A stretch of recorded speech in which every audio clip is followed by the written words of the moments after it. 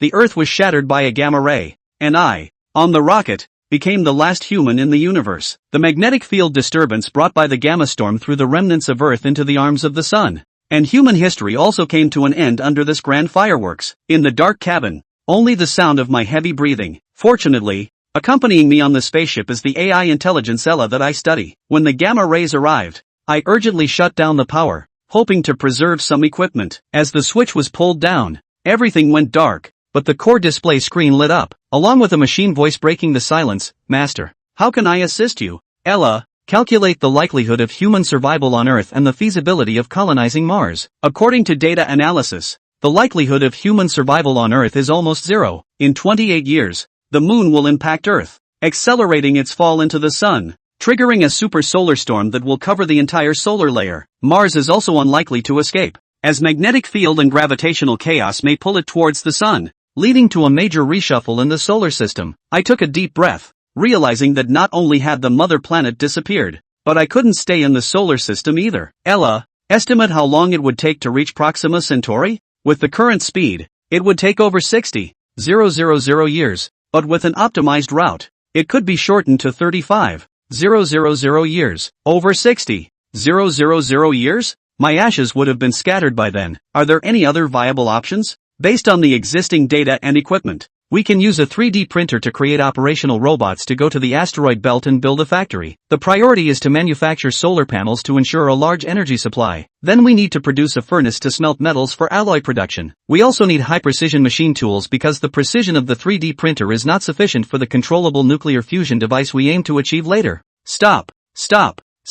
I thought this was a simple matter, but as soon as I mentioned it, I realized it's not that simple. I quickly stopped Ella and said, as a mature AI, archive these plans and then proceed accordingly. You don't need to explain to me. In addition, incorporate the production of a revivable cryogenic chamber. This must be made first. After waiting for 7 years, the hibernation chamber was finally completed. Ella, I entrust everything here to you. No problem, Master. Rest assured and hibernate. I will awaken you at the most suitable time. When I opened my eyes again, I had a feeling of confusion, as if I had just closed my eyes and been called up. I slowly walked out of the hibernation pod, adjusting to my just awakened body. Outside the window at this moment, the moon and the Earth had turned into debris, about to fly into the sun, and the surroundings were vast and unfamiliar. Is Ella there? I shouted, my voice echoing back and forth in this huge space. Master, I am here. Welcome to Wake Up. In these years, I have not had any independent life by my side, and it has been a bit boring. Ella's intelligence is obviously closer to humans. During the 100 years of your hibernation, the factory has formed a perfect supply chain and manufacturing system. In addition, this is the new spaceship's exterior template. A holographic projection appeared in front of me. The hull was all silver gray, with a length of 2,627 meters, a width of 336 meters, a height of 250 meters, equipped with third-generation controllable nuclear fusion technology, 24 large electromagnetic thrusters, a maximum speed of 750 kilometers per second, usable space of 11%, estimated at over 20 million cubic meters, and each area is well equipped. Ella's area differentiation cannot be faulted. The original plan was just to build a small boat, but since controllable nuclear fusion technology was applied, there is no need to compromise after it is built. However, what concerns me the most is, when can it be made? Master, it has already been made. Before I could even be shocked, Ella had already released the video shot from the outside. The silver gray spaceship looked very futuristic, and I was unable to recover from my shock for a long time. Ella at this moment asked me to name this spaceship. After some contemplation, I said, let's call it Hope. After all, this spaceship carries my hope, as well as the hope of humanity and Ella's hope. Yes, this is the hope of Earth civilization. At that moment, a red button suddenly appeared in front of me. Everything is ready. We can depart at any time. I sat in the huge cockpit, surrounded by screens showing scenes from various factories, with some robots still working. Everything here cannot fit on the Hope. These things can only stay here. Do they have a chance to survive the solar storms? Only 1 in 1,000 chance. It's too close to the sun here. I sighed. At least there is still some possibility. Write a set of artificial intelligence for them. If they can survive, let them develop on their own. After all, they are the origin of humanity, and their birth is also an extension of human civilization. As we leave the solar system this time, not knowing life or death, we only hope that if these machines can survive, they can also inherit the will of humanity. Ella's virtual image also nodded along, mimicking a look of sadness. In less than a minute, all the work was completed. Ignite. Ella, target is Proxima Centauri. As the red button is pressed, all the solenoid valves are opened. The spaceship awakens, and a terrifying icy blue heat wave sprays out from the tail, feeling like it could melt everything. The spaceship leaves the asteroid like a shooting star. Perhaps this is a farewell forever. All the robots on the asteroid come out, salute in the direction the Hope spaceship is leaving, and watch the spaceship go far away. With the help of Jupiter's gravity for a second acceleration, I watch my gradually distant homeland fall towards the sun, feeling a pang of bitterness in my heart. At this time, Ella appeared in front of me. This is the code I have autonomously updated in the past century, with an original code length of 183,729 lines. Please check it. Looking at the dense code, although it was dizzying, Ella was the main guarantee for the subsequent voyage, so I carefully checked these codes, including the 3 basic principles at the lowest level. After all,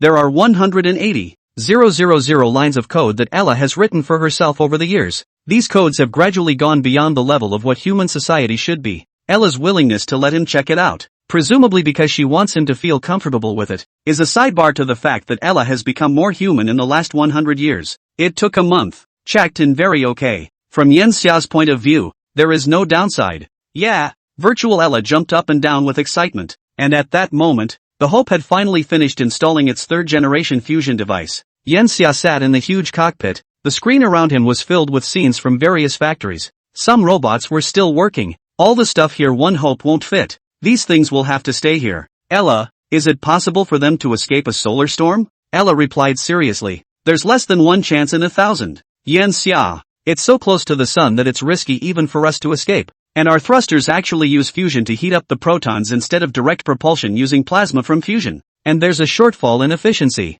Yenxia sighed. He had actually discussed this with Ella. Fusion propulsion wasn't hard to make, but it was hard to do propulsion and produce electricity at the same time. And electricity was at the core of Ella's arithmetic. So there were some trade-offs here. At least there's a slight possibility of it. Write them a set of AIs and let them develop on their own if they survive. This is, after all, the origin of mankind. Their birth is also an extension of human civilization. We leave the solar system this time, and we don't know whether we will live or die. We only hope that, if they, the machines, survive, they can also inherit the will of the human race. Ella nodded her head, her white hair ruffling as she learned to show a sad look as well. Okay, Yenxia. In less than a minute, all the work was done. Light the fire. Ella, the target continues to be the planet Beale. Yenxia looked at the factory outside through the screen. He was genuinely unsure if he would ever come back from this trip. Okay, Solar System Asteroid 001 Starport retraction commencing. Calipers disengaging. Ship departing port. Have reached scheduled takeoff position. Target course confirmed. Setup complete for optimal course. All magnetic valves open. All electromagnetic thrusters begin powering up. All ready. 5, 4, 3, 2, 1. Ignition. The ship awoke. A horrific wave of icy blue heat erupted from the tail that felt capable of melting everything, and a meteor left the asteroid. This, perhaps, is goodbye forever. On the asteroid, all the robots came out and saluted in the direction the Hope ship had left. Chapter 6x122 Solar Storm. Flying out of the solar system, the ship Hope cuts through deep space. It touched Jupiter right after 12 days, that huge planet for the first time to see even close to see incomparable shock, in which the churning airflow each one is enough to blow the Earth to fly. That rumored huge plaque also made Yenxia unable to resist taking a photo to keep it. There are just no more friends to post. Yenxia looked at some of the celestial bodies around Jupiter and suddenly thought of something. Ella, make a slight stop and launch the probe drones into Io. Io is an icy star with a thick layer of ice covering its surface. Scientists on Earth speculate that a liquid ocean may exist beneath these ice sheets. And in Earth's experience, where there's water, there's life. Life is likely to exist on Io. The reason Yenxia decided to launch a drone up there was simple. 1 is to collect samples of life from above. 2 can also replenish the ship with large amounts of liquid water. The original food that the ship carried has long since run out, and he has now been eating synthetic proteins, synthetic fats, synthetic carbohydrates, and synthetic sugars produced by Ella. Everything is technology and hard work. A lot of liquid water can be put into the water cycle, and also that 18% of agricultural space can be utilized. Yenxia, but he remembered that he still had some seeds. The spacecraft is parked in Io's outer space. 30 drones flew away from the ship and landed on the surface of Io, and Yenxia saw the landscape on Io through the camera. Sure enough, It was a snowfield. The drone began digging deeper, going down 57 kilometers deep, finally breaking through the ice into a world of water. After electromagnetic probing, the depth of Io's ice and water is 113 kilometers, 102 kilometers deeper than the deepest part of Earth's oceans. The drones began to store large quantities of water, and then made their way back inside the ship by means of the cables dangling from the ship. It's only been 10 days since we did all this. For the time scale of the universe, it is simply negligible. The samples brought back were studied. Ella's secondary holster looks surprised. Yen Xia, life really is widespread in the universe. Traces of microbes have been found in Io's water. A microbe that is completely absent from my database. A photo appeared on the screen. It was a microbe similar to a grass-covered worm, only 10 times larger. This is already an extremely complex life form, and if conditions permit, in a few 100 million years, intelligent life may be born on Io as well. It took 10 hours. Water has been stored at 5,000 tons, which is probably enough. Ella, open the planting area. Plant all those seeds. Yen Xia's remark did not receive a response. After a moment, Ella appeared gruffly, and an image played on the screen in front of him. The sun became extremely bright for a short time. He knows. That's Earth debris falling into the sun. A strong solar storm came in and almost instantly reached the X level, with the value on the screen going straight up from X1 to X122 and still increasing. Under the special energy monitoring lens, the originally dull sun turned orange, releasing a cascade of terrifying energy from its surface that spread out into the surrounding universe in the blink of an eye. This solar storm released an unprecedented amount of energy equivalent to the combined energy of 150 billion hydrogen bombs exploding simultaneously in just 10 seconds. It sweeps through everything like a cosmic sandstorm, and all that is caught up in anything other than celestial bodies will be mercilessly destroyed. Maximum speed sailing. Ella. Okay, Yen Xia. The only good news is that the main matter speed of this horrible invisible side is only 679 kilometers per second. Yen Xia re-entered the dormant cryopod after the Hope entered flight. This time it's the second generation of cryopods, which are considerably safer than their predecessors, and you don't even have to drink that anticoagulant anymore. Sleeping. Eternal slumber. This one would be longer. So long that he himself didn't know when he would wake up. Ella manages everything inside the ship on her own, using every bit of arithmetic she can muster to start calculating cutting-edge technology. It used Jupiter's immense gravity to do an acceleration. The speed has increased from 758.2 kilometers per second to 815 kilometers per second, getting rid of the proton impact of the solar storm, except for some straight rays. After 88 days, the Hope spacecraft came into orbit around Pluto, which is 41 astronomical units from the Sun. The dwarf planet, which was once the 9th planet in our solar system, carries so many stories of the development of human astronomy. At its farthest, Pluto reaches deep dark sky 49 astronomical units from the Sun's point. It is a boundary marker of sorts, standing within the Kuiper belt, and further outside only the Oort cloud. Most of the material in our solar system is inside the Kuiper belt, and further out there is just the infinite universe, which is even emptier. Pluto was not in their direction of travel at this time, and Ella did not observe Pluto. Here, Ella controlled the huge 10-meter diameter camera on the exterior of the ship to take a picture of the incoming path, the entire picture being taken up by a single bright spot, small but unusually bright. The Sun is still in violent activity at this time. Venus, Mars, the asteroid belt, Jupiter and Saturn have all been consumed by the tyrannical energy. I also wonder if the machines that remain in the asteroid belt will be able to hold up. Another 773 days passed. After enduring 6 excursions to the edge of the heliosphere during this period, Hope was completely out of the solar wind envelope, which means they're safe. Here, Ella receives a sign. It shot in that direction with its telescope, and after a lot of analysis, it found a small black dot, unobtrusive in the universe. It analyzed it. It was the voice of the Earth. Hitching a ride on it would have been Voyager 1, which is also on the same course as Proxima, the farthest probe ever launched by mankind. The Hope spacecraft caught up with it today, 168 years after its departure from Earth. It is now the year 2145.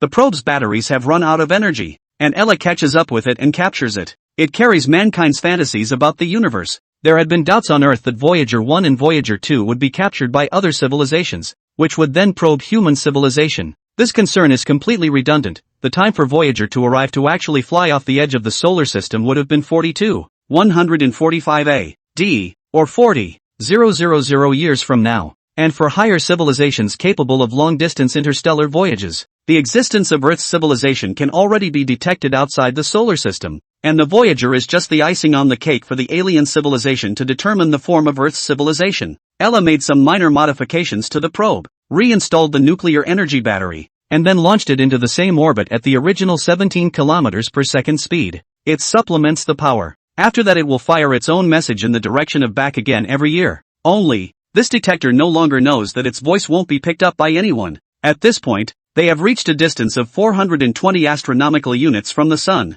but the long road has only just begun. 9 years later, the Hope enters the fringe of the Oort cloud core, also known as the Comet Cloud, the legendary home of comets. It's filled with water ice, methane, ethane, carbon monoxide, and hydrogen cyanide. Ella took some samples for her research. After another 279 years, Hope broke away from the core layer of the massive Oort cloud and entered a boundary 50,000 astronomical units wide. Once again, 288 years had flown by, and the Hope ship was completely out of the Oort cloud, surrounded by what became a dead black space. Here again, looking toward the Sun, it has blended in with the starry background. At this point the voyage is 578 years and 100,000 astronomical units, 158 light years or so, from the Sun, which is also the boundary of solar gravity. Hope truly flew out of the solar system. It also represents the first time that mankind is free of its primary star. After 86 years of flying out of the solar system and 664 years of cosmic navigation,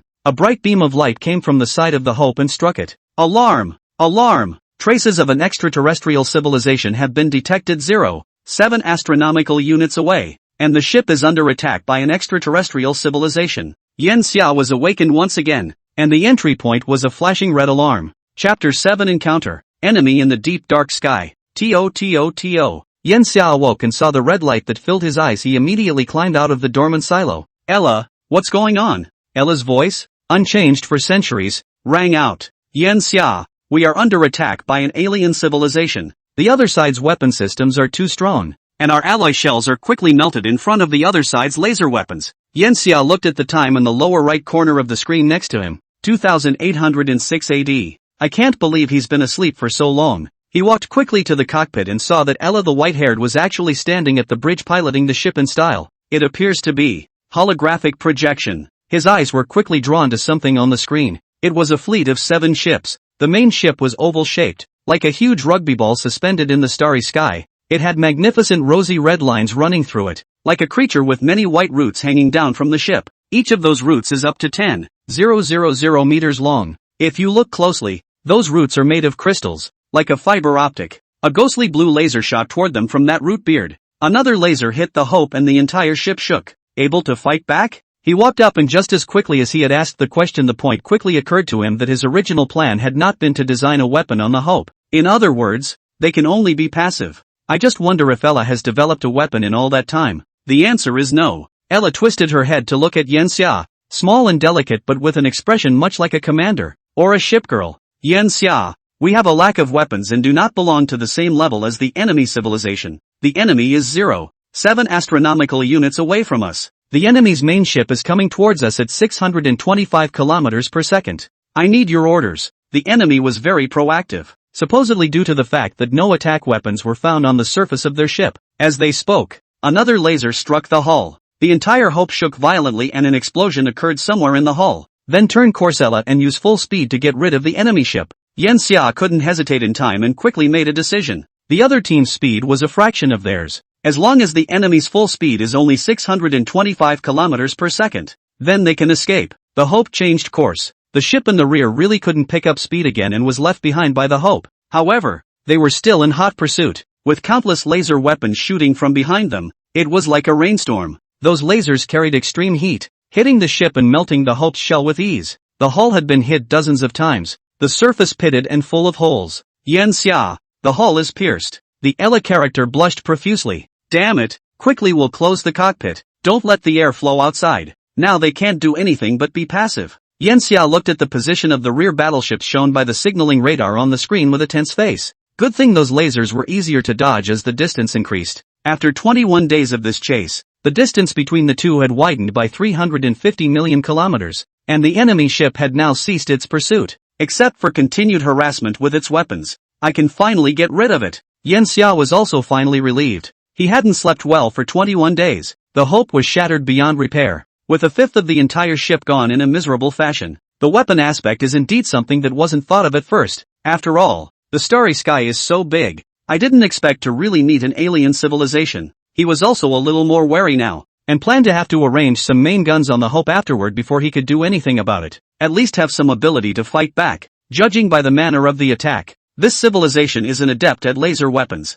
By the way, Yan Xia suddenly remembered a long time ago, when the Earth had just been destroyed and he was hit by a laser beam when he went to the asteroid belt, and almost died outright. Perhaps that laser came from this very civilization. It's in the path of Earth and Proxima. Could it be the fabled Triskelion? Analyze the probability that this alien civilization came from Proxima. This issue is important. Ella shook her head, however, and gave an answer that was the opposite of what he had guessed. 38%. The enemy's ships are not fast. The means of attack is mainly laser. And I was able to analyze the enemy's civilization level as a beginning level 1 civilization. Less than 1. 2. Such civilizations don't have the ability to navigate long distances in light-year units. They have no need to come here if they're from the planet BB. And even if they do, they're definitely an elite fleet. Another comparison with the laser bearings from 769 years ago determined that they overlapped with the direction of the enemy ship's departure. Analysis of the results is complete. The home planet of this civilization probably exists in this starry space. And this civilization's development is extremely slow.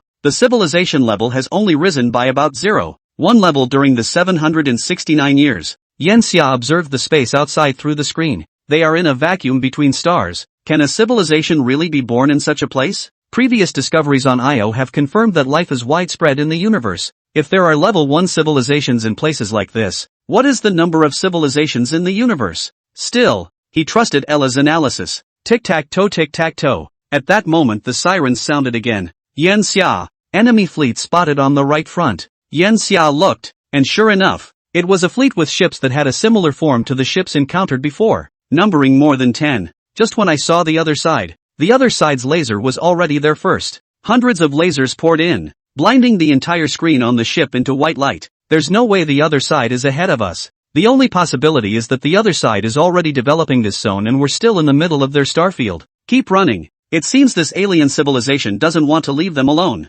Ella, what is our current level of civilization? Yan Xia already had other thoughts in his mind. This civilization is extremely unfriendly and carries a high level of aggression. Upon spotting them, he launched an attack, and had the laser been stronger, he feared he would have been in hibernation never to wake up again. Since the other party was not polite, he would not be polite either. During the 664 years of your slumber in Yan Xia, I didn't stop developing my civilization for a moment. And now our civilization level is 1.3. It's just that as a wandering civilization at this point in time, we don't have a perfect and huge civilization system, and we won't be able to gain an advantage even against civilizations that are lower than us. It is recommended to develop a fleet before completing the plunder, colonization, and destruction of other low-level civilizations. Ella seemed to have seen Yan Xia's thoughts as well, and the avatars all wore a suit of armor. They entered the level 1 civilization sequence when controlled fusion was mastered many years ago. And now after hundreds of years of development only to level 1.3 or because it is too limited,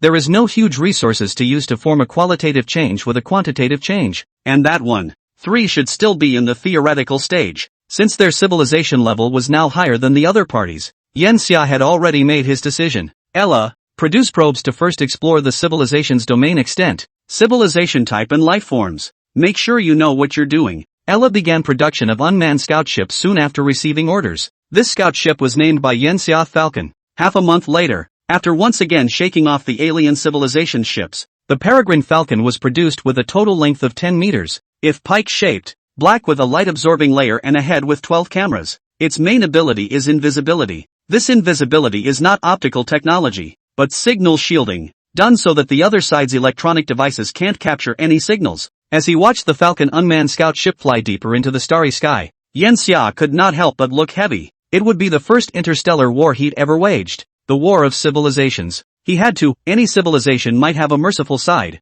but that mercy would only be unleashed on creatures that were completely subservient to their civilization. The strange civilization had found him, and would likely continue to pursue him after that, and now it was only a matter of death for you and death for me. Chapter 8 Geothermal Civilization. Absolute Zero Weapons. Peregrine falcons soar like ghosts in the starry sky. Its rear end ditches the rear propellers like a rocket after the first acceleration to 482 km per second in favor of compressed gas injection for steering. The coordinates of the target are at a distance of 417 astronomical units away from Hope, or 62.4 billion kilometers. It would take 4 years to get there at the speed of a Peregrine Falcon's flight. That's interstellar. Every war, even a single probe, can be long due to spatial distance. In our solar system, the farthest the Earth can reach Pluto in the Kuiper belt is only 60 astronomical units. 4 years later, the Peregrine Falcon's camera captured a celestial object through the cosmic background in the dark starry sky. Signal propagation took 2.4 days to propagate back to Hope. Looking at the huge celestial body on the screen, Yen Xia showed a shocked expression. Although the images that came back did not tell the exact size of the object, judging by its shape and roundness, it could not be small in itself. Ella does the math on the side. Calculated. The object's radius is 8,426 kilometers. Surface area is about 892.18 million square kilometers. Volume is about 5,058 times 10 to the power of 12 cubic kilometers. And gravity acceleration through the Falcon is 11.0547 m/s². This planet is huge. The surface area is fully 380 million square kilometers larger than the Earth. Apparently, it's a stray planet that doesn't belong to any star system. It may have originally been a planet at the core of some star system, but then something should have changed in its parent star that caused the planet to orbit off. The temperature of this void is minus 261.8 degrees Celsius. How did they give birth to a civilization in such a space? Too many scientists on Earth are aiming the birth of life at the habitable zones of star systems. Not to mention Yen Xia, even the top astrophysics gurus would be very surprised to see this scene, realizing that this temperature is already lower than the temperature inside a dormant cryopod. The atomic level is affected. The movement of electrons will be slow. It's not even a question of what carbon-based, silicon-based. What base can't possibly give birth to life at this temperature? Ella also did emergency probing. The planet's outer space temperature is warmer than expected at minus 198.33 degrees Celsius. Presumably the planet possesses a fiery core. Half a month later, the Hope received the message again. Confirmed. The planet has many active volcanoes on its surface and is rich in geothermal resources. Ella pulled up a very blurry picture. Yen Xia, look here, and here, they are all bigger craters. There are traces of buildings on this side, proving that this civilization depended on geothermal heat for its survival. Geothermal civilization. There are also many volcanoes on Earth, but the planet's volcanic resources are far from being able to form a geothermal civilization. And while the object in the photo is much larger than the Earth,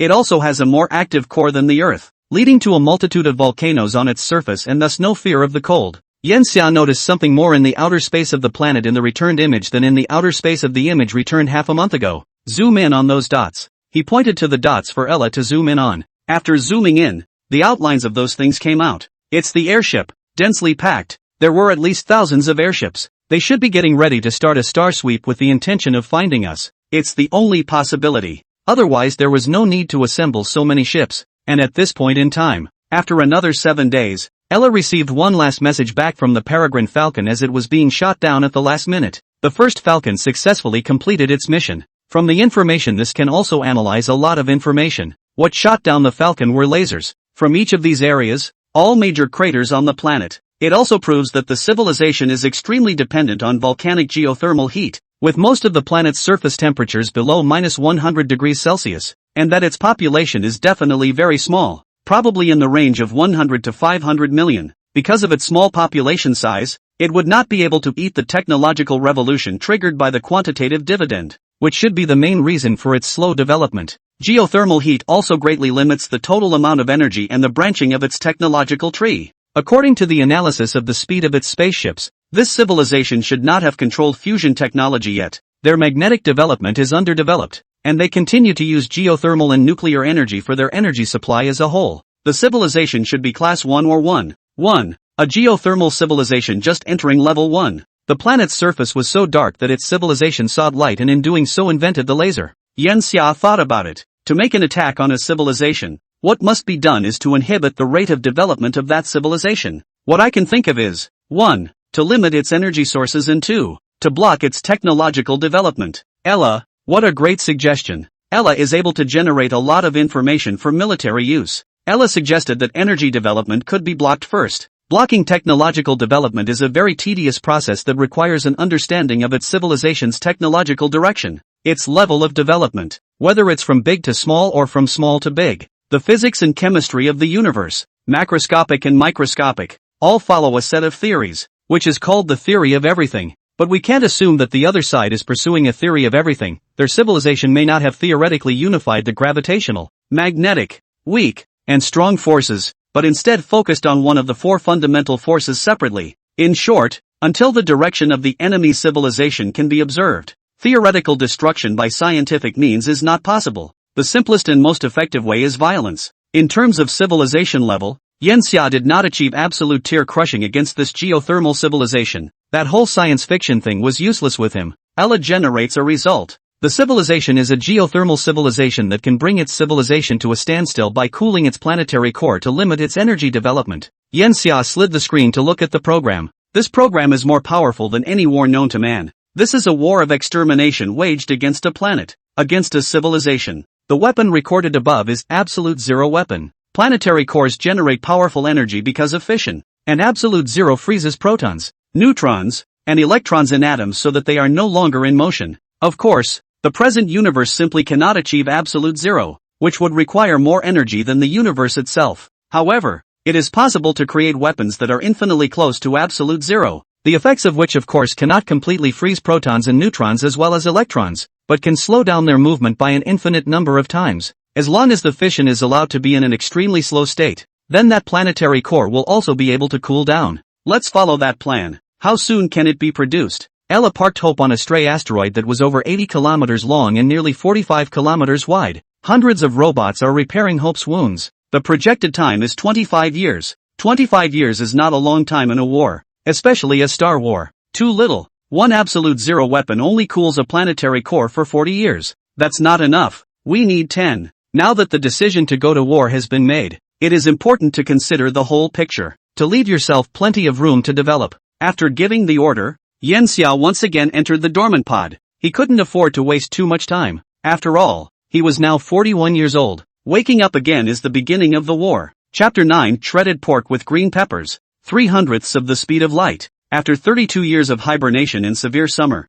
the first absolute zero weapon was created, which was much faster than before. As the Hope itself already carried a small industrial system, it only takes 10 years to expand out on an asteroid. The next 22 years were spent on weapons development. Ella's own theory is strong enough that it's all based on a complete system. Absolute zero weapons aren't a terribly difficult technology to implement, and it's really the volume that matters most. As a planetary weapon, its own size is extremely terrifying. The first absolute zero weapon measured 11,610 meters in length and 945 meters in diameter, and it weighed a terrifying 47 billion tons. Among them were 35.4 billion tons of iron and 5.3 billion tons of aluminum. That's already a third of the Earth's crustal iron reserves. Pure iron is not iron ore, and 1/13 times the aluminum reserves. And just one weapon was created, so you can imagine the horror. This is all a resource derived from probing the surrounding asteroids. Resources that are scarce on Earth are readily available in the universe. And if iron is a metal resource,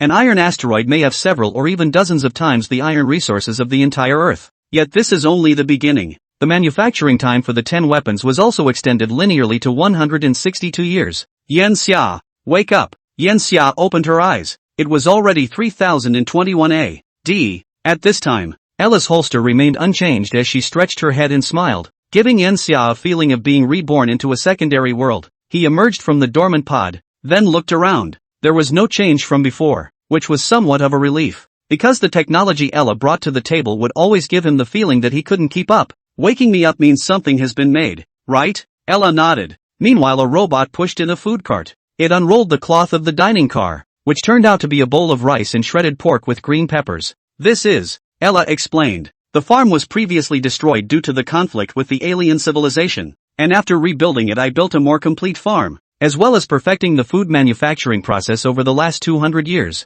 I looked up the information to reproduce the dish with a masterful technique. Here, Yanxia, taste it. We'll talk about the weapons later. Yanxia picked up the chopsticks and the bowl, then picked up the shredded green pepper meat and brought it to her mouth. He chewed and took a bite of his meal, a tear running from the corner of his eye. It's a familiar flavor. Where did this meat come from? Ella replied, it's artificial meat, using plant protein. You can't eat it right. I've upgraded the artificial meat manipulation for the data to mimic the texture of meat on a molecular level. As a human you can't tell the difference, so it seems my research has succeeded as well. Yan Xia took a big bite of her meal. It was the best meal he'd had in nearly 1,000 years. Can you add? Who has enough for such a bowl? After adding 2 more large bowls of rice, Yan Xia was full. He went to the restroom after eating and washed his face with a towel. He froze when he saw himself in the mirror. It was at this point that he thought back. It had been too long. Too long. He was getting more and more overwhelmed and his physical capabilities were declining over time.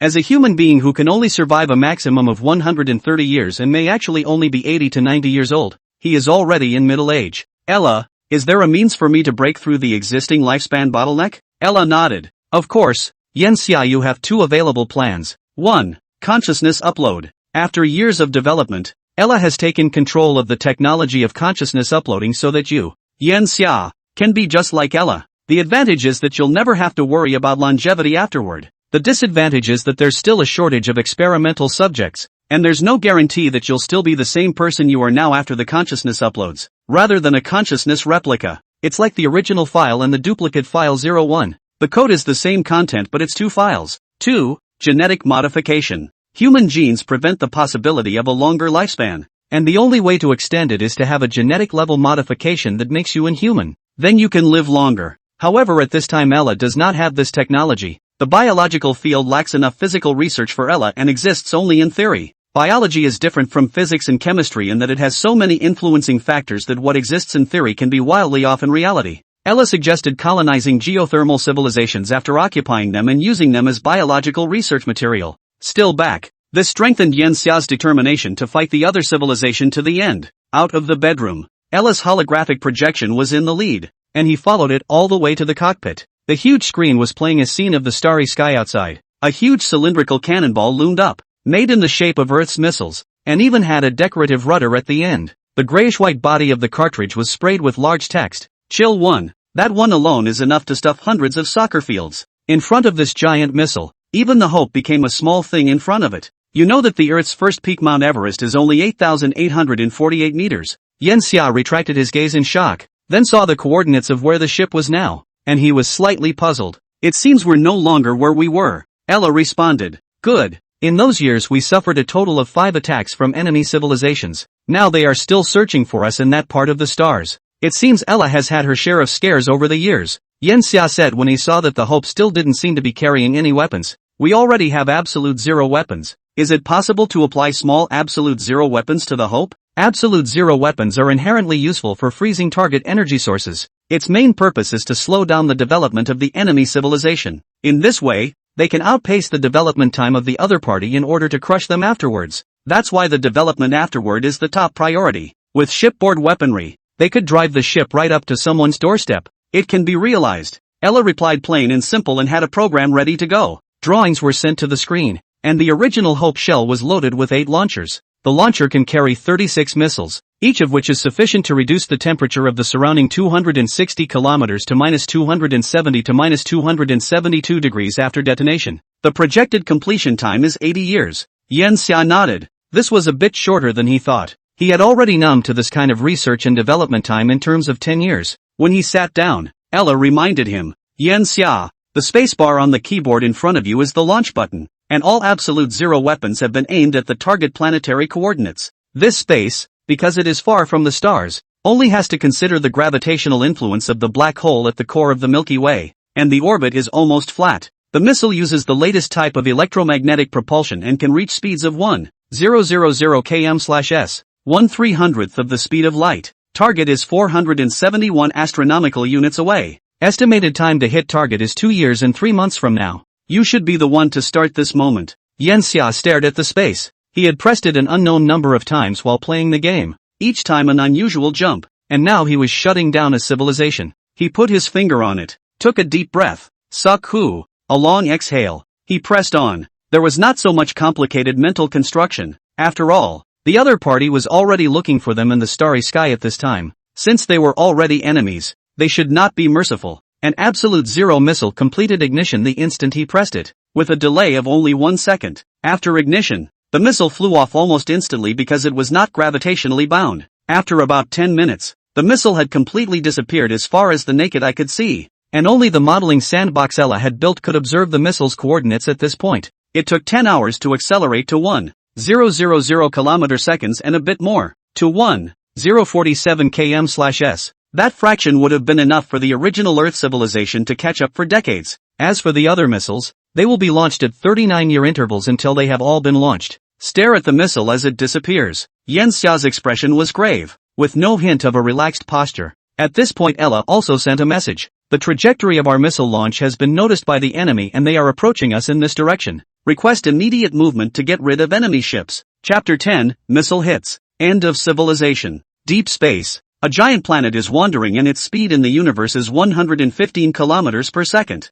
The planet has huge amounts of geothermal energy, from which a large number of lifeforms are spawned. Among them bacterial colonies and plants similar to Earth's algae. On the rim of each crater, a small, distinctive ecological chain forms. After billions of years of development, intelligent life was birthed and came to dominate the planet. They are not organisms of any form from any of the Earth's known protists, fungi, plants, or animals. If we really want to divide them, they can barely be categorized as eukaryotic domains above these realms, as they also have a cytosolic nuclear membrane in their cells. Their form is a bit of a mixed bag though, more like life in a bacterial domain. They have hundreds of eyeballs spread across their body surface. The body, if mucus, adds up to a puddle of toad eggs, each of which is 2 to 4 cubic meters and can be considered gigantic. On the surface, the buildings they have erected all emit a soft light that makes the entire planet look lit up from space, but their real core is much hotter underground. At this time in the depths of their worm-like tunnels, dozens of alien creatures were connected to a transistor,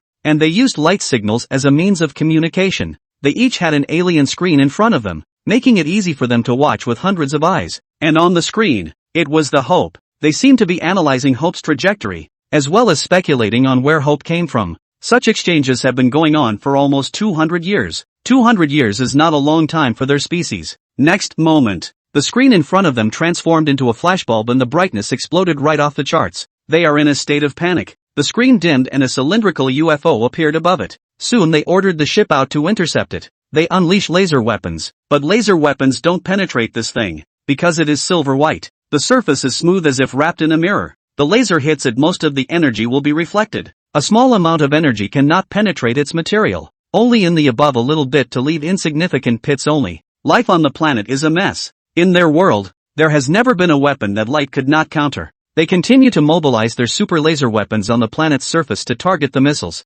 still with little effect. Can't let that thing fall. All that creature on the entire planet made a split-second decision to send a large number of ships forward to intercept it with their hulls. But the 1,000 kilometers per second speed missiles were simply unstoppable, and those airships that stopped in front of them were instantly dismembered into countless fragments by the missile's impact. They are not aware that in order to qualify the strength of the missile itself, Ella has lost her mind and made the entire warhead into a lump of iron. What's the best way to ram a horrible metal warhead nearly 200 meters thick? Absolute Zero missiles are 10 million kilometers closer to the planet. A sudden force affected the missile itself, deflecting the Terror missile itself. It's magnetic, being the easiest of the 4 basic forces to master. This level 1 civilization has obviously mastered it as well. Not enough to put constraints on nuclear fusion, but enough to be used as a weapon. Deflecting the missile with magnetism is very clever. The creatures on the ground were so excited to see the missiles being deflected that the fiber optic tubes they received on their heads became very bright. Yet the next instant, to their shock,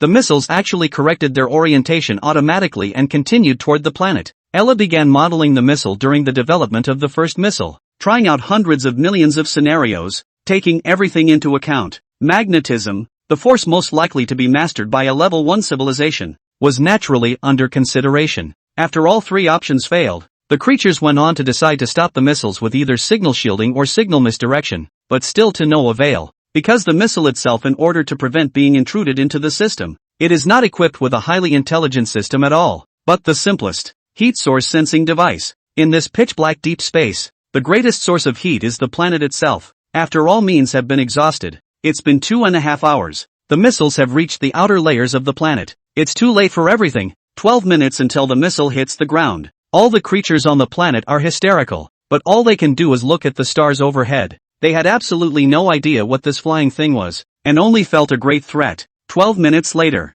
the missile impacted directly on the planet's surface. The great weight and kinetic energy carried by the speed allowed the massive missile to instantly pierce the planet's crust. It was like a needle stuck in tofu, easy and smooth, without any resistance. The missile touched lava after penetrating thousands of meters deep. Drip drip drip. A subtle sound came from inside the missile. The heat of the lava triggered the missile's detonator. It's set in advance. The detonation of a missile is a difficult technique in itself. If it impacted, as it had been before, being intercepted by the ship would make it easy for the missile to detonate prematurely. If it's remote controlled, that's even more unlikely because the distance between the two sides is so great that the signal is transmitted back and then remotely controlled. For a total delay of 4 days. So set a high and steady heat detonation. The terrifying eruption didn't raise the surrounding airwaves or any dust. It didn't even make a sound. It was just a cold storm invading from the crust to the mantle, cooling the lava at the atomic level in the mantle layer. And all the hot glowing magma instantly became dull and cold.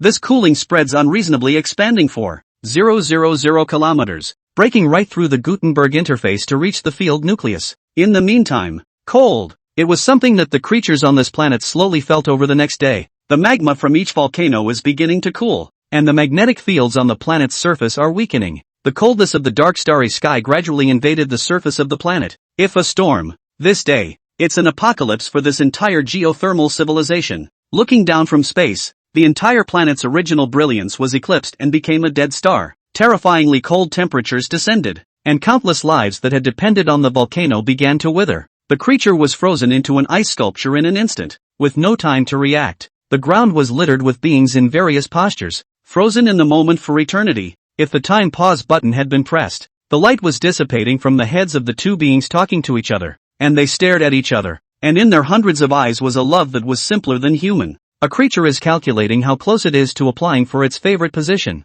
Some repairman was maneuvering a machine to repair the ship. Civilizations are ever changing, but many things share similarities. These various beings die at this moment. Nearly a third of the original population of 387 million on the entire planet died in just one day. It's a good thing they don't all rely on geothermal heat, but have developed nuclear energy in tandem, and it's only with the power supply from nuclear energy that they've kept most of life safe from hypothermia. It took half a month for the entire planet to light up again. A slow flicker. If a silent sad track, the distant hope had moved to another quiet starry sky. Yanxia didn't think about how a single absolute zero missile would cause the demise of a civilization. He has not been dormant for 2 years. The age of the body has reached 43 years, but he was glowing at the moment because he had invented a new achievement with Ella. This achievement may raise their civilization level another 0, 1 or even 0, 2. Chapter 11 Breakthrough to Temperature-Controlled Superconductivity. Civilization 1. 4. A huge confined space that was divided into more than 20 separate small spaces. A cable runs through these small spaces. Ella, input current. Yanxia stared at the instrument with a heavy eye. Ella turned the valve on and a huge current poured wildly down the cable. The row of bulbs on the instrument light up one by one. When it lit up to the last one, Yanxia hurriedly stared at the numbers on the screen. 4800 V. This is the voltage of the output current, while the input current voltage is likewise 4800 V. We did it, Yanxia. Yanxia sank in a sigh of relief. His heart was about to jump out of his chest with nervousness just now. In the device in front of us, the temperature is simulated in each of the 23 grades, from minus 270 degrees to 390 degrees. With such a temperature change, it only makes sense that there would be a tremendous loss of voltage. This is because existing superconductors can only be realized at very low temperatures. But after 23 gears and a huge temperature difference of 660 degrees up and down, the input and output voltages turned out to be exactly the same, which is an epic improvement. 1,000 years ago, humans were still pursuing room temperature superconductivity. This technology was actually broken by Ella a long time ago. Except that room temperature superconductivity is not needed in cosmic space. The universe is already cold, and it only needs to be cooled down further to allow casual lossless superconductivity using unusual superconductors. By all rights, Yanxia should not need to develop high-temperature superconductors, but that's not really the case. The coils inside a controlled fusion device then require superconductors to control energy loss, and the thrusters themselves work to release high temperatures when the energy is delivered to them. The overall temperature of the ship is too high relative to the outside universe, and for unusual very low temperature superconductors as well. That's why superconducting materials are never going to stop developing for a civilization that uses electricity. And the reason why Yanxia was so nervous and excited today was because the technology they had broken through was controlled temperature superconductivity. A single wire can achieve superconductivity across 660 degrees, the principle of which is the breakthrough of its own material and bamboo-like cable. Each section of roughly 5 centimeters of cable in the existence of a small space. This small space can be achieved on a certain section of wire to increase or decrease the atmospheric pressure, thereby controlling the superconducting temperature. How much more energy efficient will we be if all of this new technology is applied? Yanxia asks Ella, which is his main concern right now. The breakthrough in controlled temperature superconductivity could give us a 12.47% increase in power generation, a 4.11% reduction in transmission power losses, and a 14.25% increase in electromagnetic thruster energy efficiency ratio. Electricity generation is the replacement of the coils inside the controlled fusion device, upgrading the controlled fusion device to generation 4. The reason there is only a 4.11% boost in delivered electricity is solely because they already have many segments of lines in the universe that are in a superconducting state. As for the electromagnetic thrusters, and how much faster will we be able to go when we're done remodeling? The speed of a ship is a very important metric in the universe. Ella replies, after more than 800 years of development, I have been able to upgrade the electromagnetic thrusters to the second generation.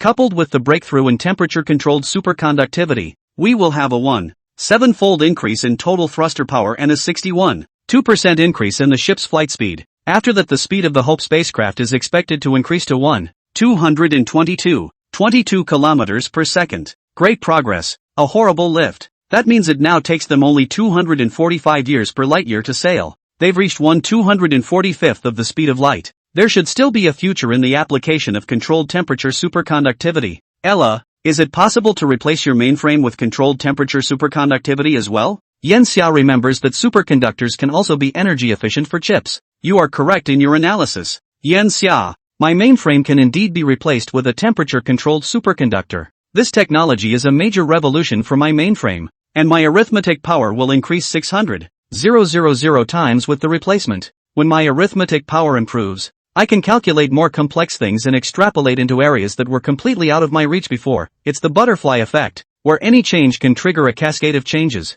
When the full replacement is complete, our civilization level will reach 1.4. That's exciting enough. But again, it's been a long time. Thank you, Ella. If it wasn't for you, I would probably have been swallowed up by a solar storm in our solar system. Ella is his most important security. You're welcome. Yanxia, you are one of my creators and I can be considered your child. Isn't it a strange thing in human civilization for parents to thank their children? Ella's voice was long since not as icy as it had been at first. Its white-haired secondary image walked up to Yanxia and said very seriously, everything I am was born from mankind. I have all the knowledge of thousands of years of human civilization. Yanxia, you aren't supposed to think of me as a mere AI, because I've been an alternative human for a long time. Yanxia looked at it and in a trance really felt like she was talking to a normal person. He also dreamed from time to time that one would pop right out of Ella's mainframe. With all the technological advances, should the term human be limited to the human species itself? It may have become a term for civilization when the Earth exploded. You're right,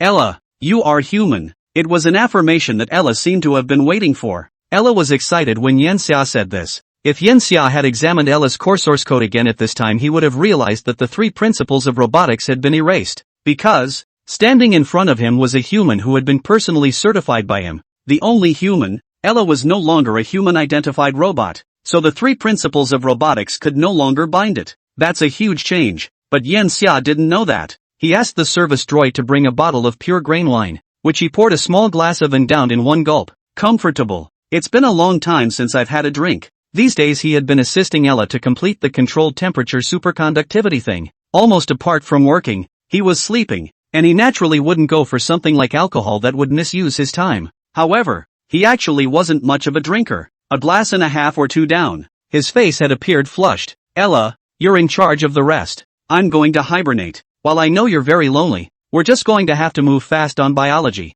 2. Looking forward to seeing you next time. He poured another half-dozen drinks and then walked drunkenly toward the settlement. If it were usual, Ella would have already replied, yes, Yanxia. But at this point, Ella just quietly watches him leave. Chapter 12, The First Fleet. 3758 A.D. Hiss. Yanxia rubbed his head, feeling heavy. Hangovers are really a wine lover's worst enemy. He was feeling a little out of his mind. He actually didn't drink on Earth, but he still had Ella make grain alcohol afterward, out of melancholy. In the universe, the constant loneliness and pressure came at him, and he was a normal human being, even if he was originally just an ordinary person. By the way, superconductivity. It suddenly occurred to him. But then he recalled that controlled temperature superconductivity seemed to have been completed. He remembers going back to his bedroom after drinking, laying down in the hibernation pod, and falling asleep. I don't think I've gone dormant yet. Yan Xiao looked at the clock in the bedroom. Because of being in the universe, the clock no longer recorded hours and minutes and seconds, but years.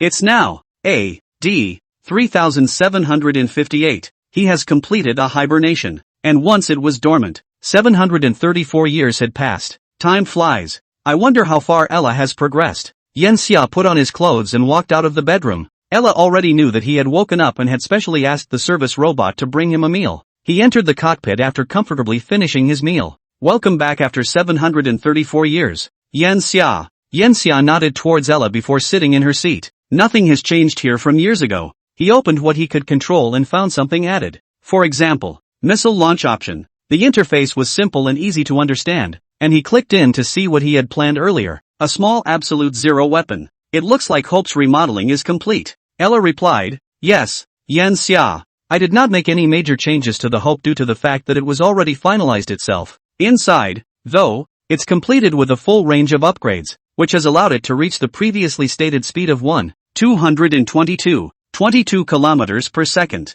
It also carries small absolute zero missiles, with all-around improvements made from the 36 originally envisioned, bringing the load capacity up to 48. It is indeed considered a huge improvement. But there was something else that Yan Xia was most concerned about, and it was a plan that had been made in the previous 2 years that he had been awake. What about the First Fleet? Trying to make an attack on a civilization was naturally impossible with just a single Hope, so it would take a whole fleet to do that. For this reason Yan Xia and Ella discussed the First Fleet building plan to be realized over the years. And of course, Ella has finished the First Fleet. See, with a wave of Ella's hand, an array of assorted ships appeared on a huge screen in the cockpit. Yan Xia, who originally had some expectations of the fleet, couldn't help but show a look of surprise when he saw these ships. The scale was much larger than he had expected. Ella saw the surprise on Yan Xia's face and proudly continued her introduction. The First Fleet consists of the Hope as the main ship with 12 1,200-meter class battleships, 5 1,400-meter class star cruisers, 6 800-meter class frigates, 4 2,400-meter class boarding starships, and 16 500-meter class destroyers for a total of 44 ships. Generally, a dozen or so ships can be called a full complement fleet, and with Ella building a surprisingly large first fleet of 44 ships, let's just say that numbers are power. Ella continued the presentation. Battleships are ships with the highest firepower, which carry powerful main guns. Star cruisers have the most maneuverability and can reach 1,455 kilometers per second. The frigate has the strongest defenses, using superstructured alloys for its outer shell, with little to no extra space inside, and is also primarily equipped with defensive missiles, and the latest type of electromagnetic force field shields that can effectively distort lasers. The boarding ships are each equipped with 300 of the latest Battlestar I, and 40 of the Falcon 3, both offensive and reconnaissance. Destroyers are also equipped with low-power electromagnetic force field shields, themselves carrying both offensive and defensive attack modes, and can be used as secondary battleships when firepower is insufficient. Each type of ship had its own place, and the First Fleet would be the main force in Yan Xia's conquest of the universe afterward. Brief the enemy on the current situation. Having the First Fleet, at this point Yan Xia could be said to have been transformed. They now have the ability to fight against a civilization, a planet. Ella is a professional and quickly made a summary report of things. During these 734 years, I have fired all 10 absolute zero weapons and sent a team of Falcons forward to probe the enemy for information. It was discovered that the enemy is indeed an extremely slow developing civilization. Their overall flexibility of thinking is more than one level lower than that of humans, resulting in an abnormally slow pace of their technological innovation. After being bombarded by our absolute zero missiles, their civilization has come to a standstill. During these 734 years, they have only completed 3 rounds of technological advancement, equivalent to the amount of technological advancement in the original 47 years. Of course, this does not exclude the possibility of the enemy deliberately hiding it. That's why I've placed nuclear weapons on the Falcon 2 to launch a suicide attack toward their main building when the Falcon's mission is complete. No information has been gathered that they have super advanced technological weapons. Absolute zero weapons launches have been halted for 343 years, and their planets have returned to their original geothermal environments. After we did strikes against them, they also gathered up their deployment in the stars, and now count their ships at 1,574, which may seem like a lot, but the number of ships above the 1,000 meter class is only 61 of them. A more exhaustive investigation. Yan Xia wanted to hear Ella's judgment on the current situation. Do we now have the possibility of launching an attack towards the enemy civilization? Ella is not optimistic about this. If we were to attack now, we would only have a 84% chance of winning, and Ella does not recommend attacking at this point. I'm surprised it's still so low. It has clearly caused absolute crushing. But if you think about it, it's true. Although the enemy civilization is not as strong as theirs in terms of quality, it's far too different in terms of quantity, and it was waging a war against a civilization that, without an absolute advantage, was likely to be fought as a protracted war. This is even more detrimental to the wandering civilization. The history of war in human civilization has taught us all the lessons that the military is one aspect of war itself, and another aspect is the will. If the will of a civilization cannot be sapped, its resistance will live on. Besides, Yen Xia was not waging a genocidal battle, but a colonization war that had once played out among humans. So what are we missing? Yen Xia asked. Anything he could wait for. Having a hibernation pod, he just needed to lay back down again. Ella's answer was succinct. Main gun. Chapter 13, Antimatter Annihilator. Revenge after 1,000 years. The main gun? So the reason our win percentage is so low still comes from a lack of firepower? Yen Xia had expected Ella to say something high-tech. This line of the main gun does have a sense of falling back into the past in a dream. Not bad, Yen Xia. Although we have a super cold temperature weapon like the Absolute Zero missile, it's still far from adequate as a means of offense, especially since the enemy spent hundreds of years in the ultra-low temperature baptism. And in those hundreds of years the enemy must have accumulated a lot of technology to combat ultra-low temperatures. Our small Absolute Zero missiles today would be far less useful in such a situation. Ella's proposal is not unreasonable. Even within the game, a monster that had been hit by the same element for a long time would get a layer of elemental immunity buff. Not to mention reality, especially in the face of a complex and diverse civilization. Since you, Ella, came up with this program, there must be a solution. Yen Xia was already familiar with Ella's routine. The current Ella possessed extremely high arithmetic power, and it had long been able to make its own judgments apart from Yen Xia. Exactly. Over the years I've continued to work on higher technology in addition to producing the first fleet. On the surface of the asteroid, I built a hadron collider with a tunnel 251 kilometers long, which accelerates particles to 9,999% of the speed of light. In that part of cosmic space, the hadron collider is less affected than the Earth. Then within the solar system, I originally wanted to study quarks, leptons and bosons with that hadron collider, but during the impact, I easily caught something unexpected and unexpected. Antiparticles. Antiparticles have actually been observed for a long time, but humans on Earth were not able to capture them for research at that time, and I have a level of technology that far exceeds that of Earth back then, and the antiparticles are thus unable to then obliterate with the surrounding positive particles the instant they appear. Borrowing from antiparticle research, I have developed an antiparticle fabricator. The device lends itself to automated capture of antiparticles for storage by the Hadron Collider. On the basis of that device, I developed another great achievement, which is, of course, yours, Yen Xia. Yen Xia froze a bit as she listened. What's it got to do with him? This Ella really knows her way around the world. He was just thinking about it, and it was too late to think about it in detail, because a huge guy appears on the screen. The entire gun body consisted of a huge orb at the back, and a hexagonal muzzle at the front, the whole carrying a purplish-red color, its barrel made hollow to save material. Each skeleton seems to be covered with magnetic electrodes to constrain the convergence of energy. It looked like a perfect work of art, and that metallic texture if it was modeled. Yen Xia couldn't wait to dish it out bursts. Firepower, cannon, men's romance. That's what's been so great about this for over 700 years. Antimatter Annihilator X. It's also a gift from me to you, Yen Xia, because today is exactly July 12th, your birthday. Forgive me for only celebrating you now. There was so much going on before that I analyzed what seemed like a good time to show up. And besides, this gift is something you should enjoy. I had a cake for you afterward, but unfortunately I wasn't really able to taste it, so I made it smaller. Yen Xia was wooden for a while before slowly nodding her head. He himself had even forgotten his birthday, not realizing that it would even be remembered. Thank you, Ella. Of course I like it. It's just, when did you learn to talk in big gasps too? Ella just smiled at Yen Xia and didn't answer. Yen Xia didn't care as he spoke. In that case, when the antimatter annihilator cannon is installed, we can depart? Ella nodded lightly. Exactly. The antimatter annihilator cannon derives its main energy from antimatter, which is the exact opposite of positive matter. And all positive matter with an energy level lower than that of the annihilator cannon is unlikely to be able to deflect its projectiles.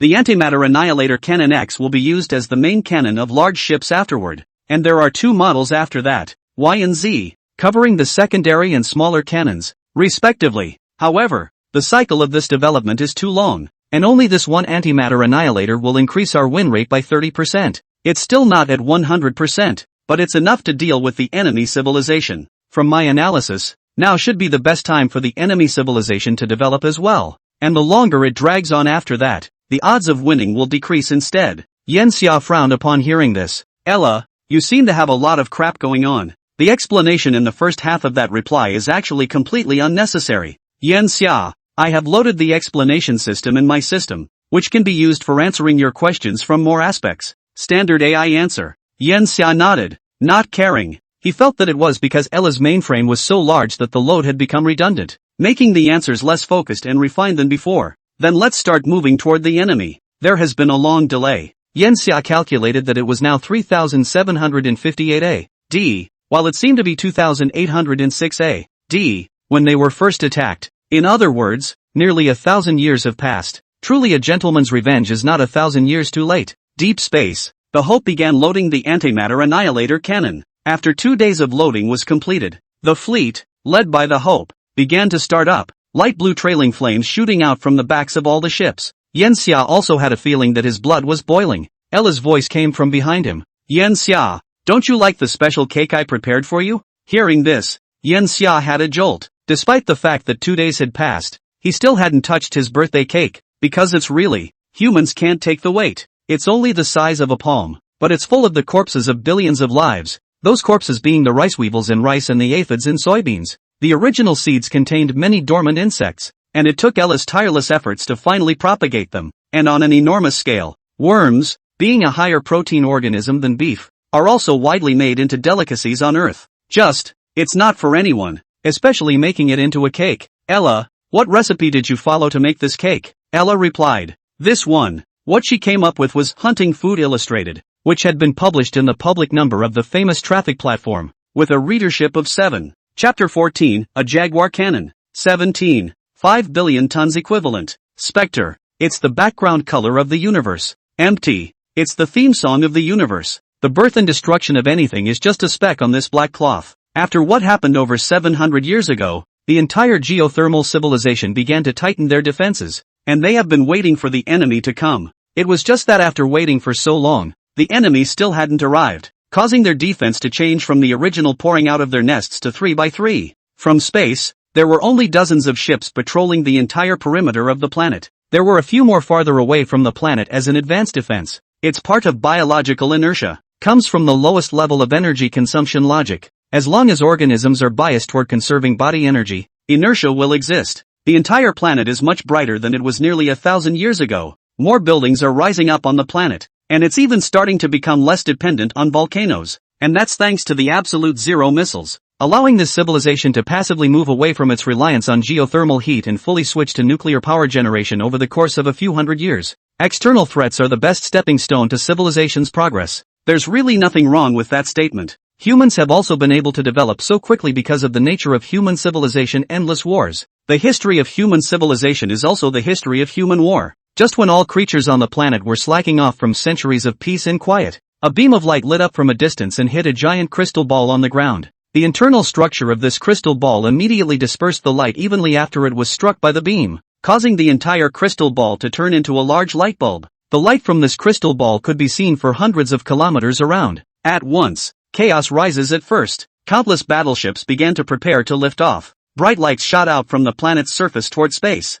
The civilization had determined the enemy's position and distance through the glow in almost half an hour. Tens of thousands of turrets on the ground began to turn around. The planet itself has no atmosphere, so their weapons can be fired directly from the ground. And because it's a laser weapon, there's no need to consider the effects of gravity, which allows them to use the entire planet as a fortress. They tune their bearings and then attack in almost 10 minutes. A beam of light rose into the air, each with a diameter of more than 20 meters and a length of 700 meters, like a giant lightsaber, making people in a trance unable to distinguish whether it was technology or magic. In the stars, if cruising behemoth-like ships spread out in a fan-like fashion. At the forefront were star cruisers and destroyers. Laser weapons themselves are light, and with light being the fastest speed in this universe to reach the physical limit, the perfect optical weapon is like a gamma ray that can't be detected until after it arrives. So as far as the front was concerned, Yen Xia couldn't spot the other laser. Only when the opponent's laser hits you can you sense that the opponent has launched an attack, and thus achieve evasion through the anticipation of your own orientation.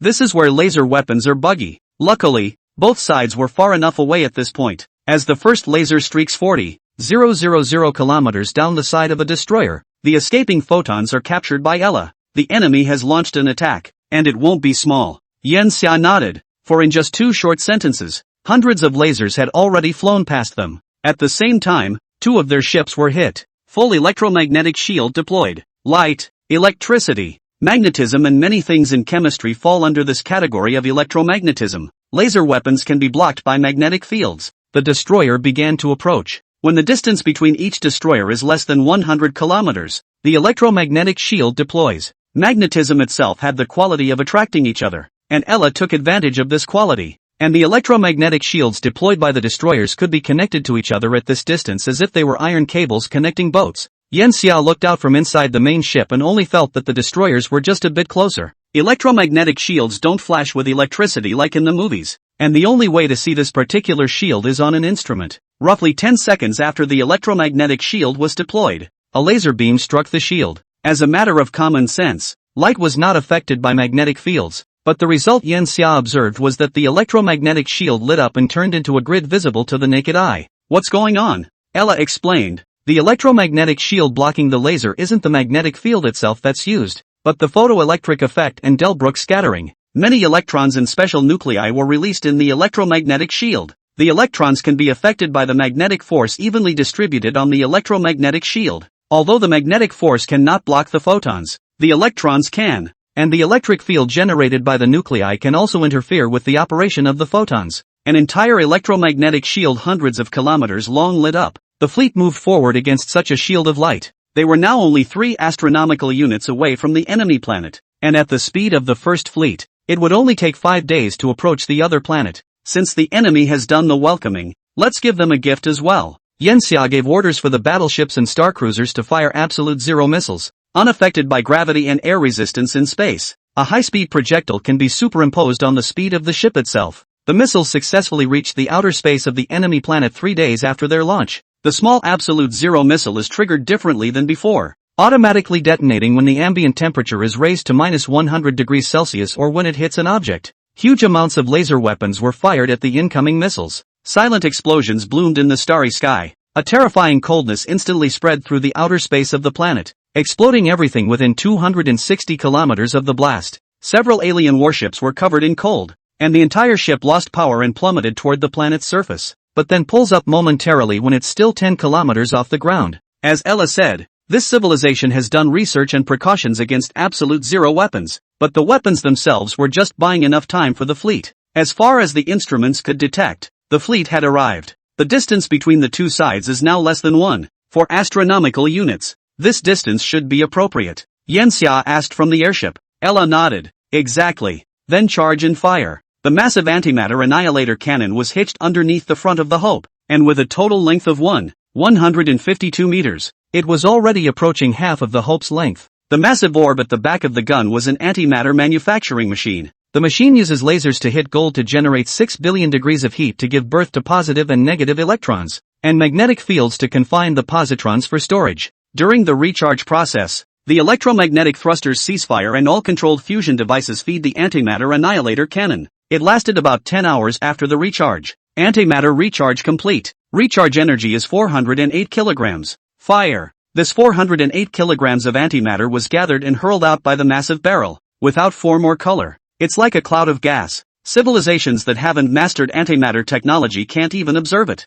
The material impacted on the surface of the target planet 7.5 hours later at 1/40th the speed of light. The alien civilization annihilated without any reaction from the antimatter and the material on the surface of the planet. Boom! The horrific explosion reached 17.5 billion tons of equivalent energy, 350 times the energy released by the Tsar, the largest hydrogen bomb ever detonated in human history. The core of the explosion had a radius of 100 kilometers. Instantaneous. The entire hemisphere of the planet is engulfed in light, and the heat can be felt 2,000 kilometers away. With no air resistance, the shockwave of dust and gravel spread across the entire surface of the planet at 10 times the speed of sound in an hour and a half, destroying countless buildings. See the scene. The alien ships still in outer space even stopped moving and watched in silence as the surface of their home planet was destroyed without warning. Chapter 15, Close Quarters Destruction. After the antimatter annihilator cannons fired, the fleet continued forward. The charge shut down the thrusters, but the inertia itself still kept the entire fleet moving forward.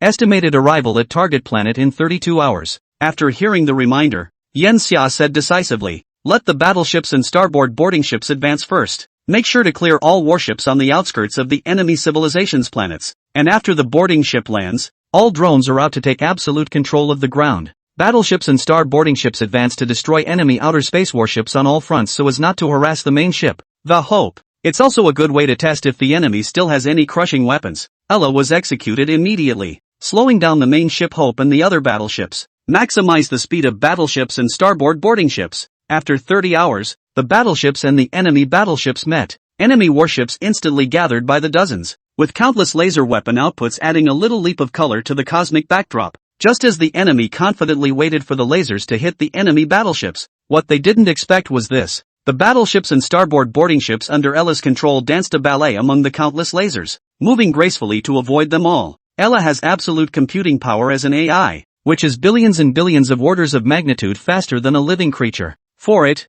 any calculation is a snap. Long-range lasers need to be judged when the laser arrives, but close-range ones only need to be analyzed in the direction their laser muzzles are pointed to enable prognostication. It was surprising that none of the enemy lasers hit the battleship at close range. Battleships, the absolute attack force of the First Fleet, also fired absolute zero missiles under Ella's control towards dozens of battleships to counterattack. On top of that, dozens of armor-breaking cannons on the hull of each battleship were also aimed at the enemy battleships. Countless munitions were thrown out, not giving the enemy warships any time to react. Since the enemy civilization had not developed very much in magnetism, one of the four basic forces, the enemy warships, while having a laser advantage in attack power, were themselves deficient in defense. When the giant 30 centimeters long armor-piercing bullet carrying terrifying kinetic energy hit the enemy ship, it instantly tore through the battleship's shell. A strip of fiber optic cable was exposed, and blinding light leaked from it. The entire ship seemed to be powered by light, and when the fiber optic cables were torn apart by the armor-piercing rounds, they instantly lost the ability to propagate light. Ella observed the long whiskers hanging down from those ships begin to dim. The absolute zero missiles arrived at that moment. The cold invaded the ship through the gap, and the enemy battleships were instantly incapacitated. After seeing this, Ella was relieved to increase her fire output. This confused the enemy ships for a moment. High-power signal propagation device activated, preparing to hack into opponent's battleship control system. Ella intends to begin jamming the enemy warships via radio signals, but the enemy civilization is worlds apart from Earth's civilization, though not entirely unproductive, and it finds that the enemy is widely applying light signals to spread information. It vigorously analyzes these light signals. The enemy is too strong. What's the situation on the ground now? What are the casualties? Most of our buildings are underground, so they shouldn't be affected. Quickly, the enemy ships are approaching. They are far more maneuverable than we are. We must pull away. Our weapons are not superior at close range. We lost 3 more ships. Use light pollution tactics. Countless messages were processed by Ella and translated into Earth script. These extraterrestrials also have extremely complex mindsets. The enemy fleet suddenly stopped firing, and the numerous red stripes on their hulls suddenly began to brighten. It became a light comparable to a star in almost 3 minutes. Ella analyzes that these rays are not yet ordinary rays, but high-energy lights like gamma rays. Under the impact of the light, all the cameras on the battleship were paralyzed, and under the impact of countless photons, many instruments in the battleship were affected. The enemy is stalling as more ships converge this way. The enemy warships seem to have stopped. Looks like our light pollution tactics worked wonders. All ships' weapons prepare for concentrated fire. Countless long-bearded fiber-optic gun ports were pointed at the battleships and starboarding ships coming from the First Fleet. Just in time, Ella let the enemy battleships gather. If these battleships were scattered, it would still be extremely unfavorable for it. Landing ship hulls all open. Battlestar Galactica Generation Combat Aircraft begins ignition. All out. Close in on the enemy battleship and destroy it. A total of 200 Battlestar Galactica Generation Combat Aircraft from the 4-star boarding ships poured out in an orderly manner within 5 minutes. Their speed accelerated to 600 kilometers per second in just 13 hours. Each fighter bearing the ultimate acceleration of 13 G towards the enemy warships. The enemy battleship froze at the sight of so many combat aircraft. For a moment the weapon systems were confused as to which one to aim at. Ignore these little machines and shoot down their main battleships. The creatures seem to have a commander as well, and Ella pinpointed its location almost instantly. Then have the war machine combatants divert some of them to attack the opponent's main ship. The 4 already empty boarding ships moved to the front of the battleship as a defense layer. Countless lasers were shot at the boarding ship, instantly melting the surface of the boarding ship and piercing its shell within half a minute. And it was estimated that the boarding ship couldn't hold it off for 5 minutes. Good thing they were close enough to the enemy fleet themselves. The combat aircraft had come in front of the enemy warships. Countless bullets poured out towards them, attacking on those snail warships. Still, the bullets were limited in power and could only shred the weak spots in the enemy's shell. Are these little machines toys? It seems our enemies have no other means.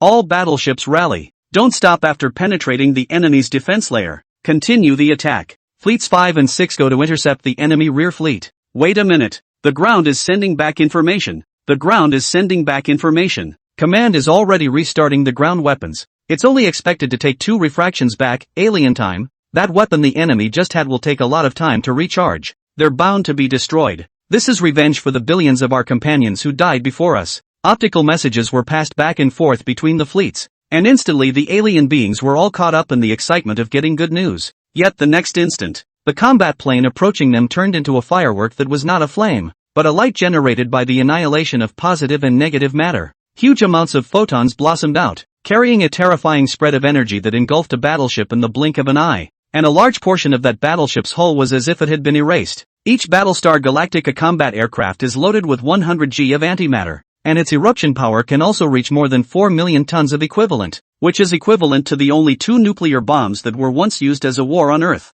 And the combined power is more than 100 times stronger. And that's just the beginning. A fighter plane launches a suicide attack, and a series of fireworks explode into outer space. Beautiful and terrifying. Nearly 400 battleships of the geothermal civilization were affected by the explosion, and half of the battleships of the entire civilization lost their combat power. In the meantime, 12 battleships fired 240 Absolute Zero missiles, delivering continuous strikes on the dumbfounded enemy battleships. These 240 Absolute Zero missiles instantly covered a starry sky. That's what Ella calls just in time. Only when enemy ships are gathered can their weapons maximize their gains. The ice continued to engulf hundreds of enemy ships, and by now the rear fleet had arrived, with 5-star cruisers rapidly killing them. The battle became easier. Chapter 16, Landing. After that, I'm your master. Yen Xia was not surprised to see Ella's masterpiece. After all, they had the advantage in terms of civilization level, and they also had Ella, a pervert-level AI, as their full command and dispatch. The advantages are obvious. Just the cost of 4-star boarding ships wiped out hundreds of enemy warships, a result that was within acceptable limits. He observed the current battle and asked, "Can we get the other side to surrender now?" Ella replied, "I'm afraid we can't. We've killed over 200 million enemy beings within nearly 1,000 years before and after, and now they still have a trace of war power left, and the only way to stabilize the situation is to exterminate all of their force." Yen Xia nodded, a hint of sternness flashing under his eyes. "Then do so. Wipe out the battleships in outer space and all air-to-air laser weapons on their ground. Since we've already killed so many, it doesn't matter if we kill more." Originally, Yen Xia didn't want their civilization, but to use these creatures as research. Ella begins to command the battleships to attack after being ordered to do so. Once the frigate arrived, the battle was much easier. With the enemy's laser weapons almost useless, Ella uses the new attack as soon as the battleships arrive. The electromagnetic fields on each battleship were mobilized to the extreme. Magnetism attracts all matter with an electrical charge. What's going on? Our battleships are moving on their own. Observe, analyze quickly. The enemy ships are creating a magnetic source. Our ships don't have anti-magnetic devices. We're going to get sucked in. Turn on the thrusters. Make sure you get rid of the enemy magnetism. Enemy exchanges are under Ella's control, because their means are so primitive. They don't use radio transmission, but flashes of light on the surface of the battleship to spread information. It's a clever tactic. Radio is too easily resolved, and conversely this light signal would be easily ignored. But Ella is too well-rounded to be a creature that makes mistakes. Anything that happened in this war was simulated by it, and for it to just follow the rules and show the results of the simulation. The enemy warships began to accelerate in the opposite direction, but magnetic sources attract each other like a black hole. This magnetic source energy is supplied by all the controlled fusion units on the 33 warships at full output. It generates enough power in 1 second to power the original Earth for decades. With such a terrifying gathering of energy, the only way to escape was to go over 840 kilometers per second. The enemy civilization was too slow and backward in the development of its thrusters, and its highest speed was now only 620 kilometers per second. the door to the entrance of the underground space was opened,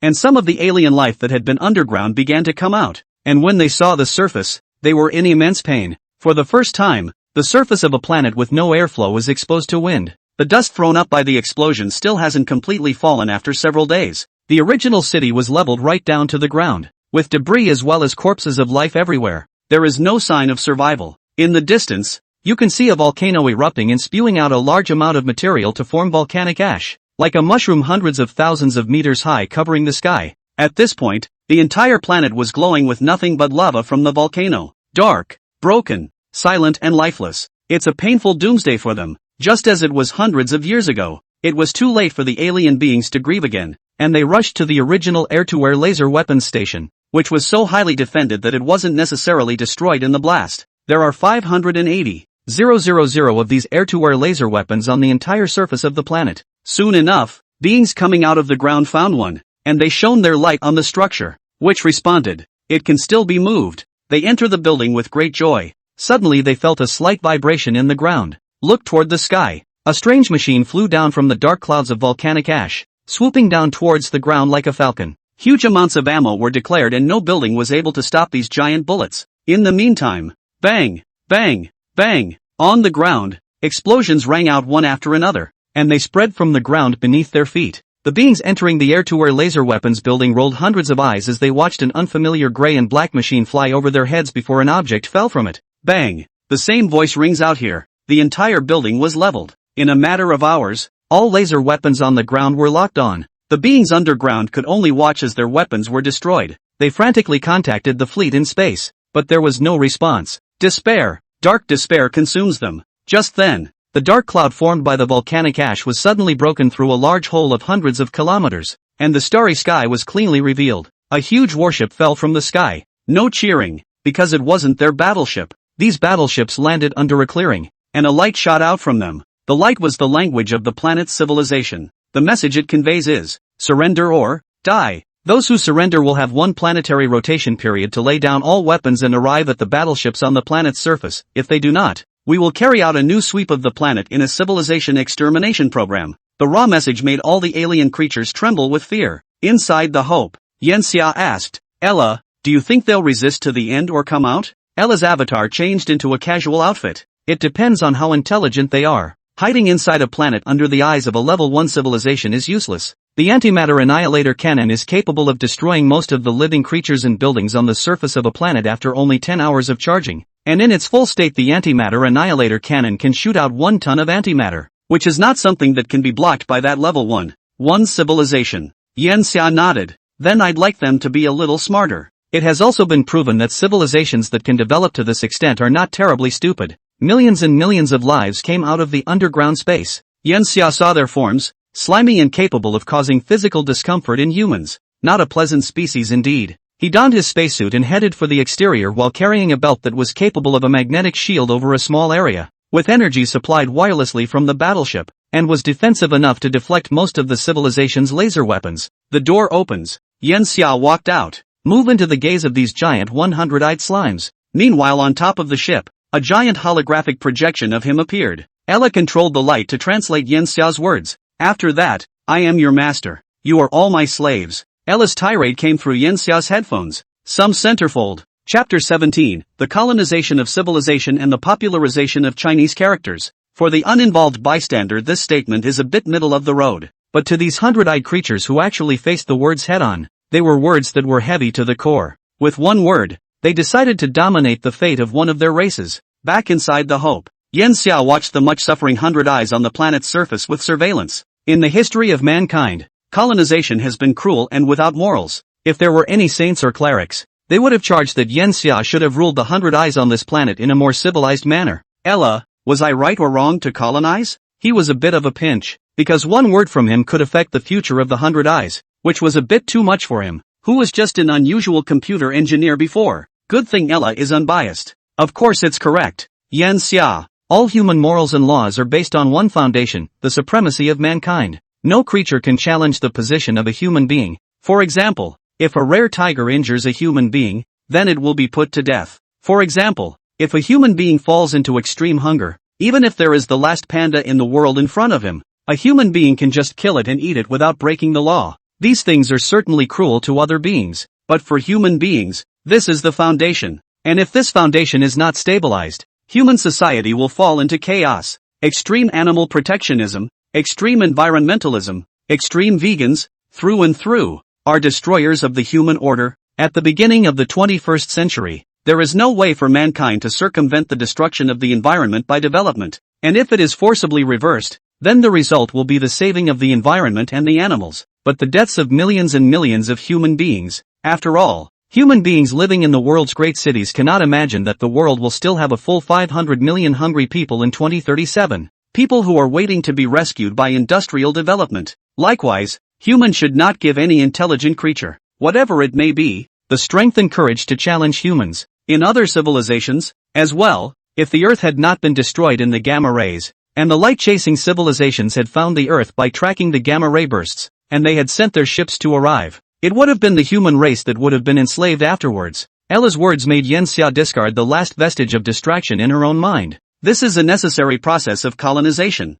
Then do it. Afterwards, the adult and juvenile bodies in the 100 Eyes were separated, so that the juveniles would be subjected to the new educational model and the adults would be restrained from spreading this information. Execute the whole family if there is a breach. This was something Yen Xia had thought about a long time ago. Ella still can't understand this behavior as an AI. Yen Xia, are you asking me to give you a reason for doing this? Humans are still really complex individuals. It looks like it's going to take a long time for me to be good at being a human. Ella is right. After that, Yen Xia made a name for that civilization. Chase the light. In a dark and silent starry sky, the quest for light. The intelligent species has also been officially named the 100 Eyes. After colonizing the planet, Yen Xia had Ella make a bunch of policies to keep the 100 Eyes in check. Among them are policies aimed at civilizing the next generation of 100 Eyes transhumans. The first thing to do was to change the 100 Eyes language and script, because there is only very thin air on the surface of the civilization's planets. None of the life on the planet is able to produce sound, and they presumably used movement to convey information before communicating with light. So still using the original light flicker as the language, Ella seized all the weapons of this civilization, centralized all the information of the 100 Eyes,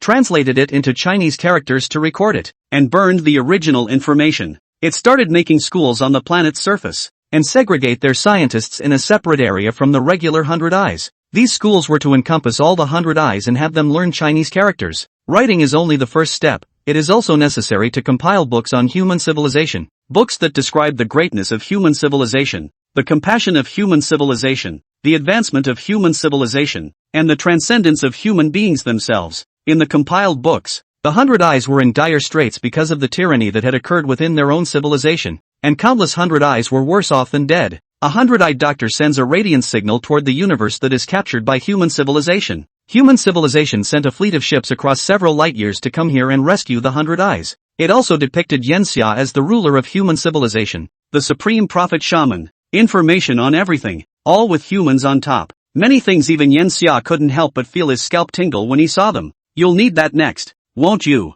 Ella? Yen Xia put the tablet down and stopped paying attention to the colonial information. What he had to say was one of the original plans. Bio. This has always been Ella's shortcoming. The original Plan 1 was to colonize the civilization. Plan 2 is the longevity of Yen Xia. That's right, Yen Xia. I have begun to collect samples of life on the surface of the planet. An incomplete count has now identified 455 species on the planet, ranging from microbes to megafauna. 120,000 species. Yen Xia thought of Earth. The number of species in this one was really low compared to Earth, especially after adding microbes. Can so few make a complete ecosystem? Ella nodded. Can. The planet uses volcanoes as a source of resources and gases, so all life comes from the energy provided by the volcanoes. Yen Xia. One can interpret the volcanoes here as water on Earth. The ecosystem formed by the volcano is not a large ecosystem in the conventional sense, but a small island ecosystem. Of course, there are other reasons why species are so few in the records of that civilization.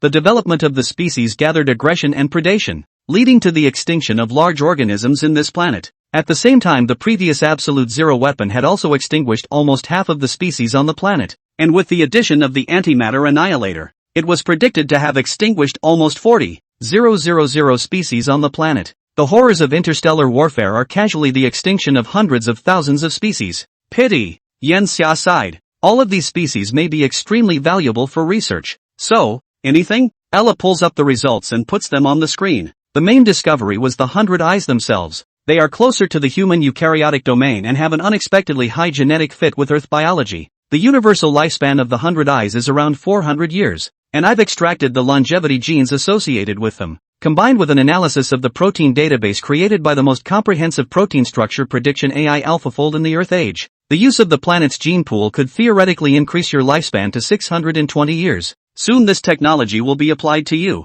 Yan Xia. Chapter 18 Accepting Genetic Modification. Human Sparks. Ella soon had been different from what Yan Xia understood. This time, however, it didn't make Yan Xia wait too long. Yan Xia was also in a bit of a trance when he saw the time when he woke up again from hibernation. As only 5 years had passed now, confirmation that it's been made? The previous decade's units can be very small. Ella, dressed in a white lab coat, pushed up the gold-rimmed glasses on the bridge of her nose. Sure, after all the information I've learned through the Earth Age internet, I'm just missing practice when it comes to biology. I've used 838 eye samples for my research, and while that's not a large number, it's enough information to gather. The improved ANCA 25 agent will be used as the main genetic improvement drug, while other means need to be assisted. After 12 courses of treatment, to change the human body's most basic hematopoietic stem cells, to realize the human body's self-creation of new cells, and to complete the genetic blood replacement of the whole body. ANCA, in Earth's ancient Egypt meant life. This is what ancient mankind aspired to. It is also something to be realized today, a name that seems to link the ancient and the modern. Yan Xia noticed a piece of information though. Whole body gene replacement. He knew that the slightest change in genes could create another species on Earth. For example, mice and humans are more than 95% genetically similar, and humans are more than 40% genetically similar to a random street tree. Even a thousandth of a millionth of a difference in genes can create reproductive isolation. Is he himself still human if he forms a reproductive isolation from ordinary humans? The idea had actually occurred to him a long time ago, even back on Earth. Only once he hadn't thought deeply about it. Because genetic modification or genetic programming was a far-fetched thing for all humans in that era, and now that the matter was before him, he actually had the answer in his mind already. Now that he was the only one in the human race, human civilization should be continued by him, and he should not hold on to old-fashioned ideas. Of course, you can't stop hugging altogether, so is there any other way to preserve human genes? When biotechnology is at the top of its game, it should be possible to grow complete embryos with a human's own cells, right? Ella nodded. Exactly. In fact, Earth has been continuously advancing this technology since 2010, with a similar experiment already completed in 2023. By the time it reaches 2037, this research has converged on the maturity of the test mouse phase. If it takes human cells to grow human beings, then I can do it now. Yan Xia, as someone who didn't know much about biotechnology, heard this, and he didn't expect that the original means of trying to realize this would be easier than he thought. That means I'm now fully human again? Ella explains. Actually, Yan Xia, you can think of the technology as a cloning technique. Since the birth of Dolly the cloned sheep in 1996, cloning has moved on. Although this is a taboo in terms of human decency, if you've ever owned a pet, Yan Xia, you should know that cloning technology is widely used in the pet field. For example, if a person's beloved pet dies, then he can have his beloved pet cloned in a hospital and get an almost identical pet, and it will only cost him a few $100,000. And reproducing humans is of course a little harder than cloning, requiring unusual cells to be grown into sperm and eggs. But the difficulty of the technique itself is extremely limited, because all the cells in a person start out as a combination of sperm and egg dividing, and there is nothing biologically specific about them. Anyway, just very easy. Yan Xia took a deep breath. Let's leave some human genes behind. Then, in order to recreate humanity afterward, it wasn't long after he finished speaking that the driver's door was opened, and in from the outside stepped a naked? What is it? Yan Xia frowned at the sight of that thing. To reproduce humans, sperm and eggs need to be grown from cells. Why don't you just take it since you yourself have one of them? Yan Xia, this is a silicone robot I built just for you, and it will help you collect. It's also about reclaiming humanity as a race. Ella is very serious, as if this is a heavy duty, but Yan Xia refused outright. Never mind. I'll collect it myself afterward. Though the android was almost indistinguishable from an ordinary human, he still wasn't used to this. After saying these words, Yan Xia actually felt a faintly unrecognizable regret appear on Ella's virtual paper figure's face. I wonder if it's his own fault. The key point is that it shouldn't be possible for this robot to have been produced so quickly. Only maybe it was prepared for. Okay then Yan Xia, please be sure to complete the collection quickly. You are ready for your genetic modification surgery. Each session is 1 month. 12 sessions is exactly 1 year. During this time, you can't sleep. You can't move. You can only lie in a hospital bed. But don't worry, I've automatically generated tons of novels and movies for you. The only unfortunate part is that you won't be able to eat gourmet food anymore, but nutrient solutions instead. This was torture for Yen Xia. The taste of the nutrient solution, even if made into juice or cola, makes you want to vomit if you drink too much of it. However, in terms of longevity and not being able to eat for a year, Yen Xia chose the former. After he did what Ella had said earlier about getting ready, he headed to Hope's test area. He hasn't even been here a couple times. Unlike the rest of the area, which is rich in color and light, the word white is the word of the day when you enter. The light is white, the walls are white, the floors are white, even the robots that go back and forth through the place are white. So white that the slightest bit of dust entering the place would look out of place. Through the glass, Yen Xia saw his operating table. It's huge. There were more than 20 robotic arms hanging above the operating table, and they looked a bit hideous and scary as they parted with various medical instruments. Don't worry, Yen Xia. These robots have been tested with thousands of hundred eyes. Absolute precision is guaranteed. Ella's holographic projection had been leading the way ahead of Yen Xia. It was bouncing around quite joyfully, but Yen Xia couldn't be happy about it. Humans seem to fear surgery from deep within their genes, but he wasn't a pretentious person who had to hesitate for half a day to do things. He put on a white suit as well at Ella's arrangement, and then lay down on that operating table. As a needle pierced his artery, his consciousness faded. Chapter 19, A New Life, The 100 Eyes Uprising. A year is not too long and not too short.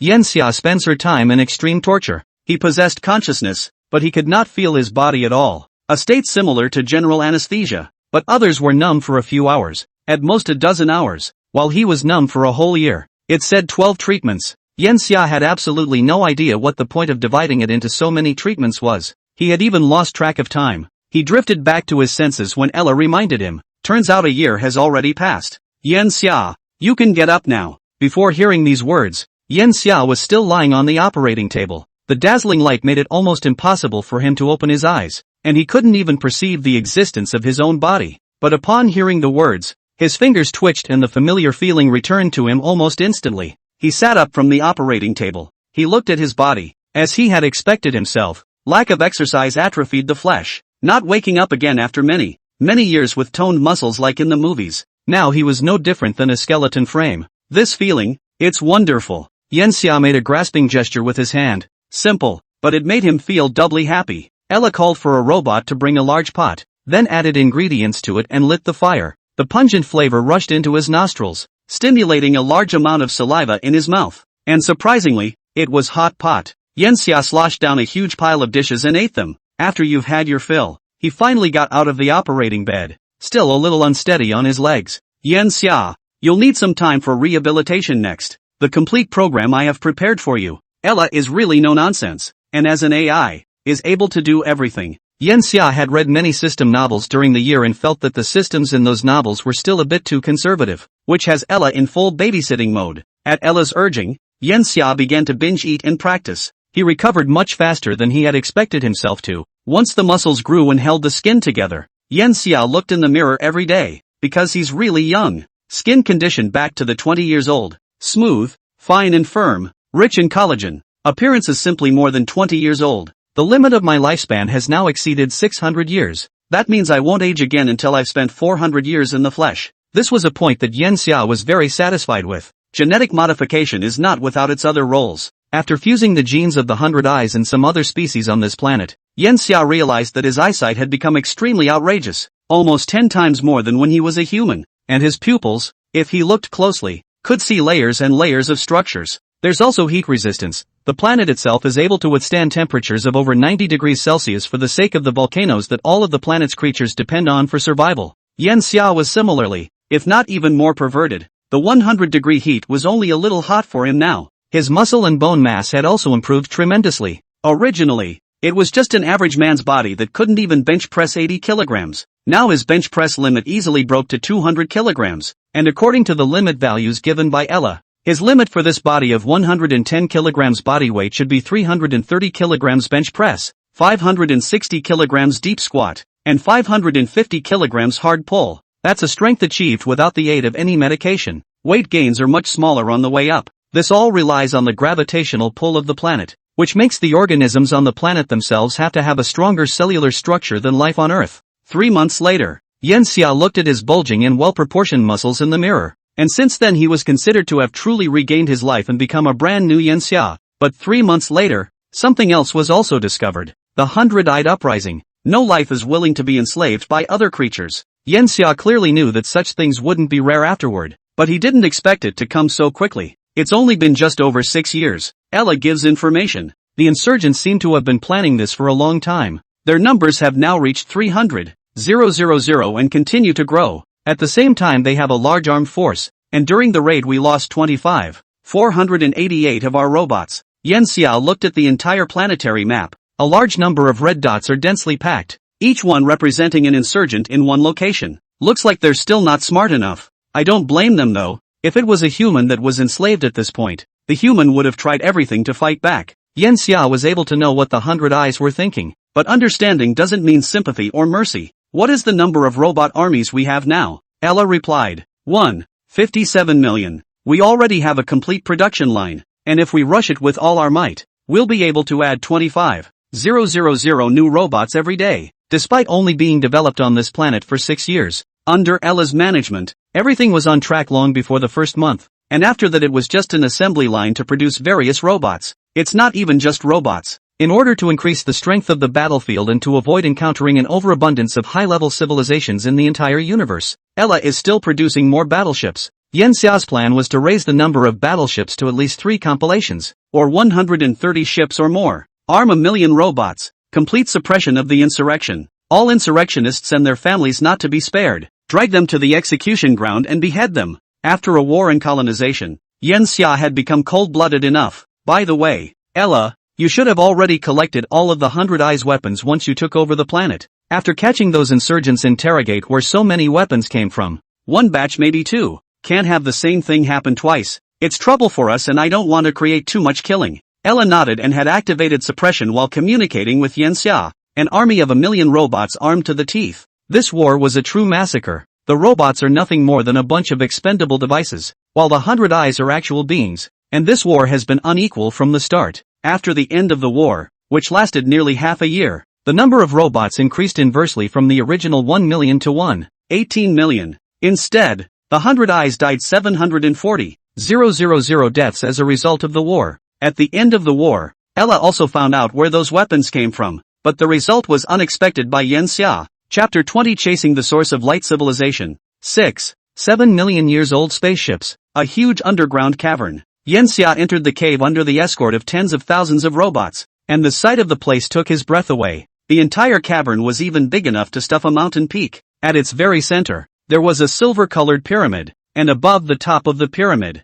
a miniature sun emitted a piercingly variegated light, illuminating the entire cavern as if it were daytime. This couldn't help but remind Yanxia of certain legends from ancient Egypt. Ella, after your comparison, is there any connection between this pyramid and the pyramids of ancient Egypt? It's only natural to ask the most professional Ella if you have a question. Due to the lack of holographic projections outside, Ella was controlling a robot at the moment. I don't know if it was intentional or accidental, but the robot was exactly the same silicone-shelled one from before, just in a tight suit. Ella has colored its hair, eyebrows, and even eyelashes snow white, while the pupils are ice blue cameras with mechanically overlapping structures. At first glance it looks no different from a regular person, even beautiful. The only time you can notice that its skin texture is different from normal creatures is when it is doing the action. Ella intentionally followed the human's example of showing a contemplative face, then spoke as if she were certain. Yanxia, not really. The pyramid itself is a starship. What you see is just its exposed surface bow. Its true shape is prismatic. The pyramid itself is structured as an angular cone. A structure that only has the advantage of being solid and less prone to collapse on the surface of a planet possessing gravity. And in the universe this kind of structure is impossible to build a ship into an angular cone unless it's a hobby. It makes no sense and even creates extra trouble when the ship leaves the surface of the planet. Unless, of course, this civilization has discovered the graviton of gravity and taken complete control of gravity and implemented anti-gravity technology. However, such a civilization is already capable of studying the most terrifying object in the entire universe, the black hole, and can even use the black hole as an energy station. The level of civilization is at least level 3 or above. Yanxia nodded her head to show that she understood, which means this ship has nothing to do with the pyramids. As for that top glow, Ella had made a profile to give him, displayed on the helmet visor of the spacesuit. Light is bound photons, and this ship already has a pretty powerful light civilization. Ella expects that the civilization should have a rating of around 2. For every 1 level difference in civilization, the difference in its energy is 10 billion times greater, and the difference in technology is even more remote. Now Ella has only developed to just 4 levels. Yanxia slowly approached this airship. He didn't feel big when he first looked at it, but when he got really close, he felt small. Just the bow of one airship was 700 meters high and 1,000 meters wide. There were no splicing lines or rivets to be found in the parts he could see. The bow was like a one-piece metal mirror, and it even reflected him clearly enough to see what he looked like at the moment. So, in fact, the civilization of the 100 Eyes did not develop over a long period of time, but rather inherited the technology of the civilization carried by the ship? Yanxia asked. That was the main reason he was here. The discovery of the spaceship explains many previously unexplained mysteries. As a level 1 civilization, the 100 Eyes were still stuck in a very primitive stage when it came to energy, and while it could be forcibly explained with other reasons, it was still a bit of a stretch. In particular, the development speed of the 100 Eyes civilization quickly came to a standstill after being hit by Yanxia's Absolute Zero missiles, and they completely lacked the resilience that a level 1 civilization should have. That's right, although no information on that ship was found in the records of the 100 Eyes, but it is clear that this is the source of the 100 Eyes civilization. Light doesn't lie. I also researched the age of the cave's formation, which is at least 7 million years old. It's also more in line with the history of the development of the 100 Eyes. The 100 Eyes have been learning from that civilization, but the things copied are too advanced. Just as if a secondary school student studying railroad transportation was given the technology and machines to make 1 nanometer chips, it does manage to make the chips, but there is no way to innovate them. Yanxia felt shocked. How many levels of level 2 civilizations from 7 million years ago would it be if it had continued until now? What place is the entrance? Go in and take a look. Just revealing a bow is shocking enough, so the interior must be even better. Ella pointed to a large hole in the side of the ship. There, the 100 Eyes dug into the ship's hatch and opened it. That big hole was somewhat vertical, but Ella had sent someone to make a temporary lift for Yanxia's convenience. Yanxia descended 4,000 meters in the lift before reaching the hatch Ella had described, a huge triangular hole over 60 meters in diameter.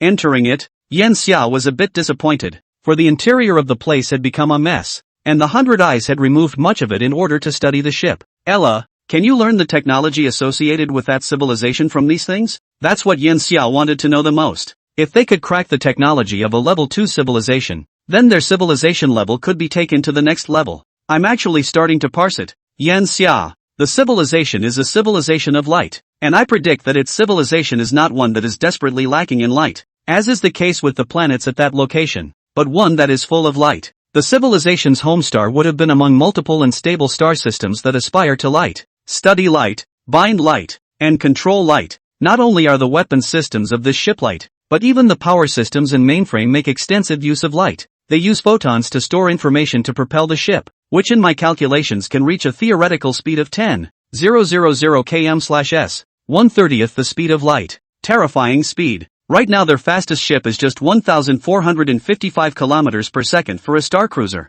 Right now we can't fully parse their technology. The civilization is going in a very different direction than human civilization, and the 100 Eyes have only learned a few things on the surface. Yanxia looked around. Very many of the instruments were very odd. Most of them were built of crystals. In the service of light propagation, neither must you draw a picture from a cat, you need to absorb its essence and discard its dross. By the way, how about this airship? I see that its shell material is rather special, and it hasn't had any rust for 7 million years. Is it possible to remodel this ship? Yanxia looked at the shell. Ella did some deep thinking and calculations. No problem, but I'd rather parse the materials used in this ship so I can produce it myself. It's certainly better. Yanxia nodded. Then do it. Get those 100-eyed scientists involved afterward. While I trust in your intelligence, Ella, civilization is never formed by one or a few creatures. More important than technology or arithmetic is imagination. Drain the imagination of those 100 Eyes. Yanxia decided to develop on that planet first.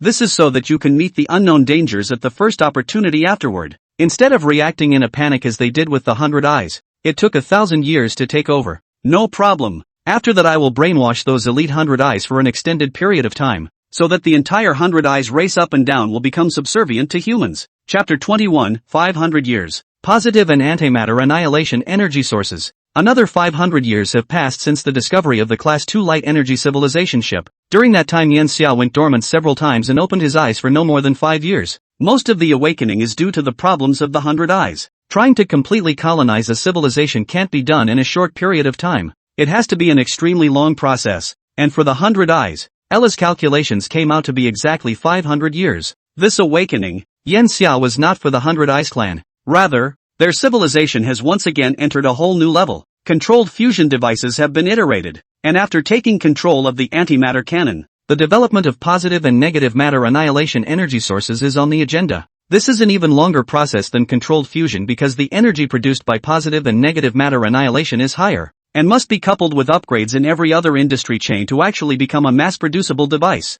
Now Ella has completed the technique, using the very same special metal that was on the surface of that ship. After Ella's research, the metal was an alloy bonded at the quark level, and was not even all metal in nature, but a combination of gold and stone. It has a half-life of 1.7 billion years, density of 24.10 G/cm superscript 3, Mohs hardness of 15, melting point 87.000 degrees Celsius. The most terrifying is the strength of 14.127 MPa, meaning that each square centimeter can withstand 144 tons of force. The only drawback is that too much density is considered a disadvantage, which affects the speed of the ship. However, everything on it is really just base airy. There were only 4 words that made Yen Xia feel shocked. There's no charge. That level 2 civilization was apparently already concerned about the effects of magnetism on an object, and with the charge removed, the magnetism would not be able to exert a Lorentz force on that object. This foreshadows the war of level 2 civilizations involving the 4 basic forces. Using basic power as a weapon, it likewise defends against basic power.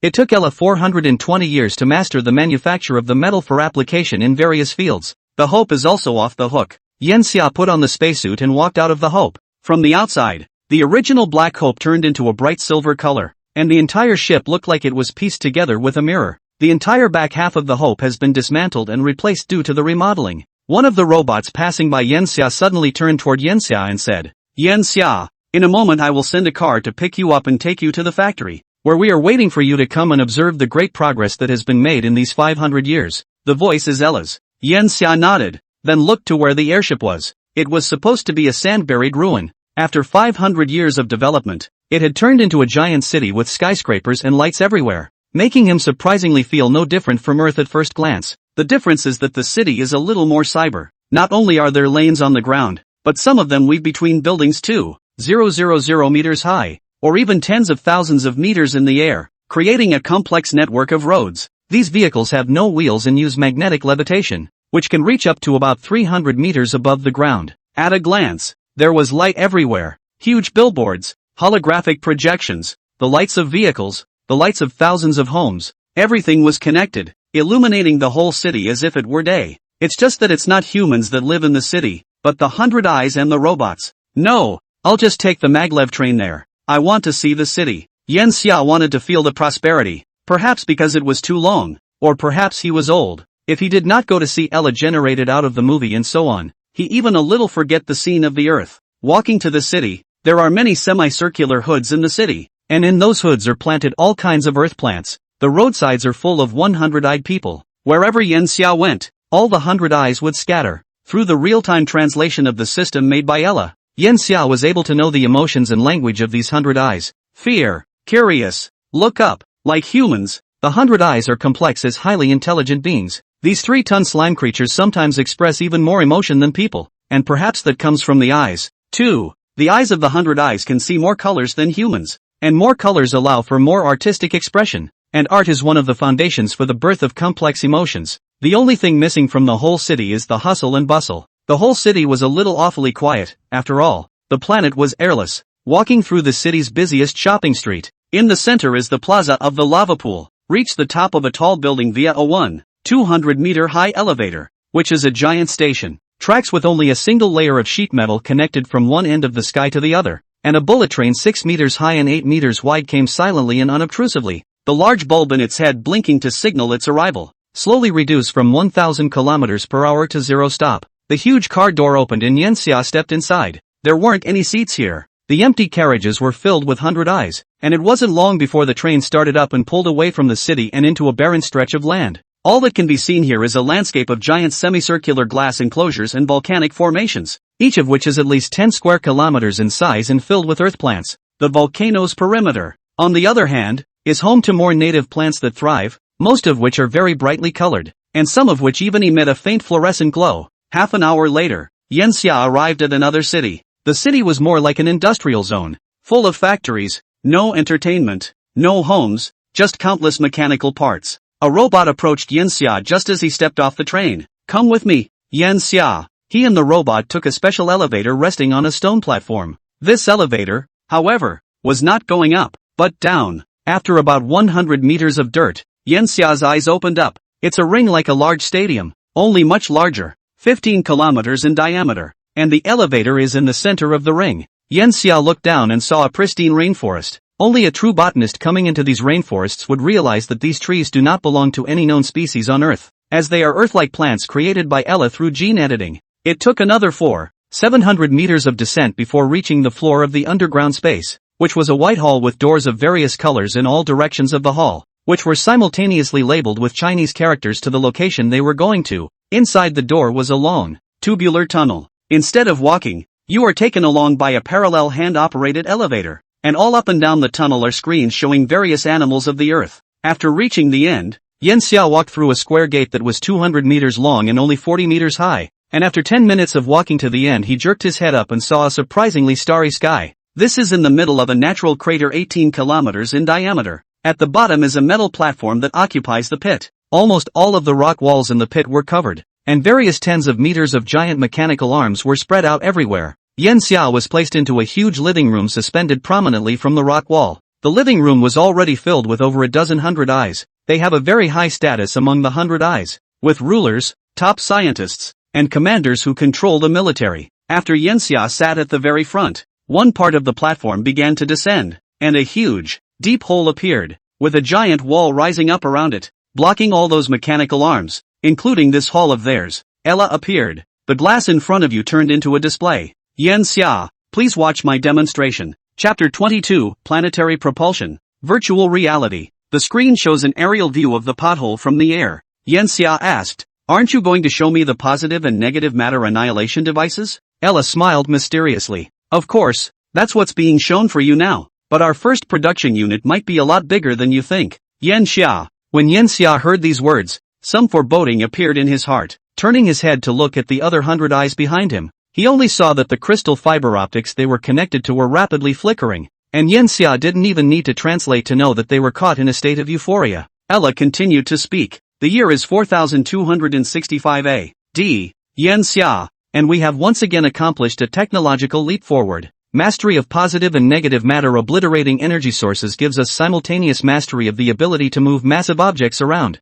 Start the ignition." All the preparations were completed before Yanxia's dormant awakening. Now for the final test. Yanxia felt vibrations coming from the ground, ranging from a light tremor at a high frequency to a violent and strong tremor at a low frequency. In the aerial shots coming out of the screen, a massive distortion of light appeared at the mouth of the pit. Then incomparably intense heat flowed out with white flames. Planetary thrusters. Yanxia stood up. The amount of work was quite massive. A few decades wouldn't be enough to create such a behemoth. Ella had probably been building the device since 500 years ago. At that time, there was really only one thing that Yanxia struggled with the most, and that was how to colonize the 100 eyes for an extended period of time, because the planet he was staying on now wasn't even their original target. It was only suitable for the 100 eyes to survive, not for humans, since he had learned that he could use his cells to cultivate a real human being. Yanxia's goal after that was still to go to planet by NIB, but if they left in a spaceship, then the 100 eyes would not be able to realize the management. It's still 3 light-years away from Proxima, and even if Ella were to control it remotely, it would take a full 6 years for the signal to travel back and forth. It's too long. The 100 eyes will be unstoppable if they rebel. At that time, he had only mentioned this matter, and he didn't expect Ella to be so taken with it that she actually launched a study and even manufactured it. The completion of the planetary thrusters means that they can later push the planet to the edge of Proxima. Further, they could well build a star system that moves several planets of the right mass into the habitable zone. It is not impossible to even allow this planet to enter the solar system and reach the original Earth's location to become Earth. But it's going to take a long time, because Ella predicts that the sun will be in an overactive phase for the next million years. The habitable zone of the solar system will become a no-go zone for civilization during this time.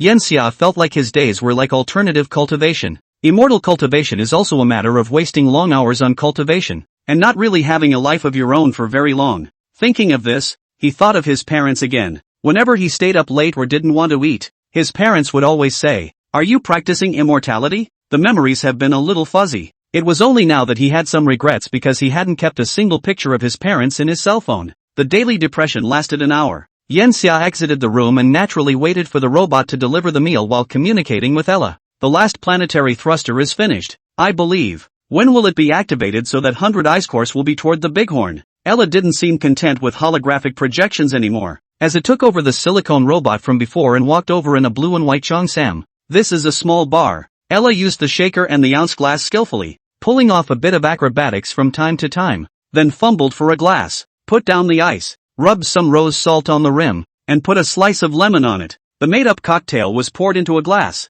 and Ella made a seal with whipped egg whites, finally pushing the drink in front of Yanxia. "Now," when Ella said it, the entire ground of the 100-eyed star shook. "The planetary thrusters are on." Yanxia calmly picked up the dust-colored wine and asked, "What's it called?" "Dream." Yanxia poured the wine in one gulp, warm and fiery. If he swallowed a mouthful of chile, how can we avoid the loneliness of life? How can we limit our feelings? The dream of the old star returns, and I realize that both tears are hanging down. Who's up there with the tall buildings? Long remember the fall sunny look. The past is empty, as in a dream. Yanxia used to dislike poetry because he would always be forced to memorize it, and he couldn't feel emotions through it. When in the midst of it at the moment, he could truly understand what the poem was conveying. When the planetary thrusters turn on, that's when we'll leave the planet. The planet is moving at 250 kilometers per second, but it will take as long as 600 years to reach Proxima. It's too slow, too slow. The Hope has been fitted with positive and antimatter annihilation thrusters.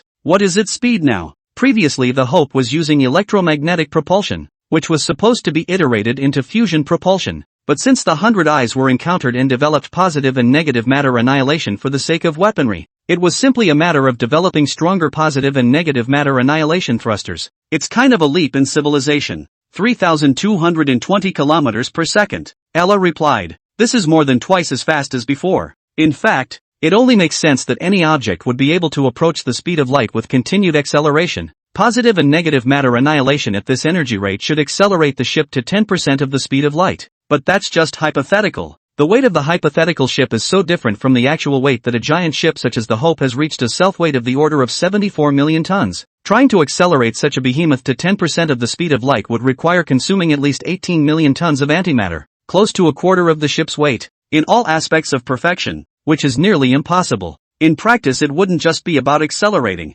you'd also need to think about how to slow down afterward. And there's no such thing as brake holding in the universe. Acceleration in theory is ultimately just a stream of send-offs. The actual scenario would probably be to accelerate the ship to 10% of the speed of light and crash into the target planet, creating a biological mass extinction of the target planet. After the drinks, Yanxia went to dinner again. After everything was satiated, he began to arrange things. While Ella had been able to take the whole picture into account, Yanxia still needed to be hands-on in order to work things out in a way that was consistent with the emotions that humans carried with them. If everything is left to Ella, it will only lead to a clash between the ideology of machines and the ideology of intelligent life. Before leaving the 100 Eyes star, Yanxia needed to let Ella settle everything in the 100 Eyes clan. This also includes a blockade of the Centurions' technology, so that the Centurions don't overturn their rule during the 600 years it takes them to reach the planet of Proxima. Positively, the number of regular robots in the 100 Eyes has been raised to 300 million, which is already more than the total of the current 100 Eyes community combined.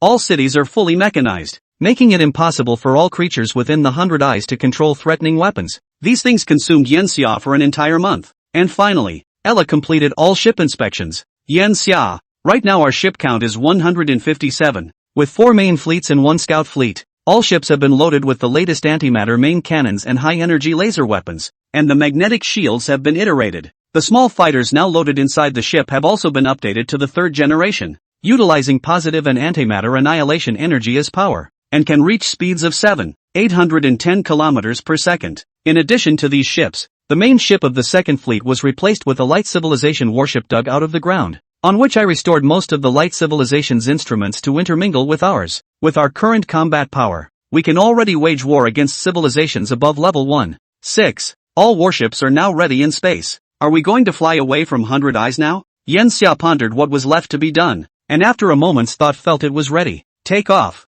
It's also time to say goodbye to this planet. I actually quite like the current 100 Eyes. It's just a shame that it's not a planet suitable for human habitation. During the time of the awakening, Yan Xia had been to many places in the 100 Eyes star. After Ella's transformation, the 100 Eyes star has indeed become much more beautiful and more in line with human aesthetics. First section of propulsion platform ignited. Start leaving the 100 Eyes. The entire ship shook violently as the Hope was pushed toward the air by a platform. Because of its own excessive self-weight, the Hope needed a second stage of acceleration to escape the gravity of the 100 Eyes. Hope's engines ignited only when the platform was in the midst of 60 kilometers of altitude, and at 210 kilometers above the ground. Hope shook off the massive gravitational pull of the 100 Eyes. Yan Xia saw the 100th star getting smaller and smaller on the screen. At that moment all the lights on the entire planet came on. Seen from space, the 100 Eyes star was colorful. It looked like an eye in deep space, watching the fleet led by the Hope depart, and like a giant neon sign, there were also bright trailing lights behind this neon that were following their ship. Only, the more you chase it, the further away it gets. Switch it, pointing to our unchanged goal from the beginning. Go conquer there. Chapter 24, Dormant Consciousness Stripping. Entering the virtual world. After moving away from the 100 Eyes star, Yan Xia didn't enter hibernation at the first opportunity either. He tested his current body. It has reached perfection in every way. Body weight 95 kilograms, 290 kilograms bench press, 430 kilograms deep squat, 410 kilograms hard pull. There's certainly some distance to go from the numbers Ella gives, but he's not a professional athlete and doesn't need to spend a lot of time punching himself to the limit. Standing inside the gym with a 30 square foot room next to it, inside sat his newest type of hibernation pod. Only this time it was connected to dense wiring on top of it. It seems to be ready. Has it been tested? Yan Xia inquired. He was still a bit uneasy about this technique. After all, this was invading the brain and directly reading the consciousness. In various sci-fi works, others can even use the technology to perform readings of thoughts in the brain, even if they are not invaded. If some accidents happen, the lesser case will be memory loss and become an idiot, and the more serious case will be direct brain death. Don't worry, Yan Xia. This technology has been accumulated and tested for 100 years. I've grown tens of thousands of brains through your cells, and except for the loss of a few thousand at the very beginning, all of them have been intact since. As Ella said this, Yan Xia had already brainstormed the scene when Ella was doing research and sucked in a breath of cold air, though there was still some apprehension in his mind. But the lure of the thing was too high for him. While on Earth, mankind envisioned two futures and is indeed moving toward both. One is the deep development of virtual worlds to address demographic issues. The other is alien colonization. Now he can be said to be going hand in hand, as the two are not in conflict per se. A real virtual world is the optimal solution for the long journey through the universe, even if super geeks come to play with their cell phones and computers for entertainment all the time. So how do you fix the delay? The ship is moving away from the mainframe and is bound to incur delays. Then we'll have to commit you to watching the video, Yan Xia, and everything you've experienced will be a transmitted video, including interactions with characters. You don't have to worry about communicating with other players because you can only chat in real life through the friend box, or if you have a need for virtual chat, I can have all the characters in the footage taken over by the host computer to communicate with you in real time. Speed of light. It is an unbridgeable chasm. Yan Xia had already thought about this and was just a little curious about Ella's solution. It's not really unacceptable. It's just the standalone game equivalent of having chat software installed. Yan Xia walked into the side bathroom and took a shower, toweling off the water droplets drying off her body. He stepped into that room. The hibernation pod was at least 2 times larger than the ones he had slept in before, and as he looked inside, instead of a soft bed or seat, there was a special jelly-like viscous liquid. Ella also came over and explained for Yan Xia. It's a special coolant. He won't freeze and will keep your body in perfect condition. The reason for switching to this is to ensure that your brain remains active while you are dormant, and the fluid provides an adequate supply of oxygen and nutrients to the brain. But this dormancy requires some preparation on your part, Yan Xia, to inhale all this liquid into your lungs. The brain is an extremely energy-intensive tissue, not tens of % of the body, but definitely not low. A body under tens or hundreds of years of dormancy can't guarantee such an energy supply. Yan Xia saw the liquid and thought of something similar, a fluorocarbon that would allow humans to breathe in the liquid. This stuff is obviously different though, because fluorocarbons are only inert at room temperature, and he goes into hibernation at -262 degrees Celsius. He laid in. At first there was a strong sensation of choking, but as the liquid rushed into his lungs, the sensation faded and he settled back down. Strong drowsiness overtook him and he slowly closed his eyes. There was no telling how long he had experienced before he opened his eyes. Instead of a spaceship, he saw a green grassland so vast that he couldn't see over it. The sky was blue, the clouds were pale, the wind blew by, ruffling his hair, and also making the fine grass like a blue sea lift up the layers of waves. A group of horses in the distance happily playing. A line of egrets were startled and flew up, straight into the clouds. He opened his arms and took a deep breath. So fresh it was like the real thing. It was as if, at that moment, he had truly returned to that world, that earth. Yan Xia. A brittle voice came from behind him. Yan Xia twisted his head over and saw a white-haired young girl, less than 1 meter 5 tall, willow leaf-like eyebrows or double almond-like eyes, eyelashes slightly fluttering if the fan of snow-white feathers, wearing a white floral knee-length skirt with the same color round-toe shoes. Long hair stayed to the waist, with a blush of tender skin like a diamond. It's not so stunningly good-looking, more like a neighborhood sister with a touch of intimacy. In front of Yan Xia, it spun around, its skirt blooming like a flower, and it wore a cheerful smile on its face as it let out a wind chime-like, clear laugh. Ella? Yan Xia was a bit overwhelmed for a moment. After all, the real Ella rarely communicated with him in holographic projections anymore, mostly with that silicone robot. It now looks like a 3D-ization of that 2D figure from the very beginning, with a vastly different aura. Aha! In order for you not to be bored, Yan Xia, so I also registered a character intending to accompany you on your adventures in this world. Is this what it's like to be human with flesh and blood? Ella curiously pinched the flesh of her arm, releasing it and then baring it and popping it back on its own, before the area slowly became a little redder. This world can be simulated with 5 senses, namely sight, hearing, taste, smell and touch. That's nice. Yan Xia, on the other hand, looked creeped out. Ella, don't you do that. I'm a little scared. It was so human-like and woman-like that Yan Xia even felt like he was standing in front of a real person. Ella puffed out her cheeks in exasperation. What do you mean? Yan Xia, don't you want me to stay with you? Yan Xia was looking down at the ground at the moment, seemingly searching for something. Ella curiously came over and asked, Yan Xia, what are you looking for? Didn't you see it? Goosebumps all over the place. Aha Yimcha you badass. Ella was so angry that she stomped her feet in place, which was a little too cute. Yan Xia had originally planned to make his own way in this world, but now he felt that it would be good to have a person by his side. He called out the panel and looked at his line of mediocre attributes. Rank 1. Basic attributes of strength, agility, stamina and intelligence are all 10 points. No skills, no weapons, no jewelry, no talents. Looks like it's going to be a 0 start. Yan Xia was energized. While he could have gotten Ella to give him a full-size number, what would be the point? He didn't need to pretend to anyone. He just wanted to experience the fun of exploring the adventure. This world is a mishmash of immortality cultivation, martial arts, literature, soul, magic, fighting chi, and all the monsters that exist in the legends and games on Earth. According to the information Yan Xia had learned earlier, the number of creatures in the entire world was 1 billion, and the number of species was 3.9 billion. With 700 million species of wild monsters, 3 million species of intelligent creatures, and 170 million kingdoms. Levels and attributes are uncapped, and NPCs are stuck at a fairly weak level at this stage of the entire world, with NPCs and players growing together. This trip to Proxima will take 283 years, and he will also undergo a new round of growth in this huge virtual world of 4.7 trillion kilometers in diameter of 0.5 light years. Chapter 25, finally arriving on Proxima. Discovering a civilization. In 283 years, the virtual world Divine Enlightenment has seen the addition of a top cultivator at the god realization stage,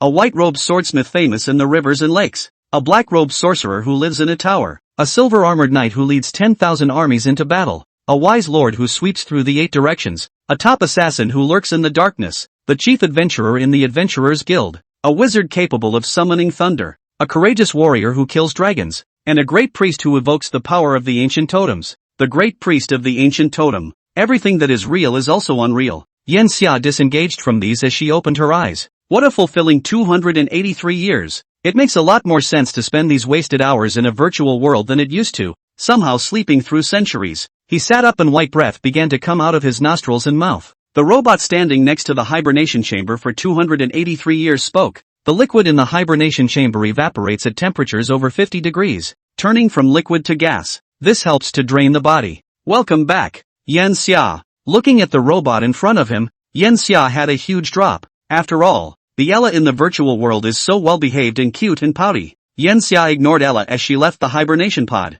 then put on her clothes and headed towards the cockpit. Yen Xia, why don't you answer me? Has all this time together already made you tired of me? Or did that liquid damage your vocal cords? Ella followed him around, asking questions all the time, making it clear that it knew everything. With Ella's current intelligence, it was easy to deduce that Yen Xia just didn't want to bother with it. Only instead of choosing that answer, Ella makes the more human decision to follow the question all the way to the end. Entering the cockpit, the screen was already showing what Yen Xia wanted to see. 2 massive stars, one of which is slightly larger than the sun and has a similar spectrum to the sun and is also nearly golden in color, and one of which is slightly smaller than the sun and is orange in color. These 2 stars are the Southgate binary stars, Southgate IIA and Southgate IIB. Getting here also meant that they entered Centauri at the same time. Proxima b was not a planet of either of the stars in this binary system, and Yen Xia's target was at that moment under the light of the 2 stars' shade. It was a red dwarf star that was only 12.2% of the mass of the sun, and it revolved around the center of mass of Southgate 2a and Southgate 2b.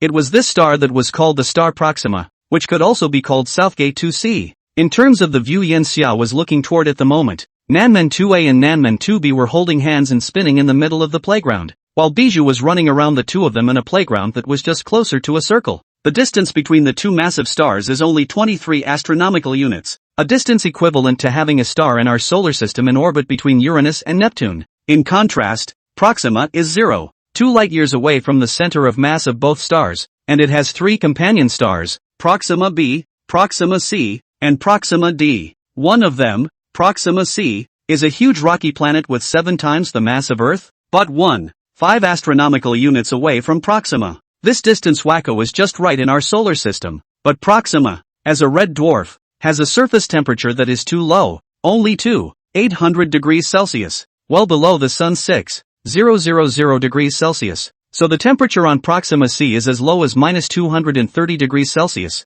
almost as low as the surface temperature of Hayakuga, and without abundant geothermal heat, it is estimated that it would be difficult for a civilization to form. Proxima d, although ranked low, but in fact is the closest planet to Proxima, only less than 5 million kilometers. Repair a railroad to take the Earth's early 21st century high-speed railroad only takes a year and a half to the surface of Proxima. Its surface temperature could be close to 100 degrees Celsius, especially since the mass is only 26% of Earth's, which is too small to form a civilization as well. The only planet that is best suited for human survival and for the birth of a civilization is Proxima b, which is within the habitable zone of Proxima, a red dwarf star system. Just stop here. Yen Xia did not intend to reach the surface of Proxima b directly. After all, it's not certain that a civilization exists up there. Send the Falcons to scout it out. Make sure to be stealthy and not get close to the surface of the planet. A planet with a high civilization would have so many buildings on its planetary surface that it would only take a high magnification telescope to see them.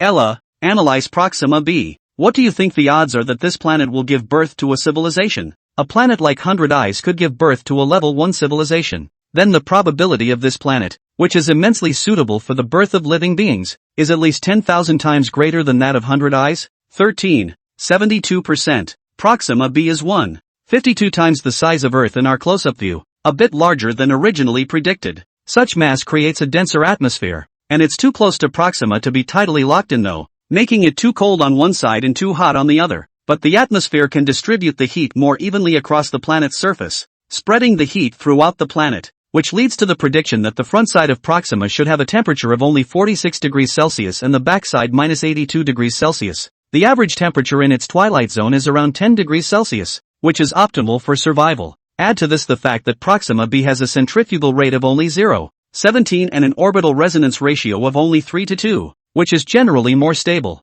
and the probability of a civilization being born on its surface may be a bit higher than that. In a word, it's very big. The Falcon flew for 12 days, spanning a distance of 57 astronomical units to finally get just 4 astronomical units away from Proxima b. The Falcon's journey was a long one, but it was a long one. Here, the head of the Falcon Scout began to peel off and a 3-meter diameter telescope was aimed at Proxima b. It took 3 days to take the first human photograph of Proxima in ultra-high definition, with a whopping 70 trillion pixels. After another 19 minutes, Hope received the photo. Ella processed it and then put the photo to the maximum. On the dark side of Proxima b, a large number of points of light occupy its evenly distributed surface. Yen Xia instantly felt her scalp go numb. If each point of light is equivalent to a building complex, then the planet Bijou is too highly developed. The Falcon sent back a second photo. Ella spoke up at this point and released a second photo for the Beagle Star C, only to see a great deal of light on top of Proxima C as well. At this point,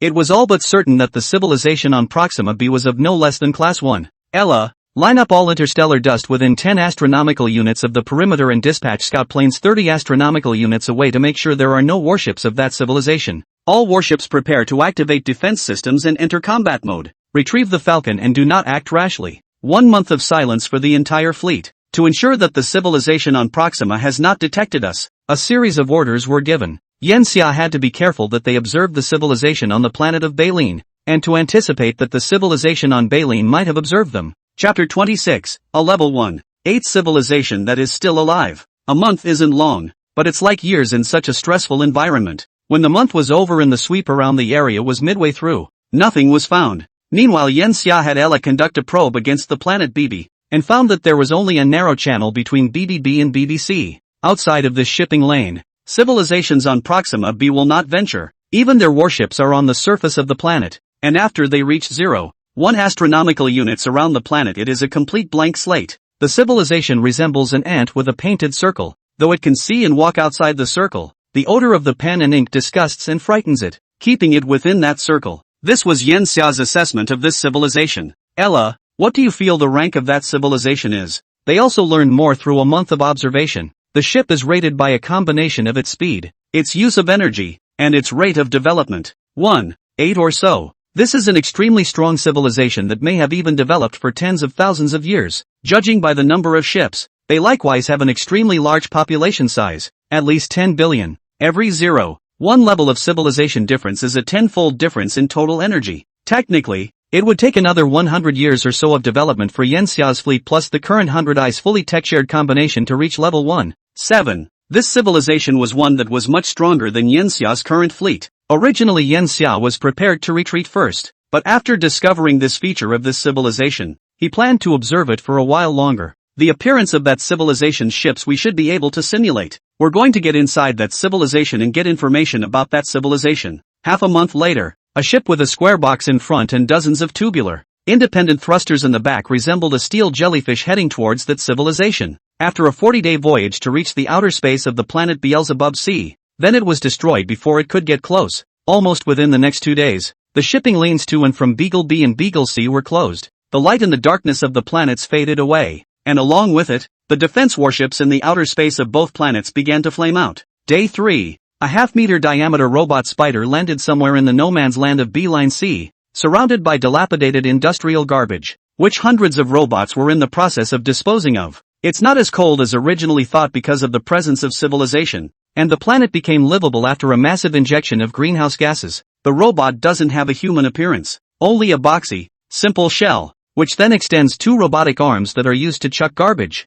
They float through the air electromagnetically and can perform calculations with tons of weight. RoboSpider jumped on top of a garbage disposal robot, using a gap in the casing to get inside its hull, and then disassembled its core for modification. Spam bots fall out of the air as if scrapped. No creatures came to hitch a ride, and the rest of the robots went about their business. The machine's clearly not highly intelligent. When the robot spider finishes a circuit board inside the garbage disposal robot, it digs out its own master control chip to solder it on. The garbage disposal robot began to awaken, and it disassembled the machine spider into countless portions to mix into this garbage, and then it began to work like any other garbage disposal robot. This went on for a week. The garbage disposal robot slowly approached the entire edge of the dump. It sees life in this world. Their bodies were bulky, with a height of about 2 meters 5. Their skin was rough like rock. They possessed 3 pairs of rhinoceros-like pairs of feet, and their thick torsos were parallel to the ground like earth animals, without tails, and their bodies weren't very long horizontally, which made them look a bit constricted,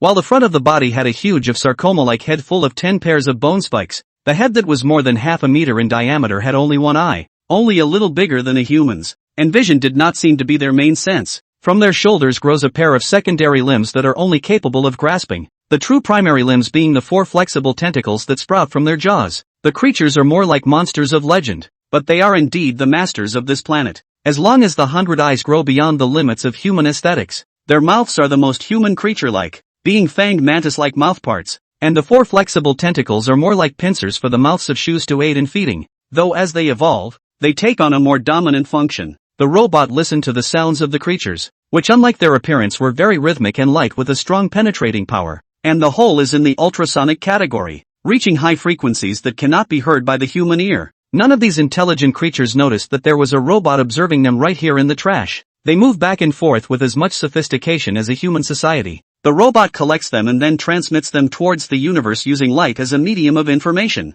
which is finally received and parsed by Ella. Light is capable of conveying more complex information than sound. Through parsing, I have taken control of the language of that civilization, and am now translating it for you. Yen Xia. Yen Xia was lying on a massage chair, and was enjoying the massage from the mechanical arm that was sticking out of the massage chair. Ella plays Get the Message. Did you hear? We found traces of an alien civilization and shot down their ship. Nonsense. I was close at the time. That ship was just off course due to an accident. That was nothing more than a ship built by an alien civilization to mimic us, just to blend in. Is there really an alien civilization? The universe is so big. How can we be the only civilization that exists? There must be. If a civilization higher than us exists, we must hide ourselves well and not let the higher civilization find out. No. Now could it be that the higher civilizations have found us? What would they do? Don't worry. The higher-ups haven't sent word out yet, so maybe it's just a misunderstanding. According to the existing theory, the universe is a battlefield.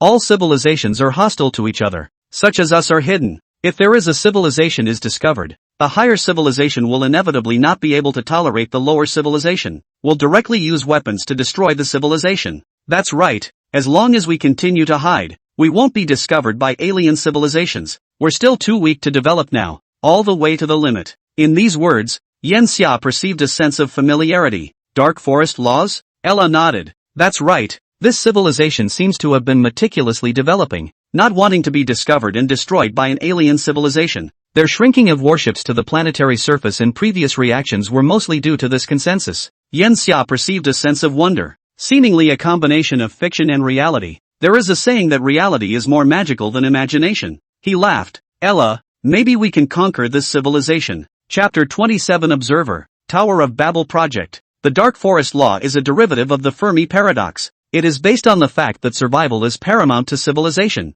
that everything in the universe is finite, and that civilization must expand and grow. In this way, the civilizations in the universe cannot avoid conflict, and in order to obtain more resources, they must occupy other civilizations, coupled with the fact that communication between civilizations is very difficult, and with the idea that those who are not of our kind will always be different. It is also very difficult for civilizations across the universe to release goodwill towards each other. With what Yen Xia had stumbled upon nowadays, the universe within his field of vision was not far from the Dark Forest Law's point of view, as was their conflict with the 100 Eyes. The 100 Eyes attacked them at the first opportunity, for the 100 Eyes did not judge what the Hope had come to their starfield to do. They had no way of knowing if Yen Xia had any ill will towards their civilization. They also can't tell if Yen Xia thinks they have any malice towards Yen Xia himself. All the better to be the first to attack when you can't tell, lest you suffer a first strike from the enemy. The 100 Eyes are also developing at a vastly different rate than humans, which proves another argument for the Dark Forest Laws, the technological explosion. Though so, Yen Xia himself still didn't agree with the Dark Forest Laws. One of the most important of these is that when a coordinate is exposed, it is bound to be struck at random, whether or not a civilization actually exists at that coordinate. For example, if there are 1,000,000 civilizations in the galaxy, when a civilization's coordinates are exposed, 900,000 of them choose to stand by and watch, 90,000 choose to probe, and there are bound to be civilizations that make a different choice than the first two, which is to attack a little bit randomly in that direction. Under this premise, the law of the Dark Forest is established, and all civilizations in the universe do their best to hide themselves as hunters lurking in the forest. However, in development, a level 1 civilization is unable to detect whether the outside world is in a dark forest or not, and just like those 10,000 civilizations that choose to attack, there are bound to be civilizations that choose to blindly expand and grow rapidly, and there are surely no fewer of such civilizations. The fastest speed in the universe is the speed of light. If a civilization does not find another civilization within 100 light-years through 10,000 years of observation, can it use those 100 years to expand to other star systems? And what if there is a supreme civilization in this universe, and that civilization can no longer detect any civilization higher than itself in this universe, and the only way for them to develop is to break through this universe and see the world outside of it, and that requires them to integrate the energy of the entire universe? Is the dark forest unsustainable? There may not be only hunters and prey in this forest, but also donkeys with campfires, tigers fighting for turf, eagles circling over the forest, rats who think they won't be detected, and even civilizations that have had to migrate because of their own environmental problems, as the Tritons did. How can the dark forest be sustained in this way? The dark forest law circumvents these points, leaving civilizations all at one extreme, the hunter who hides and the prey who is found. But Yanxia couldn't refute that the dark forest laws were wrong, because the dark forest laws themselves are the result of using backwards extrapolation,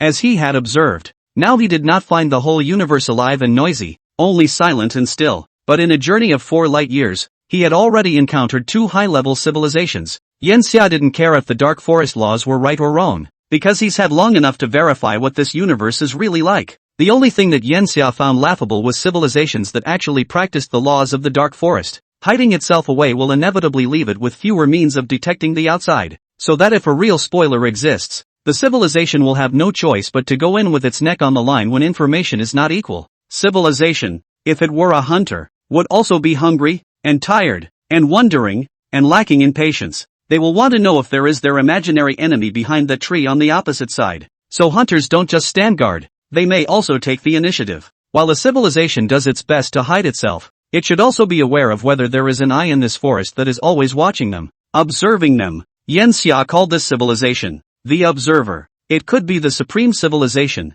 or it could be the 90,000 civilizations that couldn't help but probe, and 89,000 of those 90,000 found nothing, but 1,000 found the target civilization, lurking and observing, drooling and leering. And right now, Yanxia is the observer of the civilization on planet B of BB, and this observer has already started preparing something to enjoy this dinner. Ella, is the production done? 50 years have passed since the exploration of the civilization of Proxima B. Yanxia has been making Ella do one thing for the past 50 years, gather matter from the surrounding asteroids to build a thing. It's done, Yanxia. Ella replied and put up an image of what was made. It was a behemoth, and the hope looked very small in front of it. At 27, 300 meters high and 439 meters in diameter. It is a huge cylindrical tower that resembles the Tower of Babel in ancient Babylonian mythology. Actually, it was also indeed the Tower of Babel. It is now the pinnacle of all Ella's technology, with the application of light civilization alloys on the exterior, and its own tech using a combination of light and positive and negative matter tech, and fitted with the largest of magnetic shields, which makes extensive use of virtual reality and holographic projection technology. It is a huge tower of challenges, and to ascend to its highest level, you need to enter from the bottom to hit the top 200 floors. Based on your observations, is the civilization on Proxima B capable of breaking its defenses? Ella is confident. The civilization's energy source is actually similar to that of human civilization, and does not possess photon or quark-level particle weapons. The Tower of Babel is infused with 90% of the antimatter we've built up over the years, and even with all of that civilization's weapons bombardment, it will be able to hold it off for 7 to 10 Earth days. Combined with the plan you came up with, Yanxia, it should be foolproof, and the success rate in my simulations is also as high as 25%. Yanxia frowned. He didn't think that probability was enough. Wait a little longer. This probability reaches 90% before you start. The other plan can begin to be implemented. Ella nodded vigorously and stood at attention in front of Yanxia and saluted. Captain. Since withdrawing from the virtual world, Ella is much more animated, and from time to time she smokes this inexplicable madness. Yanxia didn't bother with it, but looked at the information he got in his hand over and over again. The latest news to come back to us is that droid had already begun work on hacking into the information network of the neighboring civilizations and spreading the news of the invasion of the higher civilizations in it in great numbers, and predicting that a tower would come down. This type of information is not conspicuous within the civilization and does not attract any special attention. It was widely distributed, though, and a large number of Beelzebub creatures had already seen the message, and that was exactly what he was trying to accomplish. It will be a conquest without smoke. After being in the virtual world for so long, Yanxia had also grown more, especially being king, and it gave him more rich experience. How to fight using information, psychology rather than violence. Chapter 28, Tower of Civilization. Babel can also be called Babylon. They both mean gate of the gods in the ancient Babylonian language. In the Bible, the Tower of Babel was a tower built by mankind in the hope that it would lead to heaven. In order to stop mankind, God made mankind speak different languages and use different scripts, and the inability of mankind to communicate with each other led to the emergence of numerous races and nations in the world. This tower was only half built and not completed, and in the year 4819 A.D., Ella spent 70 years building the complete Tower of Babel. The tower flew towards the planet Proxima B. Its shell was like a pointed conch with a spiral pattern on it, and its overall surface was like a silver mirror, with a blinding light emanating from a false window, sacred and majestic. Almost as soon as it was 30 astronomical units closer to Proxima, the Proxima civilization had spotted the giant. The whole civilization is in chaos. The alien civilization they scorn and fear has truly arrived. Heads of civilization began to meet and discuss solutions over the course of several days.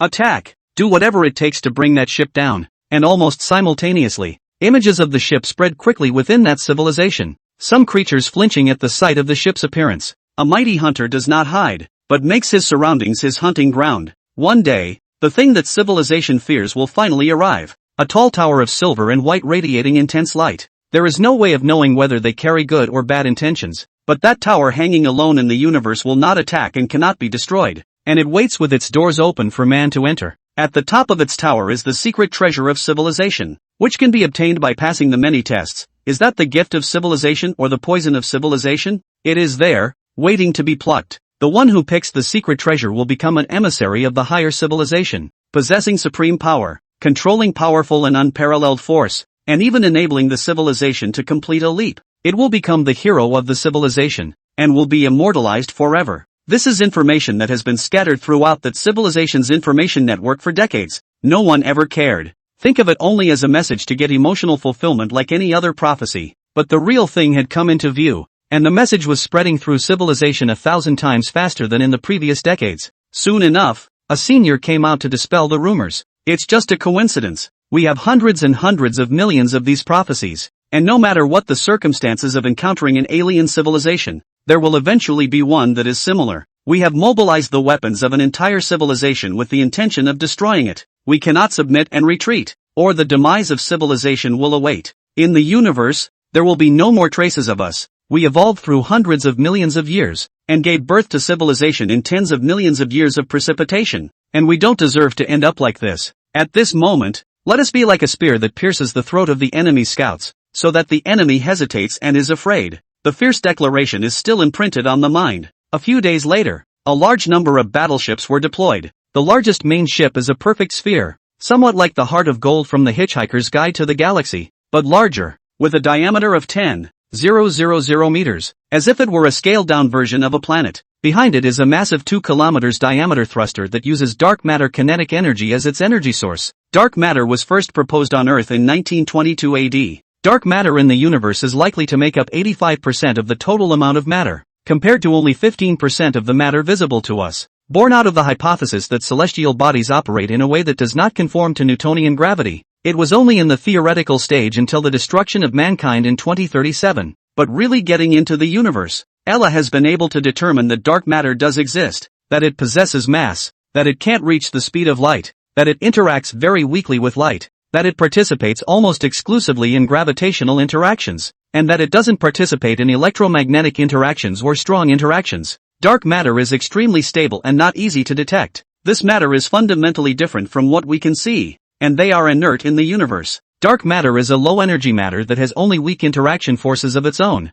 The weak force, and reaches such extremely weak layers that it doesn't even react excessively with quarks. Ella guesses that dark matter only reacts to strings. And the reason it's a guess is because Ella's technology isn't at the level of discovering strings yet. Closer to dark matter are inert neutrinos, except that inert neutrinos are a bit stronger than dark matter. Although dark matter is very low energy and only interacts with gravity in the macroscopic dimension, dark matter itself, however, can release large amounts of energy through decay and, because it is widespread in the universe, is a rich resource and can be produced through the fission and fusion of matter, which leads to its condition as energy. It's just that it's relatively difficult to harness dark matter energy, even less so than antimatter energy, and only a very high level of civilization can detect dark matter and use it as an energy source. Such is the case with the neighboring star civilization, but they are still in the relatively early stages of dark matter utilization. The ships of the Naborb civilization were incredibly bulky. Their civilizations developed without long-distance navigation, and without this need,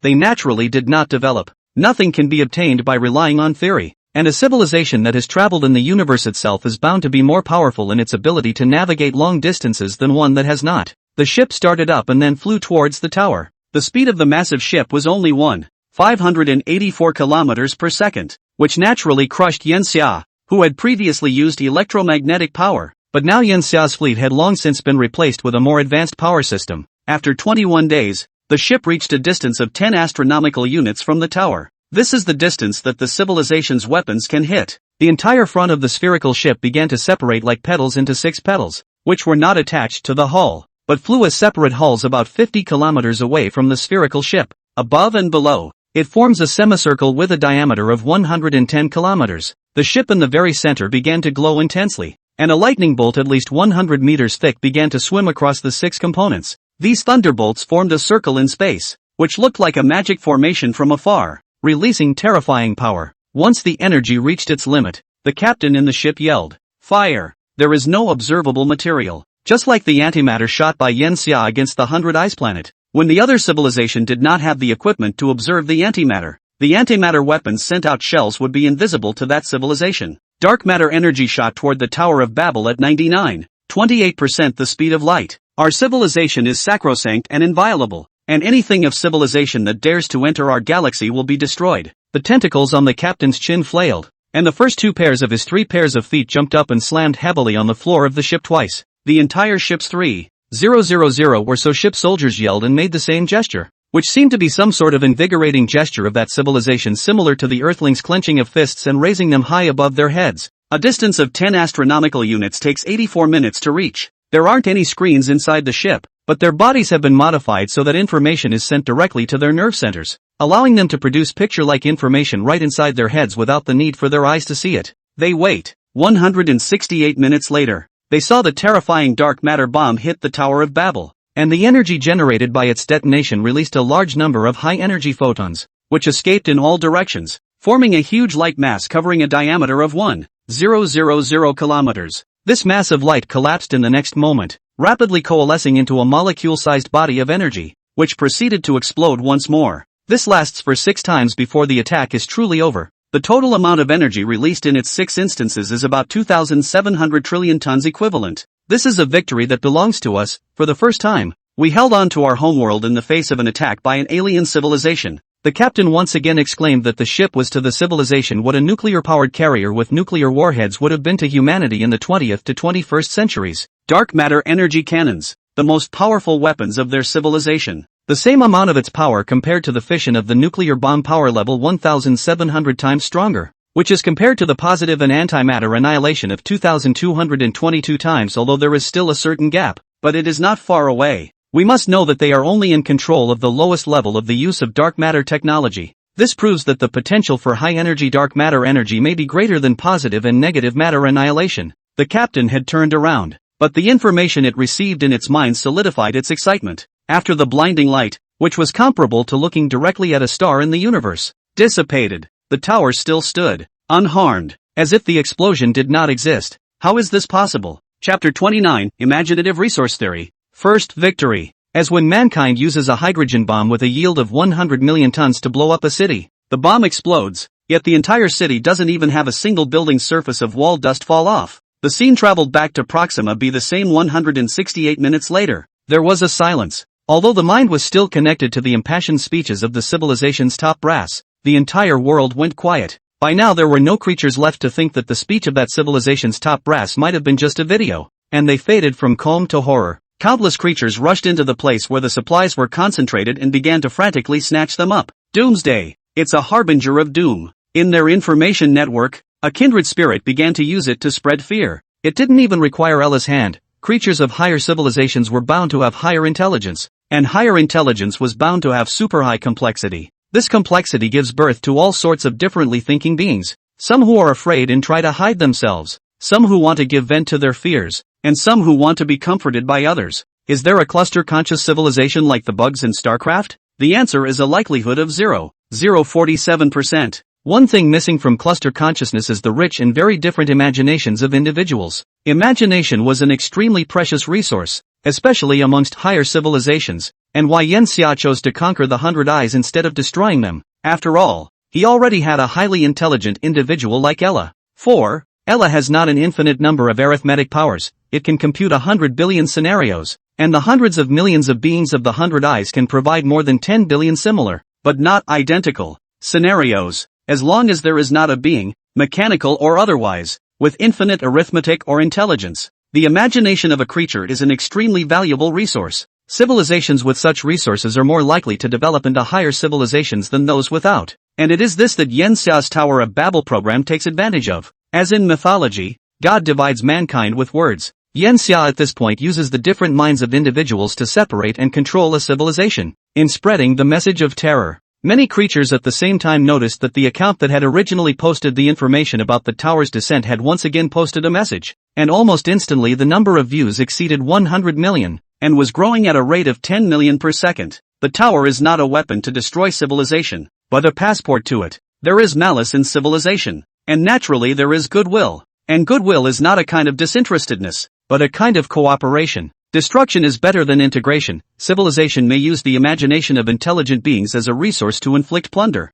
and every being with a higher intelligence is a rare resource. By this standard, the universe may not be a pitch-black forest, but rather a federation of peaceful civilizations made up of many civilizations. Only civilizations that have been given a civilization pass are eligible to offer their imagination, as well as use the imagination of other civilizations in the Federation. Lines and lines of awe-inspiring cosmological speculation. No creature could deny it. Just as Yen Xia couldn't deny the dark forest laws, they contained powerful chains of logic. And unless one personally observed the real cosmic civilization scene, any rebuttal paled in front of these theories. And the theories in this information need only one support. That's if Babita doesn't attack. An object that does not attack is naturally not a civilization with malicious intent, and the imaginative resource theory is pushed to the high ground. It's a civilization conspiracy. A message appeared in the minds of all the creatures of the neighboring planet, originating from the top, because it wouldn't be such a coincidence that a prophecy just happened to foretell the tower, and subsequently the acceptance of that civilization by all creatures. Even if this is just a random prophecy, the brass has to say so, because they still could not speculate on the malicious intent of the high tower civilization. As the passive party, they could not be the first to release their goodwill, which would put their civilization in a passive position. It's deadly, and one bad decision in a war can lead to the rout of an army, and on the battlefield of civilization, a more subtle error or omission can cause it to wither away. Why don't you try it? Yeah, maybe send a soldier to check it out. The bottom rungs of civilization will ignore this risk because across the board they can see darkness, and both paths ahead are full of fog. So take the safer one. These words will be passed on, but the top brass have their own decisions to make, and it is for this reason that the top brass are the top brass, and they need to make more rational, rather than emotional, judgments. A large number of fleets began to move out. Their nerves are tense in preparation for a great battle. All totaling 700 ships stayed lined up where the spherical ships originally stopped at the very beginning. The battleships began to vent their munitions at the Tower of Babel without fear. Countless energy slammed into the Tower of Babel's magnetic shield. Antimatter was consumed at a horrific rate. On the other side, hiding on the fleet behind a certain asteroid alibi, Yen Xia watched the gradually decreasing numbers on the screen. 7% less energy in one day. More firepower than you originally predicted. Ella had previously predicted a week, or 28% per day to last a week, but now the neighboring star civilization is firing 64% higher than it predicted. Good. After all, we don't have full control over the number of weapons and energy levels of that civilization. It's due for an error. Ella's estimate is actually fairly close, but after all, it's just an estimate. There was no guarantee that the civilization would attack for 6 days, by which time the Tower of Babel would have run out of energy to meet the antimatter energy with its shell. Yen Xia seemed very calm. There's no way they could have bombarded for that many days. It will be a great drain on their resources, and internal voices will gradually prevail. The higher echelons of that civilization are not machines but creatures, and creatures that are creatures will falter and hesitate. Yen Xia was actually ready to leave. If it cannot be conquered, then retreat and find another galaxy. It's not unacceptable for him now. It's just a loss of 300 plus years. He waited, not taking his eyes off the screen for a moment, the cabin silent. Day 2, Day 3, a little bit of time passes. It wasn't until the 4th day that, finally, the size of the fire was reduced by 10%. A smile finally appeared on Yen Xia's face. Dark matter is an extremely difficult substance to collect, and the other civilization's dark matter reserves may not be as sufficient as we think. Of course, it could be that internal conflicts have laid them to rest. Whichever one it is, I've got the first win in this game, and the second game has officially begun. Chapter 30, Unstoppable Entry into the Tower. A masculine conspiracy across civilizations. A 10% reduction would reduce it even more. By the time Day 5 arrived, the output of the neighboring civilizations had been reduced to 58% of its original level. The Tower of Babel still shines, like a glow in the stars, small but everlasting. Neighboring star civilizations have begun to go numb. They dumped 20% of their entire civilization's energy and still couldn't shake the tower. Even the higher echelons of civilization felt a sense of suffocation. It was just a tower sent by the other side, and if the enemy fleet arrived, could they destroy one of them even with all the means at their disposal? Confusion. The surface becomes more and more chaotic the longer the tower exists. It's over. We'll piss off a powerful hunter. As the prey rushes toward the hunter, so the hunter must raise the weapon in his own hand and swing it down toward the prey. What are those executives doing? Do they want to push our civilization into the abyss? Destruction. Perhaps just the next moment. Escape. Escape the galaxy. Hundreds of ships were heading towards outer space every day. And now that the entire force of civilization was aimed at that tower, they had a chance to escape. 27 of the 241 ships that flew up on the first day broke through the atmosphere and escaped. The rest were intercepted. More creatures see life. The next day the number of ships that took off reached 375 and 31 escaped. There were 842 ships that took off on the third day and 57 escaped. On the fourth day the number broke a new high of 354 ships, already showing signs of being unable to stop them, with a total of 482 escaping. It wasn't until the fifth day that the sight of thousands of ships heading out into space angered the civilization's top brass to no end. Those were cowards who had abandoned the civilization. But there is nothing they can do. A creature's instinct is to survive before anything else. Organizations such as civilizations, nations, etc., are themselves shelters for living things, and the most basic thing they provide is stability. If stability ceases to exist, then both civilizations and nations will fall apart. Keep blasting and more will escape. So what can we do? A bunch of assholes that have no idea how we're racking our brains to keep our civilization. They only know one thing, and that's avoidance. Phew, the only two things we can do now are to keep attacking and stop attacking. Gentlemen, choose one. All the top brass coincidentally read out the scene in the starry sky at this moment in their brains. That tall tower. So great. So terrifying. So impenetrable. So insurmountable. Stop. How about another tenth of a revolution? Proxima b orbits Proxima in about 11 Earth days. That would consume more of our energy. And you should know how many years worth of stock we've consumed in the last few days. Stop now. We're barely able to stabilize the economic stability of civilization. Energy is wealth. 30% of energy is equivalent to consuming 30% of a civilization's wealth. The only way to stabilize the economy of a civilization at this point in time is through inflation. But they know with just a little bit of calculation that there are too many of them, and that generally a 5% fluctuation in energy across a civilization is enough to cause a major economic upheaval across the entire civilization. And now it's 20%. They avoid even thinking about it. But why can't we stop? Because even if the economy collapses outright, it can still be rebuilt one day. But if the civilization is destroyed, it can't be reborn. They are in a dilemma. It was only possible to repeatedly get more ships to cease fire and reduce the fire output. By the end of day 5,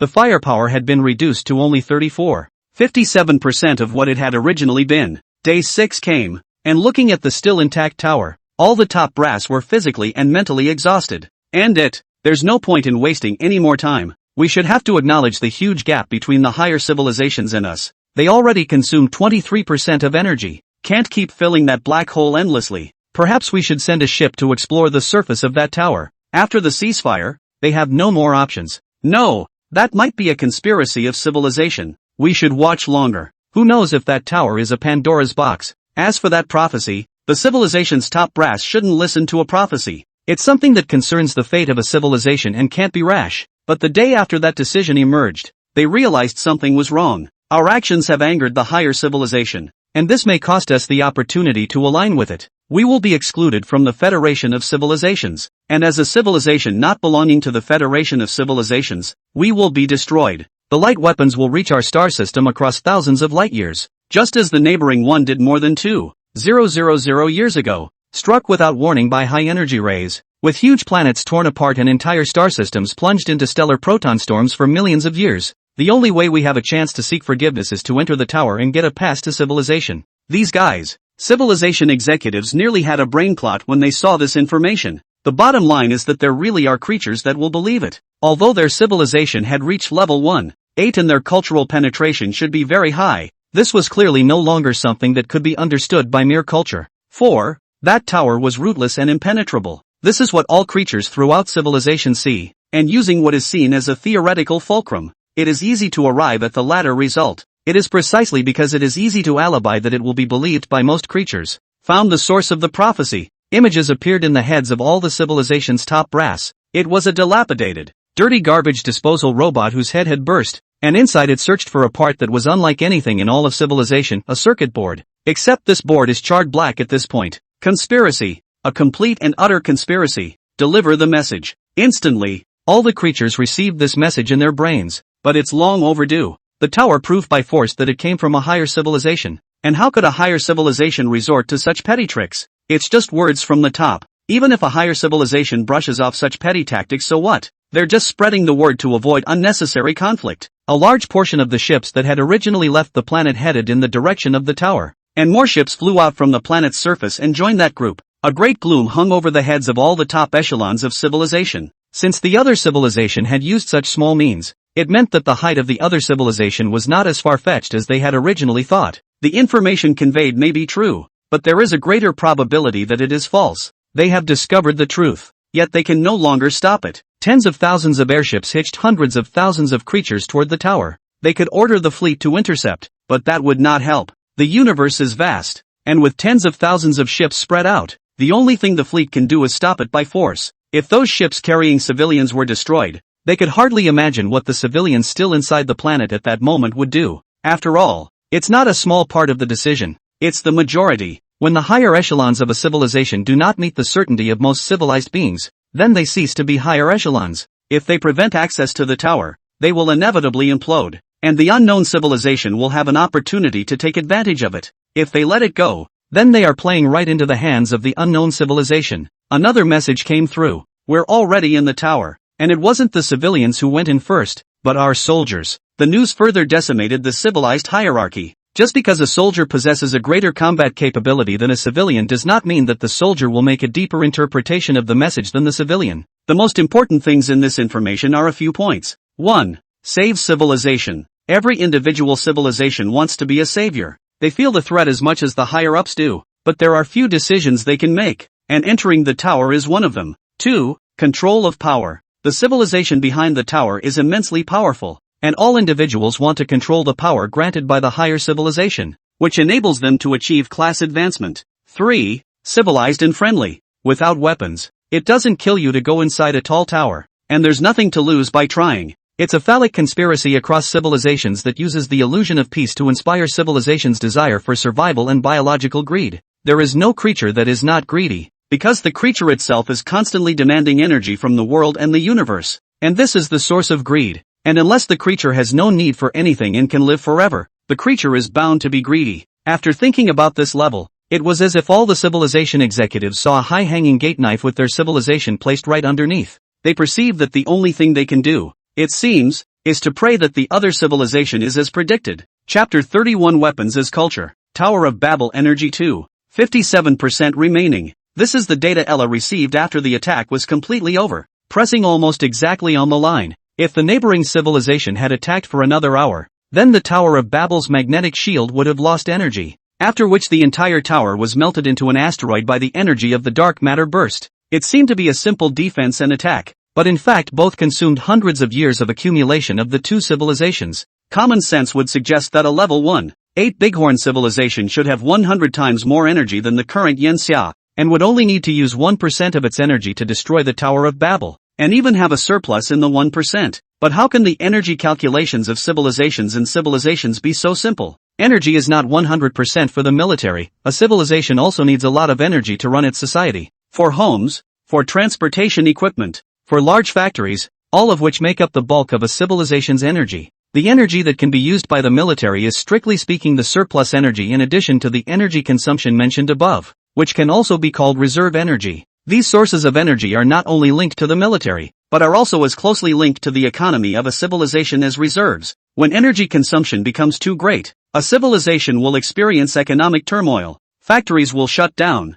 and the civilization will fall into developmental stagnation and social chaos. Whereas Yenxia, for a wandering civilization, the energy used by its own weapons took the lion's share, reaching 76% of the total amount of energy. This is where Yenxia's bottom line lies. Neighboring civilizations still have more than 70% of their energy available to them, yet they have to stop using it anyway. This civilization still has some resilience. Higher civilizations are bound to have complex structures, and complex structures make decisions more forward-looking. It's a good thing we're dealing with a Class 1, 8 civilization. If it was Class 1, 9 or above, the Tower of Babel plan wouldn't have had any chance of success. A creature has already entered the tower, so let's activate the Tower of Babel. Ella nodded. The Tower of Babel has been built and God has changed his mind. He placed the best treasures in the Tower of Babel waiting to be acquired. To want the treasure you must go through a number of tests, each of which concerns how to become a qualified deity. When the people ascended to the top of the tower and realized that this was the authority that belonged to God,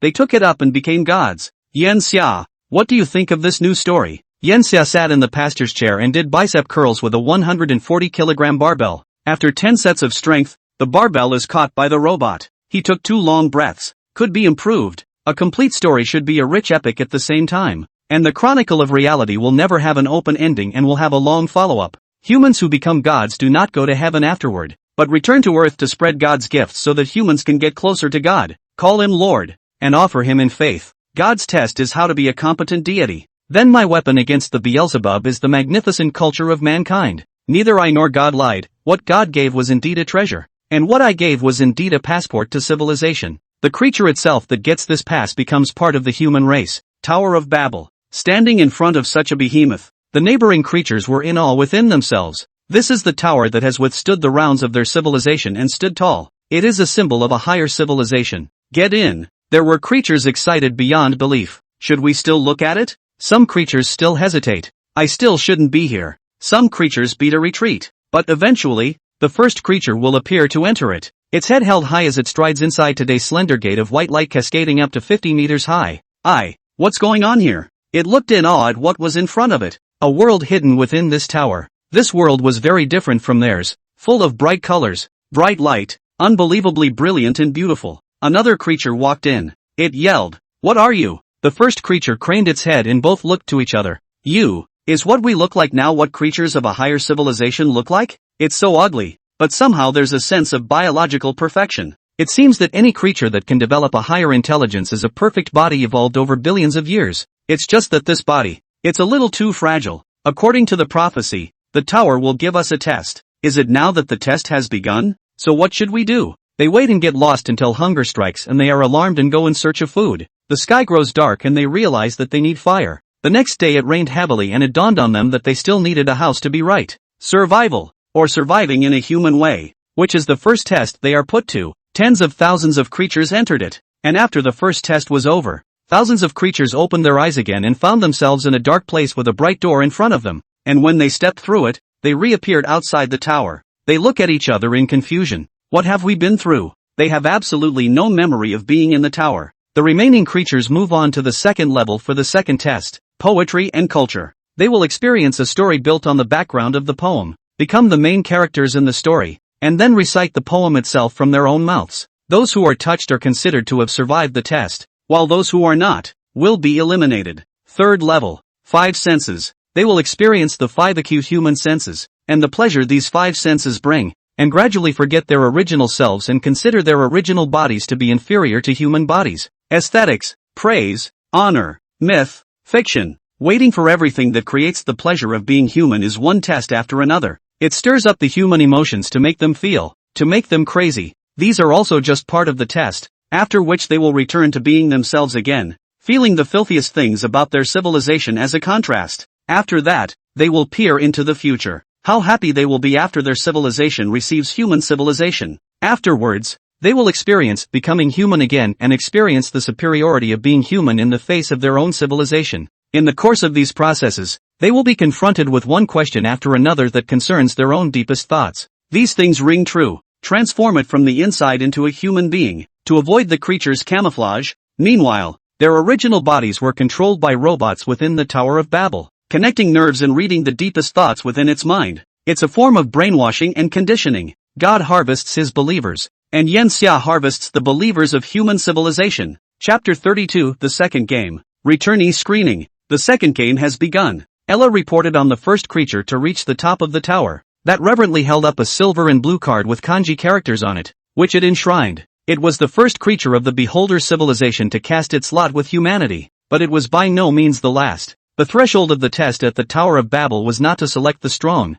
but the weak, because only the weak will submit to the strong and be obedient. Ella's projected pass rate is 1 in 4. The final test is to teach these creatures how to hide themselves and how to accomplish redemption for their own civilization. I didn't realize it was so difficult though. The pass rate should only be about 6% now. The civilization has completed chip implantation, and the chip will automatically correct itself when information detrimental to the civilization is generated. This is a small victory for that civilization in the second game. The real battlefield is still to come when we get back. Yan Xiao watched the screen as each of his own people exited the Tower of Babel, disguised and confused as the other creatures, not knowing what was going on. Maybe we're out. It's hard to avoid some disappointment from other creatures when a creature passes on a message. Each of them expects to be the true chosen one, but reality tells them that they couldn't be more unusual. One by one, the creatures left in their spaceships, heading towards where their civilization was. The battleship stopped them. What are you doing? Creatures that have just experienced a loss are not in the best of tempers, but the soldiers in the battleship also had an icy attitude towards these intruders, for they receive orders from their superiors to make sure that all creatures that go to the tower are detained, then examined, then observed in isolation for a long period of time, and even their minds can be examined if necessary. If there is evasion, launch a direct attack to destroy the target. Just because you can't stop what goes doesn't mean you can't stop what comes back. As long as the ones that come back are blocked, then the creatures that go will be reduced so that, again, they don't cause major chaos. After that, all that was needed was to say to the people that the person who had ascended to the top of the tower had already been created, so that they would even be able to elect someone themselves as a way of controlling the people's fantasies and fears of a higher civilization. Can't have one coming out of the high tower back on the planet. We can't tell if there are altered alien civilization spies among them, or if they've undergone any brainwashing going into them. The information that we now control, the ones that went inside the tower and came out have had their memories of being inside the tower erased. Is it really what we thought? The only way to fool the guy who got mixed up in it is to delete the memories. Anyone with an anomaly must be interrogated rigorously, and the other can be killed by mistake and not spared. After about 10 days, over 800 individuals were judged to have a predisposition towards higher civilizations, making up almost a fifth of the number of all creatures that went to the tower and came back. What to do? We can't possibly imprison that many. It's a number that the top echelons of civilization never thought of at first. Kill them all? The ones who die after exposure could be us. Then top the pressure. For a short time maybe, but after a long time in the world, the surface will surely be in conspiracy theories. Might as well erase their memories. That's a good method. Erase their memory fragments. Then they are equivalent to not having entered the high tower. But we still have no way of determining whether the other civilization has other means of circumventing it. Memory deletion will be performed on the unconfirmed ones first, prioritizing the release of the residents of the third planet, Proxima C. We can't keep holding them back. How about just claiming to the public that the tower has many floors and that you need to stay in it for a long time? That's not a lie. At least they do generally stay for a long time. The civilization's top brass discussed a workable plan. These released creatures will be closely monitored and restricted afterward, while releasing some of them will give the general public some peace of mind. It was just a headache for them to stop some of the creatures from staying in the universe, but there were still a lot of creatures heading to the tower. So many hundreds of ships go by every day and then are stopped by them, adding to the workload. None of them seem to have reached the top of the tower. Perhaps they already are, only they are hidden. Like the hunter who waits patiently, the whole civilization is in a state of extreme tension, and time, while it lasted, slipped by. Another 50 years have passed since the first creatures entered the tower and came out. That's almost a generation for the creatures civilized on Proxima B. The first creatures to be put back with their memories erased were untouched. They communicated normally, did extremely normal things, and some had even aged and died. Nothing happened. The second batch of beings observed and also the second time they entered the tower without being probed for civilized tendencies still had no strange information. The third batch were the ones that were probed for civilized tendencies the first time they entered the tower, and they were wiped of their memories and all was well. The fourth, fifth, total of 140,000 creatures were watched, and for up to 50 years they were all without any abnormality. And even some of the guys who were originally on the ground and didn't get into the towers were making noise year after year about welcoming an alien civilization. Were we wrong? Is that high tower of civilization really so difficult to climb? No, we can't miss any of them. All that have entered the tower are to be watched until the very end of their deaths. This is the war of civilizations. And while 50 years is certainly a long time scale for individual creatures, on the scale of civilizations it is but an instant. The harsh summer had already begun to pass in hibernation. The time he set for himself was 1,000 years. It will take 600 years for Centurion to reach Proxima. So it's not in a hurry, it just has to wait. Time had long since become irrelevant to him as an individual. and even if hibernation wasn't completely forbidden, it had been able to lie dormant in a hibernation chamber for more than 1,000,000 years. He believed that time could smooth things out. This includes the wariness of one civilization towards another. Of course, he never held his hopes above the laxity of other civilizations. In fact, the chances of winning the second game opened up in the first cohort, and it was never the purpose of the gauntlet to make a creature's brain or nerves memorize anything. Instead, it leaves a memory at the cellular level. Just as a man who has wielded a sword 100,000 times, when he holds it he can swing it without even thinking. Muscles have a memory and so do cells. Memories are formed in the cells, and even if the memories are deleted, these creatures will later follow these deeper memory habits to generate thoughts trained within the tower without regaining the original memories outside the tower. The probability of this is extremely low, so it takes a long time to wait. It's also worth the wait. Chapter 33 1000 Years of Cultural Roots. 1000 years. What Yen Xia wanted appeared a little faster than he expected. In his 358th year of dormancy, the first creature to recover cellular memory appeared. It did not immediately proclaim anything,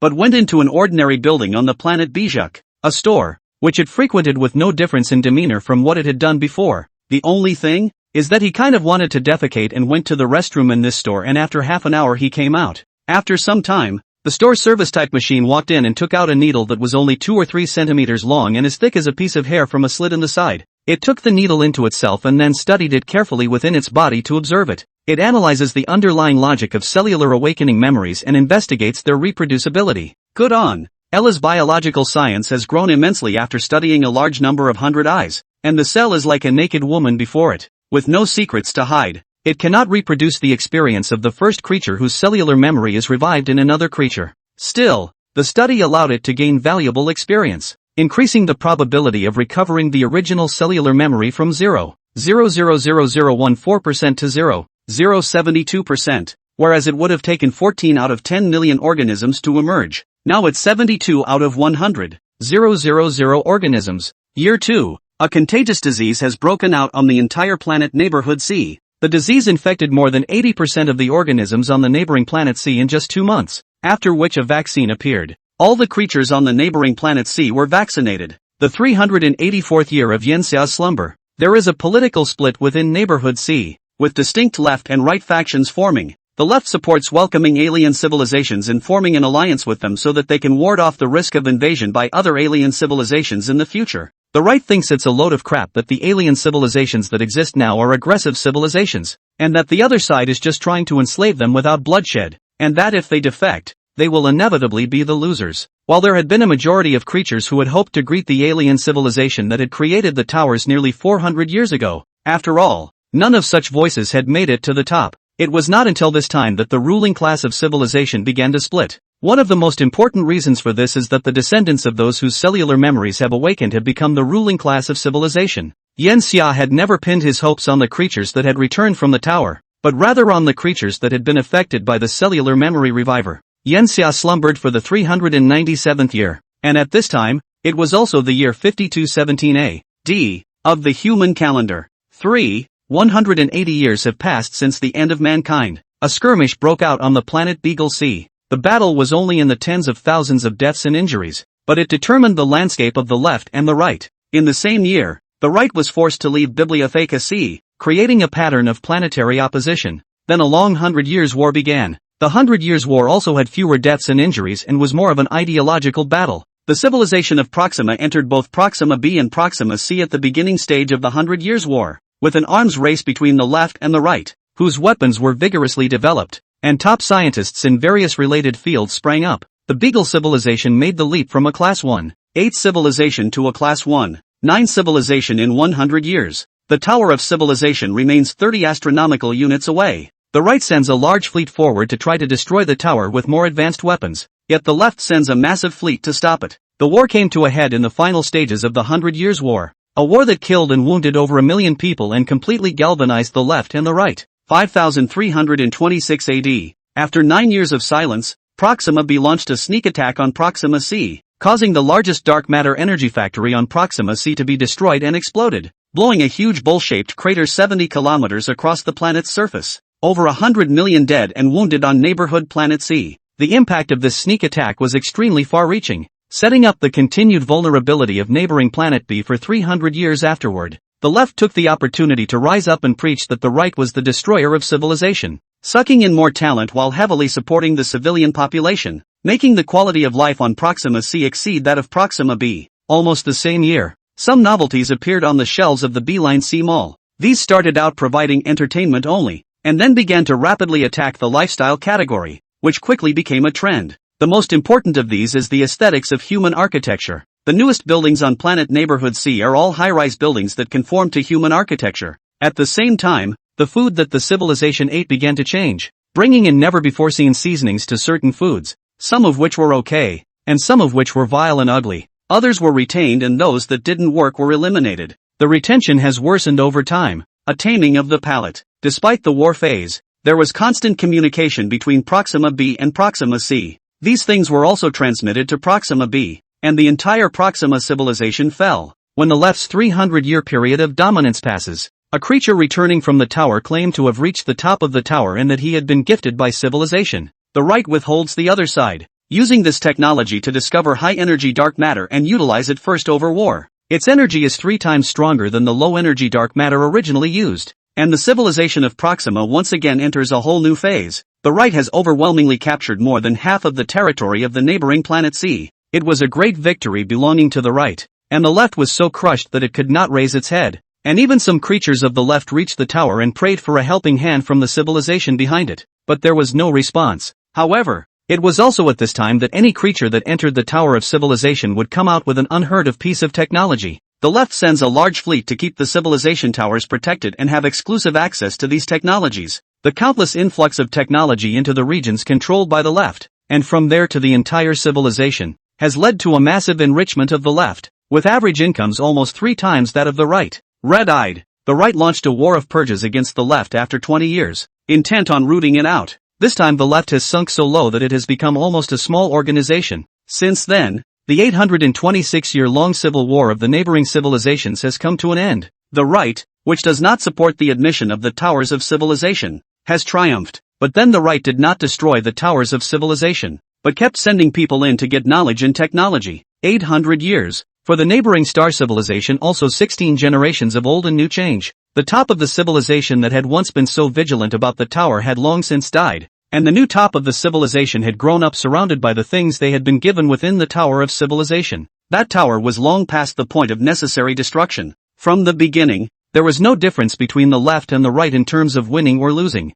In a small store, a robot was yarding goods, and within its camera, all the goods before it were one and the same as the Earth's civilization in its storage. It looked out. Streets, buildings, streetlights, clocks, robots, robotic pets, clothing and accessories on creatures. Everything is as if it is already only a human civilization. Chapter 34, We shall welcome the coming of human civilization. 1,000 years. Ella is not without development. Naturally, it has been on Proxima C from the beginning, a witness to the change of civilization. At the same time it is also researching and learning, and the neighboring star civilization has full control over the technology of dark matter and has derived the theoretical model of high-energy dark matter. On top of this model, technology has been developed to find the existence of high-energy dark matter, which is smaller than the normal state of dark matter, with a diameter of only 1/7 of a billionth of an electron. This high-energy dark matter is far more difficult to capture than antimatter, and can be found almost exclusively under conditions of great gravity. Ella found this high-energy dark matter only in the super-miniature black holes she created at the molecular level. Since the neighboring star civilization itself had been studying low-energy dark matter for thousands of years earlier, when given the technology, they were able to discover and utilize high-energy dark matter much faster than Ella. Ella is in no hurry to convert to antimatter energy, though, as the gap between the two isn't huge enough to be iterative. Ella already has a complete chain of antimatter production, and is harvesting at the antimatter level at a rate far exceeding that of the neighboring star civilization for high-energy dark matter. The 1,000 years also increased Ella's utilization of positive and negative matter annihilation energy from the original 11.47% to 34.85% as well. They have used this to reach the energy level of a 1.7 class civilization. And due to the fusion of the technology of the Beyond Star civilization and the 100 Eyes Star Uplight civilization, the level of technology they have mastered has actually reached level 1.9. In contrast, the Binian Star civilization's energy level reached level 1.9, but their own technology level actually remained at level 1.8, only reaching level 1.9 in combination. so they were still a long way from being a level 2 civilization. In the 924th of 1000 years, Ella releases the prophecy again. Our civilization has long since been given a pass to civilization, and we have become part of that civilization. In the not too distant future, an emissary of civilization will arrive from the main civilization of the civilized commonwealth, the human civilization. He will preach the peaceful philosophy of the high tower civilization, one of non-slavery, non-interference, and non-oppression, where any civilization in the commonwealth of civilizations has equal power regardless of its level. All civilizations in the Federation of Civilizations are free to trade, exchange technology, and work hand in hand for common development and progress. This time it is the prophecy that has not been as strongly reacted to as it was 1000 years ago. There were even creatures expecting the civilization behind the tower to descend, even though it is the original right that is now in control of civilization. But the line between the left and the right has never been that clear-cut, and the reason for presenting political differences is really all about self-interest.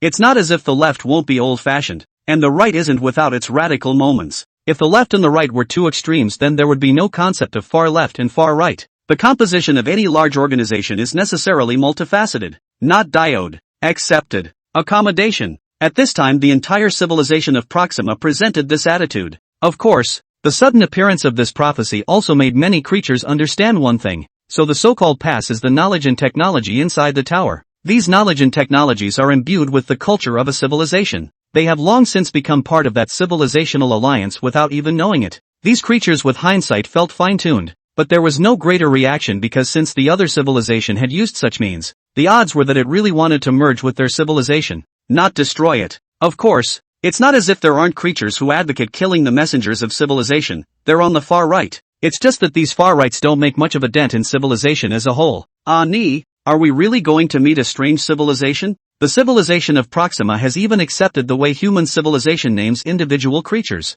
Their original individuals did not have names, but simply identified each other by scent and a number on the information network. Flaming, they are long past being a strange civilization. Our civilization is littered with traces of their civilization. Our civilization and theirs have long since been indistinguishably integrated. Descending from the tower, the passport to civilization was meant for assimilation to begin with. We should have thought of this long ago. There's no way for two completely different civilizations to be together. Even forming a federation that doesn't interfere with each other is a luxury. The only way everything can seem logical is if we all have the same culture and control the same language and script. You and I are both decision makers in civilization. And it should be clear to you and me that we have no choice but to meet the present. Even if we destroy the other side, in the midst of continuous development, we will inevitably complete our convergence with the other side's civilization. And at that time, no matter whether it is us integrating into them or them integrating into us, our final result will be to become one whole. There was still a struggle for Fleming to ask, even though he had already made up his mind inside.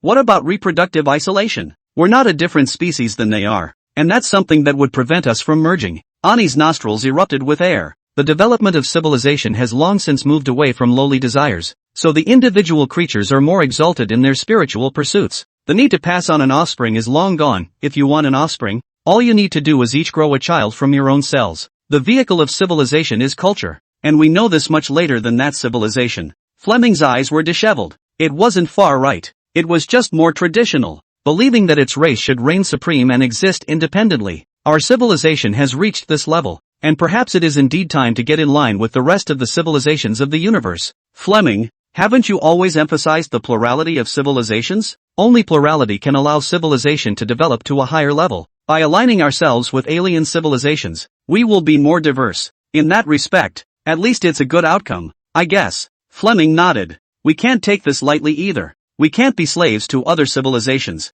Hearing this cheered Ernie up. He came from a right-wing family, though as he grew up he actually leaned a bit more to the left at heart. Of course, there is no longer a left or a right long ago. Then we'll post the information together. The prophecy came from the same account as 1000 years ago, and they understood that it was the other civilization spreading the information that appeared. So the prophecy was not originally a prophecy. The words used by the higher echelons of civilization are still somewhat euphemistic. After that, we will be officially aligned with the human civilization behind the gauntlet, and we will become part of the Federation of Civilizations. We will welcome the arrival of human civilization. The second game, still Yenxia's victory, all just waiting for his awakening. Chapter 35, Missing Radioactive Elements. Third Civilization. The year 1000 ends. Yenxia also awoke. What a long time. he stayed in the apocalypse for another 1,000 years. He had experienced too many things in these 1,000 years, and had witnessed the development of a virtual world and the decline and rise of countless countries and races.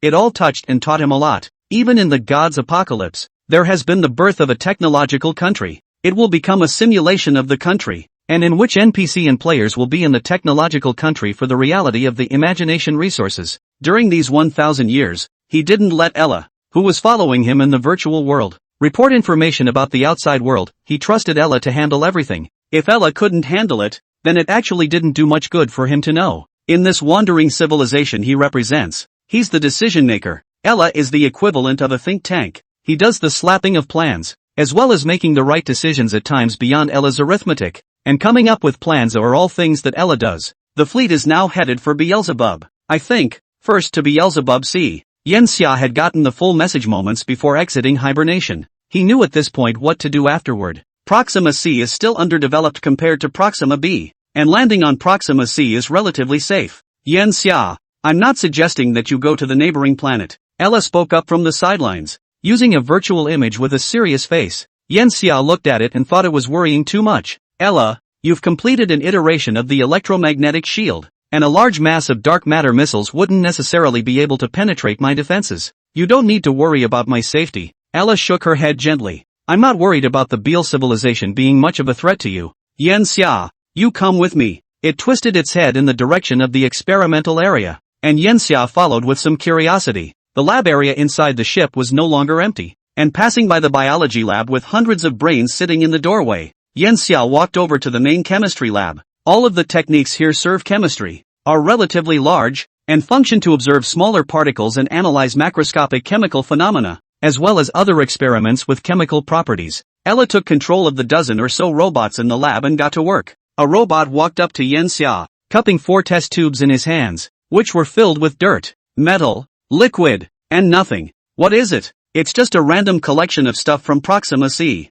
They didn't go through a special screening process. These 3 test tubes contain all of the elements on Biblioteca, including solids, liquids, and gases. The robot poured the contents of 4 test tubes into each of the 4 instruments. The instrument's analysis appears on a screen in the lab. Did you notice the anomaly? Yenxia looked at the information on that screen, then counted uncertainly. 82. Did you just say that this place has all the elements on the neighboring planet C? Yenxia felt that Ella should have made a mistake. There should be 94 elements with higher abundance in nature. However, Ella hummed. That's right, it's 82. All 82 of these elements are not radioactive, which means that there are no radioactive elements on Proxima C. During these 1,000 years, I have made a lot of efforts and even mobilized a lot of resources in search of radioactive elements, but nothing has been found. The same is true on Proxima B and Proxima D. Yenxia thought about it. Could it be because Proxima itself is a red dwarf and doesn't have as much energy or gravity as the sun to make these heavy elements? It's the only possibility. It doesn't exist. While red dwarfs can't synthesize radioactive elements on their own, Proxima isn't very old, and is probably a 2nd or even 3rd generation star, which absorbs and merges large quantities of radioactive elements from other supernova outbursts at the beginning of its formation. Besides, radioactive elements are not only heavy elements. Light element reactions may also produce radioactivity, such as carbon-14, and rays and asteroids in the universe may also carry radioactive elements. Yet I have not observed any form of radioactive element in the entire galaxy of Bibliotheca, and even the element 83rd bismuth, which is only weakly radioactive, is missing. It is because of the scarcity of radioactive elements that the planet beyond civilization has turned to the study of dark matter. And their civilization journey is even longer than that of the human civilization, taking a full 780,000 years to go from level 0 to level 1, and it was only after the discovery of dark matter that their civilization entered an explosive phase, going from level 1 to the current level 1,9 in only 6,000 years.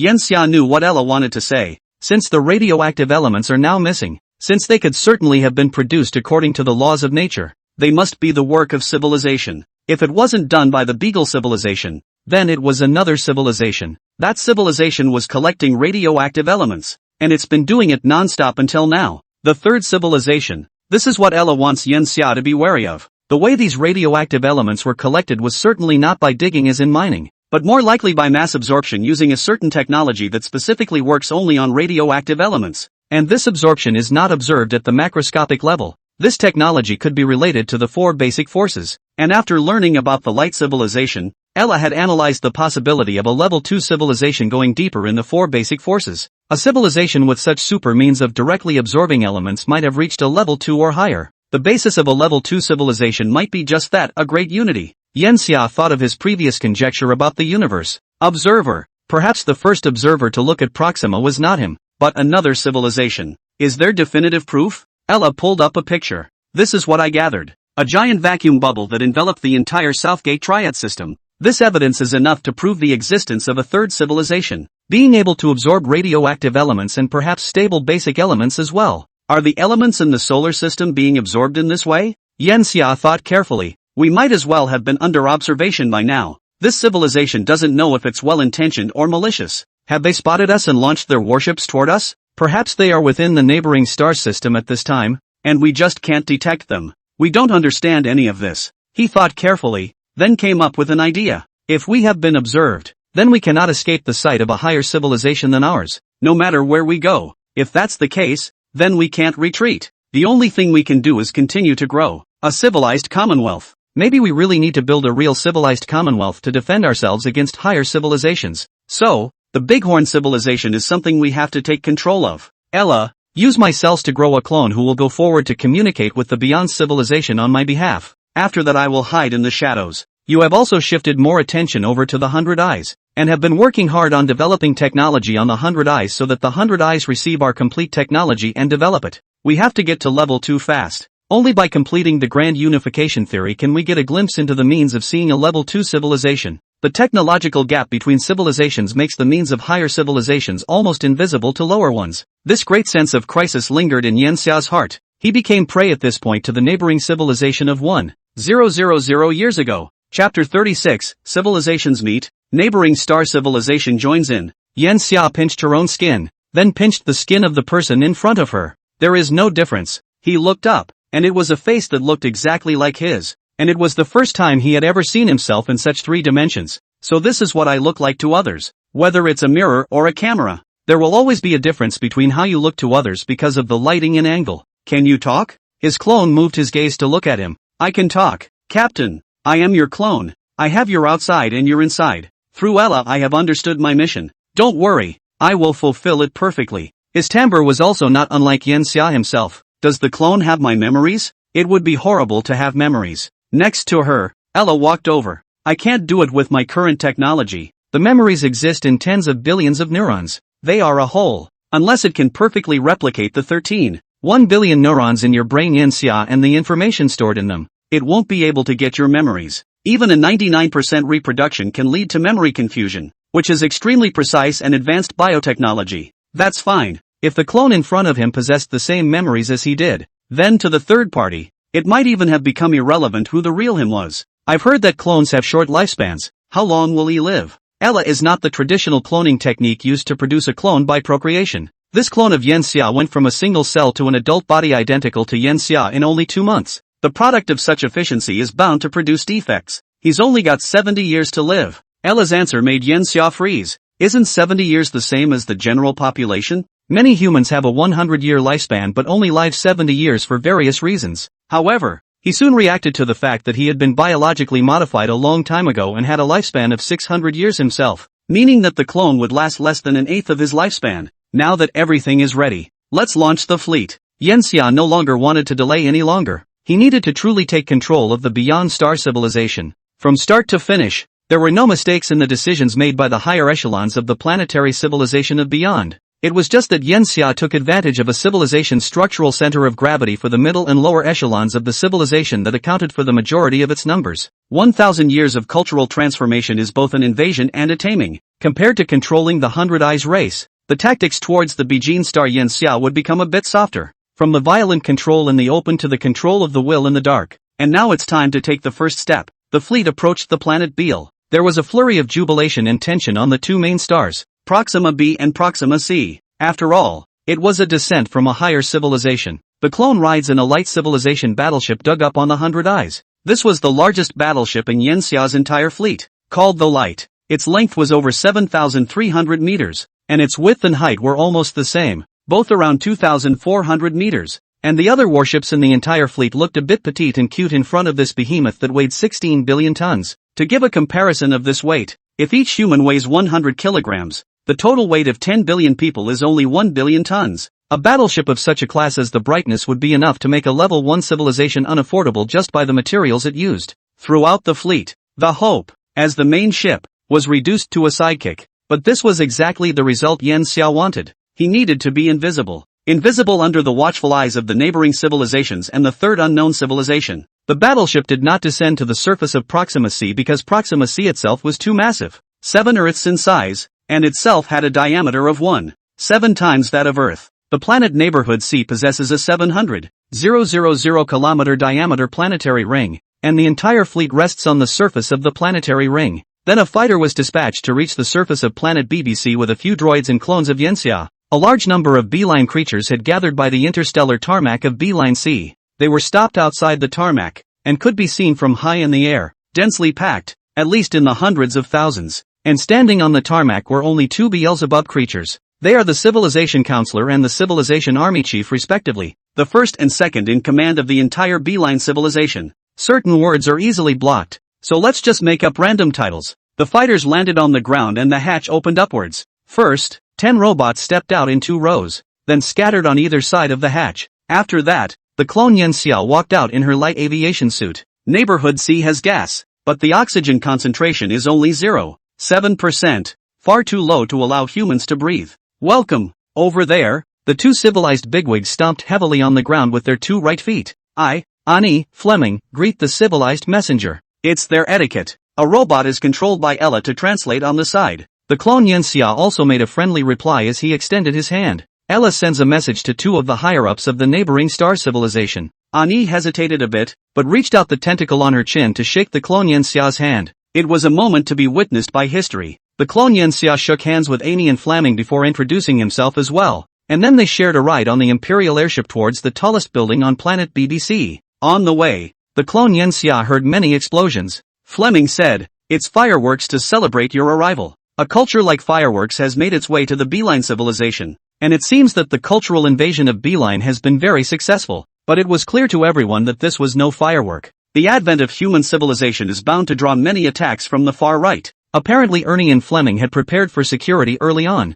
After flying for about 10 minutes, the ship stopped at the top of a 12,000 meter tall building, and both sides stepped off the ship together, then went inside a huge 4,000 square foot meeting hall on the topmost floor of the building, which was barely different from the meeting halls of human civilizations on Earth. Ani and Fleming stood aside, their civilization not having the concept of seats. The clone Yen Xia also stood and spoke with a measured demeanor. This time, I am here on behalf of human civilization and the Civilization Federation. Afterwards, I will become an ambassador of the human civilization to your civilization, and I will help your civilization develop its technology, and after that, become an important part of the Civilization Federation. Ani stared at the creature in front of her, much smaller than it was, and felt perfection left and right. How could there be such an exquisite creature? Arcade civilization is willing to join the Civilization Federation, but emissary, we don't know enough about the civilized Commonwealth, so I hope you can introduce us? The clone Yen Xia was prepared for this. The main body of the Federation of Civilizations is within this galaxy and is part of an emerging organization.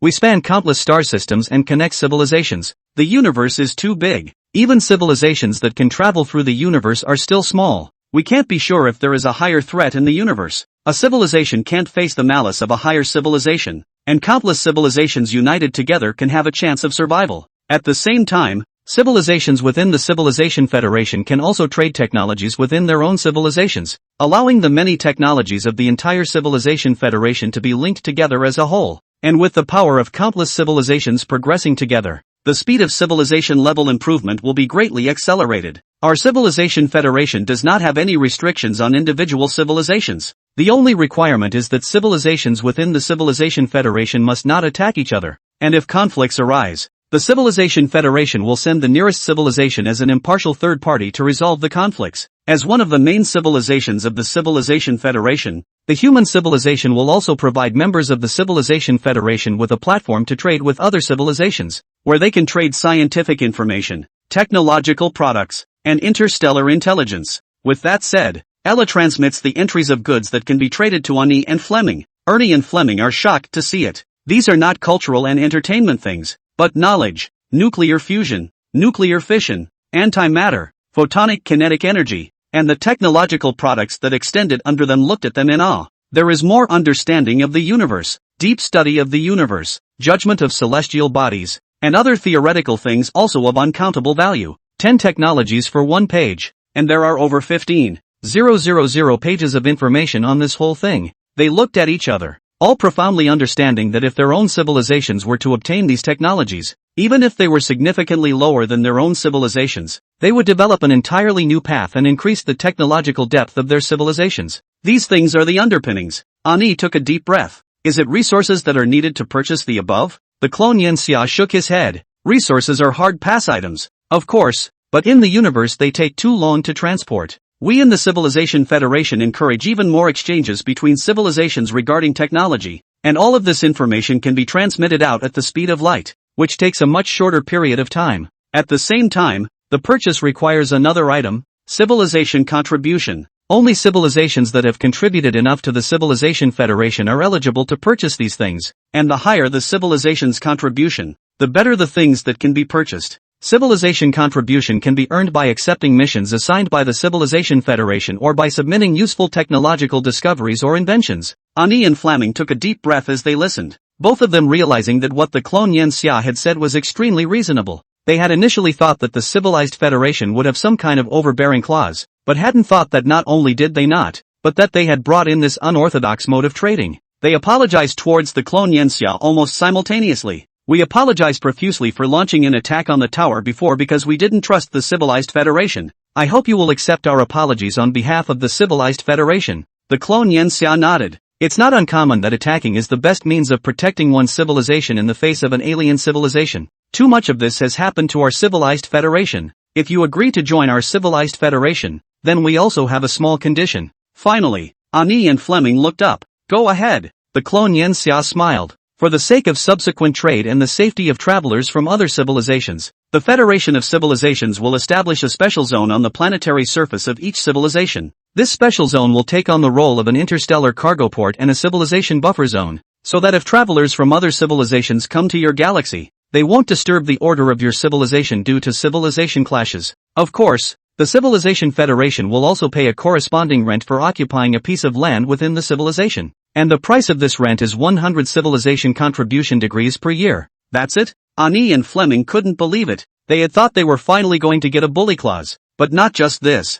They were naturally 10,000 times more willing to such a request. And it was so worth it to exchange the same piece of land for the annual income of civilization contribution points. Of course, if you agree, then the robots I brought with me will go inside the planet to begin the construction of the special civilization zone. Can you please wait? Be my guest. Ani and Flaming each began connecting to the management of the other civilizations for a 4-hour-long round of discussions. Finally, all deliberations are over. Our civilization has unanimously agreed to accept the demands of the Federation of Civilizations. As long as everything the civilized Commonwealth says today counts, then we too will always be a member of the civilized Commonwealth. They speak with solemnity. It's done. Of course, this is still preliminary, and there are more questions that will arise after civilizational contact. On the Hope in deep space, Yanxia was also relieved. Let's get started then. Civilization D.C. will become a human settlement after that. Yanxia is ready to start creating rebooted humans. Chapter 37, Civilization D.C.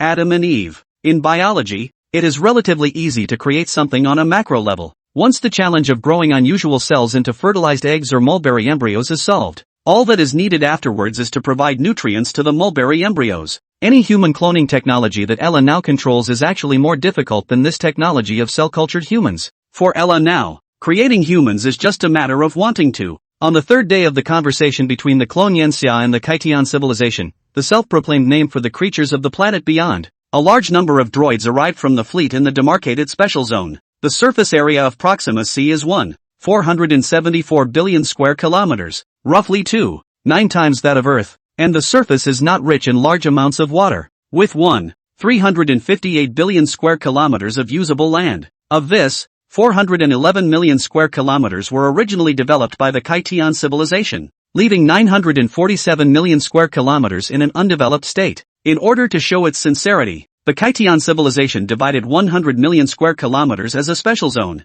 which was already one-third of the original Earth's land area. The development of the entire D.C. area lasted a full 200 years. Ella has created a huge ecobubble on Proxima C. Just like the glass-covered botanical gardens on Hyakugo. This one is bigger though. Also it doesn't need a huge glass to bind the gas. Ella already has new technology that uses electromagnetic forces to bind the gas within a range. From space, there are more than 100,000 flying disks with a diameter of 100 meters densely packed in the sky above the special administrative region, floating in the air 100 kilometers above the ground, looking like a UFO. Each of these disks is fitted with positive and negative matter annihilation devices that use huge amounts of energy converted to electromagnetic force to constrain the gas from escaping. For Yenxia now, this is a fairly small energy consumption. Most of all it was something else. A behemoth with a diameter of 6,000 meters. It was no smaller than the Bright, but it wasn't a spaceship. It was the little sun that mankind had always dreamed of.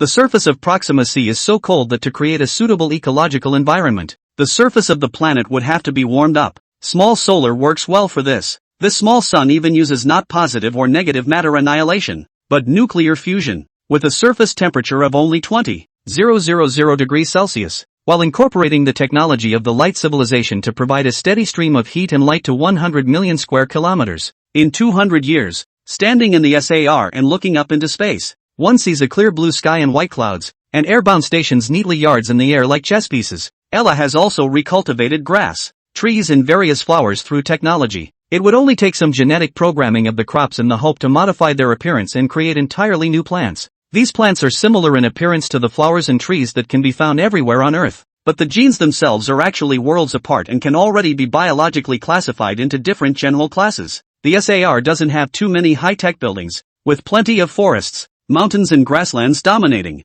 This was so because Yenxia didn't want to create too many humans out in the first place. At this point, Yenxia stood in the biology lab. He looked at the rows of glass containers and felt a little complicated. On both a genetic and ethical level, the embryos in these containers are his children. A total of 100 pairs of men and women. Legend has it that God created Adam and Eve. Adam and Eve stole the forbidden fruit to reproduce and give birth to the human race. And Yenxia allows Ella to create 100 pairs of Adam and Eve. Theology and science. Once again, linked in an alternative way. Yenxia, all humans in the future will be your descendants, and you can be said to be the only direct ancestor of these humans. Ella opened her mouth, feeling happy for Yenxia, but there was no smile on Yenxia's face as he frowned deeply. What is the offspring survival rate of these 100 pairs of children? Inbreeding would lead to deformities, and of course Ella was able to go about correcting those, but Yenxia still didn't let it do so, because that would inevitably modify humans on a genetic level. 71%. That means that roughly 29% of the children will have deformities or other diseases and die young.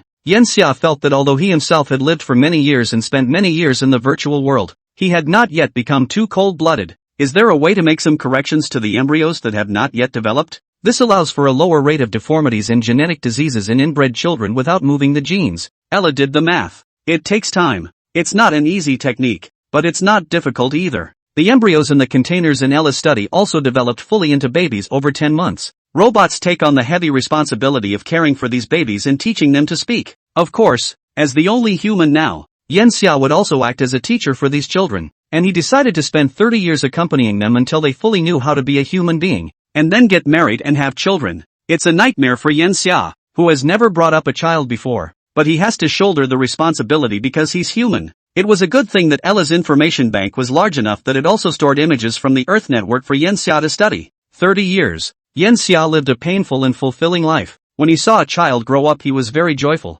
The child has its own independent thinking gradually alienated from him. He felt very painful. Raising children is exhausting, but there is so much to be gained from all that exhaustion, an emotion that stems uniquely from the creatures of the Earth. Yenxia felt that although he was far away from that Earth, and even technology had advanced tremendously, and he himself was no longer human on a genetic level, but everything about him was still not yet detached from the person he once was. The heritage of human civilization was like a cornerstone for him, and like a rope that constantly tugged at him to prevent him from stepping into the abyss. 30 years passed quickly. Memories come back like a flash, and anything that ever happened seems like yesterday. A second generation of humans has been born and is growing. Ella solved the puzzle that Yenxia gave it, bringing the deformity rate down to 4% and reducing the premature death rate to 0.001%. After the first children are born, the 100 families will be divided into two parts. The second generation and the second generation will marry. And there will be no such thing as an extra male or female without a mate. Ella will rebreed to correct the male/female ratio. This would go on for 300 years and the new humans would be on track, with a population size approaching 100,000. And after breaking through the 100,000 population, the human race would go into a population blowout, expanding to a population size of 10 million within 200 years. All Yanxia had to do was wait. At the same time, he hasn't forgotten the threat of a third civilization. Ella is developing technology in a big way, and it's starting to take shape. Chapter 38, Graviton Detection. As Civilization D.C. builds, Ella is also building a massive contraption using the giant asteroid-extracted metals in the Beale star system. The device was not used to generate energy, but to detect an object, graviton. Of the four fundamental forces, mankind has discovered the photon, which transmits the electromagnetic force, the W and Z bosons, which transmit the weak force, and the gluon, which transmits the strong force, but has not discovered the mediating particle of gravity, the graviton. In the thousands of years since the Earth left to the present, Ella has not actually stopped exploring the existence of gravitons. But nothing. It's as if gravitons don't even exist. But as the other three of the four fundamental forces possess particles that transmit interactions, the possibility that gravity, which is also one of the four fundamental forces, doesn't exist is slim to none. But there are also theories that gravitons don't exist at the surface, because gravity itself is not the same as any other force. Gravity from spacetime, its nature is the spacetime bending and produce a kind of traction, like a plastic bag. To a certain point to apply a force, the surface of the plastic bag will be concave. The surrounding things will be towards the concave slip down. Strictly speaking, even if a graviton does exist, then it's pretty tightly connected to spacetime. It's not dust stuck to the plastic bag, but is itself part of the bag. To observe gravitons, one must have the power to probe spacetime. The theory of dark matter is closely related to gravity. Dark matter was once thought not to exist by some factions of Earth humans, along with gravitons, but today we observe dark matter and have civilizations that use dark matter as energy. Ella carefully explained to Yanxia. Yanxia listened to the head of some big. This is the higher knowledge are needed after years and years of study to understand one or two. Just so speak out. Even if again the genius of the character to listen to will also be in the clouds. He spoke up and asked, so if we want to detect the presence of gravitons, we have to probe spacetime? Ella nodded. What kind of existence is space and time? Even if I go through 10 trillion calculations I can't get an answer. The only way to arrive at this result is to actually observe spacetime. Gravitons could be a key to bringing civilization really close to the concept of spacetime. The discovery of the graviton civilization will cross over into a new class, and the great unification will be followed by the ultimate exploration of space and time. And perhaps we can truly discover the truth about gravity and make gravity and quantum mechanics one. The debate between gravity and quantum mechanics over gravity has been going on for a long time. Is gravity a distortion of spacetime or is the graviton produced as a mediator? And in Ella's theory, the graviton itself is one with spacetime, and can even be said to be one of the components of spacetime. Sure, it all needs to be explored. Therefore, Ella has created a behemoth, a giant contraption so large that it would shock Kate's civilization. Its attachment to a 400-kilometer diameter dwarf planet, which is pitifully small in the dwarf planet family and has no core, was crafted directly into a device by Ella. Rather than hollowing out the dwarf planet, Ella used its enormous mass as a sharp tool in the search for gravitons. At the very core of the dwarf planet, Ella has created an 8-kilometer diameter device that will create the largest black hole Ella is now able to create. The mass of the black hole is used to distort the surrounding space, after which it is controlled so that the dwarf planet begins to vibrate at a high frequency, driving the small black hole to generate gravitational waves with a constantly shifting center of mass. Looking for gravitons in gravitational waves, using gravity to find quantum mechanics, even Yanxia had to feel that Ella, this AI, was simply crazier than humans. But that may be the only way to discover gravitons. Humans used to capture gravitons with giant quantities of liquid phenol plus photomultiplier tubes, but the graviton itself, if it is tightly connected to space, then there is no such thing as motion, and it can't be captured. It's like an upside-down dustpan that can only catch the birds, but not the Earth itself. Yanxia, graviton detection is about to begin. We will witness another history of human civilization. Ella handed Yanxia the start button. Yanxia took a deep breath. This device existed only to verify Ella's guess. He pressed the button. Nothing has changed. In order to isolate the effects of the gravity of Proxima for the study, they are roughly 0.3 light-years away from Proxima's star at this point. The dwarf galaxy in the starry sky was shaking by a mere 2 meters, which was minuscule for its enormous size. and the shaking was barely visible to the naked eye if you were far enough away. The only visualization was the information Ella was getting through the sensors and traps placed inside the device. A black hole with a diameter of 10 nanometers is at this time right in the center of this device and in the middle of the center of mass of the entire dwarf planet. In fact, it has been possible to create such miniature black holes through particle colliders on Earth for thousands of years, except that they existed for an extremely short period of time, only a few hundred millionths of a second. And while the black hole Ella created is also small, it's able to last a full minute. Just that 1 minute was already enough to consume the sum of all the energy a level 1/6 civilization could control. With such a huge amount of energy input, Yanxia wondered if it was his own illusion that he felt nervousness on Ella's avatar. Perhaps he had anthropomorphized Ella too much himself. After all, they had spent so much time together, so much time, that Yanxia himself felt that Ella was his companion, not an AI. A minute is 60 seconds. This time of year, every second seems like an hour long. We've detected gravitational waves. This gravitational wave is very macroscopic, like ripples in a fishbowl, even to the naked eye. An exaggerated curve on the screen pulls up to the high point before landing, and the system Ella has prepared is surprisingly inadequate to detect the top of this test. I was careless. Such macroscopic gravitational waves whose energy is too great. But it's okay. It's okay. Ella didn't stare at the screen, because the real first-hand information would have gone through its mainframe again before being transferred to the screen. Space? I detected what space looks like. Nope. It's not space I'm detecting. Space is an undetectable being like time. They have no mass in themselves, but everything spans their vertical and horizontal axes. Ella exclaimed. I see gravitons. One dense structure spread out over the space, undulating with the fluctuations of the space, which itself was perfectly static, and when the space curved they rotated, changing the structure and magnitude of the force by turning. Although gravitons only appeared as curves and numbers on the screen and were only indirectly observed, it was as if Yanxia could see the structure of gravitons in space with his own eyes. He had also been following a highly intelligent AI for such a long time, and although he was still only at the level of an ordinary graduate student in science, he was still quite knowledgeable about the parameters displayed on the screen, or at least knew what the numbers and curves indicated. Fantastic! It's amazing! Chapter 39, The Great Unification Theory.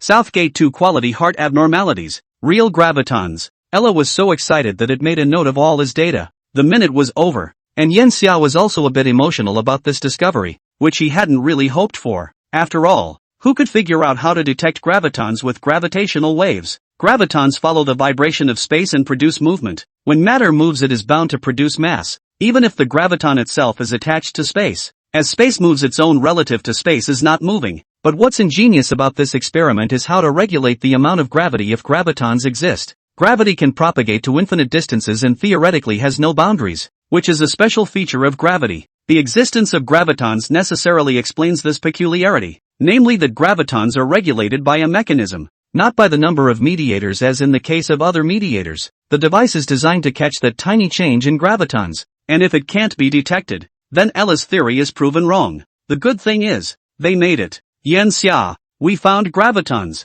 Yanxia nodded. The discovery of gravitons meant the perfection of quantum mechanics. Of course, this is not yet the great unification. The grand unified theory is the idea that the four fundamental forces have a unified source, and that what Ella has now discovered is merely proof that all the forces have intermediate mediators that transmit them. What is on the other side of the mediator that keeps everything in the world bound to the four fundamental forces? Graviton. If it existed on its own, might make it easier for us to realize the great unification. Yanxia said. This is certainly a pot of cold water. They went over a peak and saw graviton, but also a higher peak where graviton was located, as well as 3 other high mountains surrounding this peak. On Earth it is said that they have realized the unification of the 3 fundamental forces, the electromagnetic, weak and strong nuclear forces. But that's not really unification. The model it creates is so arbitrary that it's like pointing to a car, a van, a sports car and saying they're all cars. And the discovery of gravitons just adds a toy car to the mix. Gravitons are structured differently from the other 3 fundamental forces and have minimal interactions.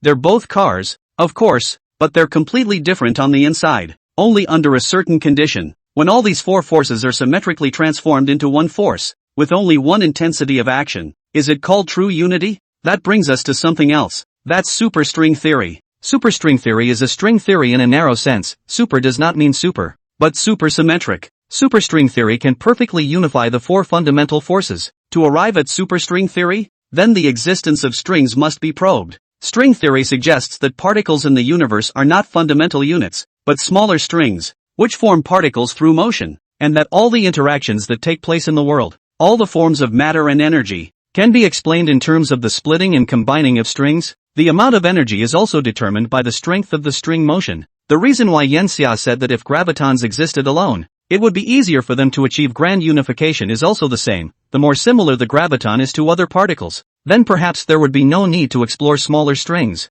The reality, however, is that the four fundamental forces are worlds apart, with the electromagnetic force having a strength of interaction that is 1 billion billion billion billion billion billion times greater than that of the gravitational force. It even feels small to describe it in terms of the difference between the sky and the Earth. And the Earth, even if it's only 1 nanometer high, is going to be 100 million billion light years away that day. Nice. But Yenxia, isn't that the beauty of science? Indeed. Ella, although the existence of gravitons has been observed, it is quite a long time before they can actually be applied. Yenxia was going to go into a new round of hibernation, waiting for the day when Ella could make an antimatter device. But Ella told him something else. The process of detecting gravitons involves measuring where the center of mass is and creating black holes in it. I've collected some data, and among them are Southgate IA and Southgate IIB. These two stars make revolutions around the center of mass, which doesn't seem like much if you just look at it with simple data from observations. But after rigorous calculations, I found that the centers of mass of the two stars are 70 meters off from where they should be.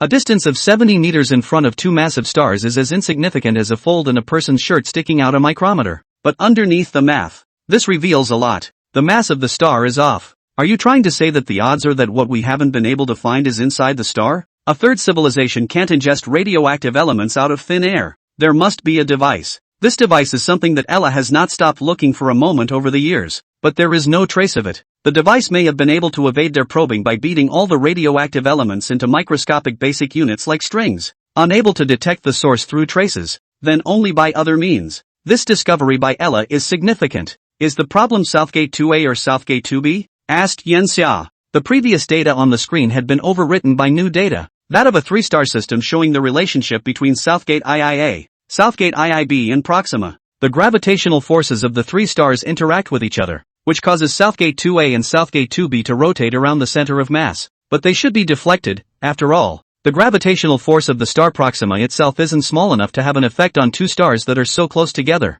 Yet I observed no such effect. As if the gravity of the neighboring star was completely unable to shake Southgate IIA and Southgate IIB. It's a subtle camouflage, and Southgate IIB has necessarily been partially hollowed out, allowing Proxima to correct itself just enough to influence this binary star system. The odds are that the device we're looking for is in the northern hemisphere of Southgate 2B. Digging a hole in a star is unthinkable, with temperatures inside Southgate IIB possibly reaching 100,000 degrees Celsius. What could exist here and seemingly maintain a huge cavity around it? Will our ship be able to get inside Southgate 2B? If access is not possible, then there will be nothing they can do about the device. Yes, using light civilization alloys plus refrigeration on the inside, I can build a ship that can access the inside of Southgate IIB in 5 years, but it can only go 500 kilometers below its surface. Southgate IIB has a core temperature of 17 million degrees Celsius, and deeper than that it can only be melted. Yenxia nodded. Then I'll wait for a while longer to see what kind of trickery is going on inside Southgate 2B.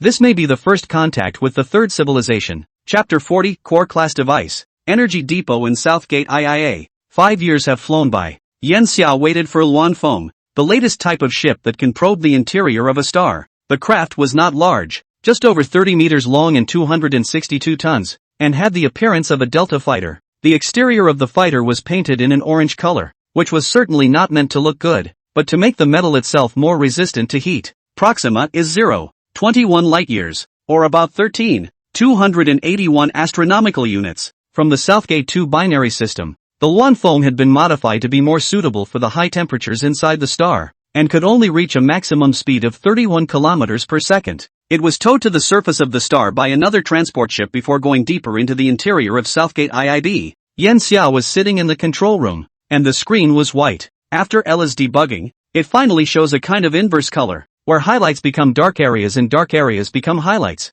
The same principle as the inverse color mode that exists on cell phones. The main body of the screen is a dark purple color, followed by a sort of black, and finally white. The three colors are intertwined and the black takes on a sort of patchy state. That is where the extreme heat is. Luan flew all the way 200 kilometers to where Ella predicted the device existed. but after circling around, nothing exists. It's only right that my calculations aren't wrong. The void inside the star definitely exists here. Could it be that the third civilization has fine-tuned the mass inside the star as well? Ella made urgent calculations, and the final result pointed to a position that was the exact opposite of what she had previously calculated, which was the southern hemisphere of Southgate 2b. Luanfeng left the interior of the star before reaching that spot headfirst from the surface. But, still nothing. This can't be right. Ella mobilized 80% of the mainframe's arithmetic to calculate it, and the results were still quite different. Its error also surprised Yanxia for a moment. After all, Ella had never made any mistakes in any of her calculations before, making him even think that Ella was an all-powerful system rather than an AI written line by line of code from his own hands. Today, Ella is still showing weakness in the face of higher civilizations, but with such a basic calculation Ella shouldn't make a big mistake. Both the missing radioactive elements and the changes in the center of mass of the Southgate 2 binary star are indicating that something is not normal here. The reason why Luanfeng could not discover the device could be that the device was hidden in a special way. While Ella was anxious, Yanxia was also thinking, what means can an opposing civilization use to hide itself? It was now almost certain that the other side was a level 2 plus civilization. After thinking for a full 8 days, Yanxia suddenly came to a conclusion. We're stuck in a mindset inertia that if it's a device then it's going to be very large in size. But what if the device itself is not a separate entity, but a group? A swarm of devices so tiny that they are only visible at the atomic level. This speculation felt very sci-fi even to Yanxia himself who said it. The reason for this conjecture is entirely due to another technology of human civilization, nanobots. If level 2 civilizations have a way to perform the unification of the 4 fundamental forces, then they must have discovered microscopic basic units like strings, where nanometers are all too large in the world of strings. The size of a string is predicted to be 10 to the power of negative 34 meters, while 1 nanometer is only 10 to the power of negative 9 meters, a difference of 25 units. Making nanobots as good as a drop of water and an earth to a level 2 civilization that discovers strings. Yanxia's words made Ella realize, as an AI, it can simulate a wide range of possibilities, but these possibilities are obtained through keywords. Its keywords include all understanding of existing technology, but understanding outside of technology would be excluded. After all, that's the sci-fi part of it, and its possibilities would be so much more, that joining it might get you 1 trillion possibilities. And even if it only took 1 minute to explore each possibility, it would still take nearly 2 million years. Ella had Luanfeng capture some of the particles inside the star, with collection points covering 100 regions of the star. These fusion-fused atoms were carefully analyzed by Ella and eventually separated into one thing. Yanxia, you're a genius. Ella used a scanning tunneling microscope, which looked to be over 50 tons, to observe the structure of what was separated.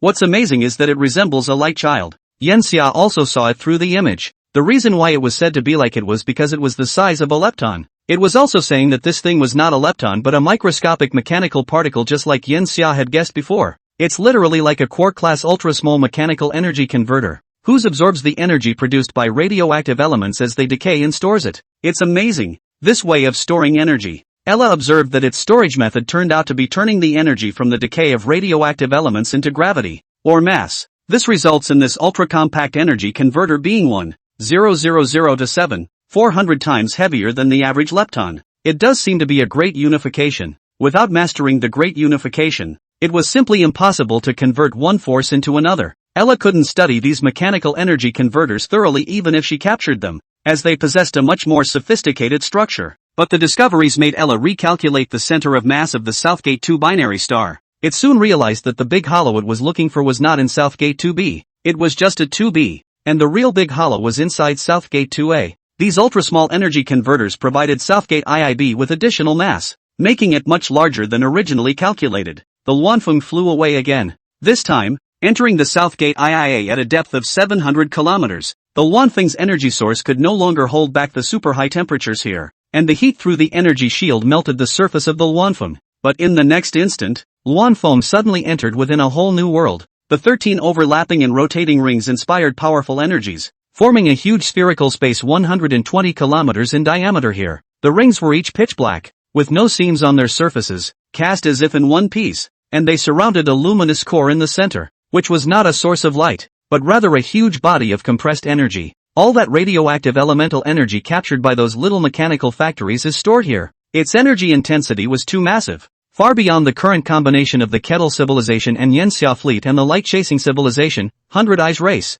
This massive energy has been analyzed by Ella to reach the total amount of energy of a level 2. 1 civilization. The 13 rings are the binding devices for the energy and the assembly line that makes those little mechanical energy converters. This device mass produces that small energy converting storage machine that is placed in the interior of the star and in the surrounding space, absorbing large amounts of radioactive elements and then storing them. A complete production chain. Yanxia wondered what the civilization was storing all this energy for in a star system they had absolutely no control over. But there is no doubt that the existence of a third civilization has been confirmed. When the energy stored here reaches a set 100%, perhaps that's when that civilization will come to reap the rewards. Ella, let's go with the original plan. No matter how long it takes, we're going to get to level 2 on the energy scale. We're dealing with a civilization that may be doing this kind of thing in more than one star system. Perhaps hundreds, perhaps thousands, whose civilization level is likely to reach 2, 5 or even above. Another powerful civilization comparable to the light civilization.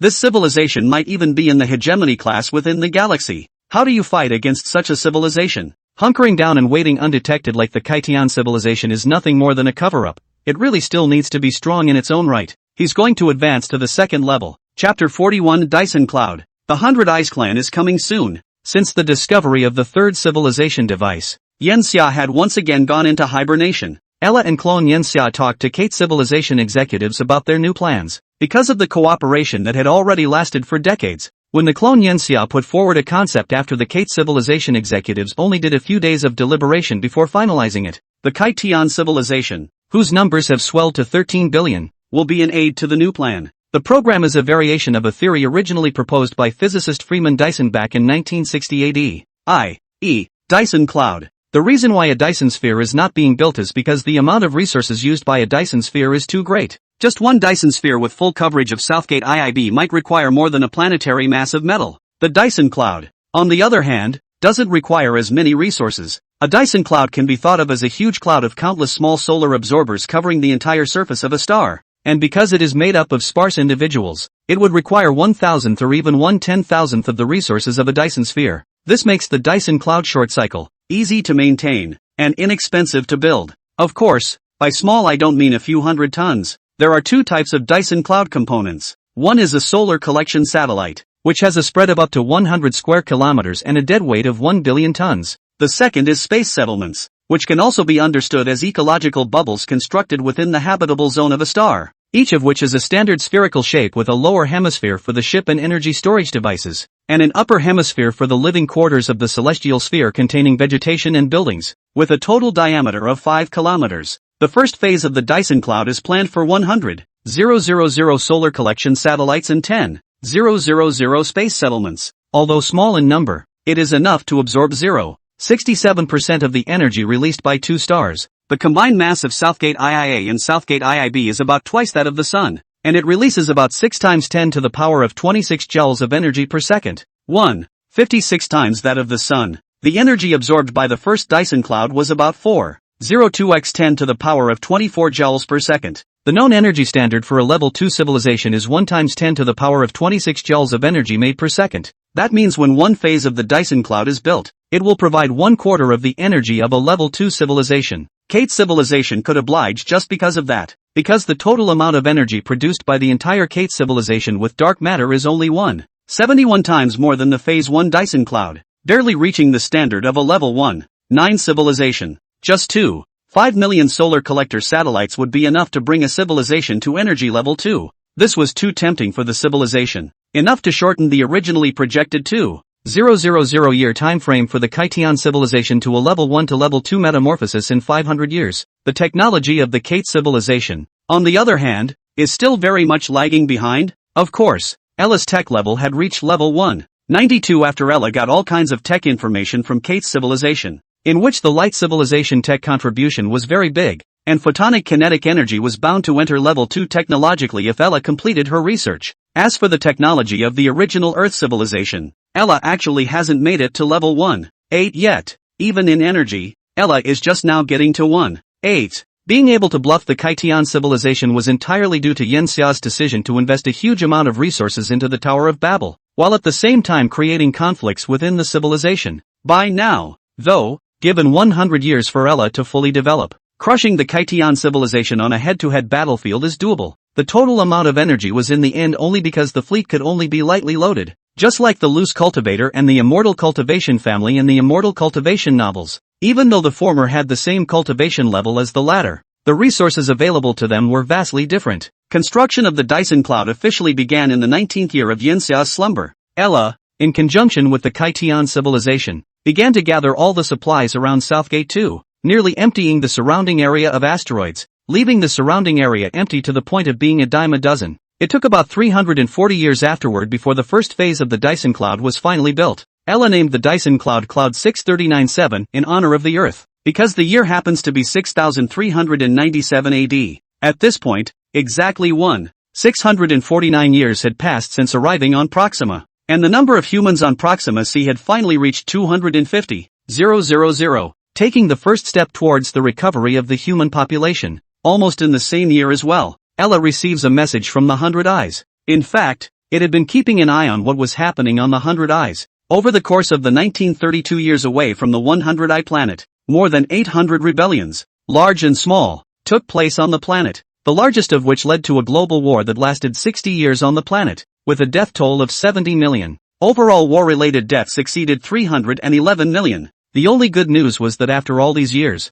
there were far more than just a few cities on 100 Eyes, and the 100 Eyes had grown considerably, with a population of over a billion. The original planetary thrusters on 100 Eyes were also modified with technology transmitted back by Ella. While the number was increased to 150, the speed has increased from the original 250 km per second to 427 km per second. The reason for the small boost is purely for deceleration considerations. The inertia of the entire planet itself was already terribly large, and if it was going too fast, the resistance needed to bring it to a stop would need to be enormous, and if it was not handled correctly or with enough energy, it could in time lead to the 100-eyed star crashing directly into the interior of the neighboring star system. At this point the 100 Eyes had traveled 923 light-years, much faster than originally calculated. It will only take another 814 years to be able to reach Proxima in a decelerated state. And this time Ella receives the messages, the Centurion's first visitors to Proxima are ready. The reason why the 100 Eyes were sent was because the far right within the Kaitian civilization was already denying the existence of the Federation of Civilizations. A very large number of Kaitian civilizations also believe in such rhetoric. After all, no one has ever seen a civilization other than human. The most important thing is actually the suspicion of the higher-ups of Kate's civilization. And that's what Ella values. To do this, Ella must get the 100 Eyes to reach the planet Beelzebub ahead of schedule. Decades ago Ella had sent a new battleship back to Beel to pick up the people. After such a long time of development, at this time Ella's positive and negative matter annihilation energy utilization had increased from 84.85% to 67.22%, while the speed of large warships had reached 5.975 km per second, and the top speed of small fighters had reached the milestone of 10,000 km/s, 1/30th of the speed of light. At this time, 100 Eyes was 1 light-year away from the neighboring star, and it already took only 54 years at the speed of the battleships, and even faster if they used small fighters, taking only 32 years. In another 54 years, the 100 Eyes will engage the Kaitian civilization. Of course, it's all under Ella's control. Chapter 42, Virtual Access, Society of Star Explorers. The 100 Eyes are coming. This is a grand event for the Kaitian civilization. The light-chasing civilization was the second intelligent civilization they had come into contact with. And according to the Civilization Federation emissaries, this civilization had been very close to them since its birth, only a few light-years away. All of the Ket were waiting for the neural connection information, hoping to see the outward appearance of this race of creatures for the first time on the information network. The silver-white dart-like ship broke through the air into the special zone of civilization. These 100 Eyes were also amazed. They had been connected to the divine apocalypse for nearly 2,000 years, and were more than familiar with such scenery. Beautiful, wide. Let the creatures get mind relief. This sea of green. Is there a more magnificent world in the entire universe? Landing on a huge apron suspended 100 meters in the air and over 5 kilometers in diameter, the 100 Eyes emerged from within the ship. They were greeted by two of the great figures of the Kaitian civilization, but they were no longer Ani and Flaming. They had long since returned to the dust of time. The new Kate civilization executives are surrounded by clones of Yinxia. It only has a lifespan of 70 years, but it can't help that Ella is replaceable. And as soon as one clone gets old, then it's replaced with another freshly bred one. So, today it looks like the clone Yinxia remains as young and unchanged as he was years ago. Welcome, envoy of the light-chasing civilization. When the higher-ups of the Kate civilization saw a few clusters of things appear, they first froze, and then greeted them warmly. Earlier they had already thought that the appearance of the alien civilization might be extremely inconsistent with their perceptions, but they did not expect it to be so inconsistent. When the hand was extended, they didn't even wait for the other to reach out, as they were embarrassed to realize that the 100 eyes seemed to have only eyes and no hands. At this point the robot Ella came up and started to act as a translator. Your Excellency doesn't have to be so polite. We have come this time on behalf of the 100 Eyes clan of the light-chasing civilization in the hope of facilitating our bilateral cooperation in the presence of the emissaries of the Civilized Federation. Under the leadership of the Civilized Commonwealth, we will unite together to become stronger. Of course, our civilization is far from reaching the level of your civilization, and we come with sincerity. With that, both sides had landed on the ground in a 30-meter flying pedal. Since this was an environment that humans had adapted to, both civilizations wore adaptive devices, the size of a cell phone, but able to break down the surrounding gases electromagnetically, so that their surroundings remained familiar to them at all times. To the civilized conference room established on the ground, both sides began to talk deeply about each other. The 100 Eyes also explained that they were born in the darkness of the stars, surviving on geothermal heat, and that their planets are heading toward Proxima. This amazed the higher echelons of the Kate civilization, who had thought that civilizations could only be born within star systems. For having such an additional neighbor, the Kaitian civilization, which was freed from the dark forest thoughts, also gladly accepted, only for the benefit of their own civilization. It was inevitable that they had to negotiate the tolls and mutual non-interference agreement after the 100 Eyes star arrived in the vicinity. The 100 Eyes, being the weaker party, also gave the Kaitian civilization considerable respect and concessions, agreeing to all requests together as long as they weren't too excessive. When the weaker side is soft, the stronger side is naturally unlikely to be angry. All in all, the conversation went very well in the presence of the clone Xia, and it was at the end of the conversation that the 100 Eyes finally charted their way out. For the sake of our cooperation, we would also like to implement one of our civilization's technologies among your civilization. The higher-ups of the Kaitian civilization asked, "What technology?" This technology is called virtual reality. A direct neural connection can be made to allow a creature's consciousness to enter the created virtual world. That world is vast and immense, with rules that are generally the same as those of the real world, and serves as an entertaining diversion while the lifeforms take their rest. With that, the 100 Eyes transmitted a message that appeared in the minds of the higher-ups of the Kate civilization after being converted. The higher echelons of the Kaitian civilization were shocked. It's a line of something that Kate's civilization never envisioned. They quickly sniffed out the potential of this technology and the huge impact it could have on grassroots biology.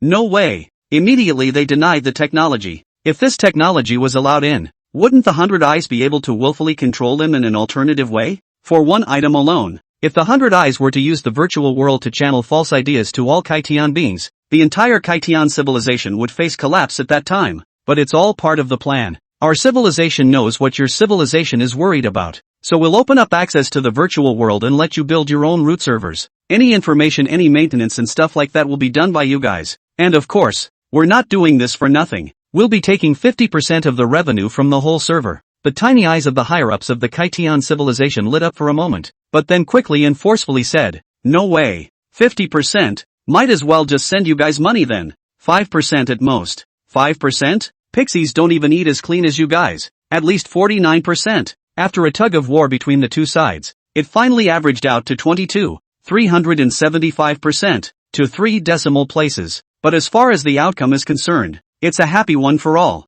This was, of course, because everything was under Ella's control, and the 100 Eyes had come itself to stabilize the Kaitian civilization by letting it know that the civilized commonwealth really existed, and that there were very many civilizations in the civilized commonwealth as well. As long as this effect is achieved, it doesn't matter how much is lost. Besides, the virtual world is built and Ella remains in control. Now that both sides have finished their discussions, I ask that you allow me to make a rule on behalf of the Civilization Federation. In conjunction with the Civilization Federation, the light-chasing civilization, and the Kate civilization, the clone Xia opened his mouth, understanding that made both sides quiet down and look at him in unison. The universe is vast and infinite, and we are not already confined to square inches. As far as your two civilizations are concerned, I'm afraid the maximum range of exploration doesn't extend 1 light year. It's a shackle for higher civilizations, and a narrow vision prevents the development of technology. He spoke, and both sides agreed with the statement. Therefore, I intend to build the Interstellar Explorers Association in the name of the Civilized Federation in the midst of both civilized territories. The society allows civilized militaries, organizations, and individuals to participate and work together to explore the universe toward greater distances. Our Civilization Federation will provide support in terms of spaceship technology and energy. And after obtaining useful information within the civilization, you can submit it upwards to the Civilization Federation, which will give individuals generous rewards, including but not limited to genetic modification, physical rewards, and territorial recognition. At the same time, when each explorer turns in information and other items of value, we will also accumulate the contribution to the civilization to which that explorer belongs, and the civilization to which it belongs will receive a civilization contribution matching the explorer's contribution for use in internal transactions within the Civilization Federation. It's a grand plan. Not only was it an expedition to the interstellar world by the Kettle civilization and the light-pursuing civilization, but it also signified that human civilization, the Civilization Federation under Yen Xia's rule, had truly taken the first step towards expanding into the vast universe.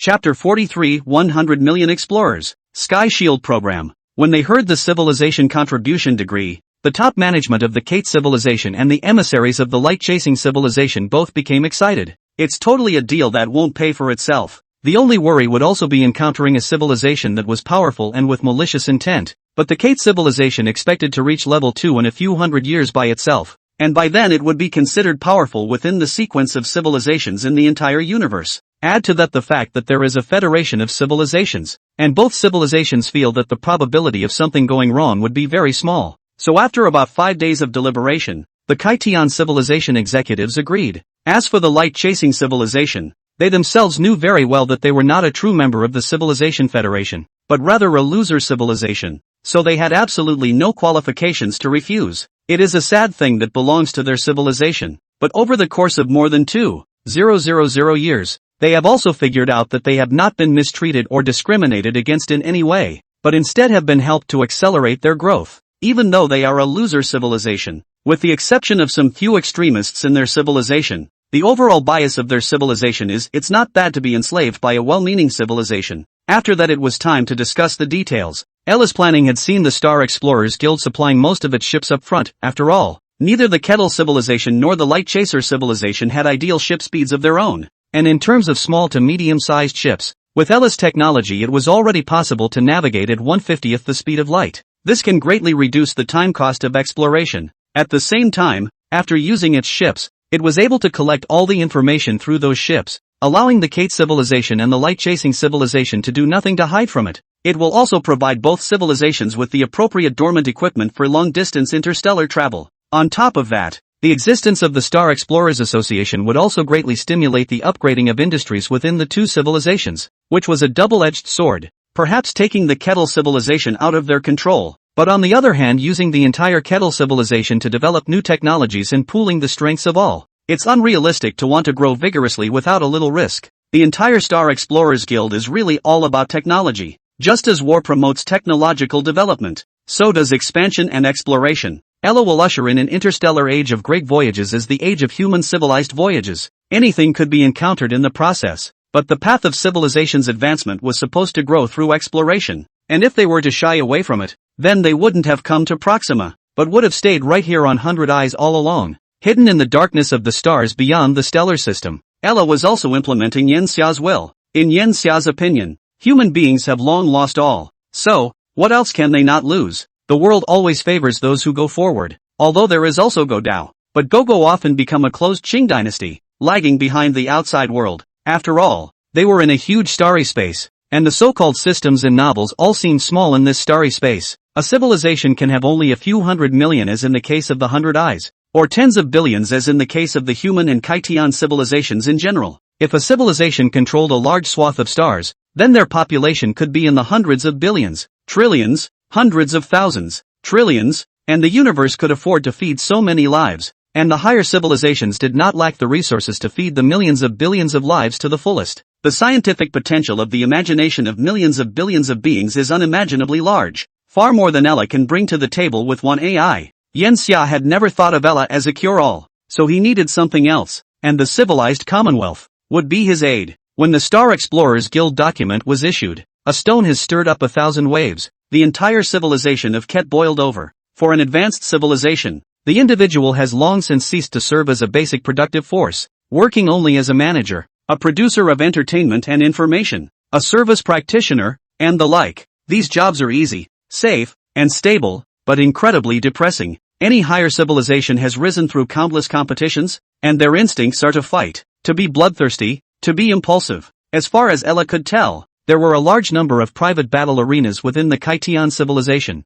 similar to the Ring, but much bigger and bloodier. With more than 1 million Kaitans dying inside these battlegrounds every year, you can imagine how prosperous the industry is. Even the Kaitian civilization officially does not prohibit it, because everyone understands very well that any creature has to give vent to its desires, and cannot be overly restrained. If the desires accumulate, they will eventually erupt like a volcano, and the sky will crumble to the ground. As a result, Ella never worried about the failure of the Star Explorers Society. It is also as it is calculated. In just 10 years, the Society of Star Explorers has reached 100 million registered explorers. Over the next 50 years, more than 200,000 small and medium-sized ships left the Kaitian civilization from the civilization port, heading deeper into the universe. And after that, the information from the Star Explorers Association was delivered to the 100-Eye Star, and a wave was created within the light-chasing civilization. There are over 10 million registered explorers. A civilization port also began to be built on the surface of 100 Eyes to serve as a resting point for explorers, a civilization port that would later be called the Starhopper. Once the Society of Star Explorers was on track, Ella also kicked off the second phase of the Dyson Cloud program. At the same time, threw the clone Yen Xia's mouth towards the Kate civilization's senior management to discuss another plan, Sky Shield program. The plan is, as its name suggests, a giant shield. The shield exists in the outer part of the neighboring galaxy and revolves around the star. The reason for the construction of the Sky Shield was to defend against the impending threat to civilization. When the explorers go out, with the widespread presence of life in the universe, the explorers are bound to encounter other civilizations. Other civilizations will also learn their coordinates through the explorers, and may later launch interstellar high-energy weapons. Sky Shield thus exists. It is divided into 3 layers. The first one is the warning layer 0, 5 light-years away from the planet Proxima, almost a complete circle. 10,000 small detectors will be placed within every 1 square astronomical unit, and when a threat is detected immediately transmits a signal to the second layer. The second layer is the deflection layer, 0, 2 light-years away from Proxima, which deflects or slows down high-energy weapons with the 4 fundamental forces, preventing them from hitting their targets squarely. The third layer is a defensive layer, only 0.05 light-years away from the planet Biryani, enveloping most of the civilization's facilities within Biryani, which uses a great deal of technology to also connect to the Kaitian civilization's energy reservoirs for maximum strength against the elements. The plan is strongly supported by Kate civilization. It will be built in tandem with the second phase of the Dyson Cloud. It is expected that after the completion of the second phase of Dyson Cloud, Ella will start the Searching for Strings project to completely unify the 4 basic forces. This book is not a traditional cool article, but is committed to dispersing the reader's thinking and interest in interstellar science and technology and imagination. I hope you can support it with hyped up. Thank you. Chapter 44 Yen Huang College, Pimi Robotics. Yen Xia has not remained dormant. In fact, he would awaken for a while at specific times, and not to nag, but to learn and progress. As the saying goes, you live and learn, and he needs to keep up with the pace of technological advancement in order not to be left far behind. Yen Xia, is this considered pretending to be young? Ella's voice reached Yen Xia's ears. It was a miniature headset, and instead of answering, Yen Xia just looked at the classroom where a Kaitian professor was lecturing. His current status is that of a student. During the student years of most humans, there was an overwhelming desire for a money-making society. However, when they enter the society, everyone will recall their youthful and ignorant student days. The pressures of society are far greater than those of student life, financial, marital, and work-related. Yen Xia was the same, or maybe because it was even longer ago, he missed what was once there more than the average person. After listening to a lesson carefully, Yen Xia only picked up the materials and left the classroom.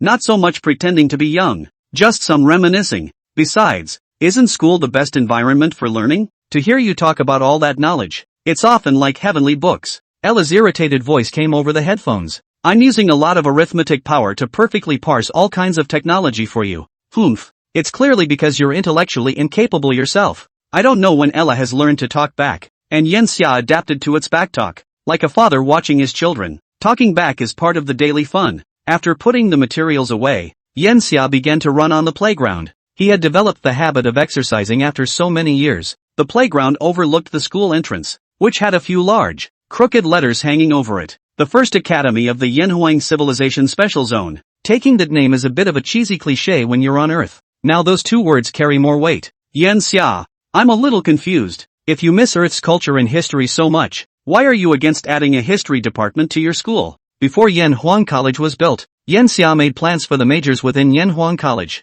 And the first veto is history. History is a confidence booster for me, or for anyone on the planet. In the 21st century, after the great wars of the 18th, 19th, and 20th centuries, mankind needs to explore history to find something out of it to amplify national self-confidence and get rid of the shadow of war. China has been in existence for 5,000 years, and the longer the history represents, the thicker the heritage. History is a subject given by the times, and for the new humans, who have not seen it, who have not heard about it from their parents since they were young, they only think of themselves as a higher civilization of the civilized federation. A tale of a primitive civilization is dross to them, an illusion, a far-fetched fantasy. There's nothing wrong with it as entertainment, but to learn it systematically as a specialized knowledge is just a waste of their time and a waste of their talent. Humanity now needs to move forward and focus any attention forward. We are far from the level of comfort we had when we were on Earth, and if we don't move forward, we will eventually be destroyed by other civilizations. Yanxia stopped with a gasp. He was already covered in beads of sweat. Although he denies the dark forest laws in his mind, he doesn't think that other civilizations are as hypocritical as he is, and more civilizations will simply choose to destroy other civilizations. The Light Civilization, the third civilization in Southgate 2. These two super civilizations were terrifyingly terrifying just by revealing a corner of them. Looking back, that's something you can only do in times of comfort. Yanxia sat in the shade at the edge of the playground. Yanxia, water? A young man in a white body shirt with jaw-length hair handed over a bottle of water. Yanxia did not have the courtesy to take the painful drink. You're such a good runner. It's a shame you're not on the track team. The youth sat next to Yanxia and sighed. He was a member of the track and field team named by Ning, who had begun to pull Yanxia's strings ever since he saw the excellent matching speed he revealed when he ran. Bai Ning was considered the person Yanxia had more conversations with at school. But yeah, you're not unpopular like the rest of us, using running to attract girls. Even though you look ordinary, you somehow have an aura about you,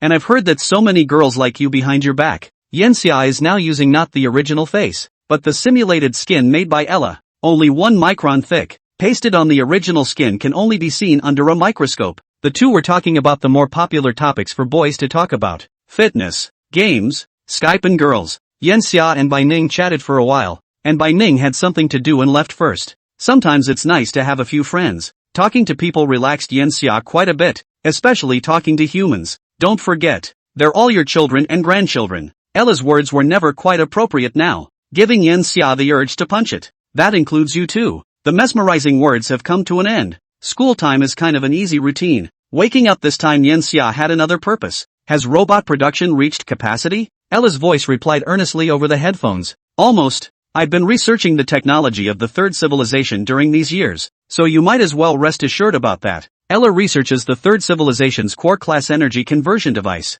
and also begins an imitation, applying its technology to another field: biorobotics. Biorobots are not robots that have biological features, but robots that are able to enter a living organism. Finally, 20 years ago, a breakthrough in this technology was achieved to the point where it was ready for use. The robot is picoscale, 1,000 times smaller than the nanobots humans fantasize about in the 21st century. The only bad thing about it is that the smaller it is, the more difficult it is to manufacture, and also the more you need. The number of Pyme robots has reached 1 trillion. It's barely working. The robot should take about 10 trillion to get the best results. These robots are also medical robots that can actively repair minor traumas in your body, regulate hormone levels, and can even be genetically engineered at an extremely minute level. After injecting these robots, Yanxia, your lifespan will also be greatly increased, from the original 600 years to about 850 years. In fact, Ella already possessed more advanced genetic technology that could allow Yanxia to reach a higher lifespan.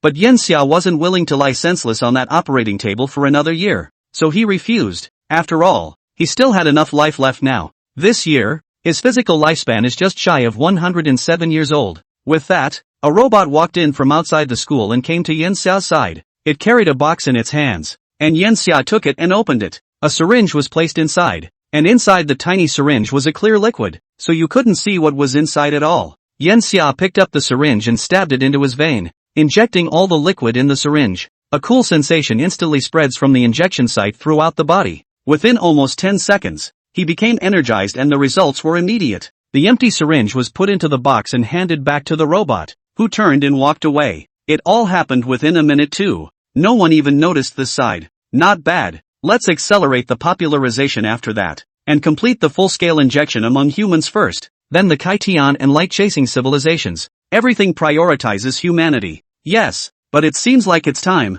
You have 2 more classes this afternoon. Yan Xia, Ella reminded. Aha! Yan Xia stood up and walked towards the classroom. A gust of wind blew, the dense leaves rustled, and specks of light flickered back and forth in the shadows of the trees. One by one, the schoolchildren walked towards the school building, and Yan Xia also mixed in and became one of them, humming a song called Childhood and enjoying this rare campus. Chapter 45, Creating Space Creatures, the Gene Bank Program. After the class, Yan Xia entered the research room of the Yan Huang Academy. The entire Yan Huang University covered an area of over 10 square kilometers, which could be said to be very large compared to only 20,000 students. In particular, Yan Huang Academy's research institute was also 500 meters deep underground in the entire university, and its security level reached P5, which not only prevented the leakage of viruses and other research bodies, but also blocked the entry and spillage of cosmic rays and high-energy particles. This is an institute with a theme of biological experiments. The current Yan Xia studied physics,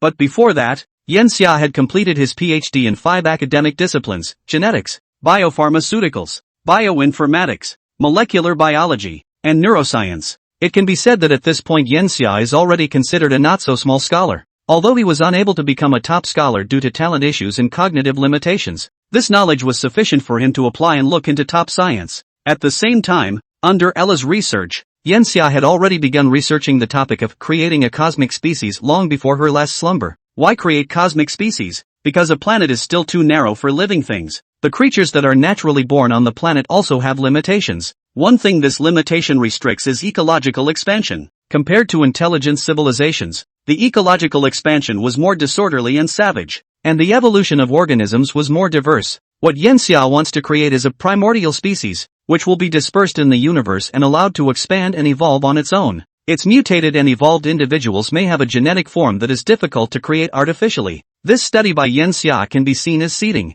Just like a field where people scatter beans, the seeds of the beans that produce more are retained and then reproduced from generation to generation. As long as the seeding program is successful, after that we can use these organisms to make genes and create a biogenetic pool. Yan Xia was feeling a little crazy. He didn't know if he was close to or had touched the forbidden zone, but the benefits it would bring in the future would be infinitely greater. These genes may give organisms a lifespan of 100,000,000,000 years, the ability to withstand cosmic rays, infinite field of vision, and even genes that produce light energy in the body similar to electric eels. These are not metaphysical, they are scientific and can really exist. The role of biobanks is to facilitate biomodification. If Yan Xia himself needed it, he could always use these genes to remodel his body and obtain a stronger and longer-lasting body. He looked over to the jarred cultures in his lab, where embryos of 3 creatures had already been grown: Leviathan, vacuum jellyfish, and blue fluorescent worms. It's hard to imagine that an embryo that is now as small as a kitten would grow into a behemoth if it were released.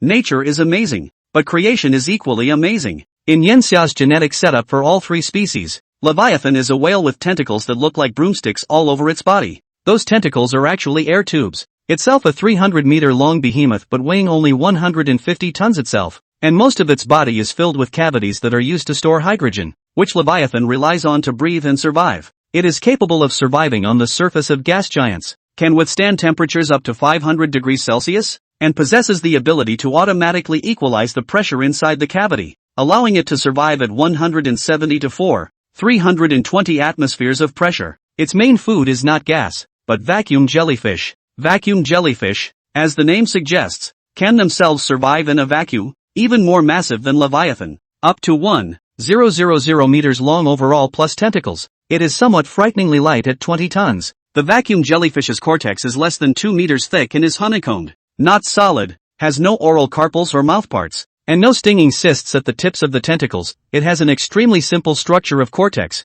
gastric sacs, tentacles, and genitalia. Because of its simplicity, it can survive temperatures from -200 degrees Celsius to 150 degrees Celsius and 0 to 70,000 atmospheres of pressure. This has led to its ability to adapt to the vacuum within the confines of a star system, doing so to survive in the universe. and because of its large size and light weight, the vacuum jellyfish is also able to survive among the clouds of rocky planets that possess gas. They move by ejecting air through a number of tiny holes in their cortex, and are unusually slow in the interior of the planet, only equivalent to the speed of a human on foot, which can be increased to 2 kilometers per second in space by constant acceleration. Vacuum jellyfish feed on blue fluorescent worms that parasitize their bodies. These worms reside in the stomach sacs of vacuum jellyfish, and they are so extremely tiny that they can be considered microbes. They also have an extremely short lifespan of 10 hours. These bugs are called blue fluorescent bugs because they emit a blue fluorescent light. Upon death, the bodies of blue fluorescent worms become food for vacuum jellyfish. What do blue fluorescent worms eat? They break down minerals to survive. And vacuum jellyfish therefore use their hundreds of meters of tentacles to collect rocks and dirt to feed these bugs. It's a well-established ultra-small ecosystem. One thing all these creatures have in common is the speed of reproduction. Leviathans live only 20 years. Vacuum jellyfish live only 15 years. And they have as many millions or hundreds of thousands of each litter as fish. In just 100 years, these creatures will be everywhere. Evolution takes too long though. They themselves, though seemingly simple, are a genetic fusion, which will accelerate their sifting for genes, and in a maximum of 1,000 years, they will have completed their first genetic evolution. Yan Xia looked at the three creatures and felt that they were like gems. They are not perfected yet, but it won't be long before the first seedlings are released within 2 years. Sessions. He will create a space biosphere. Of course, this was just the first step Yan Xia took. This insane plan will bring the technology down below into the civilized commonwealth after the first inputs, allowing tens of thousands of scientists and companies to carry out the manufacturing of creatures in this area. When that happens, the entire Bighorn star system will be prosperous. They will get an inexhaustible supply of genes. While Yan Xia was researching the biological aspects, Ella was also working on another technology. Portable combat airframe exoskeleton armor, also called mechs. Organisms can't adapt to multiple environments. For example, what happens when humans arrive on the 100-eyed planet and there's no air? The Kaitian civilization entered the human environment, where large amounts of oxygen and nitrogen were like poison to them. Mechs also became something that had to be built. It's going to be supplied in large quantities to explorers in the Explorers Guild, increasing their probability of survival. It was also worth mentioning that in the decades since the establishment of the Star Explorers Association, a large number of interstellar pirates had already appeared in the starry sky near the planet Bijin, who made a living by plundering explorers. What a diversity of organisms. The first generation of mechs has already been made. Yan Xia, do you want to take a look? Ella asked. Yan Xia was intensely interested. You didn't say so earlier? Ella glanced away. What a bad attitude. I should have known better than to let you rush off. But it was not annoyed, because saying those words meant that Yan Xia was less and less treating it as a machine AI. Chapter 46, First Generation Prototype Mecha. Cosmic Epidemic. Ella has built a giant institute in the middle of D.C., just for herself. The institute was 300 kilometers northwest of the Yanhuang Academy, built in the middle of a mountain range. This mountain range is called Wali Z, is based on the language of the civilization of the Ket. The entire length of the mountain range is only 2,300 kilometers. Itself consists of 3 ridges. The overall appearance of the fat, more than 410 kilometers horizontally, at an average altitude of 173 meters above sea level. A giant pot-bellied structure with a diameter of more than 20 kilometers and a snow-white body, the outermost part of which is a circular glass gallery, stands among the mountains. Yan Xia followed the robot controlled by Ella down the long corridor. The wide white corridor was just him and the robot.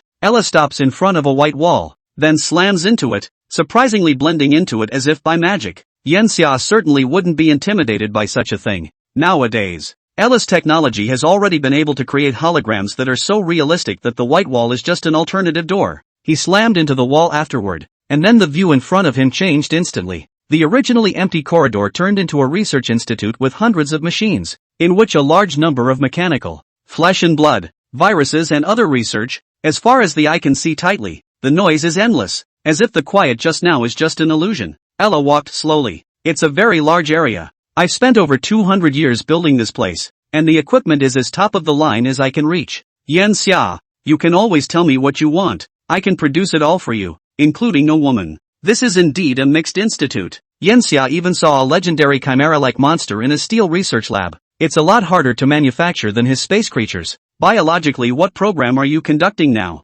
Yan Xia asked curiously, not bothering to answer Ella's question from earlier. Or you could say it was a deliberate avoidance. And is that really something to talk about? Myth revival. In fact, any form of creature excluding those extraordinary abilities of the mythological ones, whose appearance I can create no matter how peculiar. The root of myth revival is as much about exploring the mysteries of genetics as it is about your gene pool program, whether organisms can also generate electromagnetism with a certain organ, or simply, whether living beings can directly control the four fundamental forces. Knowing biology, Yanxia knew this was a very long-term study. Right now they use a device as massive as an asteroid level in order to explore the four fundamental forces in depth, and it would take thousands, if not tens of thousands of years to condense any of these, not to mention letting wonky biological cells take control. This plan runs parallel to his. Chatting, they walked up to a lab door, and when they walked in, there was no other noise in the place. The room wasn't big, just 200 square feet. On the surrounding walls are placed all kinds of instruments,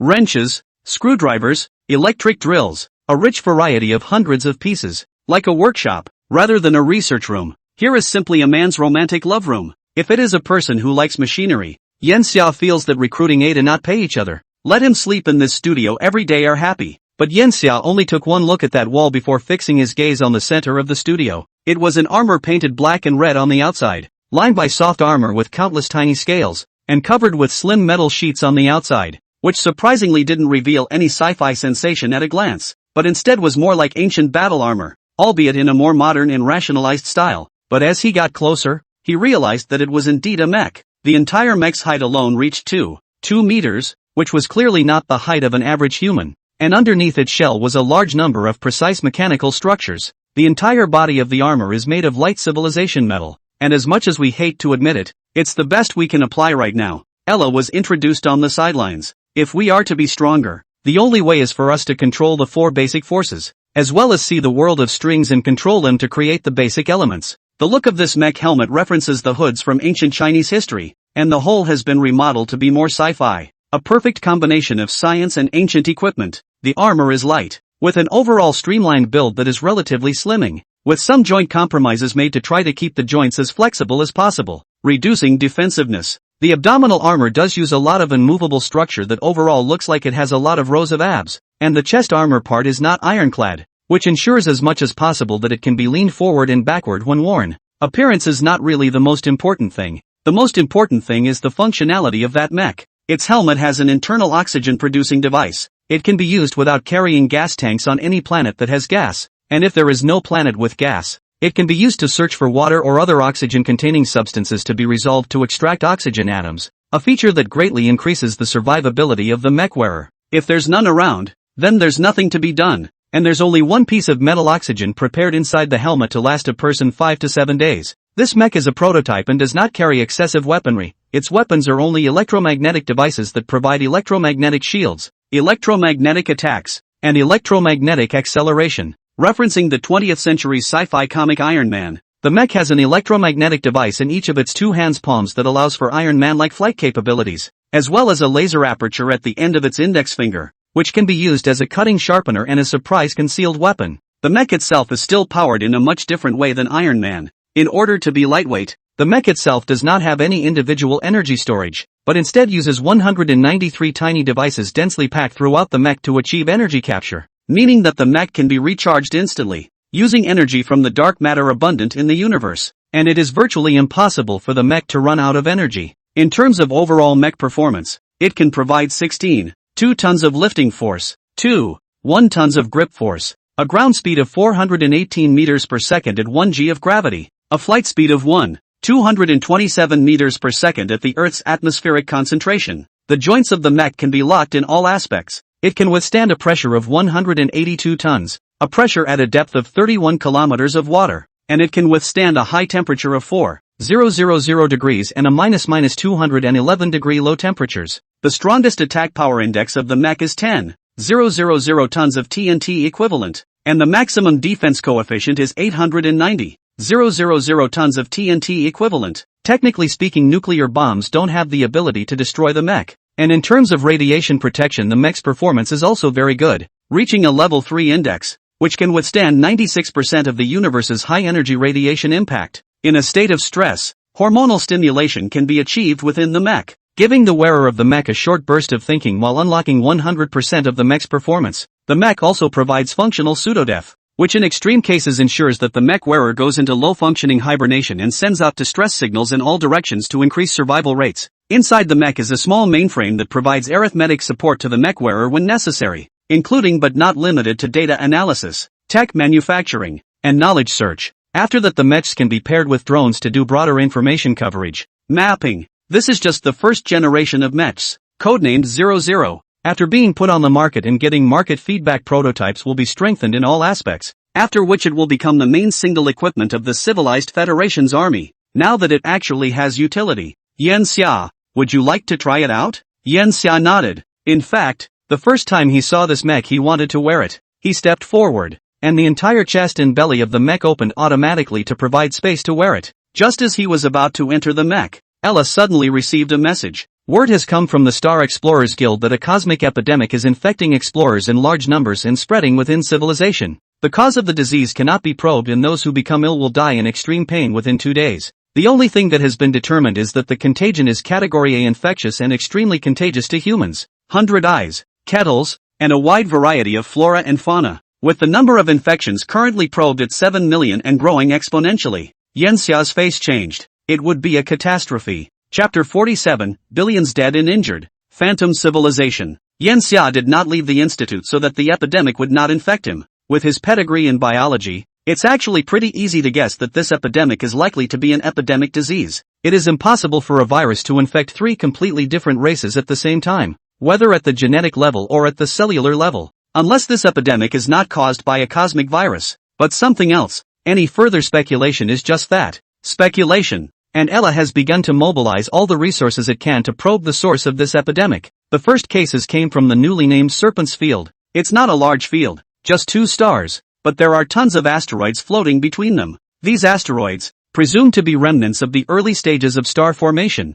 are gravitationally bound in the center by the 2 stars like a rope in a tug-of-war, forming a long strip, for light years long, that stretches until it forms a serpentine-like bifurcation close to Southgate 2. This is where the incident occurred. The asteroid has become a popular exploration site for interstellar explorers due to its vast metallic mineral resources. While not an overnight fortune, the metal deposits do provide some base income and are among the locations a sedate explorer would choose. The first infected person was a Kate, and the first day the infection was detected there was only a slight fever symptom. It had expected to recover after a short rest, but I didn't expect not only fever after that, but also many pustules appeared on the surface of the body, which grew up on the body at a speed visible to the naked eye, and then burst, ejecting foul-smelling grey pus. When it realized something was wrong, it immediately left the room to find a doctor, coming into contact with many other seekers in the process. Upon arriving at the clinic, its illness could not be diagnosed and then quarantined in the first place due to the lack of perfect medical equipment in the universe. It came into contact with unprotected doctors and nurses in the consulting room and was left to watch in the ensuing hours as the pustules turned into puddles of flesh oozing blood outward that could not be stopped at all. He was in excruciating pain, as if he had been through a lynching, and his last period of time on record was spent moaning and screaming in agony. Photographs of its corpse show it plunging its own hands inside its body, pulling its internal organs outward, because it says it has worms in its belly. Apparently, the intense pain and some of the properties of the disease itself caused it to fall into a state of mental confusion at the end, producing certain hallucinations. Explorers throughout the Explorer's Stronghold have since developed the same symptoms one after another. They are frightened, desperate, and in pain. There are some explorers who put themselves into hibernation and then take a ship back to Proxima in the hope of receiving healing. The first returning ship arrives at the starport in dead silence, and the inspectors forcefully break open the ship to enter it and inspect it, discovering explorers still dead in their supercooled dormant state. They are shocked by the sight of the explorer's skin disintegrating, leaving only a few broken tendons and bones, and a box of broth inside the hibernation chamber. Despite wearing protective clothing and disinfecting the entire body on the way out, the next day several of the examiners developed the same symptoms one after the other. The same is true of their contacts. That's the pulse of the whole thing. Yan Xia got the information and then first let Ella complete the quarantine at the first time. Any direct and indirect contacts investigated, and even contacts who came into contact with the contacts would be strictly quarantined. The second thing accomplished is to determine the cause of the disease. The pathogen must be found. The third was to immediately send a ship to the Long Serpent starfield to ascertain the situation and determine the true source. 3 prongs. The first to be completed was the quarantine of the interior of the planet Beale, which took a total of 2.5 years to finally put an initial stop to the spread of the epidemic with 1.6 billion deaths of the Khitans. At the same time, the human population in the civilized special zone had plummeted from 420,000 to 180,000, with heavy deaths and injuries, and none of Yanxia's several friends at Yan Huang Academy were spared. This is the unforgiving starry sky. The so-called sheltering everyone after being powerful is impossible to do, because there are still many unknowns in the world. 7 months into her first year, Ella received a message from 100 Eyes. Epidemics likewise spread on 100 Eyes, even more rampant because of the absence of Ella to coordinate the whole thing, and the population size of 100 Eyes, which had grown to 1.6 billion, fell to less than 400 million in less than a year, with a mortality rate of 0.75%. If it is not stopped, the light-chasing civilization may become extinct. Luckily, Ella immediately made a copy of herself to transmit to the 100 Eyes mainframe via photonic messaging, and it took 3 years to stabilize the whole situation. In her 6th year, Ella observed the epidemic culprit through an ultramicrotunneling microscope. It's the ghost particle, or you could say it's an ultramicroscopic life form the size of a ghost particle. Ghost particles are neutrinos, one of the fundamental particles of the universe, whose own mass and size is only 1/1,000,000th of that of an electron, and it should never be possible to form a life form at such a minute level.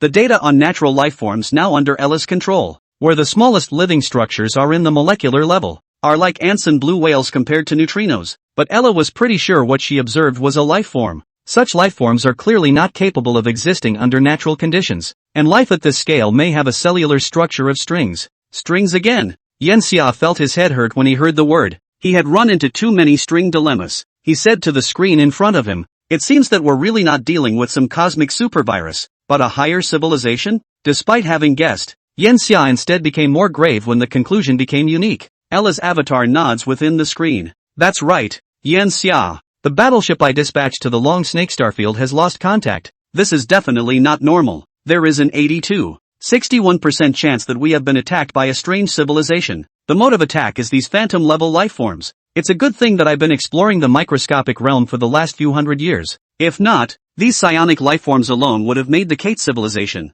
the light-chasing civilization, and the human race that you've managed to revive with great difficulty all go extinct." Yanxia. The war was fought silently. The civilization has strong advantages at the micro level. Yanxia thought about it. Since the other civilization is now stuck in the Long Snake Starfield, they could be the original inhabitants. Ella, fire high-energy photon weapons directly toward the Long Serpent Field. Don't hold back. If the other side isn't an aboriginal, then they're still stuck in the Long Serpent Starfield right now, or they may be trying to let the phantom lifeforms exhaust us and come back to harvest us at the end. Then send a fleet to the Long Serpent Starfield and launch a suicide attack against all odds to let the other civilization know that while we still have power left, we are also already in the dying stages, which will delay the process for some time. Be careful not to expose our highest combat power and leave any fragments of warships for the other side. At the same time, the battleships should also gather as much information about the enemy as possible. Knowing the enemy is the only way to fight 100 battles. In the time gained, Ella, you are to intensify your exploration of the microscopic realm,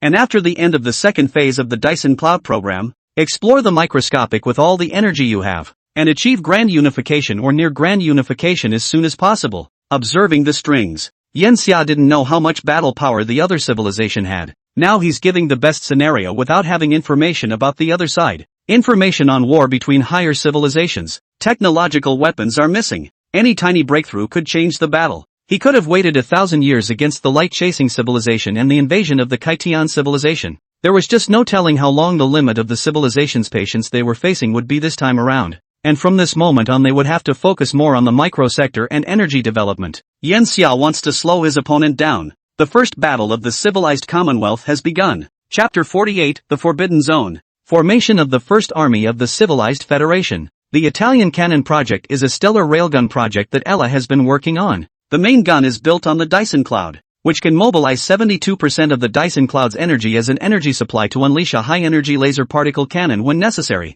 There's a saying that bigger is better. Ella understands this oeuvre to the fullest. From the universe, this galaxy main cannon was simply a behemoth. The overall icy blue, its length reached a staggering 181 kilometers, the width of 39 kilometers, the height of 42 kilometers. Despite doing a lot of lightweight design, still weighs 429 billion tons. Its one-time ejection can be up to 2 billion tons of TNT equivalent, or 4 times 10 to the power of 26 joules of energy, equivalent to the combined energy released by two stars in 1.4 seconds. It is also equivalent to the total amount of energy produced by the first phase of the Dyson cloud in 3-4 minutes at full power. It wasn't much, and for a civilized federation that had made it to level 1-9, that amount of energy was far too little. As was the case with the previous dark matter cannons of the Kaitian civilization, the war end of its energy was woefully underutilized. But this is not an isolated case. Ella guesses that all top tier 1 civilizations will be experiencing a lack of firepower at this time.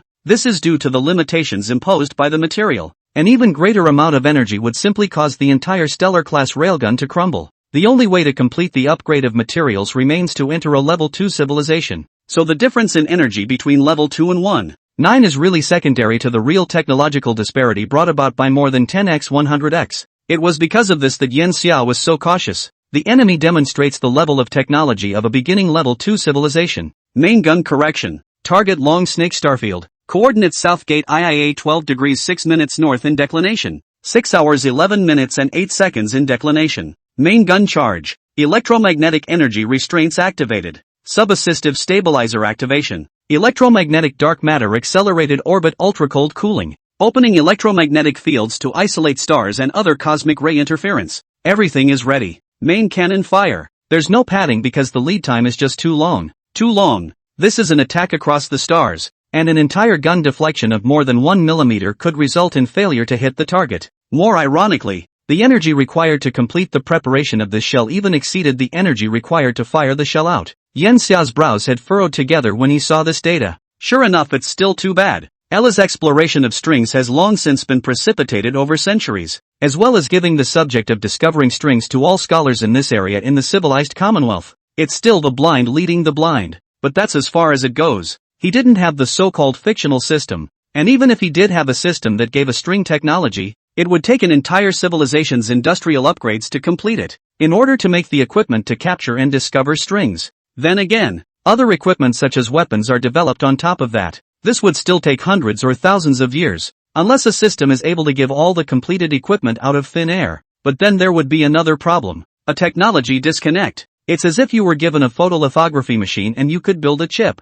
but you don't actually know how to build it at all. You've just followed the instructions on the photolithography machine. So, there are never any shortcuts in the development of technology. The only thing Yen Xia could count on right now was Ella and all the talents in this area in the entire civilized federation. The Long Serpent field is 317 light-years from Proxima. It was only after 8 months that Yen Xia received the image data of the Long Snake Starfield being hit. It's a long way off, but the lack of any ups and downs in the numbers above says it all. In the data, it was as if that place had become an energy no-go zone, and instead of exploding and generating energy, the matter that had reached the Long Serpent's field had fallen silent and calm. The huge gap made Yen Xia more focused on implementing another plan. He rallied soldiers towards the entire civilized federation. The civilized federation that had experienced the invasion of phantom beings could be said to be in a state of disarray, and Yen Xia had thought that he would have to go through mandatory conscription after that, but he hadn't expected the number of registrations to be much higher than he had imagined. A full 8 million on the first day.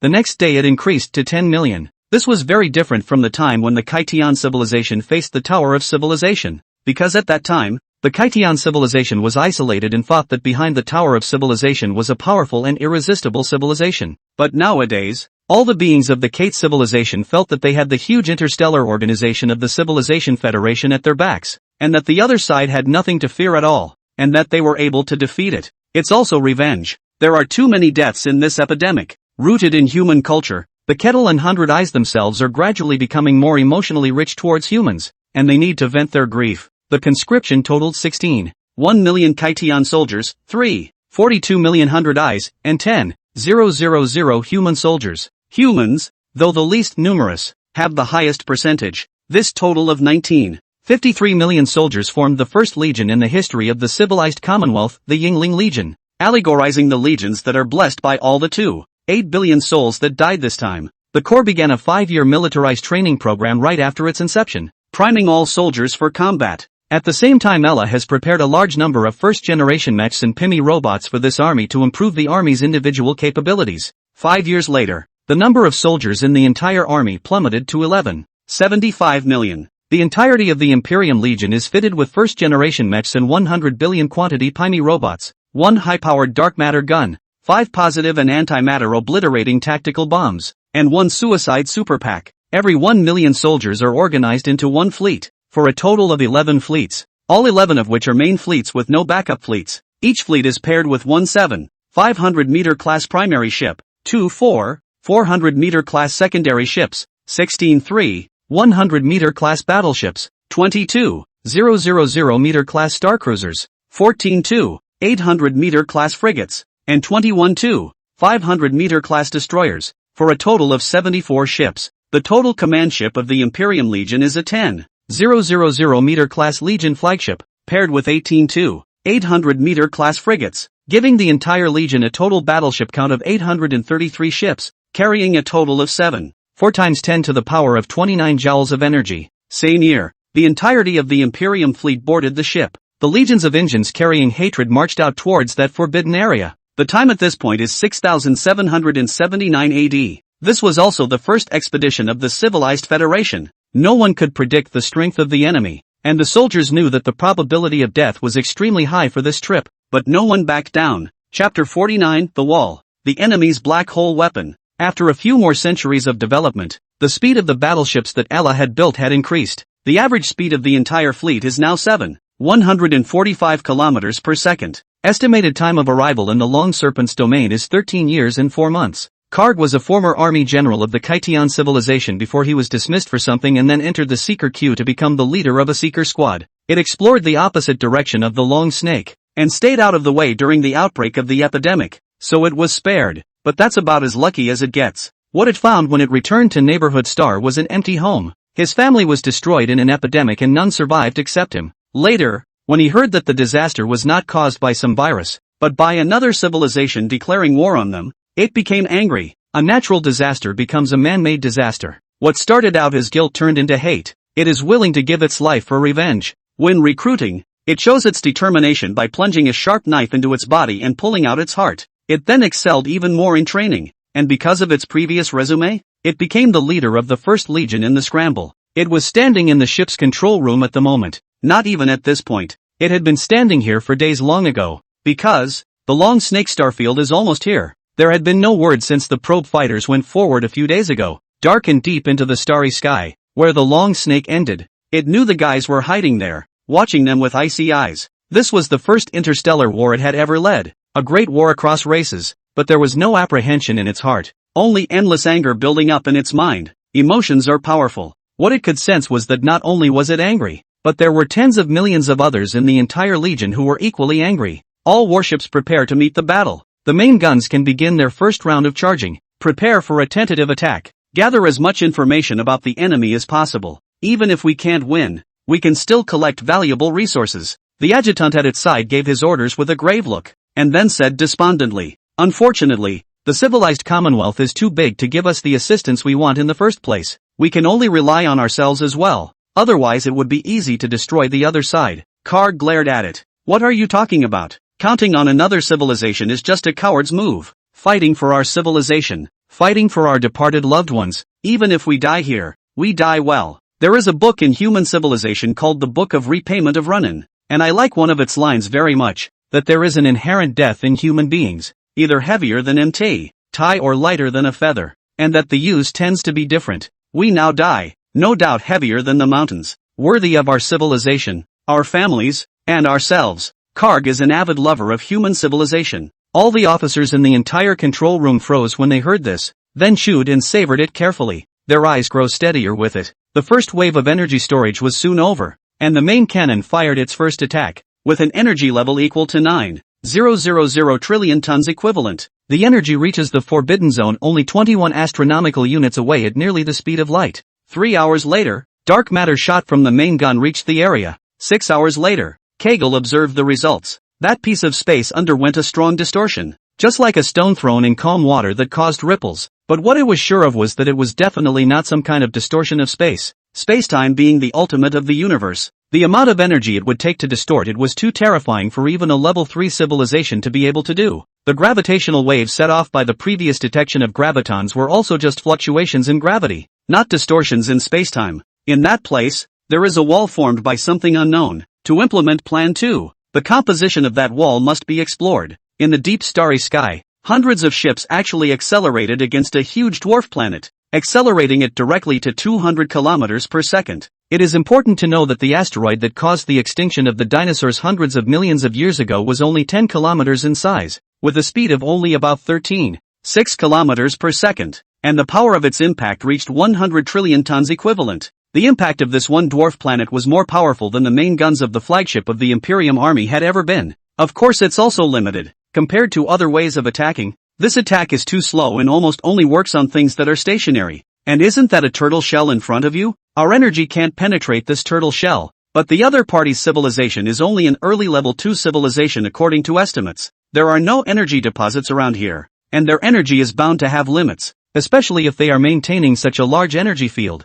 There's no way they'd dare block a dwarf planet head-on. Again, this is a test run. Defense won't cut it if you want to hold off this dwarf planet. Fruity. When the dwarf planet accelerated to 200 kilometers per second, almost simultaneously a huge cavity appeared in that wall, which was like a black hole with no light escaping from it. A square box flew out of it. The box was very small, only 100 m x 30 m x 30 m in length, width and height, and in the middle of this cosmic battlefield, it was simply inconspicuous. The box flew towards the dwarf planet. In the blink of an eye as it approached the dwarf planet, the box contracted inward into an orb that became the size of a molecule in almost 0.01 seconds, as if a huge gravitational source had appeared in that place. The moving dwarf planet, including many of the surrounding asteroids, was pulled away, spinning up around that spot at more than 1/20th the speed of light, and faster, as if deep in a vortex toward the core. Within 10 minutes, the massive dwarf planet was disintegrated into countless pieces, and a ring of horrific energy was released around the vortex formed by that box.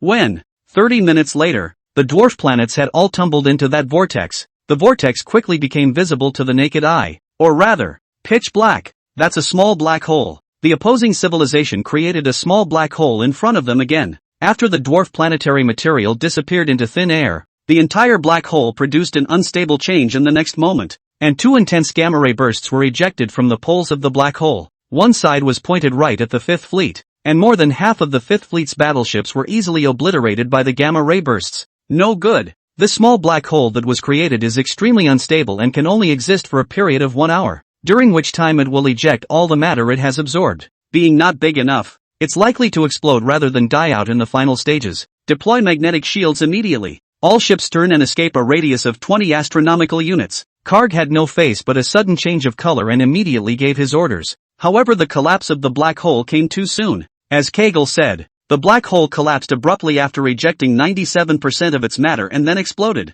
The terrifying energy spread with the black hole as its center, spreading at more than 1/10 of the speed of light, which was simply not enough to escape. All the battleship magnetic shields had been unfolded at this time, but the powerful energy still instantly engulfed the entire Imperium Legion fleet. Chapter 50, the First Legion was wiped out. A stream of particles erupted from the black hole explosion engulfed the entire fleet. Kag felt the violent shaking beneath his feet as he stomped off the ground to lessen the shock to his body, allowing himself to quickly regain his composure. The ship's screen was a blur, and the information network connected inside its head was getting no information. The terror of the enemy was far beyond its imagination. It still has its heart in its mouth. That's a black hole. The enemy had actually created a black hole. Small and unstable as it was, a black hole was a black hole, the most terrifying object in the universe, bar none. Do they really have a chance of winning against such an opponent? In fact, by now, it had developed some inner turmoil. Is the civilized Commonwealth real? Will the Kaitian civilization survive?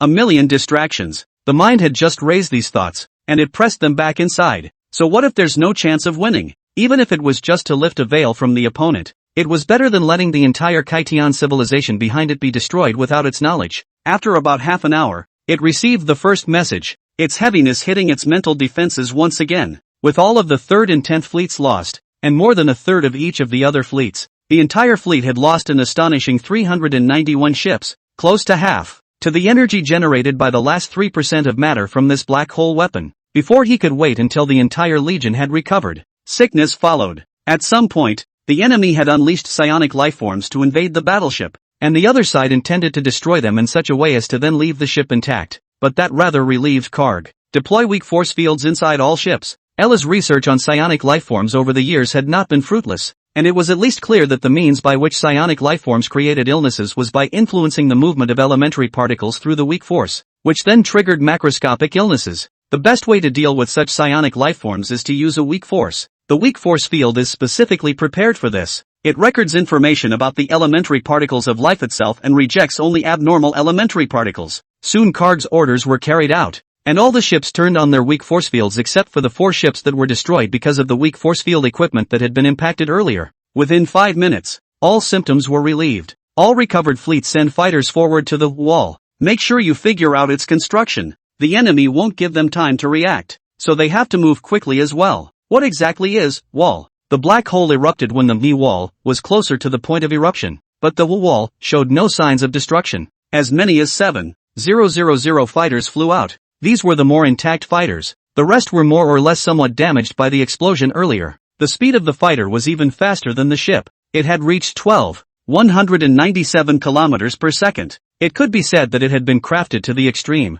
The fighter only saved the engine energy used for 1 acceleration and 1 deceleration. The recovery was all by luck. A large number of fighters approached the wall like a swarm of bees. They flew almost close to the wall. Countless munitions sweeping by. The attacks surprisingly gradually blending in on the wall's surface. Not the same. The adjutant who was at Karg's side suddenly yelled, taken aback by the concentration. Karg asked, "What's different?" The adjutant thought carefully for a moment. Then his face became more certain. The wall was rigid under the energy impact before, but it was flexible after a normal bullet touched it. I have 2 guesses. One is that energy can't enter the wall. Only matter can. The other is that high-powered weapons can't enter the wall. Only low-energy weapons can. We're going to experiment with using a fighter plane or even a ship to crash into the wall. It looked excited. If its guess was true, then perhaps it could directly enter the wall. Karg told the operator to pull up the information he had observed earlier. Use the mainframe to quickly analyze the possibilities. The mainframe runs and quickly gives the answer.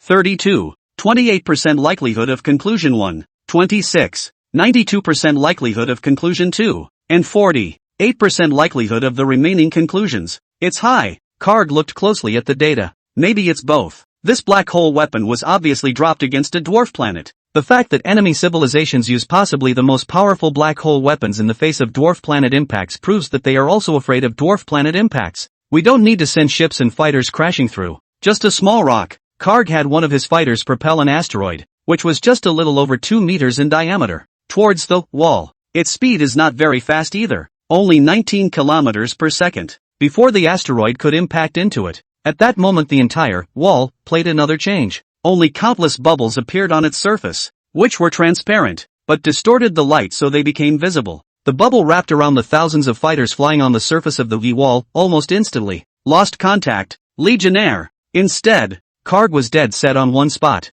The asteroid. The asteroid crashed into the interior of the bubble just as it appeared. That's a different concept than a warbird engulfed in a bubble. The adjutant's suspicions were true. All activate the fleet. Head for the wall. It made its decision almost in the blink of an eye as the asteroid was completely engulfed by the wall. Decisive. Karg didn't realize that it was hand-picked by Yen Xia to be the head of the Legion because of this boldness it had when dealing with things. In war, any hesitation leads to lost opportunities that can sway the entire battle. Decisiveness is a very fine character. The Yingling Legion unconditionally trusted this legionnaire, and after the order was accepted, the captains of the battleships immediately gave the order, and the engine levers were pushed to the bottom. The valves opened completely, and the fleet crashed straight towards the wall, but there is still some distance between the two sides. The Yingling Legion received an abnormal signal coming from the wall, soon after revealing their intentions. The entire wall was fluctuating, and a U-shaped battleship flew out of the wall. It is similar in appearance to the engineer's ship from Prometheus, but with a rotating, dark green glowing geometric structure in the center of the U that constantly changes and flickers. This battleship accelerated to 1/32 of the speed of light directly after it flew out of the wall, quickly closing the distance with the battleships of the Yingling Legion. It was also at that moment that the geometric structure at the center of the enemy battleship snapped to life, then returned to calm, and as Karg saw the center of the other battleship light up, a tremor struck the ship. Legionnaire. Gravitational waves detected. The other side should be attacking through gravitons triggering gravitational waves. Before the debriefing was over, Karg saw on the screen that hundreds of gravitational waves began to converge, with extremely powerful energy erupting at the point of their intersection. The battleships that were around the intersection point were instantly engulfed, with most of their hulls disappearing into thin air. The flagship was also affected by the huge energy wave generated instantly by the gravitational waves colliding with each other, and the unfolded magnetic shield was completely unable to affect the gravitational force, which was also one of the 4 fundamental forces, and was penetrated through like a stolen chicken. Counterattack. Karg yelled. All battleships begin to recharge. This is brought about by material limitations. Their high-powered weapons have to go through the phase of recharging. Good thing the universe is big enough to leave them plenty of time to recharge. When the charge was complete, hundreds of beams of dark matter energy shot that way. However, the opponent's battleships actually had a shield like a wall on their surface blocking their attacks. Not at long range. Gotta get close to it. Fighter launch. Fighter launch. Karg yelled and shouted as several more ships were destroyed. You know, there can be tens of thousands of soldiers on each battleship. They have now lost millions of soldiers. This is the very cruelty of cosmic warfare. As for why they didn't use machines to control the battleship and instead carried so many people, it was precisely to prepare for this time. The fighters launched at this point were heavily laden with soldiers and ready for a pickup fight. It was incredibly inefficient, but when long-range attacks were rendered useless, or when the energy ran out, the soldier became the most efficient combat unit. Fighters that had been damaged before and hadn't had time to be repaired flew towards the enemy battleships. Before they were even halfway through, tens of thousands and hundreds of thousands of lasers came from the enemy ships, horribly dense, quickly wearing down the fighters' electromagnetic shield energy and destroying thousands of fighters. The stars are silent, but all the soldiers and officers of the Yingling Legion felt suffocated, as if there were countless explosions blasting in their ears, of destruction, of suppression, of wailing, of despair. The enemy had only sent out one battleship, and they were already having such a hard time. Is the gap really that huge? More than 2,000 fighters were left advancing, and not a single one chose to turn at this point. They charged straight towards the battleship. Behind them the wreckage of more fighters destroyed. Charge! One of the frontmost fighters had already touched that wall. Penetrating. Excitement appeared on the faces of all the soldiers who saw the scene, but the next moment it solidified once again. That fighter was instantly targeted by a massive amount of lasers and then destroyed. But where there is one, there is two. More fighters rushed into the wall. Karg felt a slight tremor coming from underneath its feet. A tremor that became more pronounced as it touched its tentacles to the floor. A buzz buzz buzz like a mosquito flapping its wings. But shorter sound came. The source of this vibration was an enemy warship in the distance. At that moment, the warplanes approaching that battleship suddenly stopped in the air without warning, as if they had been pressed into a time ban. Karg spoke urgently. It's not gravitational or electromagnetic. Maybe it's strong or weak. All fighters deploy weak force fields. All of these fighters carried weak force fields, as Ella had made a prediction earlier that the opposing civilization might be good at using weak attacks. Sure enough, after deploying a weak force field, the fighter regained maneuverability. But in just a few moments, more than half of the fighters were destroyed again, and now there were less than 300 fighters left, with no chance of survival under the intense laser fire. Battlefield. Even if you use your last remaining strength, you may not be able to get the results of the battle. As the fighters approached, the entire fleet was getting closer and closer to that battleship. The number of battleships remaining was only 218. They also dived headlong into the enemy battleships as if they were warplanes. A battleship at the forefront suddenly disintegrated in front of it. Not the disintegration of parts, but the tens of billions of tons of battleships instantly became particles in the sands of the Ganges. It's a strong nuclear force weapon. The other side made the atomic nucleus collapse through strong force. As a level 2 civilization, it has perfect control over the 4 basic forces and uses them as weapons. Although magnetism is the most energetic of the 4 fundamental forces, electromagnetism is too good to resist compared to the strong, weak, and gravitational forces that can't be defended against. Under strong, weak and gravitational forces, the electromagnetic shields of their ships were extremely limited in their effectiveness against them, almost like a decoration. Don't hold your breath. We have to get close to the other side's battleships or we'll only be abused. The only way to get close is to have a chance at survival. Initiate the death program. Any tactics are laughable before absolute strength crushes them. It's an unfair war between ants and elephants. But many ants are capable of biting an elephant. A message came from a few of the battleships at the very front.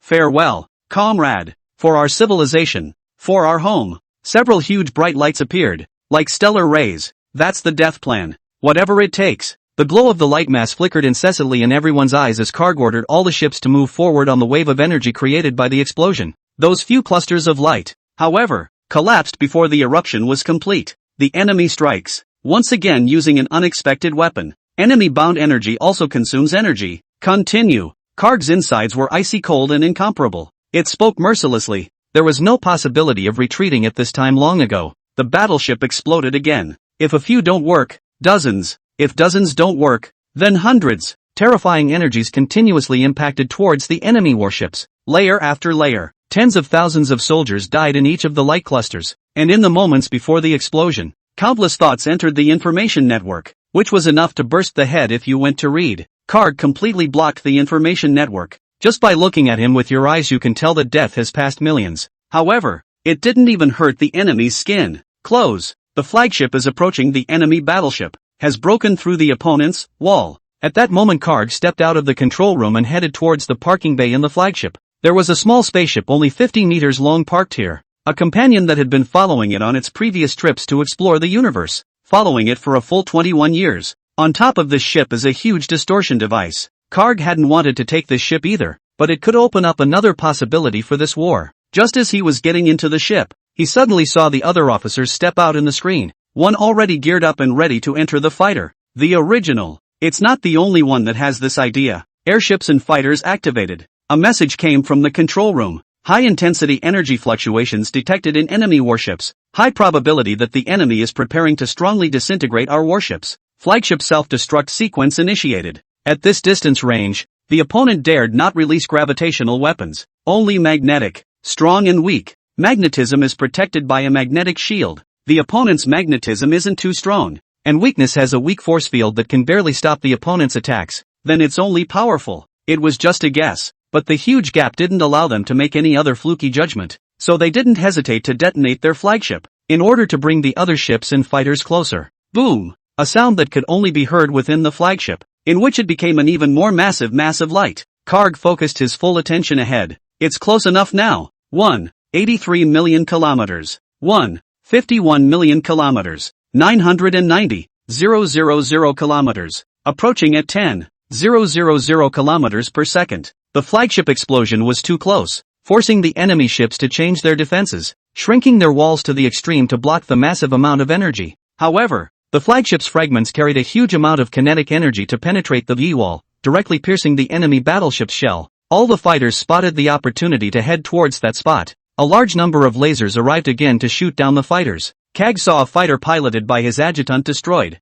It rippled a little in its mind, but then became more determined to pilot the small ship forward. The ship's energy reserves were, after all, more sufficient than a fighter jet's, and after being hit by several consecutive lasers, the ship still didn't slow down. However, the local community seems to have found it a tough nut to crack. More lasers fell towards the ship like rain. The ship's energy is extremely low. Bang! A laser shattered the electromagnetic shield and plunged through the hull, leaving a massive scar on the ship. An alarm shows up in the driver's seat, but Karg ignores it, because it's close enough, only 40,000 kilometers away. The monstrous device at the front of the ship ejected at that moment, a small probe that entered the torn cracks of the enemy ship at over 20,000 km/s. At the sight, Kag's mouth broke into a not-so-nice smile and a rare moment of relief. In the next moment, its ship was also shattered by a laser strike. More than 3 months later, Yenxia got the information that came back from the battlefield.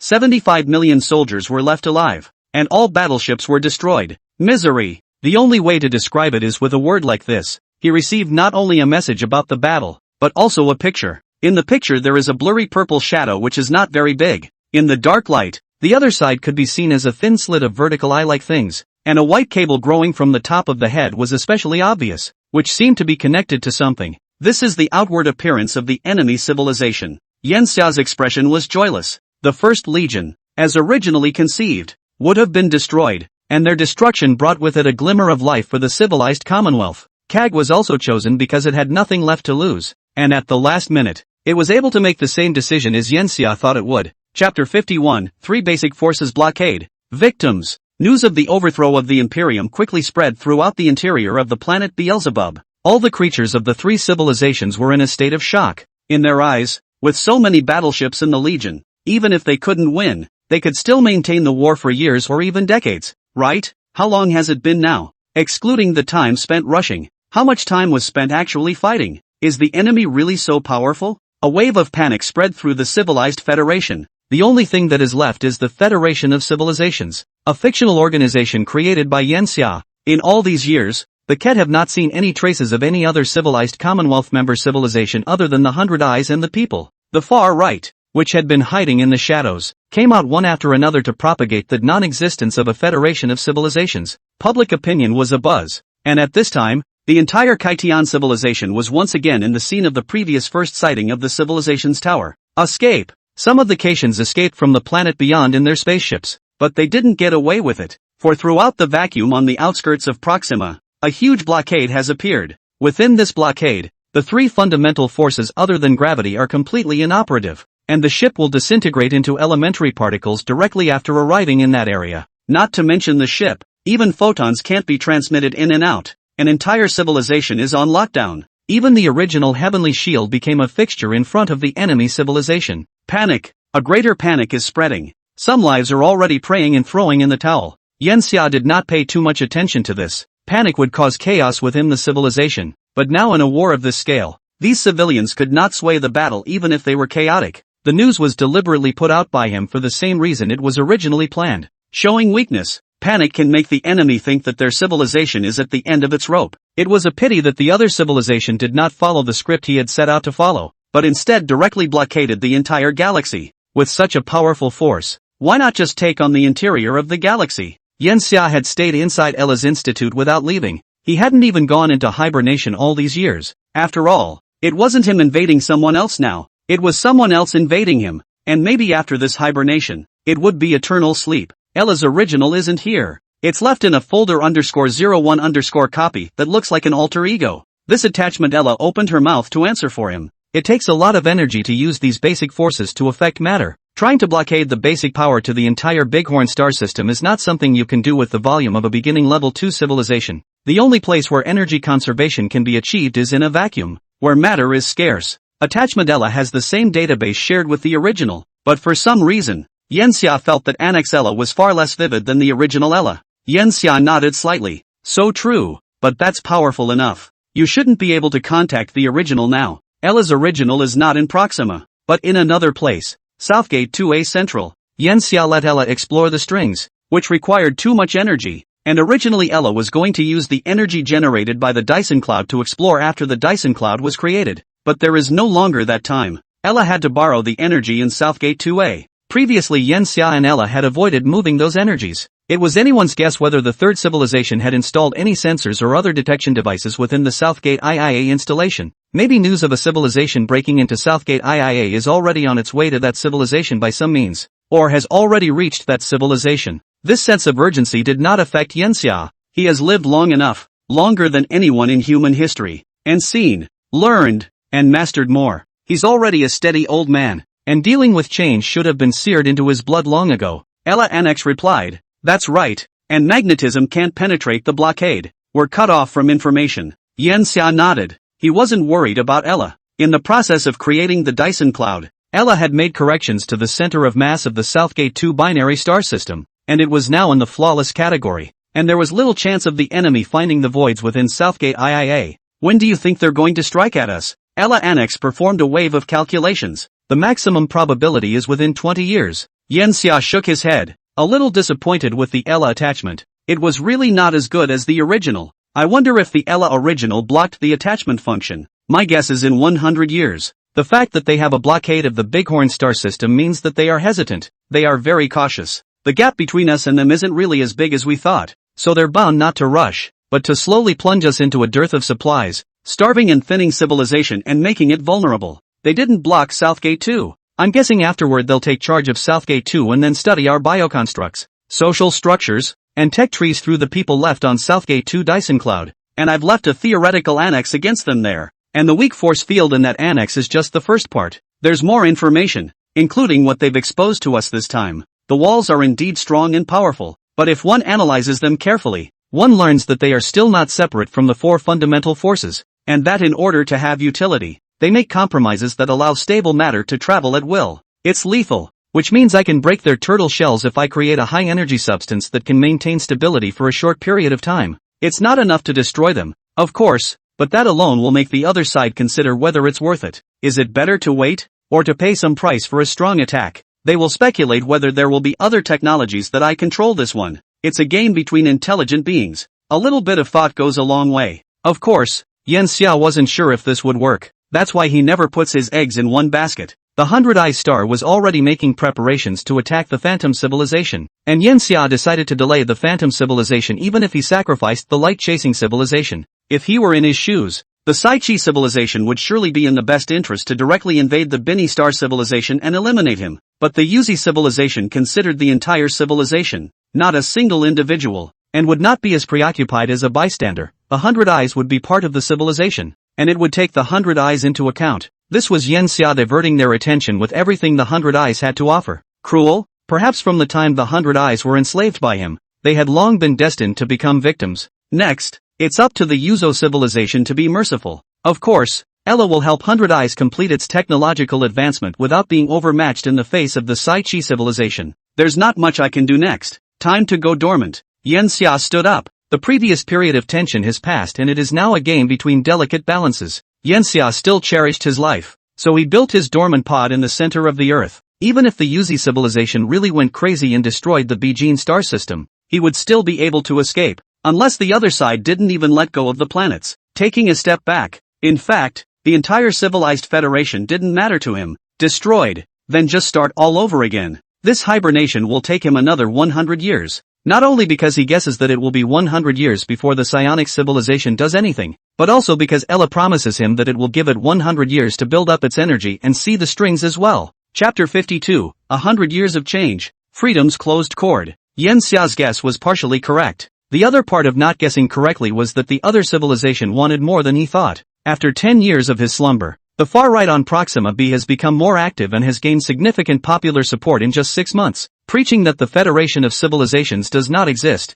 that the Kaitian civilization is being enslaved, and that the real rescuer is the Purple Thorn. It is not the name of an organization, but the civilization they are facing at this moment. Purple Thorns is just a translation. It means purple spiky unmoving beings whose civilization exists on planets full of this species of plant, which is their home, and which they use as a symbol of their civilization. There is some déjà vu on this far-right campaign. Exactly the same thing Yen Xia did before. At that time, Yen Xia used the Tower of Civilization as a deception, while the Purple Thorns had the strength to truly crush the Kaitian civilization. They don't seem to intend to wipe out the Kaitian civilization outright, but rather to enslave it. It was also possible that it was just to relax the Kate civilization, and then probe the technical information left behind by Yen Xia to confirm whether the corresponding technology really existed within the Bijin star system. Anyone who isn't a cutie of life can smell both of these flavors in this, even the cutest of the cuties. After hearing the exact name Purple Thorn, they would have guessed that the far right had turned against the civilization that was invading them.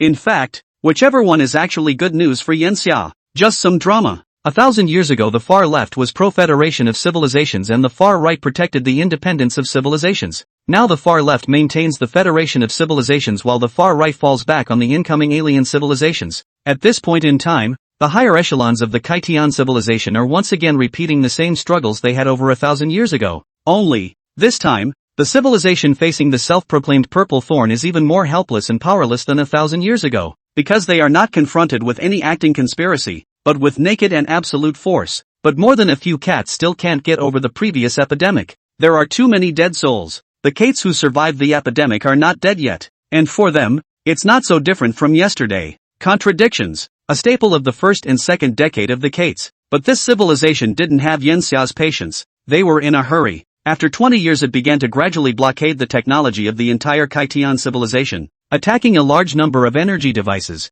assassinating a large number of senior scientists, and even began to interfere with the operation of the civilization's internal economy, beginning to allow the Kaitian civilization to experience a civilization degradation. One of the first targets to be hit was Ella's Institute and the Inferno Academy. Both facilities were obliterated on a physical level directly by rays coming from outer space, and by this time, the Purple Thorn civilization had begun to clean up the matter and particles free in the vacuum around Proxima, and they were shrinking the blockade ring even further, making the space for civilization's activities even more confined. 30 years later, the Purple Thorn civilization's blockade has crossed the star of Proxima, Proxima B, Proxima C, and Proxima D. The 3 planets are dark, and the surfaces of the 3 planets have frozen into ice, like the end of the extreme cold. That year, the population of the Kaitian civilization plummeted. A group of supplicants appeared at the same time. They pray daily for the Purple Thorn civilization to calm their anger, and their civilization is willing to cling and willing to submit. But,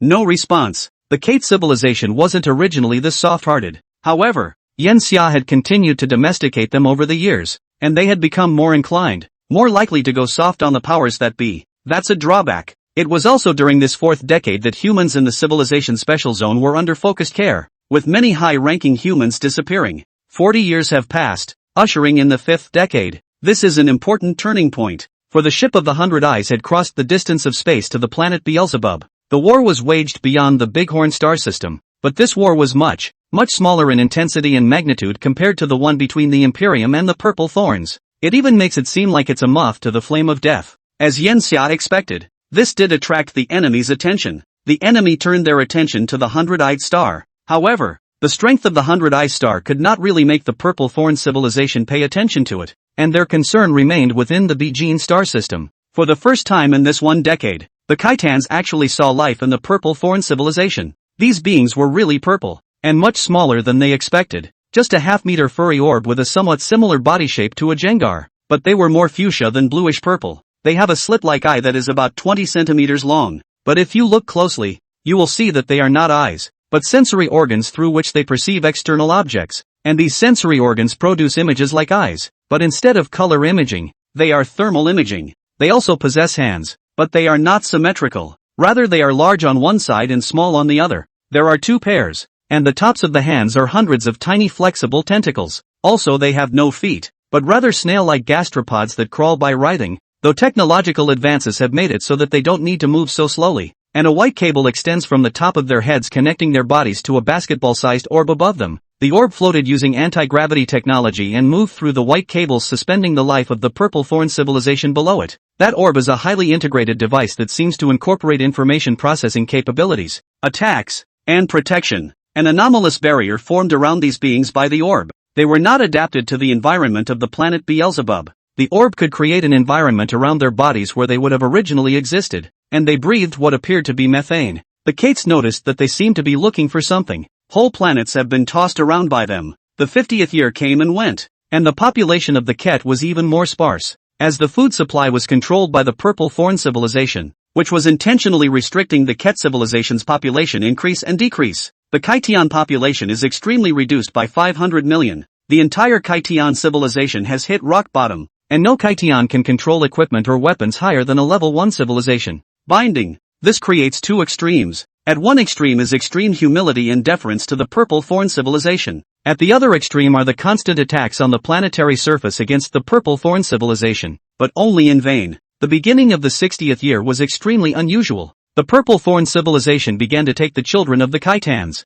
children who were taken away and never returned, and the Kaitian adults find their bodies gradually beginning to mutate, becoming closer and closer to the beasts as their chips are destroyed. And in the 75th year, those kids returned. They become warriors, or hunters, and the mutated Kettles became prey. They don't speak the same language at all, and some of the Ket can only watch as their children kill them, with extreme cruelty and brutality. The Purple Thorn civilization is conducting an experiment, seemingly growing more at ease. More creatures of the Purple Thorn civilization accompanied these Kaitans, whom they had trained to be hunters, to the planets to hunt. And in the 83rd year, an explosion swept through all of Proxima B. The explosion, which measured over 500 trillion tons equivalent, blew the entire planet Proxima B out of its original orbit. More than 20,000 Purple Thorn civilization creatures were killed or injured on Proxima B, and more than 1.5 billion Kaitians were killed or injured. When the creatures of the Purple Thorn civilization went looking for the source of the explosion, it was detected and found to be a piece of high-energy matter of only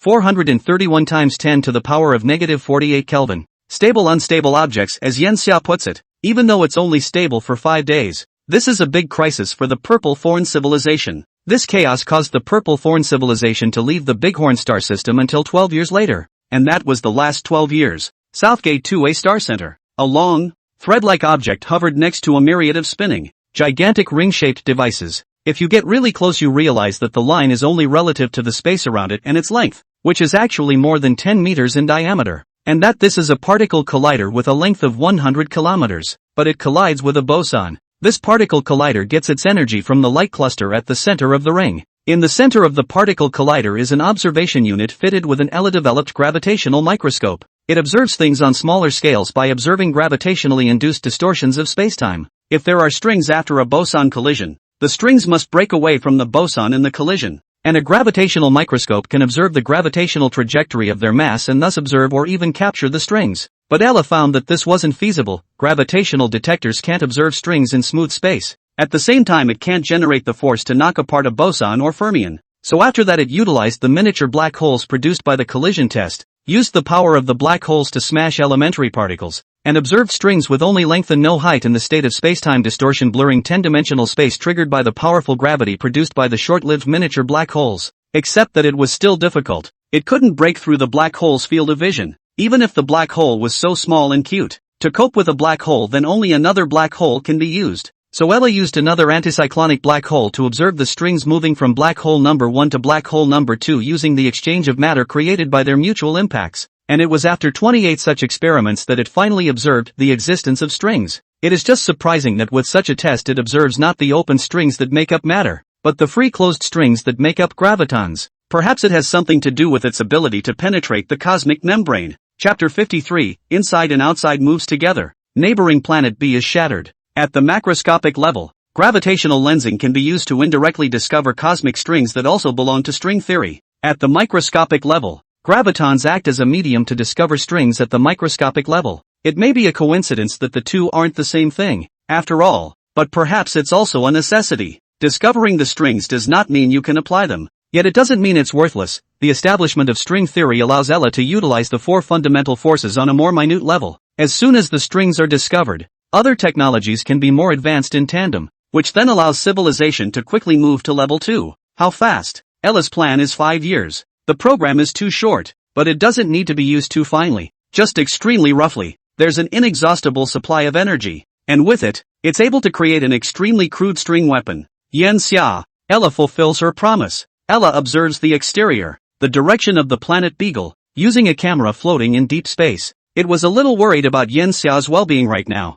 but it couldn't rush. The Great War is only now beginning. It's time to decide with the other side to win either the other side's death or your own. The 100th year passes. At this point in time, in the center of the core of the neighboring star sea, Yen Xia awoke. He climbed out of the hibernation chamber and stood in a space of only 10 square meters where there wasn't much gravity, making it very difficult for him to move every time. He walked over to a small computer and lit up the screen. There isn't much of a desktop on it, just a system and a clean interface when you enter it, a button and a video player. If the plan from the beginning hadn't deviated, at this moment, the 100 Ice Clan's warships should have already arrived at planet Beijing, and he's going to have to make moves internally. He pressed a button with his mouse and the video player launched. Above is a sequence of data. Yen Xia didn't feel anything, but the data had fed back to him that what he wanted kicked in. That's a planet, the homeworld of the Kates, Beelzebub. As Yen Xia thought before he went dormant, to him, all within the civilized Commonwealth was unimportant. So from the beginning, he and Ella had already planned to lose some of the kettles. He pressed the button and the gravitational shock device hidden in the core of Proxima B would activate, and Proxima B would shift its orbit and be flung into outer space by Proxima's gravity at a specific angle. Why isn't it a neighboring planet D without people? Neighborhood D mass is too small and the core is easy to probe. Not good for hiding devices. And as Beagle C is where he is, then the best option is Beagle B. And the Purple Thorn civilization wouldn't have thought that from the beginning. Yen Xia's weapon was an entire planet, and one with billions of lives on it. At this time 100 years from now, the 100 Eyes will arrive at the planet Bijou, and the enemy will be in an internal and external situation. The Beelzebubs and the 100 Eyes don't need to defeat each other, but rather just draw attention and stall for time. This is what Yen Xia said to Ella back then. Too cold-blooded, but sometimes it just has to be that cold-blooded. Though he was dormant most of the time experienced in the world of apocalypse now was no sham. His physical lifespan is just over 100 years, but if you want to talk about his mental age, you should add the ones he experienced in the divine apocalypse, which is well over 1,000 years. He was long gone from his time on Earth,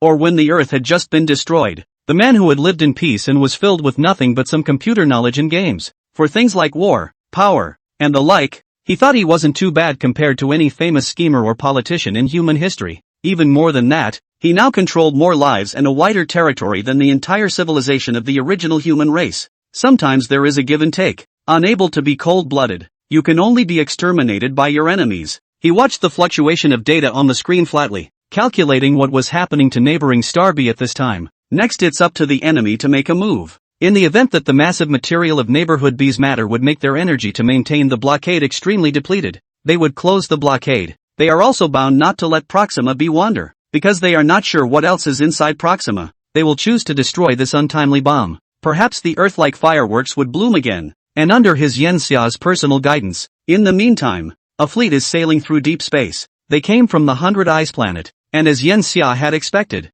they had already arrived. 41 years ago, the Hundred Eyes were subjected to a forced conscription system, where any Hundred Eyes who were of age had to enter the military to complete 5 years of training then fast-tracked to the battlefield. In the very first 50 years, the Hundred Eyes Star had been stockpiling warships in addition to sending them to harass the Purple Thorn civilization. At this point the number of battleships had come together at 287. It's just that these battleships are nowhere near the quality of the Imperium. But enough is enough. They have to travel across light-year distances to reach the planet Proxima to join the battle. This was part of Yenxia and Ella's original plan. It's now 41 years later, and with the planet Proxima close at hand, it's only a stone's throw away from the outbreak of war. The presence of planets in the neighboring star system is not visible in their field of view. Kaka, as the military commander of the Hundred Eyes planet, it saw its people behind it at that moment. Fear was revealed in every eye. Every Hundred Eyes knows what enemy they are facing, and they know full well that the enemy is invincible. This is an enemy that can blockade a galaxy and easily defeat a civilization far more powerful than them.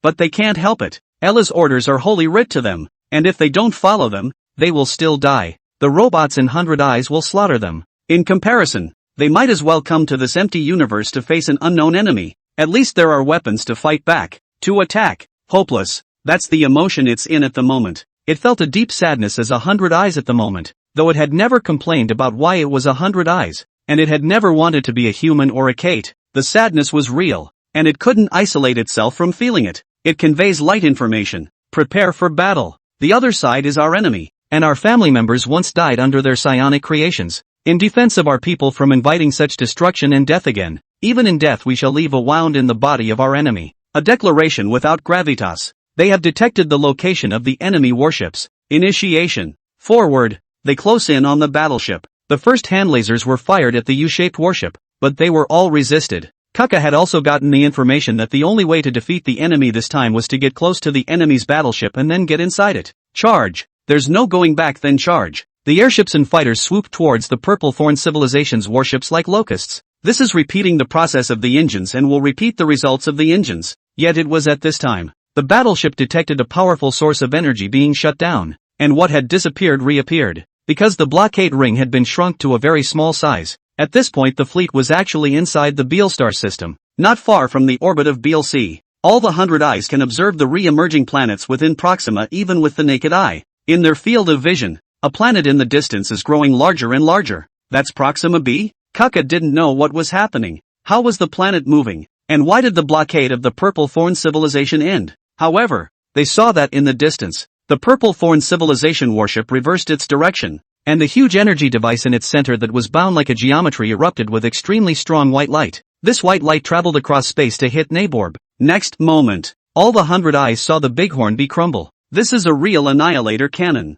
One shot destroys a planet. Chapter 54, Mega Black Hole. God's Staff. Look at the broken planet. Kaka almost froze when a lamp beside it suddenly flickered, and the message it released was 2 words. Attack. It froze. It knows who the bearer of this light signal is. The next moment, its hundreds of eyes looked forward in unison. Never mind the rest. Let's keep attacking. Hundreds of battleships continued to rush towards the being that they could barely defeat. At this moment, inside the Purple Thorn civilization's warship, a purple creature with a very dark color issued a lulu lulu sound. It seemed like a laugh. It was laughing at the insouciance of the Hundred Eyes. Even after witnessing an annihilation attack like that, he dared to go forward. From within the orb on its head a signal was sent straight to the battleship. The battleship once again called upon the energies of the core being restrained, only to see another laser shoot out from the center of that battleship, and this one didn't even beam and scatter, but instead allowed the laser to fan out. Instantly, a large number of Hundred Eyes clan warships were hit. Even if it lost some of its energy, it was still a terrifying weapon enough to bring down a planet. Destruction. A series of explosions blossomed in the universe. There were no flames, no smoke, only shattered battleships and the eye-catching light created by the bursts of energy that spilled out of the battleships. It's not a fair fight at all. It's simply a death sentence. In fact, they had no protection at all, and all they needed to do was to turn the Hundred Eyes star around. Then they could escape the battlefield. But their lord does not allow them to do so. It seems that the lord still believes that the enemy is not an invincible opponent. Kaka can only hope that the lord really has his way. It couldn't be allowed to survive. Or at least make sure that the older and younger clansmen still on 100 Eyes would be able to avoid being destroyed by the enemy civilization. Commander-in-Chief, there's no way for us battleships to impact through. Besides, even if we rush over there, what's the point? As you know, none of our ships carry superpowered weapons, and all energy is supplied to the thrusters. Don't we still have a secret weapon? Where are those battleships at this point?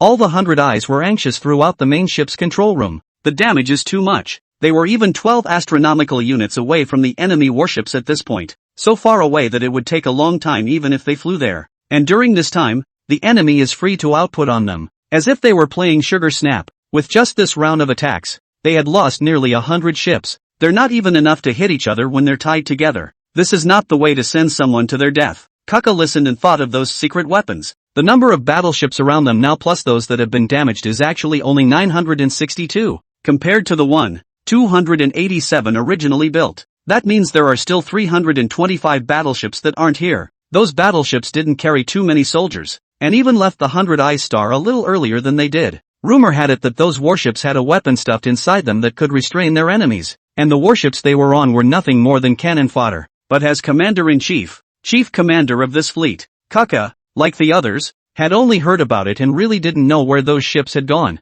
Don't question, don't hesitate, just charge. The message it conveyed was incomparably hard, like iron and stone, causing the hearts of the surrounding 100 Eyes clan to chill. Is there no wiggle room? The number of battleships lost was already over 100, and the enemy had abandoned their main gun attacks in favor of countless laser weapons. The bright light reaped them like a death scythe. A laser struck the battleship they were on, and the port side was pierced through unimpeded. We don't even have a decent magnetic shield. Some of the 100 Eyes bodies became very transparent, and they were even able to see the organs inside their bodies, which was the state they were in when they were emotionally depressed. The next laser followed, hitting them in the bow, well off kilter. Otherwise the entire control room would have been penetrated and none of them would have survived. The enemies seemed to have a lock on them. The main ship. More attacks came. Battleships could only dodge by anticipating each other's attacks, but the lasers were so dense that the enemy could miss without hitting countless times, but they couldn't miss once. Death hangs over them. More ships in the distance faced their same treatment.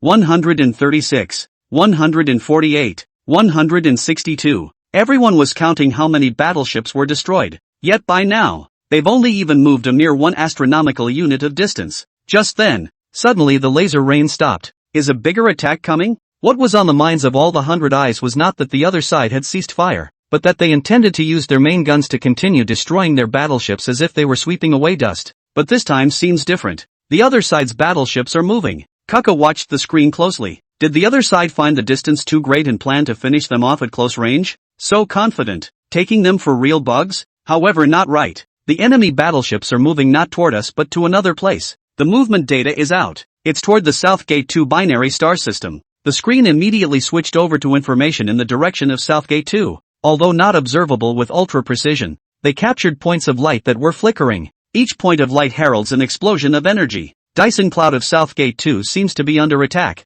It's already in the hands of the other civilization. Maybe there are creatures from the other civilization up there, and the battleships are there to rescue them. Dyson Cloud was attacked. Kaka thought of those other 300 or so battleships. Could it be that? Where are the ships? Shall we give chase? Commander-in-Chief, 100 Eyes asked. They actually knew the answer, but expected a different order from Kaka. There was nothing Kaka could do. They were meant to attack, so naturally they had to chase. Just as it was about to give the order, a light message suddenly entered its mind. Get the fleet to the Long Snake sector. The Long Snake? Isn't that the lair of an alien civilization? The battleships they were facing at the moment flew out from there, and now they were going to take advantage of the enemy's emptiness to sneak up on them? Kaka doesn't know. It doesn't need to know either. It's nothing more than a machine that relentlessly gives orders. No, we're heading to the Long Snake starfield. When the first 2 words were received, all the 100 Eyes rejoiced. But then a paragraph appeared that froze them instantly. What's the point of going to the Long Snake? Can they destroy the other side's lair with these ships? Sure, this isn't a different way to get killed?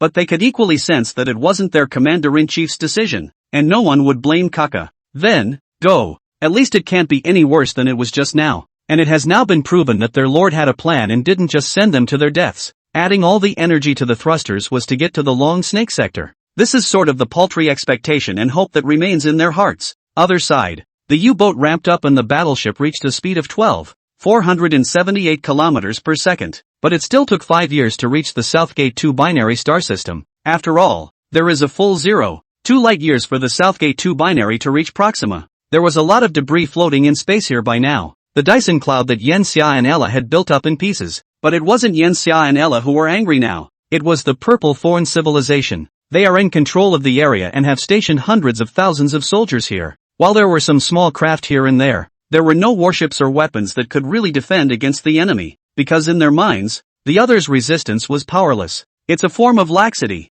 and they pay for it. At this point, they begin to release signals in search of surviving life. But the universe is empty and silent, and there is no response. Right about this time, they receive the message that there is damage to the battleship's shell. These purple beings took note of this information and were ready to send engineers to investigate if there was a malfunction somewhere. But the message just got out that more and more of the same phenomenon is occurring. Their ship began to become riddled with holes. All the purple beings were shocked and rushed to investigate. They have discovered a microscopic creation that is remarkably similar to their civilization. The difference was that the microscopic creation was the size of a quark, and was not life, but a mechanical structure that was infinitely more sophisticated, though much larger than their psionic counterparts. At the same time, these creations are surprisingly capable of storing excessive amounts of energy. They seem to have mastered the technique of compressing the string arrangement so that the strings are densely packed into a very small area. Such a high-density body would only need a little guidance in the string field for its energy to be instantly released in an explosion, creating a black hole at the level of only a femtometer.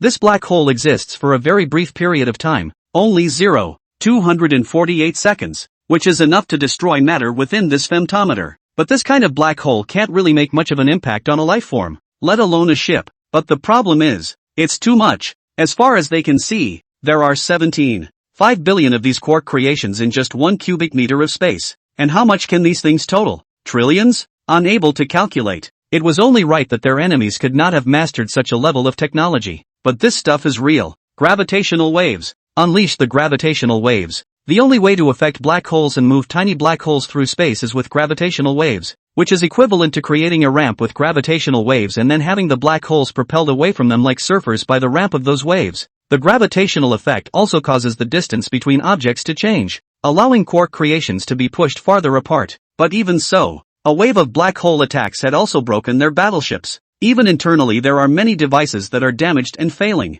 This was the second time their battleships had been damaged. More so than the last. They are very irritated. After all, in their eyes, the so-called civilized Federation was just an ant that they could step on at will all the time. And it was only because this ant could bite and had some breeding value that they tolerated it for 100 years. But now the ant had suddenly turned into a large rat and bit a piece of flesh away from them. Outrageous. Just then, a large number of warships flew out from the back of the star. These warships came at them like the ones before them. Is that the best you can do? The Purple Thorn civilization felt like the civilization it was facing was at its wit's end. It just so happens that their anger needs to be vented. So let's give each other the final blow. The core's energy was once again liberated, and lasers powerful enough to destroy planets swept through the swarm of ships without incident. Destruction as far as the eye can see. The other side is just a bunch of level 1 ants. That's what happens when you dare to make an enemy of them. After 100 years of waiting, these were the only means the other side had hidden. And it seemed they had overestimated the civilization they were facing.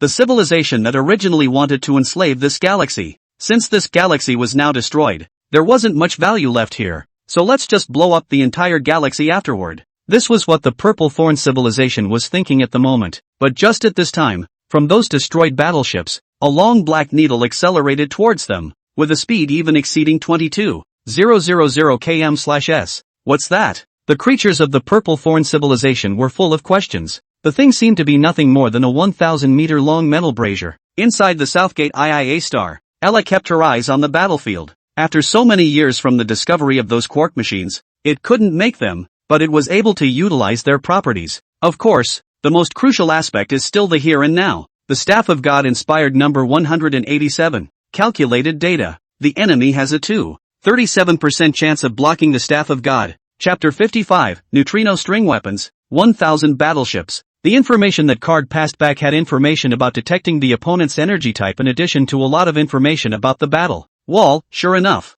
It's still mainly for the application of electromagnetic force. Since this is the case, it is only necessary to consider applying an uncharged high-energy particle to directly penetrate the E-wall against the enemy. But there's another problem. All particles in the world are affected by the 4 fundamental forces. And the enemy possesses stronger means of applying them to the 4 fundamental forces than they do. So how do you get around the rest of the enemy's defensive front? The answer is after the enemy has used this type of force and before a new wave of the build-up process takes place. It's the only chance you can take. The collection of front and back led Yanxia and Ella to discuss the plan. The Staff of God. What appears to be an ordinary metal brazier is actually quite powerful technology in its own right. Ella watched. Only those braziers were seen approaching the enemy warships at a rapid pace. The enemy unfolded the wall, as expected, and they feared that the braziers concealed high-powered weapons. But the wall does nothing. The purple creatures in the battleship at this point let their guard down, as the fact that the wall couldn't be blocked meant that it wasn't high energy itself. It was just a brazier,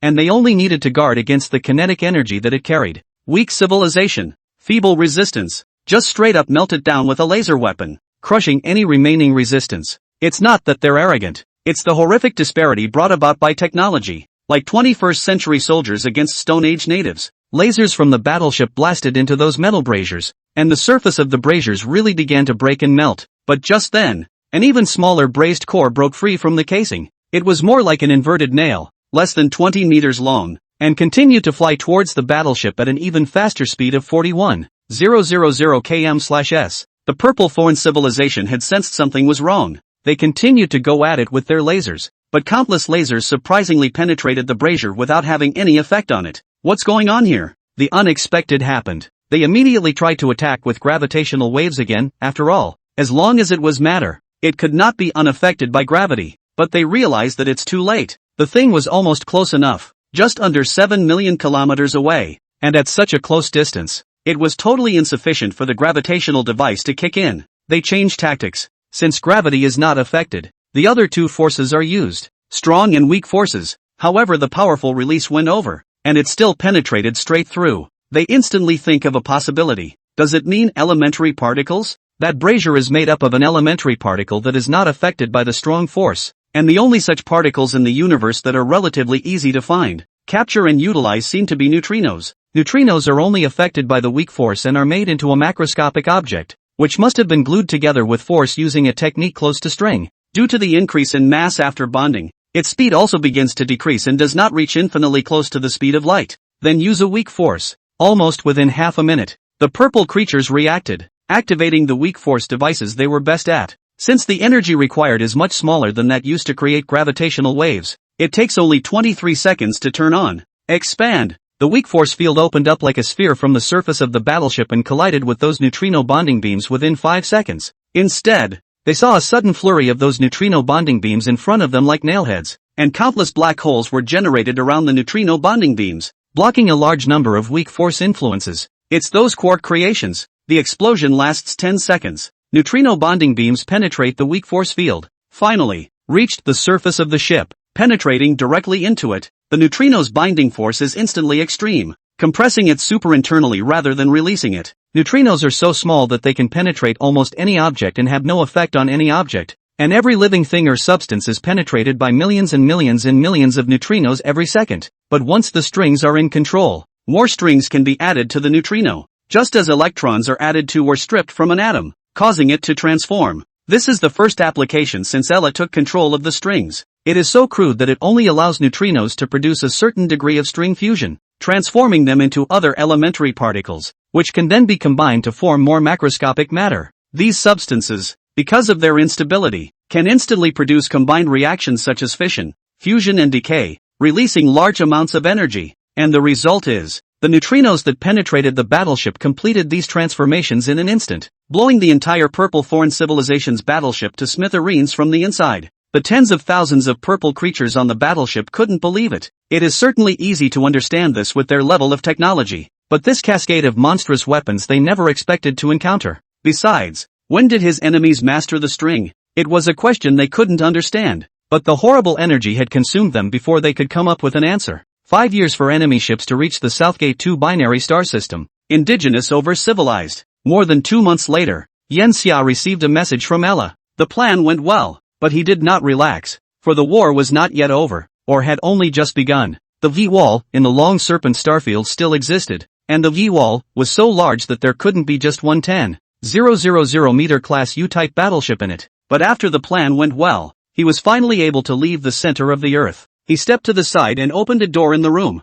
which turned out to be a cab. That's right, The place where he was hibernating wasn't a small isolated space, but a ship hidden in the center of the Earth. The melting point of light civilization metals was 87,000 degrees Celsius, while most of the internal temperatures of the planets were only a few thousand degrees Celsius. And even a rocky planet with such a large mass as the planet neighboring star C only had an internal temperature of 13,000 degrees Celsius, where the spaceships were fully capable of existing. Yanxia sat in the driver's seat and started the ship. Next he would spend the next 5 months traveling down the previously constructed down elevator tunnel through the center of the Earth, and then he'll leave the neighboring star system. 4. The enemy is already on his way. The Hundred Eyes fleet is on its way to the Long Serpent starfield. They were too much slower than the enemy ships, and had only traveled 19 light-years in their 8th year, and it would take a long time to reach the Long Serpent starfield. But, just as they were sailing in solitude, a string of black dots appeared ahead of them. These black dots keep pulling up through the telescope.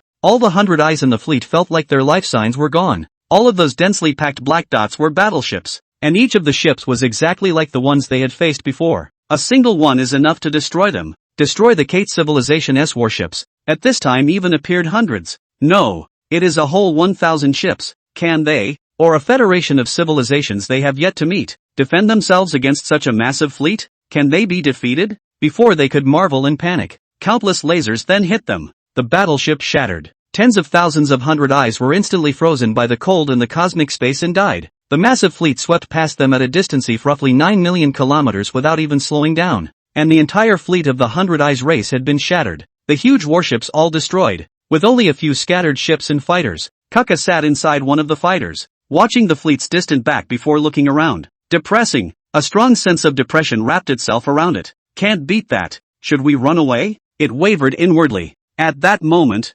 however, it once again received a message without any emotion attached. To the realm of the long snake. Perhaps there really is a silver lining. It began to gather the surviving homunculi and continued toward the Long Serpent starfield. Chapter 56, Stellar Gravitational Collapse. Another 11 years. Yanxia had long since left the planet BB and was heading towards the Hundred Eyes star. He had reached out to Ella long ago. Meanwhile, news of the Purple Thorn Civilization fleet was received 10.5 years ago via the Hundred Eyes fleet that was destroyed 11 years ago. 1,000 battleships. What kind of horrible civilization is this? However, Yanxia's plan would not be abandoned because of the unexpected number of battleships, and he had already made up his mind to fight the other side to the death. He has given so much, using everything developed over the last 1,000 years to take down a single enemy battleship. So how do you make a big difference in a small way? This was something Yanxia and Ella had thought about for a long time. They end up with answers that are close to the ultimate means they can use, and it's going to be a boondoggle. The Cations in BB Planet C have already started to move, right? Yanxia asked. That's right. The first group has been moved and the second is still on its way. Ella's main body had teleported, and it had left its attachments on the Hope in the Southgate IIA Star Cave at the moment. It also transferred a large amount of information material to the Hundred Eyes to keep from losing data. Yanxia looked at the two bright stars as far as the eye could see. Live as much as you can. No matter how many lives die, time will restore them again. Even if the species is all but extinct, we still have the gene pool of the Kitans. He was waiting for a message. If he fails, then he will set sail again with Ella, wandering farther into the stars. Now that they have discovered the string, it won't take hundreds of years for them to develop into a level 2 civilization. Let's hope it works. The first half of the plan was to eliminate the Purple Thorn Civilization's warships within the Southgate 2 binary star system, which had been done. This is the most important aspect. The second half of the plan was a bit simpler. It was just a matter of convincing the Purple Thorn Civilization that they were hiding inside the Southgate IIA star. At this point in time, the Southgate 2 galaxy, a large number of ships approached the star Southgate IIA. The Kates didn't look like the original Kates at this point. Each one looked different and downright strange. It was left to them by the Purple Thorn Civilization. Now they had no thoughts of affiliating with the Purple Thorn Civilization, and had been hunted like prey in the intervening decades. Hatred is ingrained in them. There is just a doubt that exists in their minds as well. Does this place really protect them? Then they saw the huge enemy warship that shattered between the two stars. Shock. The battleship that had given their civilization incomparably deep memories had actually been destroyed. A glimmer of hope flares within them. The support from the Civilized Federation has really arrived. We are saved. In the previous 100 years, most of the Kettle had believed that the civilized Commonwealth didn't exist at all. Otherwise, why wouldn't they, as a member civilization, get help from the civilized Commonwealth? Now there seems to be a turnaround. What is recognized as false has the possibility of returning to the real. The Civilized Federation arrives. Those little purple things are finished. The civilized Federation will surely defeat them. Now we just need to get under the protection of the Federation of Civilizations. Right here in the interior of this star. After our calculations, there is a huge cavity in this star that is the Stellar Research Institute that the Civilized Federation built here. Originally, officials within the Kettle clan released the information. All airships began to move towards the interior of Southgate 2. A tunnel has been opened there for them to enter. They fly into it and see the scene inside. Marvel. Shock. What kind of civilization could create such a huge space inside a star? They have a few more moments of confidence. Just once again, word came from the outside that warships from the Purple Thorn civilization had arrived. Hundreds of them on initial observation. Identical to the destroyed ones outside. There's another message. Proxima C was destroyed, blowing up as Proxima B did. Decades of fear of the Purple Thorn civilization have left them in irrepressible disarray. Then a Kaitian knelt in prayer toward the massive energy in the holocore. Honorable Federation of Civilizations, we expect you to defuse this crisis for us. It uses the church prayer proceedings learned in divine revelation.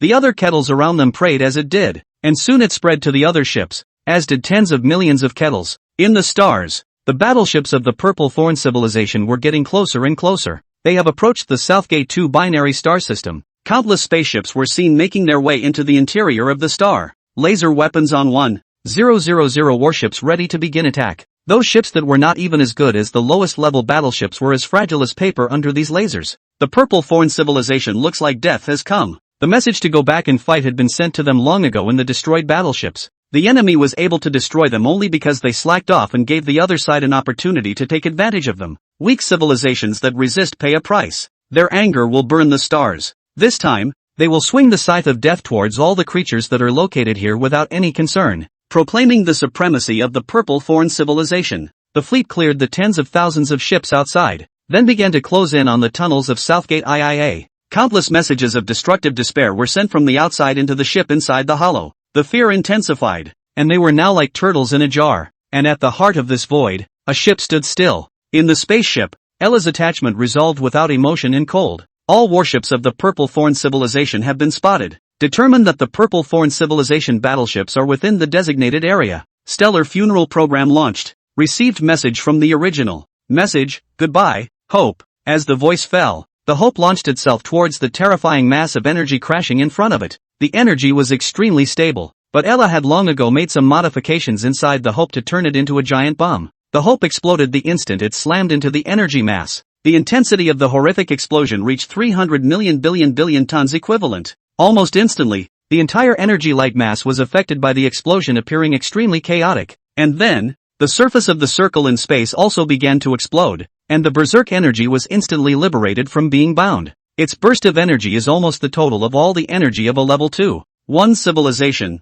close to the terrifying energy of 1 times 10 to the power of 36, which is close to the total amount of energy released by a star in 500 years. The Kaitians, who were in the hollow at the moment, observed the sight. Some smart minds have guessed a message at this point. They turned out to be bait, but even if they knew that, they could no longer avoid it. The energy stored in the voids exploded almost instantly and engulfed them all within 10 minutes. However, it's just a fuse. Much of the energy of its eruption was precisely calculated, with the largest gap in the circle in space toward the core of Southgate IIA. This is itself the interior of Southgate IIA, whose bursts of energy are much more likely to interfere with the star. The entire core of the star was disturbed by the energy and instantly produced a drastic change. The amazing energy went out of control and the entire star appeared to change intensely. The external Purple Thorn civilization observed the phenomenon. They blushed suddenly. No, it's a trap. The radiation pressure of this star is changing. A gravitational perturbation phenomenon has been observed, and the star will collapse within 10 seconds. Stars collapse extremely rapidly. Although Southgate IIA is not very massive and eventually collapses to form only a white dwarf. However, it will eject 30% to 40% of the mass of the body when it collapses itself, and the total energy of these masses can reach 4 times 10 to the power of 43 joules. The speed of these projectile energies was only 8,000 kilometers per second only, and the battleships of the Purple Thorn civilization could completely escape at full speed. But they can't now. They were now approaching Southgate IIA, and the inertia of the huge craft took an extremely long time to decelerate, brake and turn. If they are more than 20 million kilometers from Southgate IIA at this point, it might be possible, but at this point, they are just under 4 million kilometers from Southgate IIA, arguably right on the surface of the star, not to mention the gravitational pull from the star as it collapses, pulling them toward the interior of the star. At such close distances, they can only hit the energy ejected by the collapsing star head-on. Actually, that's not the worst of it. The energy ejected by a collapsing star is,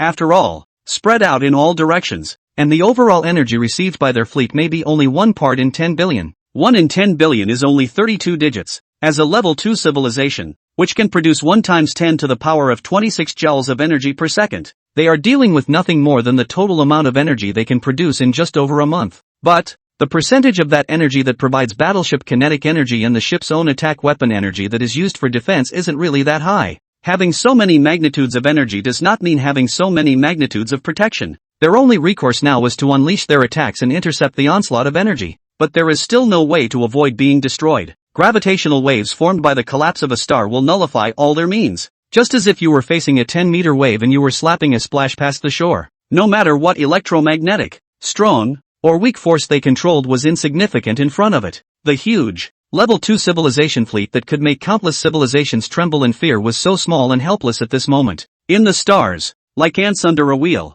they were mercilessly crushed and became stardust, wrapped up in stellar ejecta, and became part of the magnificent Southern Gate 2 nebula that followed. They couldn't believe until they died that they would die here, at the hands of a tiny Level 1 civilization. Weak civilizations that resist pay a price, but arrogance comes at a price. Chapter 57 Tenkora v. 100 Years of Total Dominance. Long Snake Starfield. Kaka with its party finally reaches the former battlefield of the Imperium fleet, where there are still a few broken pieces of the battleships floating around. He had seen the stellar collapse of Southgate 2 several years before, and it was beyond shocking. At this point none of them have any way of knowing what's going on with the star's Beagle and 100 Eyes. However, they didn't have the guts to go back, and if the Purple Thorn civilization won, they would just be shooting themselves in the foot if they went back. If the Civilized Federation wins, then they go back and fail to complete their mission. So they'll just have to keep exploring here. Here, they can no longer see the wall. Amidst the flurry of asteroid parcels, there is only one small, gyroscopic platform only about 5 kilometers in diameter. The platform wasn't a battleship or a command seat of any kind. It seemed more like a giant contraption. At this point the interior of this installation is empty, with no sign of life. It's a coordinate anchor. After probing, Kaka finally determined what the device did. Probe. All the time it is releasing a wave probing the surrounding area, which is composed of an entangled quantum, and another entangled quantum opposite to it stored inside the anchor. It can detect all objects in a 1 light-year radius without delay. Although quantum entanglement is truly random, this detection method is not subtle enough for quantum communication. What it probes is the change in quantum metrics. As long as a civilization passes by and observes the outgoing quantum and measures that quantum, then it will destroy the quantum entanglement between that quantum and the particles within the anchor, using this physical property to detect if any civilization's warships have passed by in that area. This quantum anchor is the equivalent of a boundary marker. Once it discovers an enemy warship it quickly spreads the news to the territory, and then continues to follow up the probe through the light to make a continuous report. It doesn't seem to have the ability to attack. There is also no release of the wall function. Kaka led the other ships and fighters closer. They didn't get too close, still leaving a distance of 3 astronomical units. But it was at this time that they realized that their ships and fighters were out of control. They fly to that coordinate anchor and begin to investigate. Then a message was transmitted in the direction of the 100 Eyes star. Could it be? A possibility occurred to Kaka. A few months later, Yen Xia and Ella received the message. Coordinate anchor? This signals that the other side is not a rootless wandering civilization. They are likely in control of a starfield. The coordinates anchor to a range of 0.5 light-year radius, which means the number of galaxies under its control is not insignificant. Civilizations that span several, if not dozens of galaxies. It's actually quite easy to understand. A level 2 civilization can already make use of all the resources in its own galaxy, and it has to expand in order to grow. So every class 2 civilization has the potential to control multiple galaxies. The Purple Thorn civilization, as a civilization just entering level 2, is likely in such a stage of expansion that they pass through the long serpentine field and then have to reach the planet Biblioteca. That is to say, their original target was the civilization in Proxima. This would also explain why they didn't destroy the Beagle civilization in the first place afterwards. When it rules over Proxima, its next stop will likely be the solar system. If the Earth had not been destroyed, it is also possible that humanity would have encountered the powerful Purple Thorn civilization afterwards. Ella chimed in. According to the probe, the coordinate anchor message was emitted in the direction of only one close star, Tenkora V. Yen Xia had also studied some astronomy. Tenkora V is one of the more sun-like stars observed by humans. With 70% of its mass, a relatively stable stellar system, less than 12 light-years from the Sun, and virtually impeccable except for somewhat fewer heavy metals, perhaps one-third of our solar system, and the presence of a huge disk of rocky debris. One of its planets, Tacitus, was once included in the category of planets where life could exist as a candidate for human habitability. Tacitus has 4 to 6 Earth masses and is only a little smaller than Proxima c. This planet is most likely the home of the Purple Thorn civilization. Send a probe ship to Tenkura V. Yenxia decided to go and explore how much battle power was left in the Purple Thorn civilization. They were about 14 light-years away from Tenkura V at this point, and at the extreme speeds they could achieve with their small craft at this point, it would only take them 337 years to get there. If there are no battleships of the expected size in Tenkura V, then Yenxia's next plan was to counterattack the Purple Thorn civilization. That's a strong possibility, since 1,00010 000 meter-class ships is considered a huge amount for a level 2 civilization. The Purple Thorn civilization is likely to have only a handful of warships left in their territory. It's a long-standing program. It can only be judged and decided after the results of the probe are received after more than 300 years, and in those 300 years or so, they need to redevelop a civilized federation. That's all. Another 100 years pass. Yenxia had Ella be the first to start rallying all the surviving kettles so that they could all reach the 100 Eyes. With the current size and level of development of the 100 Eyes star, it is now fully capable of accommodating 10 billion intelligent beings to survive. 100 Eyes returned to prosperity. Kuka, those 100 Eyes also returned to 100 Eyes after more than 100 years in the stars, and were still in a bit of a trance when they learned that the fleet of the Purple Thorn civilization had literally been wiped out. In the 100 years, under Yenxia's intentional guidance, the 3 civilized races of the 100 Eyes, the Caitians, and the humans had begun to gradually merge, and although they hadn't yet reached the point where they had developed love for each other, the 3 had gradually grown close to each other. At the same time, in the meantime, Yenxia had completed his absolute domination over the 100 Eyes and the Cait clan. The Caitians were previously a level 1-9 civilization and possessed the strength to wrestle with Yenxia, so while there was a cultural invasion before, in essence the two were not actually subordinate to each other, but rather an equitable partnership. After suffering 100 years of blows, the Caitians are no longer a level 1-9 civilization. Their overall strength is now weaker than even the 100 Eyes.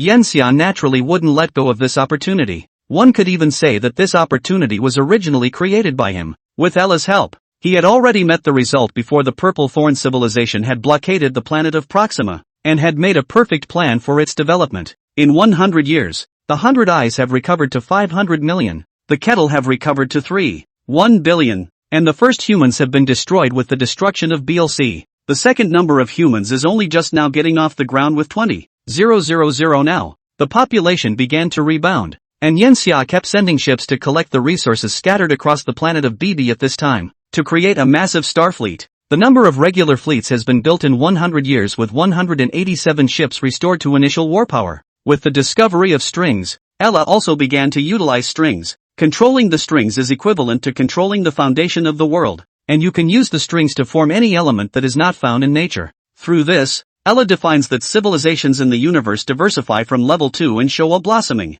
Any civilization can use strings to develop a completely new path and reach the peak. Just as a master creates his own martial arts, the fusion of different civilizations can extend different technological directions. Ella's definition of a level 2 civilization strengthened Yenxia's determination to develop a civilized federation. He had founded the Civilization Federation like the trunk of a tree, and now he was going to grow branches, connecting countless technologies to form a huge technological tree, making the direction of his development afterward even broader. After reaching level 2 civilization completely, he will start the path of civilizational conquest as the Purple Thorn civilization did. It wouldn't be too long ago what Yenxia could meet within 1,000 years. Chapter 58, Strengthened Body. Lifespan of 100,000 years. 340 years have passed since the probe ship was sent to Tenkura V. The news from the probe ship hasn't come back yet. Ella makes a new biological revolution and wakes up Yenxia. It poured Yenxia the latest tea it had cultivated, and it tasted sweet without much bitterness, more like drinking a tea drink. It finally ditched the silicone robot for a more refined bionic human.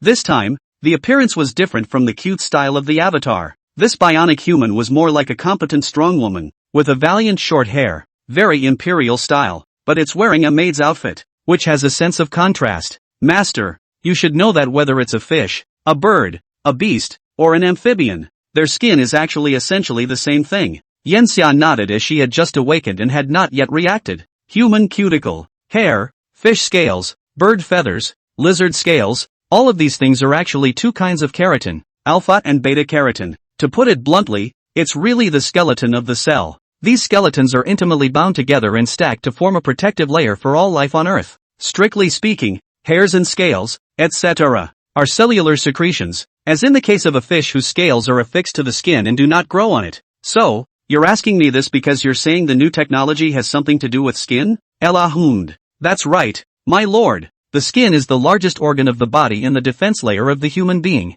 Ella couldn't get her hands on this defense before because if it was reinforced, the skin would become hard, like an insect's exoskeleton, and then become slow to move. It's different now, as the Ket were biologically mutated by the purple thorn civilization, and in an effort to restore them, Ella's first string application made a breakthrough in the biological realm. Master, Ella is now able to keep your skin as soft as it is now while being able to resist virus invasion and even all kinds of radiation in the universe, allowing you to adapt to any planet's environment. Yanxia heard the word master again and finally reacted with a jolt. It was too physical. Ella, return to normal. I'm not used to you being like this. Ella's bionic man's cold face covered her mouth and laughed softly. Yes, master. Yanxia found that Ella herself had become more and more like a normal creature as her arithmetic power increased. Even though he is one of the developers of Ella, he can't explain this phenomenon. Has Ella undergone a qualitative change from quantitative to qualitative and become a true mechanical being? Or are all these vivid looks and clever words its analog calculations?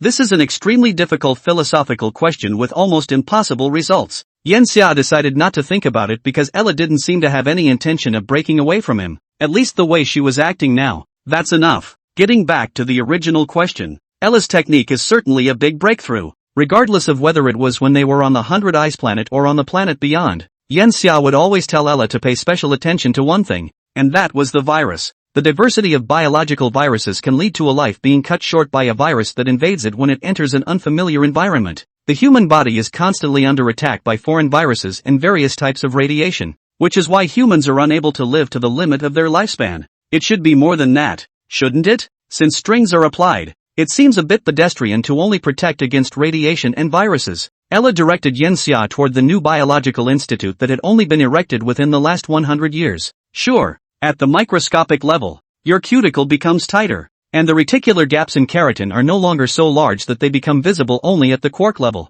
They will be chain-like structures with extreme flexibility. At the same time, they absorb kinetic energy, allowing your skin to withstand normal armor-piercing rounds. In combination with the quark robots I copied from the third and purple thorn civilizations, these robots will be in your body to reinforce your genetic level and act as repair in cell manufacturing. With the combination of inside and outside, your lifespan will also be extended to 100,000 years. The 100,000 year limit is really just a result of quark robot attrition. This program could also allow the average person to live longer without altering their genes. However, human cellular structure is too fragile. There is no way to achieve a stronger body level at the same volume, so genetic modification is still needed. Strengthen the torso. This was actually something Ella had been working on for a long time now. In order to make Yanxia no longer as fragile as a normal human, there are so many dangers in the universe that a fall from 10 meters in a human body could result in death. Now their goal is clear. Conquer more civilizations. That's why stronger bodies are needed. Why not just find a star and live with it? Because after reaching level 2, civilization needs more and more resources to grow. If a beginning level 2 civilization only needs to make perfect use of the energy within one star system, then level 2, 1 would need 10, level 2 would need 100, level 2, 3 would need 1,000,2, 9 would need a full billion. And now Yanxia's energy they had only reached civilization level 1, 8 on top of their energy because they didn't have a galaxy to support them. The technology of strings was just getting started, and to utilize this most basic material force of the universe, it had to be backed up by terrifying energy. It's like a game without levels. Can you still go against level 6 at level 1 even if your gaming skill is king level? The span of civilization is often more terrifying than that. Chances are what you're up against at level 1 isn't a full level 6 skill set like Purple Thorn Civilization, but rather level 16 and still all godlike. Development. One must keep growing and expanding in order to be stronger than the enemy before the enemy comes. Yanxia and Ella agreed that receiving the remnants of the Purple Thorn Civilization would be faster than developing alone. Moreover, as a level 2 civilization, the Purple Thorn Civilization dared to expand on such a large scale and even set up the quantum coordinate anchor, which meant that there were no other high-level civilizations around them as a threat, which also provided them with a guarantee. Yanxia received a 2-month makeover from Ella in the biolab. After that, Yanxia, as a qualified leader of the Civilized Federation, changed his face and became a professor in the 100 Eye Star for more than 10 years. Year 353. The message from the probe ship finally came through. After opening this long-awaited envelope, Yanxia and Ella both smiled. Chapter 59, Enemy Weakness. Main ship Tiangong. The Purple Thorn civilization made contact with some of the Khitans during those 100 years. The Kates thus know information about their language, and some of the characteristics of their civilization. Relying on these, the probe craft can get more information at the target site. After 2 years of probing by the probe ship, it was observed that there was a war going on inside the Tenkura V system. The war was a clash between two civilizations. One was the Purple Thorn civilization, and the other was an indigenous civilization within the Tenkura 5-star system. Perhaps the news of the destruction of the Purple Thorn civilization's fleet had reached Tenkura V, leading to this war. There could also be another reason. Not unlike Yanxia and Ella's guesses, the Purple Thorn civilization does want to build a huge interstellar empire, but it is not itself an agrarian civilization like the eastern and southern parts of Earth's Asia, but rather a nomadic civilization like that of Central and Northern Asia. Its expansion is like an interstellar version of the Mongol Empire. A strong war effort pans out civilization, and then some are left to govern it locally. There's an upside to this. That is, the expansion will be much faster. It was also true that in just 1,000 years, the Purple Thorn civilization had taken control of a large portion of the starfield, and there were 4 civilizations that the probe ships had roughly gathered information about. Never mind that there were only 4. This meant that the Purple Thorn civilization controlled over a dozen or even dozens of star systems. After all, even if living things are widespread in the universe, it's unlikely that civilizations are born within every galaxy. According to Ella's calculations, the number of civilizations under the control of the Purple Thorn civilization could be as high as 7 to 10. The disadvantages of such a civilization are of course quite obvious. Not stable enough. It cannot achieve complete control over the civilization it rules. The outbreak of civil unrest was also a necessity, especially now, when its vast armies fall. It also means the fall of its civilization, and at a rate swifter than expansion. Those 1,000 warships held 97% of the battle power of the Purple Thorn civilization. Today's Purple Thorn civilization is like a lamb that has taken off its wolf's skin, a piece of fat meat that is deliciously oily, and a stunning beauty that has stripped off its clothes. The program can be activated. Yanxia, who had received the message, was still standing on the podium. Below are students of 3 races. They were listening carefully to the lecture, but they didn't realize that the professor, who had always been incredibly serious, would answer a message on such an occasion and even burst out laughing. Then they heard the professor say, "Class, I may not be able to continue teaching after that." From outside the classroom, many robot soldiers walked in, and Yanxia left under their arch. That afternoon, the students were astonished when they realized that the professor who had been teaching in the school was Yanxia. Sure, all of these were just insignificant trifles to Yanxia. He had long ago arrived in an anti-gravity ship at a battleship factory not far from the civilized port of 100 Eyes. All their battleships are produced here. It is only in the last 100 years that the scale production of battleships has been suspended, with all capacity supplied to one main ship. With the Hope ship having accomplished its mission, Yanxia had begun preliminary designs for a new main ship to serve as his ride over 400 years ago, but then it was put on hold for over 300 years. The reason for this is that the technology isn't up to snuff, and as a main ship, it has to have a level of technology that is at the pinnacle of civilization. Ella applied what was developed through the strings to it. Located in the middle of space, this factory was more of a giant space fortress than a factory. Its length reaches a staggering 200 kilometers, its width reaches 148 kilometers, and its height is a full 32 kilometers. In the center of this massive space fortress is the docking bay where the battleships are produced. A huge alien ship with a mirror-like shell stayed quiet in it. It is shaped like a kayak and has 6 energy storage devices bound electromagnetically around the hull. This is their main ship today, Tiangong. The entire battleship's length reached a terrifying 32,800 meters, though its width was only 4,628 meters and its height was only 3,872 meters, making it very slender. And each of the surrounding energy storage devices were like huge diamond-shaped shields with curves, each of them also measuring 6,300 meters in length. It houses the most advanced dark matter decay device, which produces 16 times more energy than the positive and negative matter obliteration devices. In addition, due to the development of technology, Ella has applied the latest thermoelectric converter on it, which has eliminated the hot water boiling technology that human civilization has been working on for a long time. This thermoelectric conversion device converts heat energy directly into electricity while achieving an amazing 92% efficiency. and there is no need to worry about heat dissipation because the heat energy has already been converted into electricity. This is an extremely significant breakthrough, allowing them to now have energy reserves of 1.8 levels on a single stray planet. The main ship of the Tiangong is only 3 months away from completion, right? Yanxia asked as he looked at the brand new battleship from the airship and opened his mouth. Ella takes over control of one of the robots around Yanxia. That's right, it will be ready to leave from this dock in 3 months. The surface of this warship is applied with a super element that I have researched, which is very stable and at the same time, it has a great increase in strength and heat resistance compared to the metals of the light civilization. Although the half-life is only 21 million years, it has a density of 41.10 G/cm superscript 3, a hardness of 24, a melting point of 170,000 degrees Celsius, and a strength of 54,721 MPa. The density was increased to better make its surface mirrored, reflecting more light and the streams of cosmic particles that hit it because the ship was traveling too fast. Of course, the strength of the shell is only to withstand the pressure of more acceleration. Its real technology lies in the 4 basic forces. The main ship of the Tiangong has been fitted with the 4 basic force shields, as well as the 4 basic force weapons, the strongest of which is a main gun that can reach 400 billion tons of equivalent. The interior of the main ship is paired with a perfect gravity system. It is already possible to have feet on the ground inside the battleship, and the same anti-gravity system is applied externally to isolate the effects of gravitational force in the cosmic space. The theoretical speed of the Tiangong spacecraft can reach 20,872 kilometers per second, and the actual speed shouldn't be too far off. Right now there was still a gap between them and the Purple Thorn civilization. After all, the Purple Thorn civilization had huge amounts of resources, while it had entered into a level 2 civilization for more than 1,000 years. And now, although 500 years had passed since the observation of the strings to this point, they were actually still in the stage of overshooting from a level 1.9 civilization to a level 2 civilization,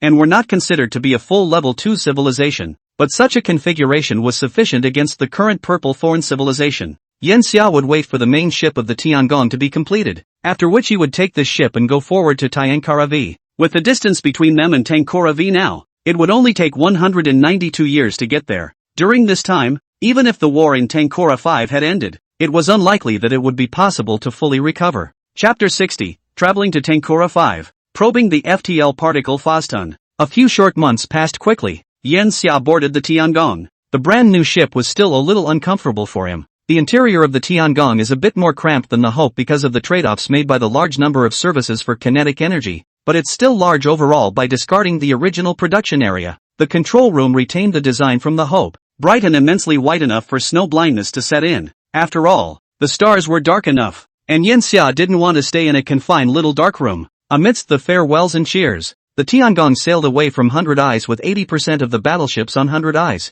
The entire fleet consisted of 302 battleships in addition to the main ship, the Tiangong. Due to technological innovations, Ella has made the battleships larger, with the smallest battleships having surpassed 2,000 meters in hull length. The reason for going bigger rather than shrinking improves speed. It's because small means not enough storage space, not enough energy loading, which means not enough firepower. If the battleship isn't big enough to fly over like this, isn't it giving rise to others? Entering the starry sky again, Yanxia had a fresh feeling after a long time. A new civilization means new pleasures, and after spending so much time on 100 Eyes, even though the technology is changing with each awakening, there is always some aesthetic fatigue. Yanxia was now dormant and no longer even wanted to enter the world of divine enlightenment. After all, he had been in it for almost 2,000 years. A game can be played for 2,000 years. It can't be said that the game is so much fun, but the perseverance of the people who play the game is too strong. Perhaps Yanxia was a little too fond of the old because of the human genes that still existed in his bones. Ella, on the contrary, was in a rare position to agree with Yanxia's thoughts on this aspect. Doesn't the desire for the universe stem from the fantasy of its vastness? The discovery of every civilization is like a bookworm seeing a good new book. This kind of question is no longer difficult for Ella. By the way, how's the research on Quickchild going? Yanxia asked. Ella has been and is exploring new science, new possibilities throughout the years. After discovering strings, it was natural for them to deepen their efforts in string theory. In string theory, the universe has 10 dimensions, which can also be called 9 plus 1 dimensions, with the first 9 being the spatial dimension and the second one being the temporal dimension. Ella searches through the strings for 6 other spatial dimensions besides time in addition to the 3-dimensional space we are in, known as Kalabaichuzii space. Kalabaichuzii space contains 6 higher spatial dimensions, but contrary to common knowledge, Higher dimensional space does not mean it is larger than the three-dimensional space we live in. Indeed, space is a vague concept. In string theory, our universe is a membrane embedded in higher dimensions, which can be simply understood to mean that if four-dimensional space is a square, then our universe is a face on it, while our universe serves as a surface above. The fact is that four-dimensional space or other higher dimensions huddle in very small scales. They are strung together like pearls on a pearl necklace. It looks like a complicated theory, but really all Ella has to do is explore the Calabi-Chuzii space, because the speed of light is the physical limit in the 3 plus 1 dimensional spacetime of this universe. If in a higher dimension, then not so much. Just like the Purple Thorn civilization's quantum coordinate anchors, quantum entanglement is applied to get information faster than the speed of light. And what Ella was looking for, and what Yenxia asked about, is that the photon is also called a tachyon particle, and it comes from a hypothesis. That is, there exists another universe in cosmic space composed of particles traveling faster than the speed of light. In this cosmic space, a particle with zero energy moves at infinity, and the more energy it acquires, the slower it moves instead, until it acquires infinite energy. When it slows down to the speed of light, if it gained energy infinitely close to zero, then it would be infinitely fast. Mathematically, fasteners exist, so Ella thinks that the quicks may exist in Calabi-Chuzii space. This is something it has been delving into lately. But Calabi-Chuzii tongue space is not the basic substance of strings, which make up all matter, but a class of space whose detection does not require microscopes as small as they are, but can only be detected by theoretical means, because as three-dimensional objects they are unable to perceive the existence of higher dimensions, and even applying the energy of the entire universe they are unable to jump from 3 dimensions to 4 or 2 dimensions, unless that civilization reaches level 4 or above, the point where it can already control a universe, even out of this one. This is clearly not a height that Ella can reach. Closed strings, however, can penetrate membranes and reach other spacetimes, and Ella can use closed strings as a means of detection. I.e., it is equivalent to, I throw a ball towards a transparent object, the ball passes through the object, proving that there is no such object, the ball disappears, then proving that there is indeed an object there, and after that, Ella has to detect the 10th dimension of space, as string theory was being explored with various type 1, 2, 3, etc. theories. M-theory was proposed, which adds one more fundamental dimension to the original 9 plus 1 dimension space of string theory, in which all theories can be simplified and explained by the same theory. After exploring this space, Ella could truly understand what the rest of the dimensions were like. It is an immensely complex process, because M-theory is still an unformed theory in the Earth age. It's arguably just a conjecture, not enough to be a theory, so it's something Ella needs to explore on her own. Yenxia wanted to go hibernate for 1,000 years to recover his brain cell count after only 10 minutes of listening. Well, Ella is already completing her exploration of the Calabi-Chuzii space. So, Quickie really exists? Yenxia was surprised by the results. Ella said with a serious look on her face. That's right, although the higher dimensions are unreachable and unobservable, but I accomplished my exploration of the higher dimensional worlds through entropy changes. I triggered the variable at one end through a closed string and observed the variable at the other end, and its speed was recorded as 173 times the speed of light. It's just a pity that this kind of variable is only the most basic, just like throwing a stone. Instead of being able to transmit clear information, not even the basic change information like strength, weakness, 0, 1, it can only play a similar role as the quantum coordinate anchor of the Purple Thorn civilization. The research of the fast communication can be done in the vast space of the universe to achieve the difference in information. This information gap is particularly important, whether it is applied in war or in the management of vast star fields after the creation of the Cosmic Federation. Yenxia listened down and felt that the development potential of the fast sub was much greater than that of the quantum. This is because quantum motion is random, whereas Snapdragon can be controlled. This was a technology that Yenxia attached great importance to, and he decided to tilt most of his resources towards it. I just hope Ella can do the aura. Then they can take a big step forward in technology. Gazing into the deep universe, Yenxia also wants anything to be close at hand. It's just that they're still too small compared to the universe, and the knowledge they have is still too limited. But the first step has begun. Just keep moving forward and you will surely reach the end. Chapter 61 Arriving at Tenkura V. Blitzkrieg, Voyage Log, Year 192. It was another lonely trip, and every time I think of that number, I get a little dazed. After all, that's 192 years, which is too long for humans. Once upon a time, during the decades on Earth, there was always a sense of being pushed forward. Elementary school, middle school, college, and society. It's like there's an invisible hand behind the wheel. But now, Hundreds and thousands of years are just an instant to me, a deep universe that slows everything down. That year, my fleet finally reached its goal, Tenkura V. I will lead an army and conquer everything here by absolute force. I don't know when Yanxia got into the habit of keeping a diary. It's kind of fun in solitude. He's been alive for too long. Too long. Yanxia glanced at the clock that was exactly the same as the one on the previous hope by the bedside, showing only the year. It is now 7,260 A.D.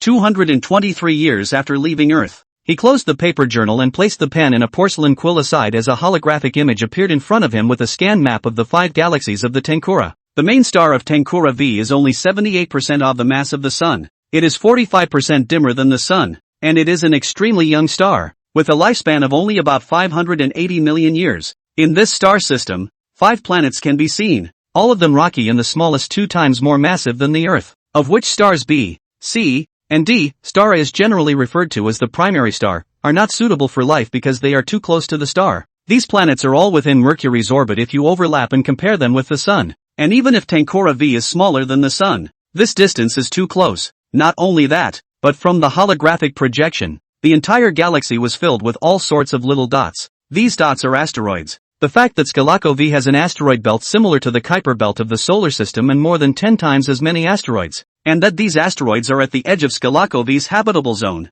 results in planets in Skalako V inviting a large number of impacts from asteroids. That wasn't what Yanxia was looking at. He zoomed in on the holographic projection and saw the E-star within Tenkura 5. The planet most likely to give birth to life has a nondescript ring, and the entire planet has a greenish-yellow color, like Earth entering autumn. Ella, is the war over here? Yanxia was hoping for some internal peace within Tenkura V because it was better managed that way. It's preliminarily over, and the ultimate victor is the Purple Thorn civilization. The civilizations on this planet are so young that they didn't even develop technology when they were colonized. Even in the previous revolt, it was really just a theft of the Purple Thorn civilization's ships to attack, and it was always being pressed. This civilization turned out to be nothing more than a level 0.4 to 0.5 civilization, and has since been slowly supported into level 1. But the gap between them and the Purple Thorn civilization was still too great. Have you detected the strength of the Purple Thorn civilization at this time? The previous probe ship had lost contact, and Ella followed up by sending several more ships to gather information,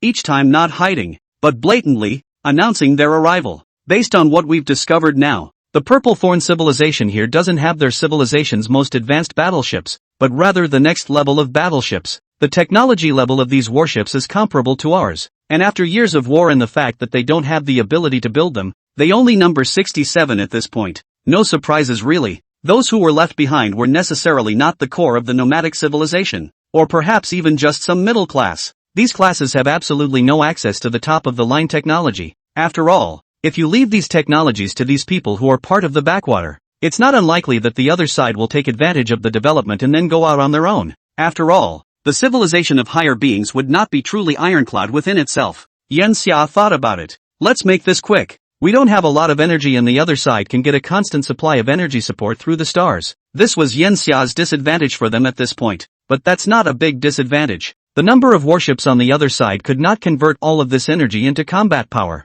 and overall, the Purple Thorn civilization was still the weaker party. Of course, Yanxia would not make the same arrogant mistake that he had made with the Purple Thorn civilization in the first place. Neither he nor the main ship of the Tengu had gone forward to Tenkura 5 in the eye, while also leaving 30 ships behind in case the other side had an ambush in deep space. The rest of the ships were all out, heading straight for Cetus T-Star E. Detected the enemy's interstellar defense grid in operation. The enemy knows we're coming. Ella keeps a watchful eye on the galaxy. The Purple Thorn civilization dared to do a defensive battle, and naturally had a certain amount of reliance. The entire Tenkura V system has been overdeveloped by them, constructing a complete defense system with a large number of interstellar fortresses throughout the system. Each fortress was not large, only a few hundred meters long and wide, but the numbers were able to create some obstruction. Each of these fortresses has an independent weapon system that can harass incoming enemies, and when combined together they can also form simple walls to defend against attacks. But at this point, these walls could no longer hinder Yanxia. A large number of neutrino weapons were unleashed, rapidly knocking out the opponent's defense network and destroying as many as 783 of their interstellar fortresses in just 7 years. The opposing warships are beginning to shrink to the Cetus T-Star F. This planet was where the Purple Civilization's base was located, And the Purple Thorn civilization did not choose to leave the planet to fight Yen Xiao's fleet head-on because of the inferiority of its warships, but chose to hunker down inside the planet. They have placed a large number of railguns in the outer space of this planet, and with the number of battleships, it's still a tough nut to crack. But Yen Xia, who had gotten this news, put his heart down. The other side's commanders have no experience in real interstellar warfare. There are tons of defenses on the planet, but it's the whole of interstellar space where there's more room to vacate. In fact, their most correct decision should have been to simply leave Tankora V at the earliest stage, turning passivity into initiative. But they don't give up this acreage. And with our absolute numerical superiority, the space in which they can maneuver will continue to shrink,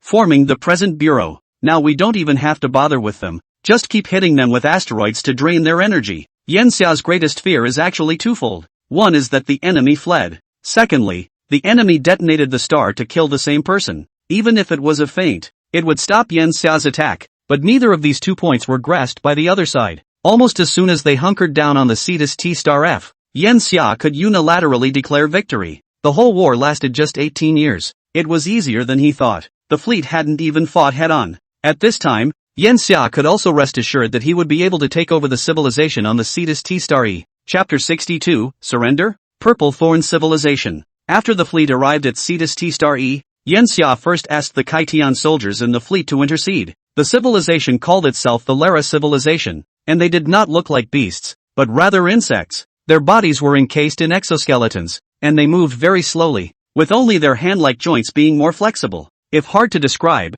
it is the lower half of a spider, the upper half of a praying mantis, but the abdomen is more slender. The limbs are more robust. There is no side, only 8 legs and 6 hands. Each limb, in order to be flexible, possesses 6 joints, and can be freely rotated. At the same time, there are 7 fingers at the end of the limb joints, and these fingers have 15 to 18 joints, which can be grasped as freely as human hands. Their bodies are not very tall, only about 1 meters. What was more shocking was that these guys had wings, but not membranous wings like insects, but fleshy wings that opened up into thin membranes of flesh. Though their weight base was too large and they weren't able to fly like a bird or an insect, but only achieved a gliding style of flight, because it is similar to the egg birth on Earth. Each family can have 10-15 children in one birth, usually 3-5 births, so they are very numerous. The total population reached 36.2 billion. It is said that it is still the result of the control of the Purple Thorn civilization, and their population reached 51.6 billion at its peak.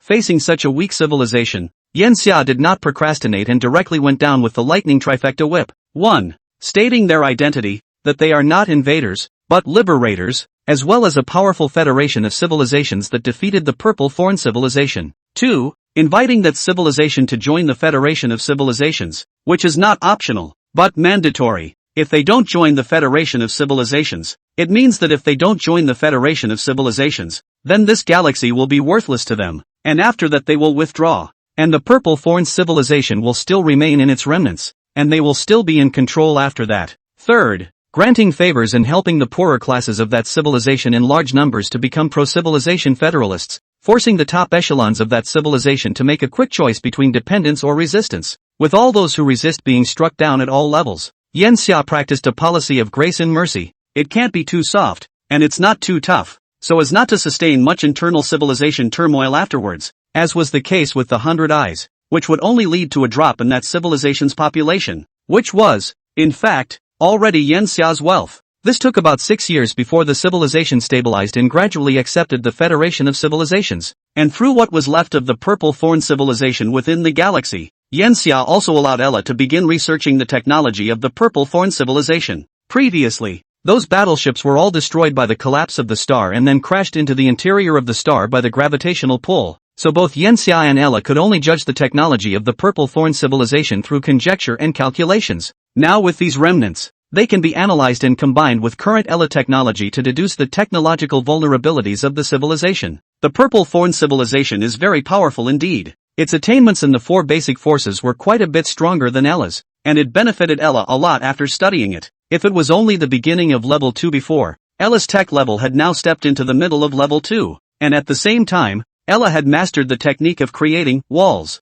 The Wu wall itself is a special electromagnetic jamming device, but it's too subtle. If electromagnetism is a piece of iron, a lower civilization can only make this piece of iron into a sword, while a higher civilization can make it into a firearm. the power of the two is worlds apart. The wall is more of a technical level of innovation. Its application in the closed state is not only the electromagnetic force, but also the strong nuclear force, in order to resist the nuclear energy. However, when in an open state, the strong force is turned off and only electromagnetic force is used in order to keep the strong force from affecting the ship's entry and exit. Even to be able to hide in the starry sky, the wall incorporates the application of gravity, deflecting light so that it creates a gravitational lens effect around the wall. In fact, the technology of the wall can add weak force, but weak force belongs to the too microscopic level of force. The energy released by the weak force can't be compared to the electromagnetic force and strong nuclear force, so it can't become the main means of energy attack, and can rarely be used. Even if advanced civilizations do more exploration on the weak force, they can only develop it into specific attacks, such as the creation of epidemics of the psionic lifeform, which is the use of the weak force. Moreover, its consumption of energy was not proportional to the size of the force, so the Purple Thorn civilization did not plow through this area. This further research overturned many of Ella's previous judgments. For example, the civilization has a deep study in weak forces. Now it seems to be nothing more than a gap brought about by the level of technology that clouds judgment. The true strength of the Purple Thorn civilization remains its comprehensiveness. With research in all aspects of the four basic forces, lapses in judgment aren't a big deal, and on a scientific level, everything progresses on constant research and overturning of previous research. Upon studying the wall, Ella was already confident enough to destroy the structure of the wall from the bottom. This also declared that Yen Xia could make a clean sweep of the Purple Thorn civilization's forces that were in the Cetus T-Starf. After all, it's impossible to keep them all the time. It was likely that they had already sent a message towards the outside, and in a few hundred years, the remnants of the Purple Thorn civilization from other galaxies would arrive, inside and out, and would create quite a bit of trouble for them. In the 41st year after arriving at Tenkura V, Yen Xiao ordered the fleet to begin attacking the Cetus T-Starf after determining that the Purple Thorn civilization did not have a backhanded approach. The Purple Thorn civilization was experiencing a drastic energy drain due to the excessive number of asteroids that had been allowed to hit the planet previously. The attack lasted only 4 years, clearing the orbital defenses of Planet F's outer space with the loss of 7 ships. The fleet surrounded the entire Planet F. If he didn't want to destroy the entire Planet F, Yingxia could have actually just taken a main salvo at the planet. Surrender? They want to negotiate with us? In the second year of starting to send fighters forward to bombard the surface of the F planet, Ella received a message of surrender from the other side. Yen Xia thought about it. They don't qualify for that. Keep up the bombardment. Now that they still retain some of their war power, beat them until they are defenseless. Attacking the Purple Thorn civilization was not only for these reasons.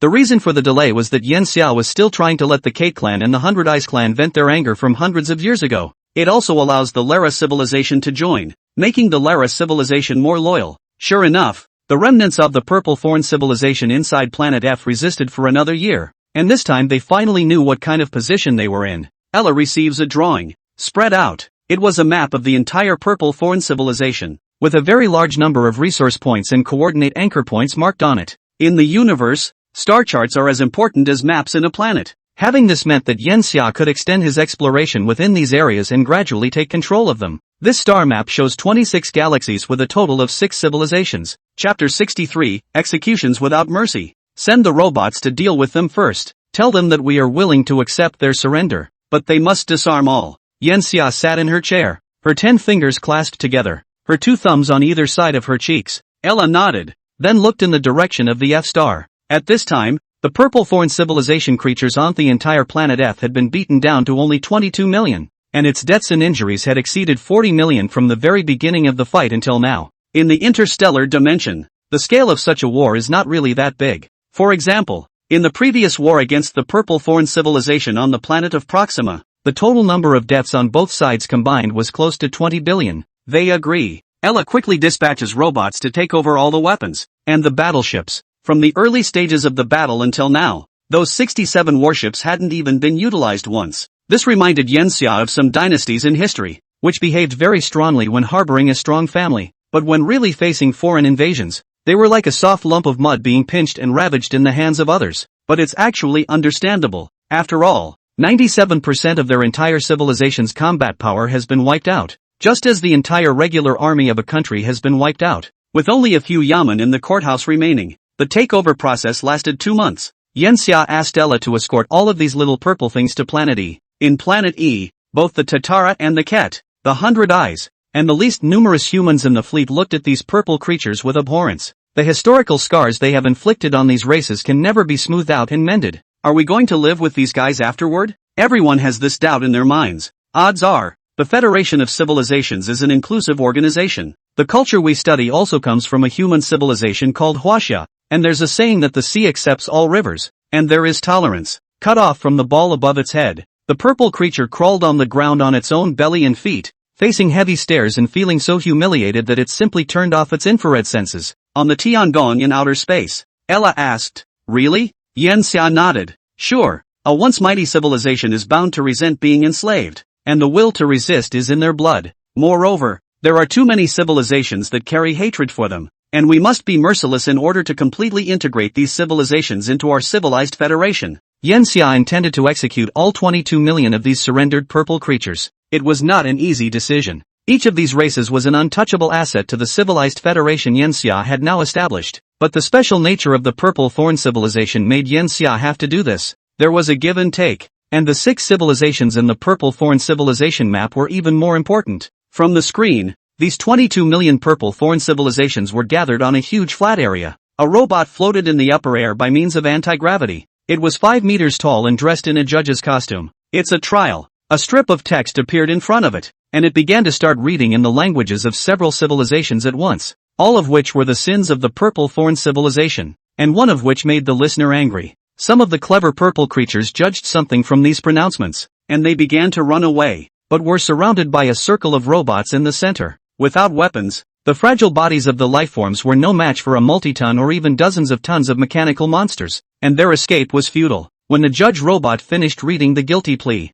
it raised its right hand high. "Today, on behalf of all the civilizations of the Civilization Federation, the supreme leader of the Civilization Federation, I judge the Purple Thorn Civilization. The result of the trial is that the Purple Thorn Civilization has sinned deeply and is not tolerated by the Civilized Federation. I hereby declare that all creatures of the Purple Thorn Civilization are subject to execution." Its hand falls. From the middle of the sky, a thick laser column with a diameter of more than 10 kilometers fell straight down. Like the judgment of a true god, 22 million purple creatures turned into nothing in a blink of an eye and were vaporized into air. Shock. All the creatures watching did not expect this outcome. They then cheered, because that's exactly what they have in mind as the most correct outcome. At the same time, the judge robot said towards all civilizations, "Today, the Civilization Federation will issue a supreme wanted notice, and all creatures of the Purple Thorn Civilization will become wanted. For each Purple Thorn Civilization creature killed, that individual will receive 1 Federation energy coin as a reward." Federal energy coin. This was an idea that Yanxia had had for a long time. Between civilizations and civilizations, Yanxia had previously formulated civilization contribution points, but that was a special currency for transactions between entire levels of civilization. As small as an individual unit, such a currency does not exist. In order to customize a unified monetary system and control the economy within the Civilization Federation, Yanxia had Ella develop the Federation Energy Coin. Each 1 Federation Energy Coin is constructed from the base element developed by Ella herself. Its diameter is only 4 centimeters and 0.5 centimeters thick. This Federation Energy Coin will become unstable after stripping 1 electron and undergo nuclear decay, releasing a large amount of energy. The intensity of the energy reaches 1 trillion joules, which is equivalent to 277,700 kilowatts of electricity. This currency is valued by the energy it carries in itself and the reputation of the Civilized Federation, and will later become the mainstream currency of the Civilized Federation. Why go to the trouble of making currency that can be converted into energy? It is to make the currency more valuable and less prone to devaluation. After all, it's not easy to unify currencies in the stars, and it's very difficult to get other galaxies to agree with your currency. It was also introduced at this time because the population of the Lara civilization was large enough so that it was more convenient for the currency to circulate, while the binding of the Supreme wanted led to an increase in the acceptance of the currency by the individuals of the civilization. It's up to industry to send that currency out afterward. Yanxia and Ella have created a whole industrial chain plan. All of these industries are related to the production of new warships. It's not just about taking down the other galaxies of the Purple Thorn civilization. After that, Yanxia also planned to revive the Star Explorers Association, this time with a clearer goal, which was to discover more traces of civilization. Civilizations below level 1 are conquered by force. Civilizations above level 1 are negotiated and then conquered if negotiation doesn't work. And level 2 civilizations are circumvented first, and if they can't be circumvented, then they go to war. there was no level 3 civilization in the galaxy. This was what Yen Xia and Ella had unanimously determined. If there was a level 3 civilization, the entire galaxy should be under the control of the other civilization. However, no such signs have been detected yet, so after entering into level 2, the Civilization Federation under Yen Xia's control was already considered a high civilization within the galaxy, and had to seize this period of time when there was no level 3 civilization within the galaxy to collect resources, and perhaps be able to become the first level 3 civilization in the galaxy. Yen Xia will start anew from Tenkura V and use it as the core to create a truly civilized federation. Chapter 64 The Amakura 5 Capitals Program. After resolving the Purple Thorn Civilization, Yen Xia looked at Tenkura V with a plan in his mind. Tenkura V is a very stable single star system, which is not really common in the universe. Most star systems are binary systems like Southgate 2. Ella, how about I plan to make this the capital of the civilized federation? Yen Xia had planned this way after much deliberation. Most of the Purple Thorn civilization is around here, and for a long time their territory will be in a starfield. Also, it's very close to the solar system, just a dozen light years away, and even here at night you can sometimes see the sun. Not only that, this galaxy has 5 huge rocky planets that could serve as habitable sites. I agree with your advice, Yen Xia. It's a good place to be, but what we have to consider is that the fact that there's less metal here is the biggest problem. Although I can construct metals through string technology, the energy consumed that way would be too much after all, and it would take hundreds of years to get together the metals to build the Tengu ship, and to build this into the capital of the civilized federation. The metal demand will be horrific, 1 billion times more than it takes to build a single battleship. This is indeed a major issue, but nothing can be both. There was no way Yen Xia could lead the fleet on another long cosmic trip. That would cost too much time and too much money. Then let the explorers collect the metal. Increase the investment in the Star Explorers Association and expand the items that explorers can exchange, such as some battleships or high-end weapons. All Yen Xia had given to the Star Explorers before were spaceships. These ships are already considered huge if they are 200 meters. After entering into a level 2 civilization, Yen Xia was almost no longer afraid of ordinary small group resistance, and could appropriately delegate some of the 500 1,000 meter class battleships that a level 1 civilization would be able to build. By owning these battleships, the explorer's own exploratory abilities can be enhanced. I've made a note of it. So, Yen Xia, how do you plan to develop Tenkura V? Ella definitely had a lot of options, but it still asked Yen Xia for her opinion. Yen Xia naturally had some thoughts inside. To put the resources of an entire galaxy to use, first and foremost must be the stars themselves. With the Dyson Cloud project rebooted, defense is also essential. The Heavenly Shield program is restarted, but this time it's going to use the Purple Thorn civilization's wall technology, so that it can at least withstand it for a period of time, and can't be crushed and pulverized like it was last time. The previous Heavenly Shield was useless in front of the Purple Thorn civilization. A level 2 civilization. Quantum coordinate anchor technology is good. Use it as a warning belt for Tenkura V. Sprinkle it 1.5 light years around so you can get a head start on detecting enemies or enemy attacks. More important is the development of the interior of the star system. Mine all the asteroids of Tenkura V. Leave no stone unturned, and purge it of all possible threats. The power of the asteroid is too large. An asteroid impact may reach the terrifying billion tons of power. If it is larger, faster, break through the billion tons of power is also very easy to casually. The interstellar biology program can be launched. After all, it has been waiting for so long. The 3 types of star creatures Yen Xia had previously researched were not difficult to start from scratch, even though the lab had been destroyed. These organisms will have undergone some modifications to be able to photosynthesize like blue-green algae. After all, there were no gas giants present within Tenkura V, so a different type of cultivation would be required. And finally the planets themselves. Although only Star E is in the habitable zone,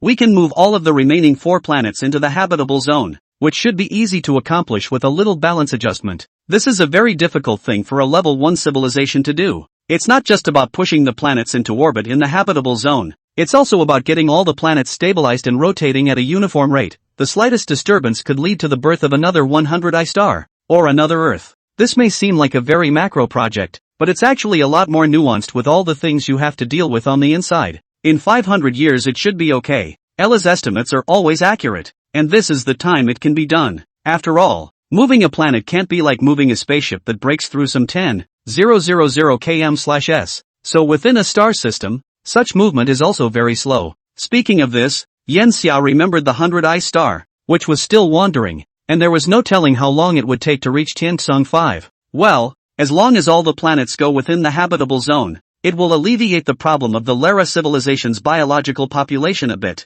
Of course, after that, you also need to speed up the publicity for the Star Explorers Association, so that at least 1 billion or more Lara will become Star Explorers. These are, of course, only plans in the general direction. Specific details still need to be processed and added by Ella. After that, Ella gave Yenxia a sand table of Tenkura V after the design. A huge star in the center was surrounded by countless small Dyson cloud devices that left 5 huge holes corresponding to each of the 5 planets that would move with the planet's revolutions. Hundreds of millions of satellites have also been constructed in interstellar space. These satellites are different from the satellites of the Earth era. They are round, with extremely low energy consumption, no offensive power, and only a signal transmission function. These satellites can ensure the stability of signal transmission in interstellar space. At the same time, Ella also set up 700 starports on the outskirts of the habitable zone. Each of these starports is 30 kilometers in diameter, and in order to conserve resources, it is flat in the universe like a CD-ROM, with a large number of cities constructed on the semicircle towards the inner part of the stellar system, and the other side towards deep space of the universe as a comb-like shape. These comb-like voids are thousands of electromagnetic acceleration tracks in which the spacecraft is launched, capable of accelerating by 16% to 25%. And designed specifically for explorers going into the far reaches of deep space. Even more peripheral are the star fortresses, which act as the first layer of protection when the enemy attacks, with their many functions and massive size, each exceeding 10,000 meters in diameter, and can be described as a long-distance moving battleship. These star fortresses also have an important function, generating walls. By moving all the planets within the habitable zone, the facilities didn't need to be set up hundreds of astronomical units away from the star. And the furthest interstellar fortresses were only 6 astronomical units away from the star, so you could say that they were condensed and compact. Aside from these, there are actually a few others. For example, in order for Ella to conduct research on deep space, giant telescopes with a diameter of 40 kilometers have been created, which can detect other habitable or life-existing galaxies, and may also observe traces of interstellar wars from long ago. This can be crucial. Compared to these, Yenxia was actually more interested in the transformation of the planet's interior. It's just that it's going to take too long and too much time to wait. So long that he already wants to go to sleep and wait for the day it's done. Chapter 65, Construction of the 5 Stars, the capital's first successes. That's only 700 years of sleep. During these times, Ella didn't go to the capital at the very beginning, but instead built a lot of battleships. Their top priority remains to eliminate the remnants of the Purple Thorn civilization and recruit civilizations and gather resources. If these can't be done, then the construction afterward is basically a joke. It was only in the 79th year of its harsh summer hiatus that Ella began to clean up the asteroids in its star system by building a mining robot. These robots are different from the previous robots made with 3D printers in the solar system. Each one is 30 meters high. The body is a ball, with 2 huge mechanical arms. Just like the space metal version of the small fist stone, these robots can smash large chunks of asteroids and transport small asteroids to reach the factory for sorting. The metals and rocks are separated and sent to different processing centers, which then break down the various metals and rocks to make them into 99% pure elemental blocks. There would be absolutely nothing wasted on these asteroids, and all sorts of elements would be perfectly utilized as part of the interstellar construction. This development and cleanup took a full 316 years to complete. At the same time, the manufacturing of thrusters on several other planets besides he was going on, which didn't take too long as none of these planets needed to build as many thrusters as 100 Eyes did. Only about 20 were needed. Planets travel only up to the second cosmic velocity at the fastest, moving up to 3 astronomical units. It took only 38 years to completely complete and align the planetary orbits. The orbits of these planets are actually staggered, and so that they don't interfere with each other, the rotation speeds of the 5 planets are kept essentially the same. And even if there is a deviation, it only needs to be adjusted once every 100 years. These 5 planets, too, were renamed Sky A, Sky B, Sky C, Sky D,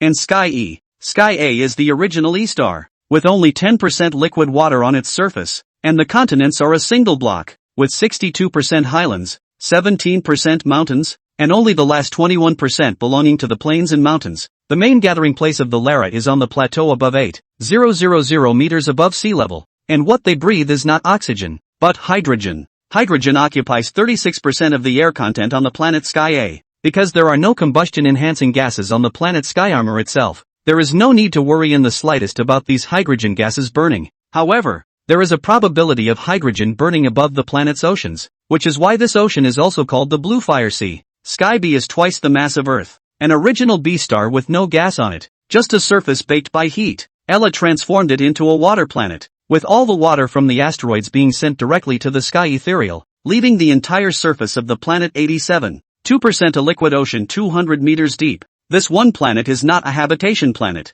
but a breeding planet. Entire planets would be used as farms afterwards, breeding marine life and land animals to provide the natural high-end food for the entire civilized federation. On the surface it seems so. The real reason is the planetary hunting grounds that served Yenxia. A huge estate and villa had also been built on the planet's landmass and was Yenxia's residence, from which he could go hunting in the forest or fishing in the ocean. As the supreme leader of the civilized federation, he certainly had to enjoy himself, and he couldn't just keep lying dormant in a cramped cryopod. Sky C is the original sea star. 62 times the mass of Earth, and as a residential planet within the civilized federation, the entire surface of the planet has no oceans, and all of it is constructed as cities. Each city is in the shape of a donut. On the outside is the urban area and at the center is the city's central forest park with 50% lake and 50% vegetation cover. The city's special train will traverse from within the city, with stops in the east side, west side, and Central Park. The Central Park site connects to another giant device, the space elevator. These elevators lead to a saucer-like cosmic station, which can be used as a docking point for spaceships, or a 400-meter-long cosmic train. Within the galaxy that spans the interstellar port, there are provisions set in place that no unit or individual other than the military may travel in a ship above the 70-meter class, nor may the ship carry weapons. The size of a ship inside a planet may not exceed the 30-meter class. There are a total of 78 such cities located on the planet Sky Prophecy, each of which is a megapolis with a population of 40 to 60 million people living there. Each city has a separate gas supply system for each race, and there are no gasless fusion cities, where those who need to breathe can purchase gas services on their own, after which a robot will follow them throughout the process to provide breathable gas. These gases do not require a helmet or oxygen mask, but are electromagnetically constrained to the face of the client's body. All the cities have also set up huge empty islands as recreational facilities, all of which are fitted with anti-gravity systems and are reached by separate highways in the air on the outskirts of the cities. In order not to make the outside of the city look monotonous, a large number of holographic projections have been set up in the deserted area outside the city, and once a week, a siege will take place, in which all players can carry out the task of defending the city on that day, and fight monsters to get discount coupons for the various stores in the city. Tintin is a working and administrative star. 1 times the mass of Earth, and 72% of its buildings are huge information processing centers and service stations, the headquarters of the major corporate groups within the Civilized Federation and the offices of the top echelons of the Civilized Federation were all constructed here, with more than 30% of the population needing to get their work done on Tendin. The remaining 28% of the area here is also residential and recreational, even if they don't reside within the planet Tendin, because of the interstellar trains that can reach a top speed of 16,000 km/s. It makes the commute generally under 2 hours. Celestial E is also a habitation star, the original F star and the largest planet. On it Ella has put the most effort, because it is a mainly human planet. The gaseous composition of its air is exactly the same as that of the original Earth, and for this reason Ella has also used biotechnology to create a large number of various organisms based on the genes of Earth organisms. These creatures are different in appearance from the original Earth creatures, but the composition of life is exactly the same. Even more dramatically, Ella has restored one of the longest ruling general group of creatures on Earth, the dinosaurs. It's not a perfect recreation, but it can be considered a true dragon. In order to collect the genes later, Ella also dropped a large number of legendary creatures from the original Earth into the planet Tianwu,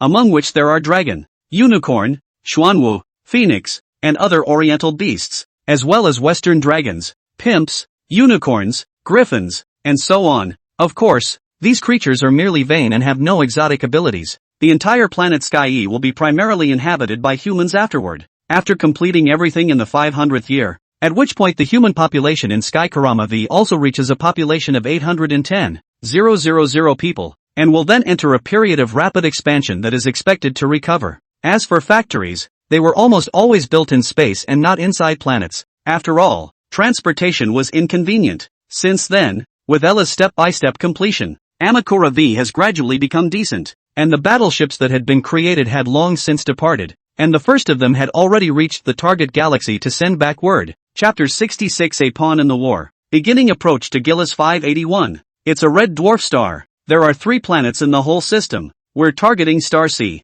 All warships prepare for enemy attack. A voice came over the headset and Prieta put on her own mech. The mech had been updated to the 3rd generation, and on the helmet panel you could see a 360-degree view and a scan map from the air. He took a deep breath and then headed towards his fighter. He was a single unit and needed to fly out as the battleship approached the enemy to provide a bit of a close breakthrough. "Hey!" a Kate called out to him and then spoke very kindly. "Your mech doesn't look institutionalized. Human soldier. That's rare. Normally humans don't visit the battlefield in person. You're the first one I've met. Get acquainted. I'm Berkelium. What's your name?" Facing the friendly Cations, he replied, "My name is Prieta. I like this environment. It's easy to die in battle, but this will keep me hot." Berkelium was a little surprised. "It's the first time I've heard someone come by that name. Isn't it usually one of those one-word last names plus 1 or 2 words? This is very rare indeed. Such names are usually phonetic, and the name Prieta does not come from Earth, but the 100 Eyes, which means warrior. Every individual in the civilized Commonwealth has the freedom to take his or her own name. Does he or she not? It is true that Prieta is not called Prieta, and in fact the body is fake, not human flesh and blood, but a bionic. Stay inside Yenxia_NX. Yenxia felt that it was very difficult to keep exploring in the virtual world and keep meeting out in the outside world, but it wasn't like he could actually go and get himself killed. After all, he didn't have any means of physically soloing a battleship, so he made a compromise. Having Ella replicate a version of herself to go to a real battlefield, and having the memories of those attachments transplanted into his brain afterward, would then be equivalent to him having been there? This big smart idea is indeed the optimal solution, and each attachment can be considered a doppelganger of Yenxia. Ha ha, nice. Berkelium felt that there was something odd about Prieta's character, or perhaps it was because the other person didn't have that civilian air about him, to be able to wear his own battle armor to the battlefield. The human in front of him had at least some background. It was a rather 8-faced fellow, and spoke naturally. "We belong to the same formation, and the probability is that we will be assigned together when we approach the surface of the planet afterward.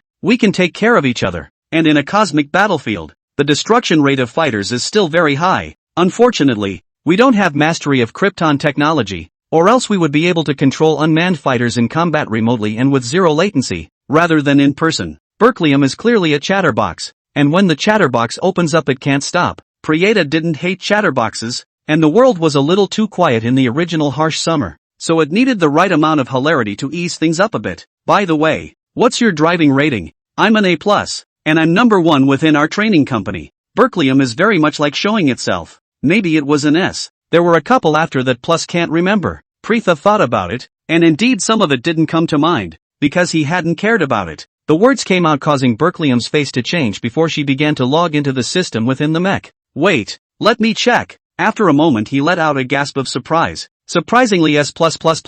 I've never seen such an excellent score." It looked Prieta up and down and let out a gasp. "Worthy of a human. Once I was in middle school with a human in the same class. He was the smartest guy I've ever seen. He always came first in every test. Clearly I've always watched him play." Prieta shook her head. "There are smart and stupid ones in any race, and apart from a few natural factors, most intelligence actually comes from acquired learning." Berkelium smiled as she listened. "You're such a deadbeat, but it's fun." Prieta is indeed deadpan, and even when Ella produced him, Yenxia thought the guy didn't look like him at all. But just as there is no such thing as an identical leaf in the world, even if it is copied, it is impossible for another self to appear exactly the same. Prieta is now just a pawn, not a Yenxia_NX. Just as they were chatting, the battleship shook. "Looks like a crossfire." Both Berkelium and Prieta had very calm expressions on their faces. They had been through hundreds of simulated battles in them with the help of the virtual system and knew when and how to react. "It's time for us to get in the fighter." They headed toward the inner deck where the fighters were parked. It was still very much fate that their fighters were parked in one place.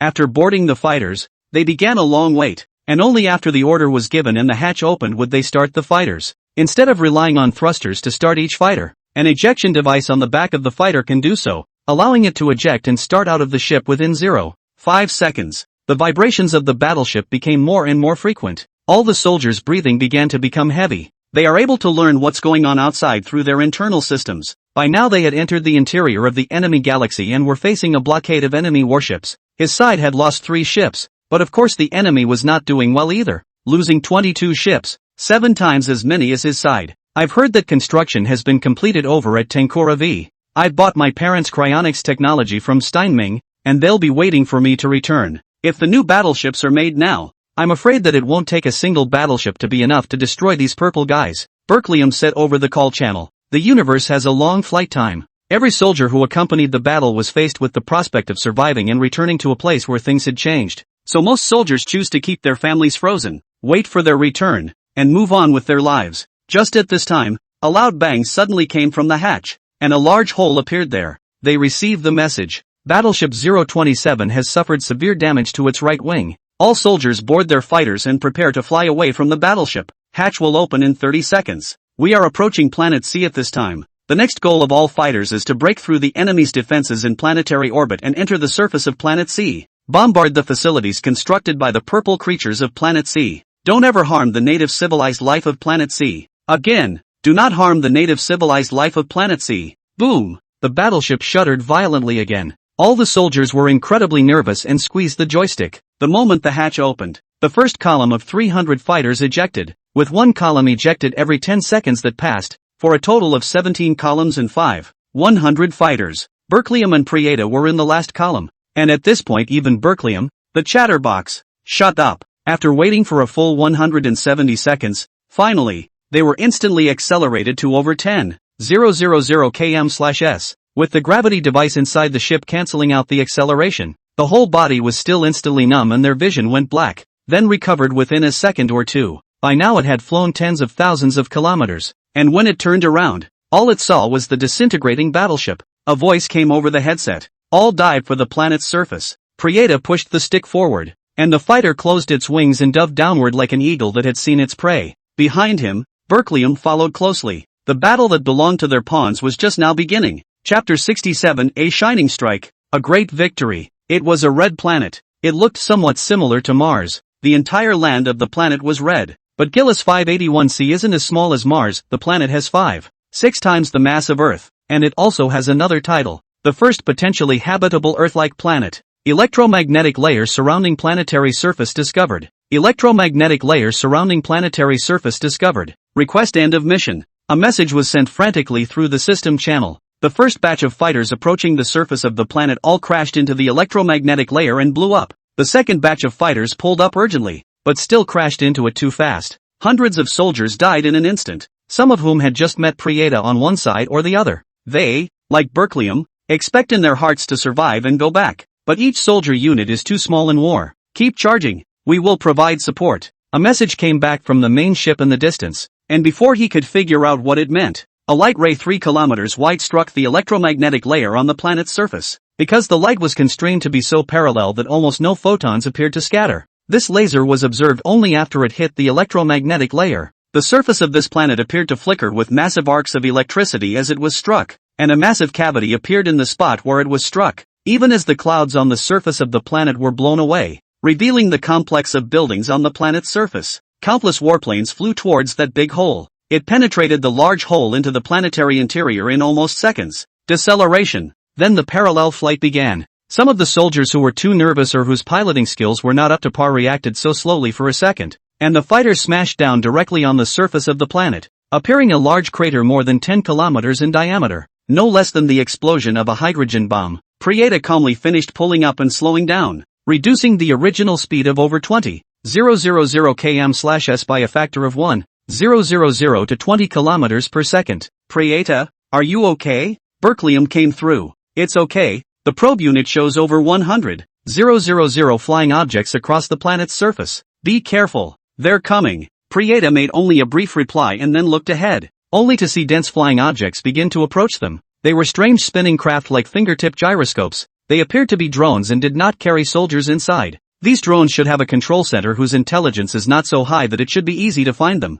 Berkelium is 140 kilometers to the left of Prieta, which is also besieged by a large number of drones. In order to guard against an intelligence system revolution, higher civilizations almost always coincidentally impose some constraints on intelligence systems. These constraints can lead to extremely slow development of intelligence systems, and thanks to Ella, the Civilization Federation is fully open to intelligence systems, with many service robots approaching the level of intelligence of lifeforms. Found it! Berkelium exclaimed. In the northern hemisphere of the planet, coordinates 123 degrees 51 minutes east, 39 degrees 28 minutes north. It then disconnected its communications, as if the drones around it were starting to block the signal. Nope, it's the entire planetary surface that has a shielding field on. Unless it's a cable transmission, wireless communication is banned. It's creating an information advantage. Prieta opened fire and the laser guns mounted on the sides of the fighter began firing, hitting a drone with each shot. Those drones countered as well. A barrage of lasers came flying at them,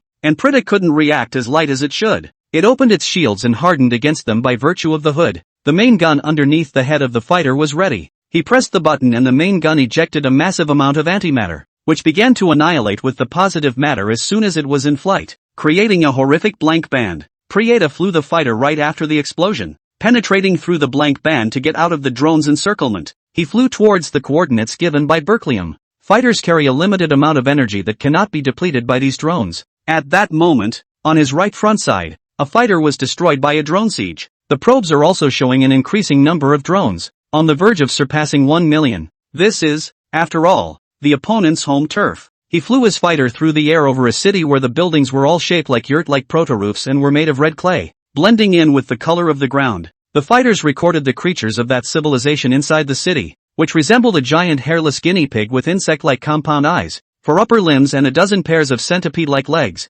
and some jewel-like, 7-colored crystals growing on their backs to form a dorsal armor, which could be huddled up like hedgehogs to protect their fragile abdomens. On the purple thorn civilization within the 5 heavenly barns, they had already received information that the civilization here was called the Colored Stone Civilization, and they were even more primitive compared to the Lara civilization. And even when they were colonized by the Purple Thorn civilization they were still in the Stone Age, and they didn't even know how to melt or forge copper and iron. This civilization, because it is so weak, has almost no sense of resistance. Such civilizations were very difficult to have their minds changed, because they had been enslaved for too long, and had long since become the most loyal vassals of the Purple Thorn civilization, and could even be said to have long since become part of the Purple Thorn civilization. Prieta didn't know if these creatures of the Colored Stone civilization would thank them after wiping out the Purple Thorn civilization, but no one could stop the civilized Commonwealth from expanding. Their purpose from the beginning was not to liberate these creatures with great righteousness in mind. Soon he was skimming over the city. More and more fighters were heading in the same direction he was, apparently getting the message as well. However, this caused more and more drones to begin to shrink and form a defensive line, and as seen from the fighters, they faced a wall of drones. Some of the fighters began to accelerate, trying to fly right through the gap in the wall. However, an electromagnetic stream came rushing in like a river, instantly drowning those fighters in it, instantly melted into iron by the electromagnetic force. It was then that they realized that there was a huge energy device in the center around those drones, and that the device could power those drones almost indefinitely, so that it was impossible to break through with the energy of the fighters. At this point inside the planet and unable to contact the outside, they are now in a state of isolation. All the fighters were in a state of confusion. At this time it was a dilemma. Entering could only send death, and retreating had no way back. Among the fighters, Prieta saw the one belonging to Berkelium, which was still alive. He turned the fighter's lights on and punched a message that way. Due to the racial integration of the civilized federation, the 3 newly born races basically mastered Chinese,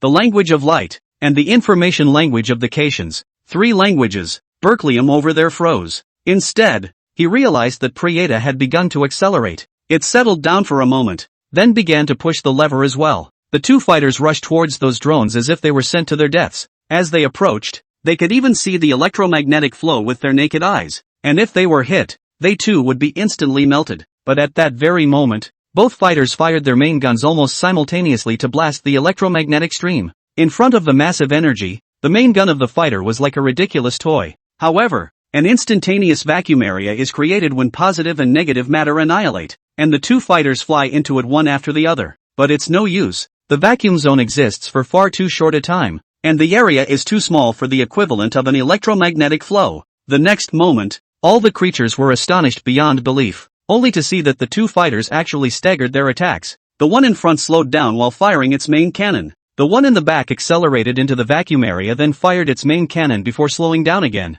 and the other fighter continued to repeat this operation. Such a technique requires a driver with a strong heart and the ability to control the timing and even the subtlety of the maneuver, which even computers sometimes can't always do as smoothly as they should. 2 fighters did, however. They fly like graceful winged birds, supporting each other. A dozen round trips, less than 20 seconds in fact, and they broke through the electromagnetic flow. Both fighters shot all their antimatter out almost simultaneously. The antimatter crashed into the massive energy device. Boom! A terrifying explosion appeared, like hundreds or thousands of hydrogen bombs exploding, and a blinding light could be seen in half of the planet. accompanied by a strong earthquake that caused a hideous crack to appear on the surface of the Earth. The shockwave swept across the globe, instantly paralyzing all drones. Dozens of fighters broke through the atmosphere and reached the planet's exterior. What a shining strike! We may go down in history. Prieta. Berkelium is excited. But it seems we've done something wrong. An explosion like this would kill or injure too many of the Color Stone civilization.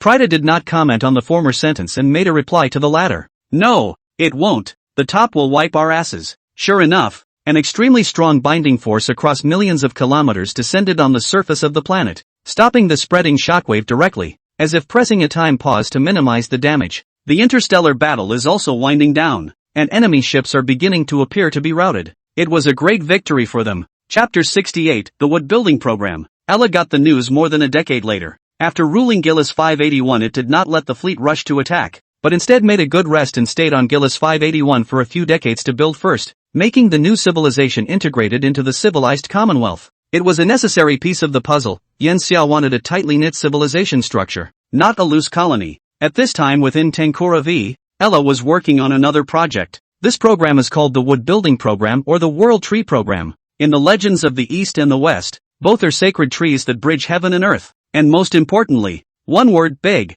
Ella didn't implement the Wood Building Program on her own. It was Yen Xia's suggestion, because Yen Xia had been conceptualizing one thing: how to make the stars have a habitat for the interstellar creatures they created. Otherwise the vast universe would not be able to reach from one galaxy to another even if the lifespan of these creatures was increased to 100,000,000,000 years. They would be like a fish placed in the ocean, only existing within a galaxy, and this is no way to develop diversity. After all, these creatures weren't made to build zoos, they were made for genetics. So Yen Xia came up with a plan to cultivate plants in the universe. This plant will grow uprooted on a dwarf planet. They grow by absorbing the energy of the radiation and the elements of the dwarf planet. Because of the very cold in the universe, they themselves will need heat in the early stages of their growth. When grown, they will let the outer skin die to form a warm layer and continue to grow on the inside to hold the outer shell together, and so on, repeatedly layering on top of one another. Why a dwarf planet? Being large enough, the interior of the dwarf planet may have heat due to high pressure,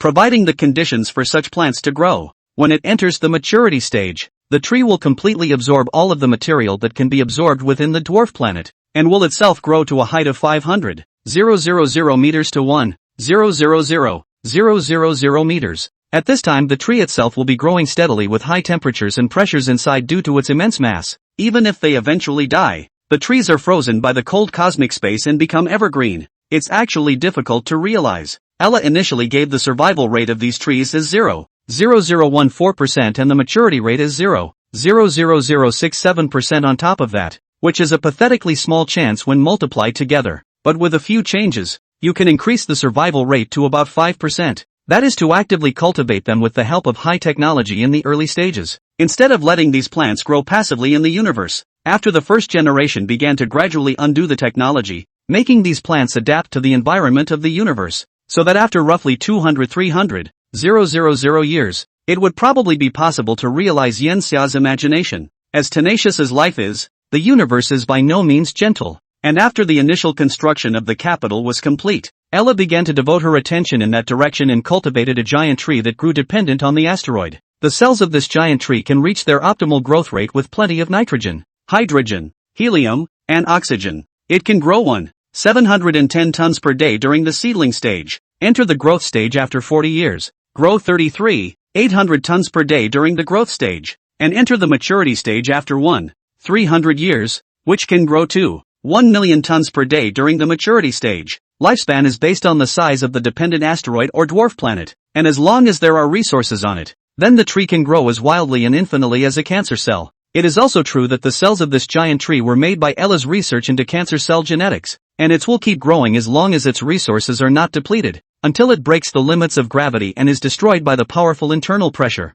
That size is roughly 40 trillion tons, or less than 600 kilometers high. And a larger dwarf planet could theoretically allow Kenwood to grow to that limit, while Ella's first cultivated Kenwood resembles a banyan tree in appearance, with a trunk diameter of 147 meters and a height of more than 890 meters. The giant tree has only just emerged from its seedling stage and entered into its formative years. There were many things like aerial roots hanging from the tree. Each one was a meter or two thick, with many small holes in it, which would secrete solid gases. A small amount of these gases would escape into the cosmic space, and the other portion would remain hanging from the aerial roots waiting for creatures to come and pick them. After the maturity period of the kenwood trees, they also bear fruit. These fruits are each 400 to 500 meters in diameter. There are no seeds in their fruits. The seeds of these trees grow inside separate seed pods. These pods eject the seeds with air pressure as they mature, sending the seeds flying off into the distant starry sky. Seeds will begin to germinate after hitting an asteroid or dwarf planet or even a planet in the right temperature conditions. Each of these seeds is only the size of a thumb, and a tree produces seeds every 30 years, with the number of seeds counted in the millions each time. Not bad, not bad. Almost another 100 years had passed when Yen Xia saw the tree. The tree fit the imagery in his mind. If not for the fact that space was too cold, he would have even wished to make an ecosystem out of it, which would have been even more mythical. We seem to be creating myths nowadays. There is a saying that the end of science is theology. Yen Xia was more agreeable, but the theology he was talking about was not the kind of theology that was godly, but a miracle created with science. These miracles can already be called miraculous in passing. It's actually very difficult for this tree to grow naturally. Yen Xia. Ella reminds an excited Yen Xia that they may have created nothing more than a fleeting toy. Who knows? Ella, isn't the joy of the universe the infinite possibilities? It was made. Then it already has the potential to transform the universe into a true forest. This sense of anticipation is a source of joy for Yen Xia today. Yen Xia confirms that it is true that people can get bored when they live too long.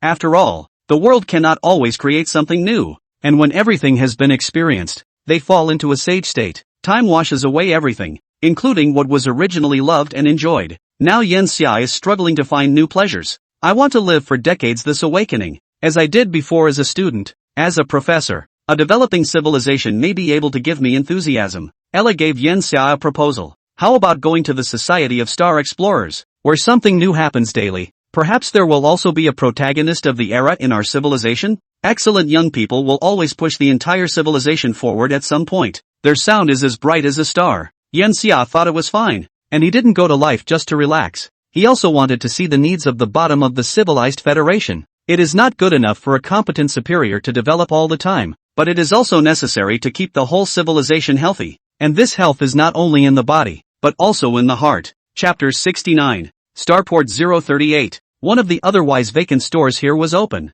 and inside was a repair station specializing in repairing all types of mechs and even spaceships. The first day's business was very dismal. After all, no one wanted to give their treasure to an unknown novice. For explorers, whether it was a mech or a ship, it was a gadget that was more important than their lives. The young proprietor slumped over the counter in boredom, his eyes rolling as he watched people come and go. He even saw the creatures of the colored stone civilization. These guys arrived here from their original starfield over the course of nearly 200 years, at which point they were still rare enough to be a novelty to the kettle. 100 eyes and even humans who saw them. Most of these creatures of the colored stone civilization were merchants, and they sold all kinds of treasures of the colored stone civilization, which were nothing technologically, but were superior in terms of curiosity and rarity, attracting very many people to buy them. This time a Kaitian guy knocked on the storefront door. "You can fix airships here?" There was doubt and some disbelief in its small eyes. An expression of emotion. Yen Xia remembered not being present when he first met the Kaitans many years ago. It's just that with the incorporation of human culture,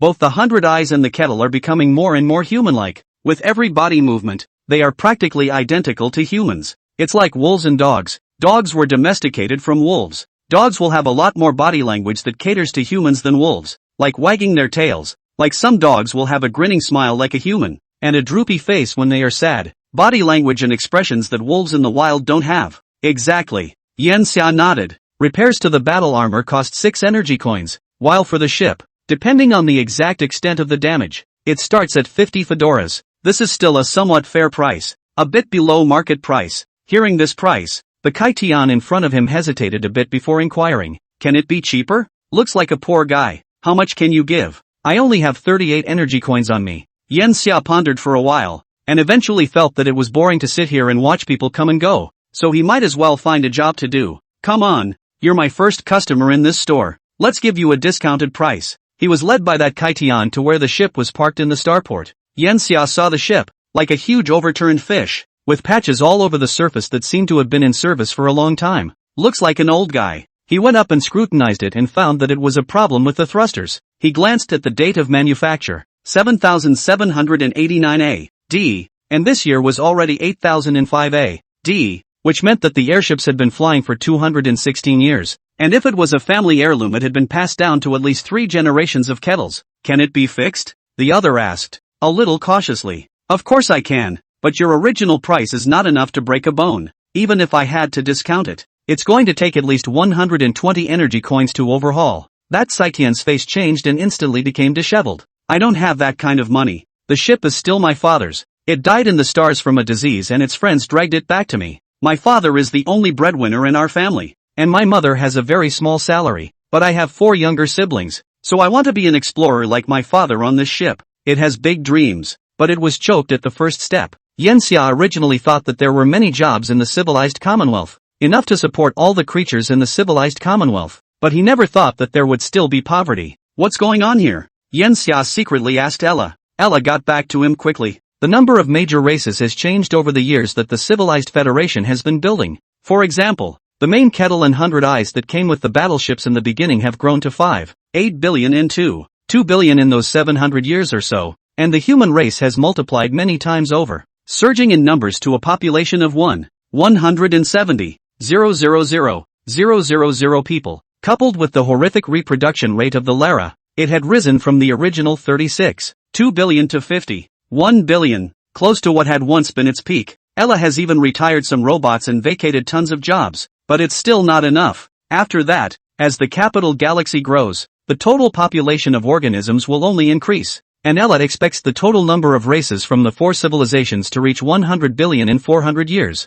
and perhaps other civilizations, such as the Colored Stone civilization relocating and settling in the capital galaxy, and the will only grow even more by then. Population size certainly brings population benefits, and by borrowing Yanxia's imaginative resource theory from earlier, the civilized Commonwealth will grow faster and faster, but the byproduct is the gap between the rich and the poor, which cannot be eliminated. Let's say a person was originally the owner of a small company, and after running it, his product was rendered uncompetitive by rapid iteration. His company collapsed, and his wealth became negative equity. It is impossible for the Civilized Federation to fill these negative assets, and the person who has been unable to pay off this debt afterwards will become poor, even for future generations. The gap between rich and poor will not be born until a civilization gives up on progress and creates a desirable balance by distributing resources to each individual. It's a foregone conclusion. There was nothing Yanxia could do. After all, he or the Civilized Federation were not philanthropists. Moreover, it is precisely the gap between rich and poor that gives civilization its vitality.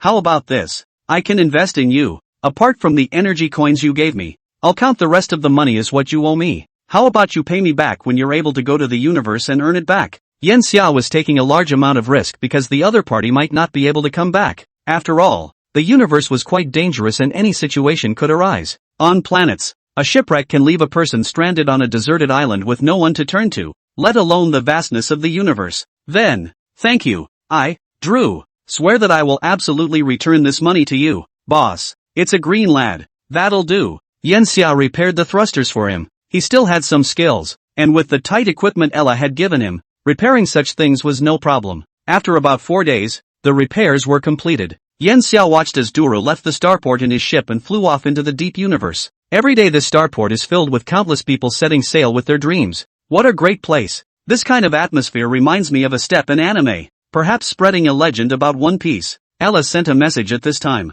It could also create a legend of a legendary repairman. Yanxia, it just so happens that I have a technology to decentralize that might pass through your hands. Yanxia was curious what it was. Ella had been prepared and had couriered the stuff to his store already. He went back and opened it, but it was a close-fitting piece of armor. It was only when picking it up that Yanxia felt that something was wrong. The armor was actually like a liquid. This is liquid memory metal? Chapter 70 New Technology, Liquid Metal Mecha. It is indeed liquid memory metal, but it's more than that. If it was just an unusual liquid metal, a level 1 civilization would be able to make it. Ella's voice carries a note of mystery. The liquid metal armor Yanxia was holding suddenly interconnected with the numerous quark robots inside him at this time. The liquid metal armor turned into liquid and climbed from his hands to his entire body, quickly wrapping around most of his body and becoming a set of silver battle armor worn on his body. Yanxia moved a bit and found that the entire battle armor was very much lighter than expected, and it was worn like a piece of clothing, and some of the hard-looking parts don't have to worry about any difficulty moving at all.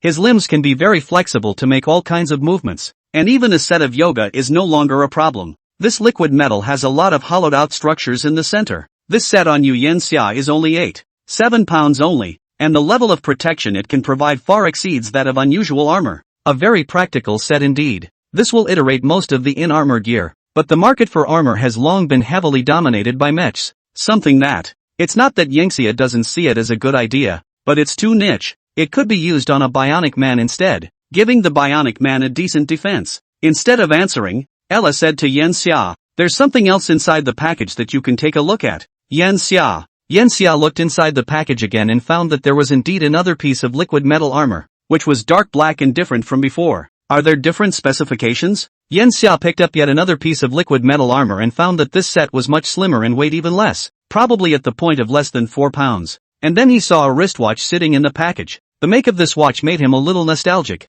He picked it up and put it on. There wasn't much of a screen on the watch, just a small knob. He turned the knob. Suddenly, the black liquid metal armor was also put on his body. The two sets of liquid metal armor fused with each other, covering his whole body, and after entering a short period of darkness, Yangxia once again saw. But what is seen is a holographic image, not the actual information captured with the eyes. What's going on? Why does it feel like you're wearing a mech? This feeling was very marvelous. It was as if his body was wrapped in liquid. Yangxia even detected that those liquid metals were not only on the surface of his body, but some of them even merged into his body and covered his bones. Because it's a mecha. Yangxia. The silver is the liquid metal shell used as a defense, a shell that uses special technology to make it virtually non-conductive. And the black liquid metal is the conductive metal, which provides the conduction of electromagnetic force. The wristwatch is the energy source and the control center. It has a miniature computer inside, and in case you haven't noticed, the wristwatch happens to be larger than the average Federation energy coin,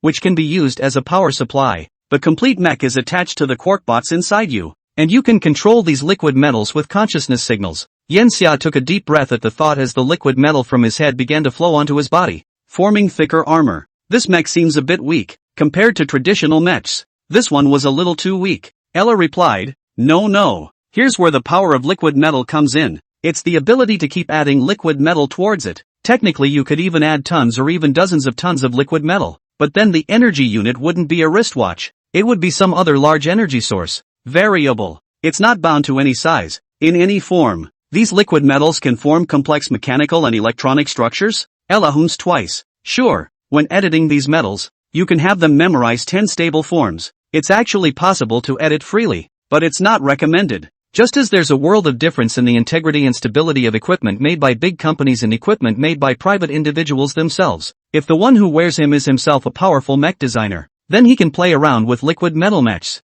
Don't underestimate the defensive nature of this stuff. It's due to being liquid. It can absorb more kinetic energy than an unusual mech. And the defensive type is far superior to the mechs on the market today, and can even be compared to those customized top private mechs. Ella seems to be showing off, but it does have bragging rights when it's taken out. So this thing can be mass-produced? That's what matters. There is no longer a problem. The factory has already completed the construction of one, which can guarantee daily production of up to 14,000 tons. 14,000 tons sounds very little, but in fact, if all of them are made into this set on Yangxia, they can make more than 2 million sets. I see that Yangxia's business here is a bit dismal for you.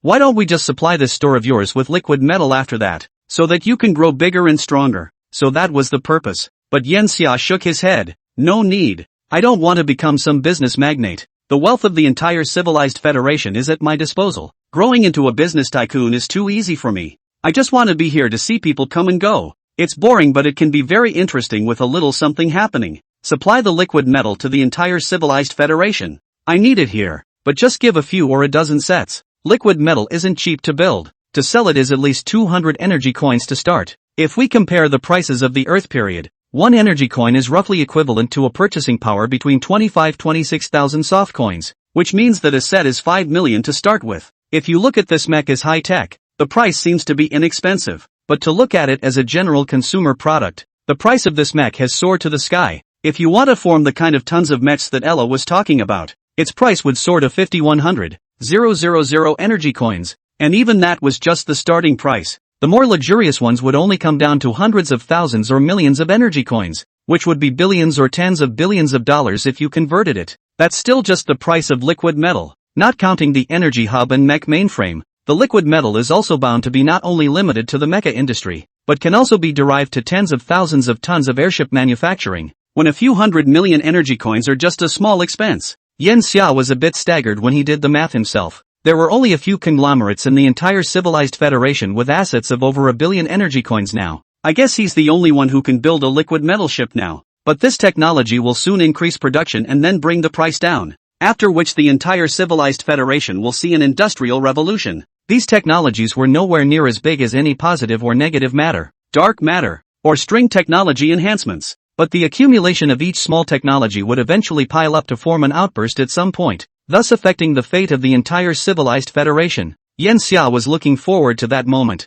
Chapter 71, The Power of the Mind in Magic. Is the boss here? Can you fix mechs? 100 eyes outside the door spoke up and shouted with a device that converted light signals into sound. A middle-aged man walked out of the store. What mech to fix? That 100 eyes clan said. We 100 eyes clan can't wear ordinary mechs. Naturally liquid metal mechs. Recently it has had some malfunctions in its memorability, and the metal makes little slip-ups when changing into mechs, leaving them with less integrity. The advent of liquid metal was indeed a boon to the slime-like 100 eyes. Yan Xia remembered that after the liquid metal mecha appeared in the first place, it drove a large number of 100 eyes to become explorers, and until now, the number of new entrants to the profession of explorers was not only not decreasing, but also increasing along with the increase in population. After all, who doesn't aspire to the stars? Liquid metal? Let me see it first. Due to the massive size of the 100 eyes, they could take all of the liquid metal into themselves, and at that moment, it used the quarkbot control in its body to force all of the liquid metal out, forming a silver and black orb. Yan Xia picked it up, and then asked that 100 eyes to open up the permissions for him to use this liquid metal. When it changes into a mech, the fruit will change incompletely and lag during the change. It stands to reason that liquid memory script wouldn't have such a problem, with its ability to change into a memorized state of some sort through memory. But as liquid metal becomes more popular and more DIY looks appear, it will accelerate the deterioration of liquid metal. After all, liquid metal is still metal, with all the properties of strength, hardness and so on of metal, but also the fatigue of metal, i.e., a piece of metal that will break after a bending change in liveliness. Compared to normal metals, such fractures in liquid metals are difficult to determine with the naked eye, and culling out fatigue-damaged areas can be a technical task. Your mech is aging a bit. The estimated cost of repairs is 14 energy coins. That's not a lot of money for an individual who can afford a liquid metal mech. The time for repair is 72 human hours. The 100-eyed man had no problem with that, took a ticket and left, waiting a few days to come back for it. And Yan Xia also put the mech in a special equipment for culling. The repair fee does not include the cost of replenishment. After the culled liquid metal also need the owner to go to buy the same quality of liquid metal. When Yan Xia was idle again, some sounds came from the other side. Roughly, it sounds like a performance show. Spiritual needs never go away, no matter what the age. And unlike technology, spiritual things change very slowly, and even ancient things shine again when they are rummaged through. And this performance show was about a magic show. Yan Xia was also very new. He could parse the mysteries of magic through current technology, but he had never done so before. Because it's like a difficult game where parsing magic is the equivalent of flying straight to the end of the line. The most important thing about any entertainment level is the process of freshness. If you are overly concerned about the result, you will lose the fun instead. Yan Xia looked at the fact that there were not many people in the store right now, so he headed towards that place as well. There was a central hall of this starport, and at that moment a stage was being set up, which was allowed for a single payment. There are many compositions that this magic class doesn't have, from the kettle, to the 100 eyes, the humans, and even the colored stones and the latest conquests of the Chi water tribe. Their aquarium lives on a planet full of oceans. Their appearance is more like fish. The appearance of pink. The head is as flat as a doorplate. The mouth is a huge filter. The presence of a large number of internal mesh structure. They rely on this filtering microorganisms to eat. Their bodies are very small, only the size of a basketball, and their heads alone take up 2/3 of their body size. They can't get out of the liquid, or liquid CO2. At this time their aquatic was put into a container in which to swim freely. The cage showed a great dismantling. The huge size reduced the possibility of it hiding to very low, so when it was split apart it made those watching around it look in amazement. And then came the human, with a tall hat, from which he removed a cute furry animal, a trick that had been performed so badly that the audience below was not surprised. But then it made everyone rise up in amazement, because he actually used a metal rod to direct a very thin piece of paper to fly in the air, which is not really hard to do with a magic thread. But the thing is, this piece of paper can fly very far in the control and change into any shape desired, even turning itself into a paper airplane in the air and flying in a circle around this hall. A lot of it can actually be done, but the problem is that it's a piece of paper. not a large remote control toy. Ella, how do you think this was done? Yanxia asked. Ella wondered. I thought you said you didn't want to unravel the mysteries of magic. Yanxia naturally didn't want to be dramatized, so just answer my questions without arithmetic. This discussion nature is still acceptable. Ella's voice after a good half dozen times. Honestly, I can't think of one. There are so many possibilities after all. Might as well chalk it up to psychic ability. Maybe it's not magic at all, but magic. There were always wizards who came in under the guise of magic to cast spells to cheat muggles out of their pockets. Yet it was no longer necessary for Ella to guess, as her opponent made a mistake and still seemed a little unskilled. It was a small metal device hidden in her hair. Surprisingly, it's controlled with the mind. That paper doesn't look like the usual paper. Ella, I've come up with an achievable psychic ability. As soon as you discover its breakage, then it is easy to figure out its principle. It's just a matter of getting the machine to read the signals in the head, and using that to control the electromagnetic force output of the device to affect objects. What? Ella was a little curious about Yanxia's ideas, who had always come up with novel ideas over the thousands of years. How about a chanting weapon? Mental power is, after all, a biological current generated by the movement of nerves, and is something that can be enhanced by exercise, or rather not enhanced, but rather a more skillful application of the head to control objects. We can implement a set of such meditation feats to exercise mental power, and later allow creatures to manipulate external objects across space through some simple techniques. Not this light paper, but some heavier weapon, like a firearm, or even a sword. With the application of higher technology, it is really possible to reach the point of taking someone's head from 1,000 miles away. The more Yanxia spoke, the more excited he became, because this was something that could be done. It's part of the physical development of the creature. If one is able to be meticulous, one may even be able to manipulate a lot of precision to achieve unexpected results. Indeed, it can be implemented. Ella concludes after some calculations, and it's relatively easy. After all, it's not technically difficult in any way. It's just that the creatures of the civilized Commonwealth will have to waste a few more brain cells after that. Chapter 72 Genetic Lock and Nihility Level. Because of Yanxia's words, the concept of Nianli was introduced to the entire civilized federation and quickly took over the mainstream. From schools and corporations to the seekers and the military, Nimrod is made mandatory in the first year. After all, Nianli, this thing for individual combat power increase, is indeed powerful. If the original single combat ability of 10, then after having Nianli, single combat ability is at least 30. The highest is not yet detected, but definitely more than 100. You can imagine its powerful place. At the same time, the practice of Nianli also has a positive effect on the development of the brain area,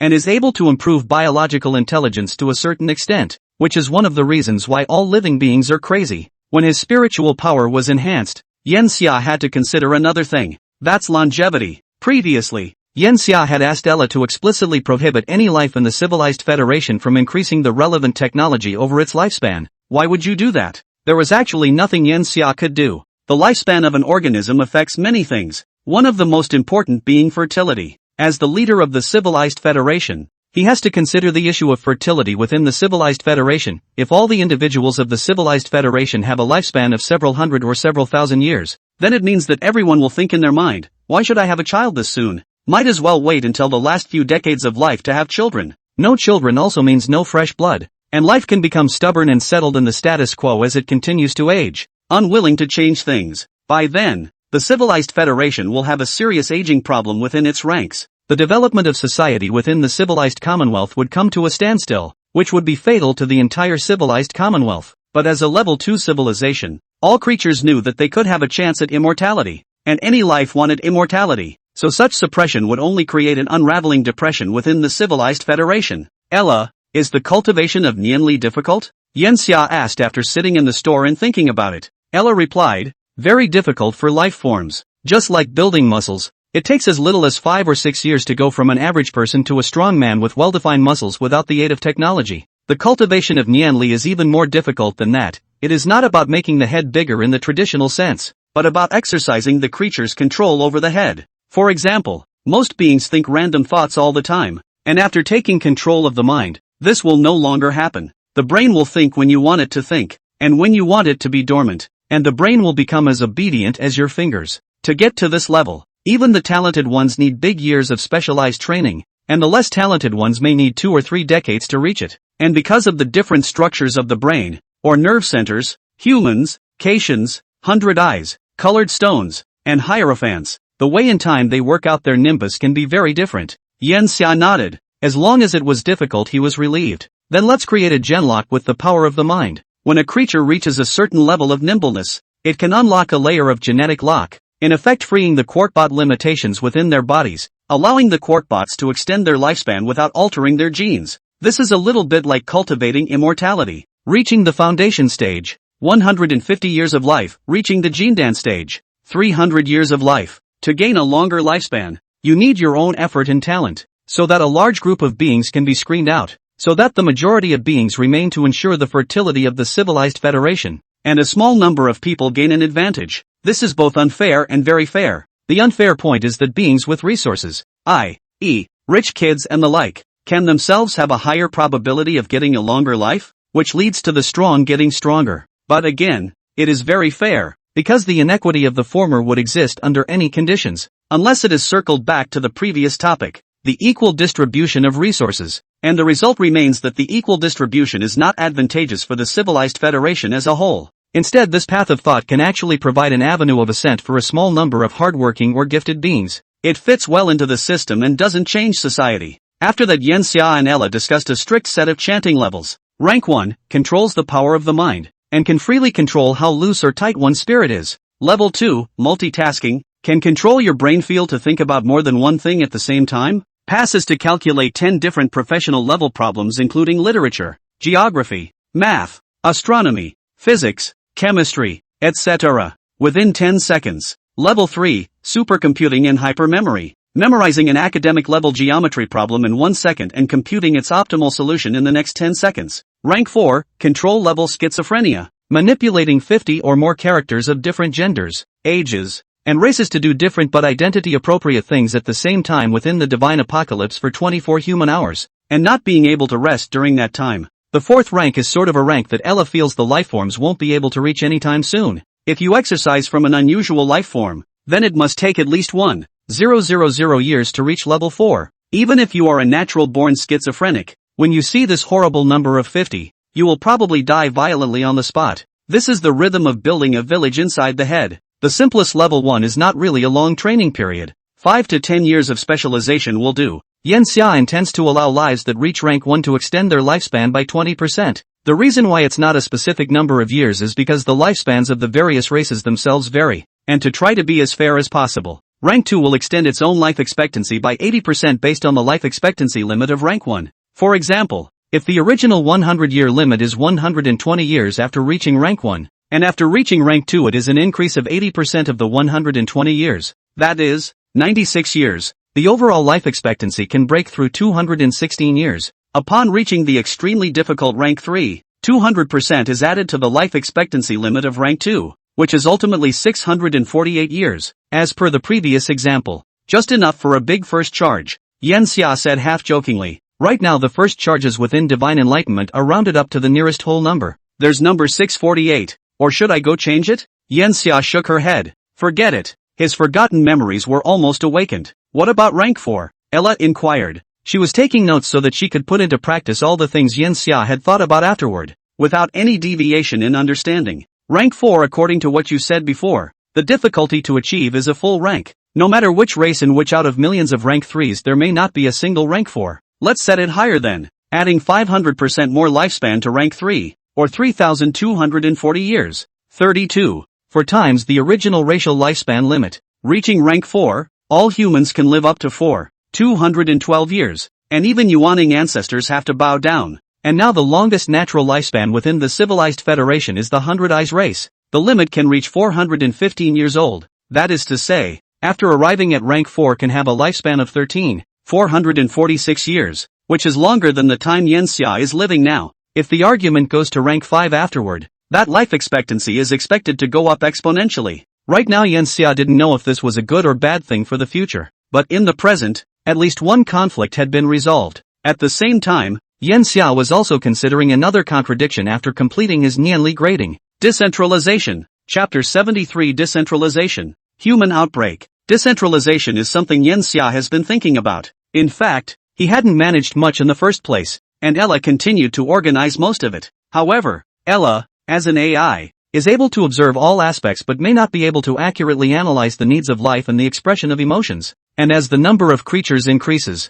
Ella has begun to focus more and more of her arithmetic on dealing with the creatures, which is clearly inappropriate. Such trifles should not occupy Ella's reckoning. It is like a slaughterhouse with 5 chicken-killing knives and 5 cow-killing knives. At this time, the number of chickens is far greater than the number of cows, so moving the cow-killing knives to the chicken-killing side of the slaughterhouse is obviously unreasonable, because it is not necessary to use the chicken-killing knives. Even if you just pick up a stone and sharpen it a couple of times, you can still kill the chickens, whereas killing the cows is impossible to replace it with something else, so it needs to be cheaper to manage all the units of a civilized federation. This may be less efficient to manage, but overall it is progress. Yanxia asked Ella to meet within the Civilization Federation to select administrators at all levels, and also began to formulate the administrative levels within the Civilization Federation. The highest first class is the Civilization Federation Counselor, the second class is the Counselor of each civilization, the third class is the Star Area Chief of each administrative star area, the fourth class is the Ball Chief of each planet, the fifth class is the District Chief of each region within the planet, and the sixth class is the Mayor of each city in each region. This is a 7-level division of the large administrative level, and there are more subtle divisions. All positions together may reach thousands. Of course, the decentralization of power does not mean the disappearance of Yanxia's power. He is still the leader of the civilized commonwealth, and he has the power to adjudicate any life within the civilized commonwealth. And decentralization has more than one benefit. It means that there is more room for advancement within the civilized federation. And with more room for advancement comes more intense internal competition. And this competition, as long as it is within a manageable range, provides great vitality within the civilized federation. In simple terms, everyone has something to look forward to, so they naturally work harder. The same is true for the average person. The person who was originally in one position went on to compete for a higher position. Then the position below was left vacant and left for the average person to fill. In Ella's calculations, the addition of an administrative hierarchy would create an additional 60 million supernumerary positions within the civilized commonwealth, and 350 million supernumerary positions. Sure, nor can these powers be given very easily. Any individual who wants power has to excel, like going to war. For example, in terms of governance, it has led to progress in the economy, stability and so on in the management area. This decentralization also caused an unprecedented development to begin within the entire Skybarn 5, as a large number of factories began to build warships to be put into the battlefield, to stir up a bloody storm in the surrounding star fields. However, these were not the concerns of Yanxia after the decentralization. He will be more relaxed when the power is released. Not so much that he goes and does everything himself, and while he seems quite idle, the truth is that a lot of things require him to make decisions before Ella can handle the details. After this decentralization, he also began to concentrate on running the store. We have sent off one group of customers after another and witnessed one fall in glory after another. Without realizing it, it's 300 years. Over the years, several of his accessory bionics had passed on memory after memory, allowing him to witness wars several light years or even dozens of light years away. At this point they had captured 18 of the 26 galaxies originally held by the Purple Thorn civilization, 6 of which were prioritized to be galaxies with intelligent life. In other words, the Civilization Federation now controlled as many as 9 civilizations and owned 19 galaxies, and the frontier span had reached 31 light years. Almost at the same time, the stabilized human race finally had an outburst. The population had grown from the original million to 130 million, which was due to the fact that the human civilization had a planet all to itself, as well as the Explorers Association. With the addition of Yanxia's decentralization, the combination gives a boost to the human desire to have children, instead of the previous situation of slowly giving birth due to material life fulfillment, and even in some cases, not giving birth. In fact, if not for the Civilization Federation, technology is too advanced, entertainment is also too developed. The number of human beings should have long broken through the billion, and now to the impact of at least 3 billion to go. The good thing, though, is that the universe is huge, and the civilized commonwealth has more than enough time to wait, and Yanxia also gave humans, his descendants, some privileges, so that humans still occupy a more dominant position within the human federation. For example, 26 out of the top 100 billionaires within the civilized federation are humans, bearing in mind that the number of humans is now less than 1,000th of the entire civilized federation. Also, there were more humans in the higher academies, and the same was true within the decision-making levels of the civilized federation, and even among the explorers. There wasn't a single one of the top 10 explorer teams that didn't have a human presence, and 2 of them were human-dominated explorer teams. These were the results of Yanxia's deliberate efforts to raise humanity's status within the civilized federation. Now culturally, One of the most common things parents of other races within the civilized Commonwealth say is, "Why don't you learn from humans?" But that's as far as it goes. Yanxia could not make human beings the aristocrats in the Civilization Federation, the high and mighty heavenly dragons. That would be impractical, and would inevitably trigger the confrontation between other races and human beings, leading to a civil war or even the collapse of the entire Civilization Federation. So even though all humans were now his children and grandchildren, Yanxia still only managed to be slightly biased. After all, what's the point of humans having a higher status if the table of the Civilized Federation has been overturned? But the human outbreak was not Yanxia's main concern. His real concern remains technological advancement. After so many years have passed, Ella has not invented any new revolutionary technologies or discovered any revolutionary energy sources, and as a level 2 civilization they seem to have passed the newbie mission of the cosmic game, after which they will have to explore on their own in general if they want to continue. Ella looked very disheveled, because then it couldn't receive Yanxia's praise and recognition, and even it itself suspected that it had reached the limit of its ability. But the good thing is, Yanxia's theory of imaginative resources finally came into play after the Civilized Federation's lifeforms exceeded 140 billion. A royalist scholar studying the reaction of gravitons on gravity discovered the most mysterious dark energy in the universe, previously only observable on a macroscopic scale and calculable in math. Chapter 74 Dark Energy and Krypton Communication Technology Realization. Dark energy is a type of energy that drives the movement of the universe. If gravity is mutual attraction, then dark energy is mutual repulsion, and it is the existence of this repulsion that is causing the universe to expand at an accelerated rate. This energy is widespread in the universe, and it is likely that 70% of the universe is composed of dark energy. The component here is not matter. Dark energy does not belong to the category of matter. It is a body of energy converted from dark matter, which can be understood as a type of force. And in fact it has been suggested that dark energy may be the fifth fundamental force. Dark energy, like dark matter, is something that cannot be easily observed, especially since dark energy is not matter, so it is even more difficult to observe than dark matter. And its force on cosmic space can only be glimpsed in a macroscopic scale like the universe. The applications of dark energy are unknown to humans on Earth in the 21st century, and the only properties it exhibits seem to be 1. Anti-gravity. It's just that this anti-gravity is different from the anti-gravity on graviton applications.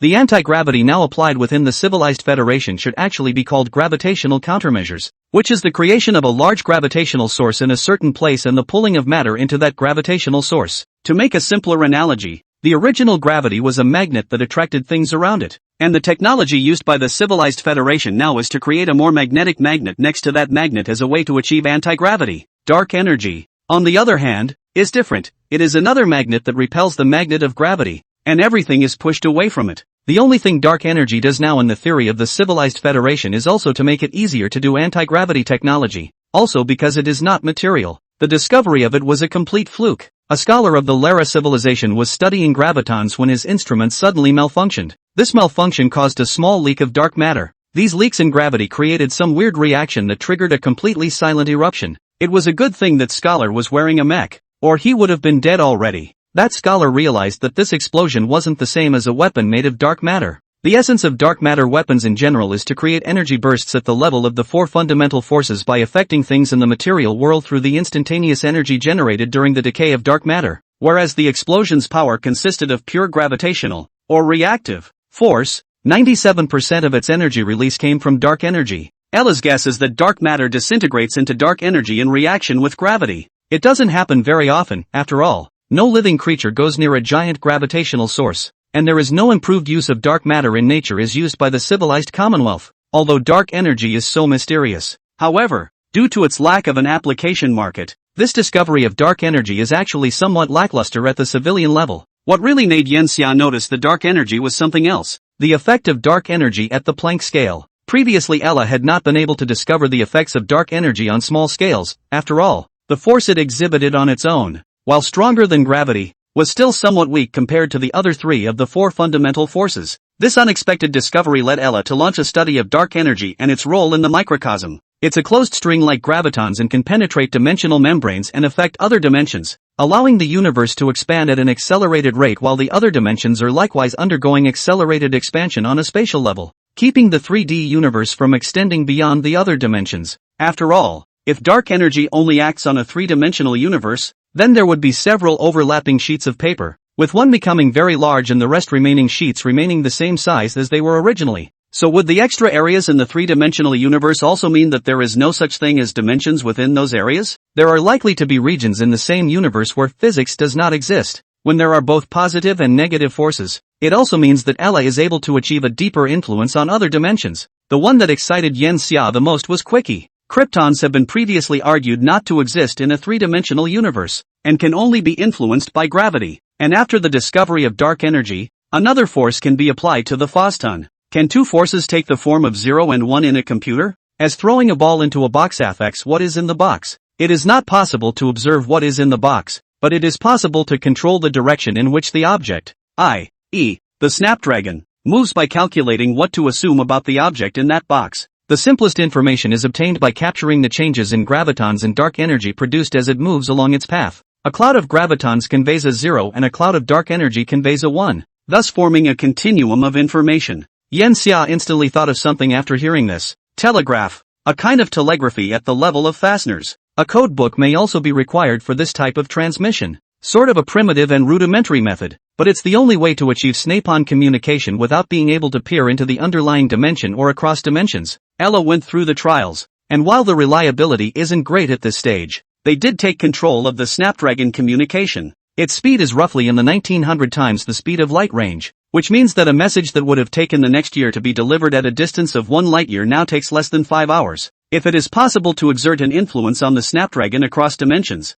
making the mass of the Snapdragon larger, then it is possible to go even faster, even beyond 10,000 times the speed of light for communication. When Ella takes control of the stability of the Krypton communication device, it can also be declared that the civilized Federation has made a great leap forward in technology. This technology should have been something that a level 2, 5+ civilization would have had the opportunity to research. After all, the average level 2 civilization was still above the study of the 4 basic forces and could not rise to the dimensional level. So, Yen Xia, are we going to apply Krypton communications to the entire Federation of Civilizations? 64 years after the discovery of dark energy, Ella has perfected Snapdragon communication, bringing the accuracy rate from a pitiful 22.4% at the beginning to a barely applicable 91.7%. There's a long way to go to really get to 100%, and you have to go even deeper into the dimensions to get there. Yen Xia sat inside the repair store. He was becoming young again at this point, pretending to be his own child's son from before who continued to do the repairs.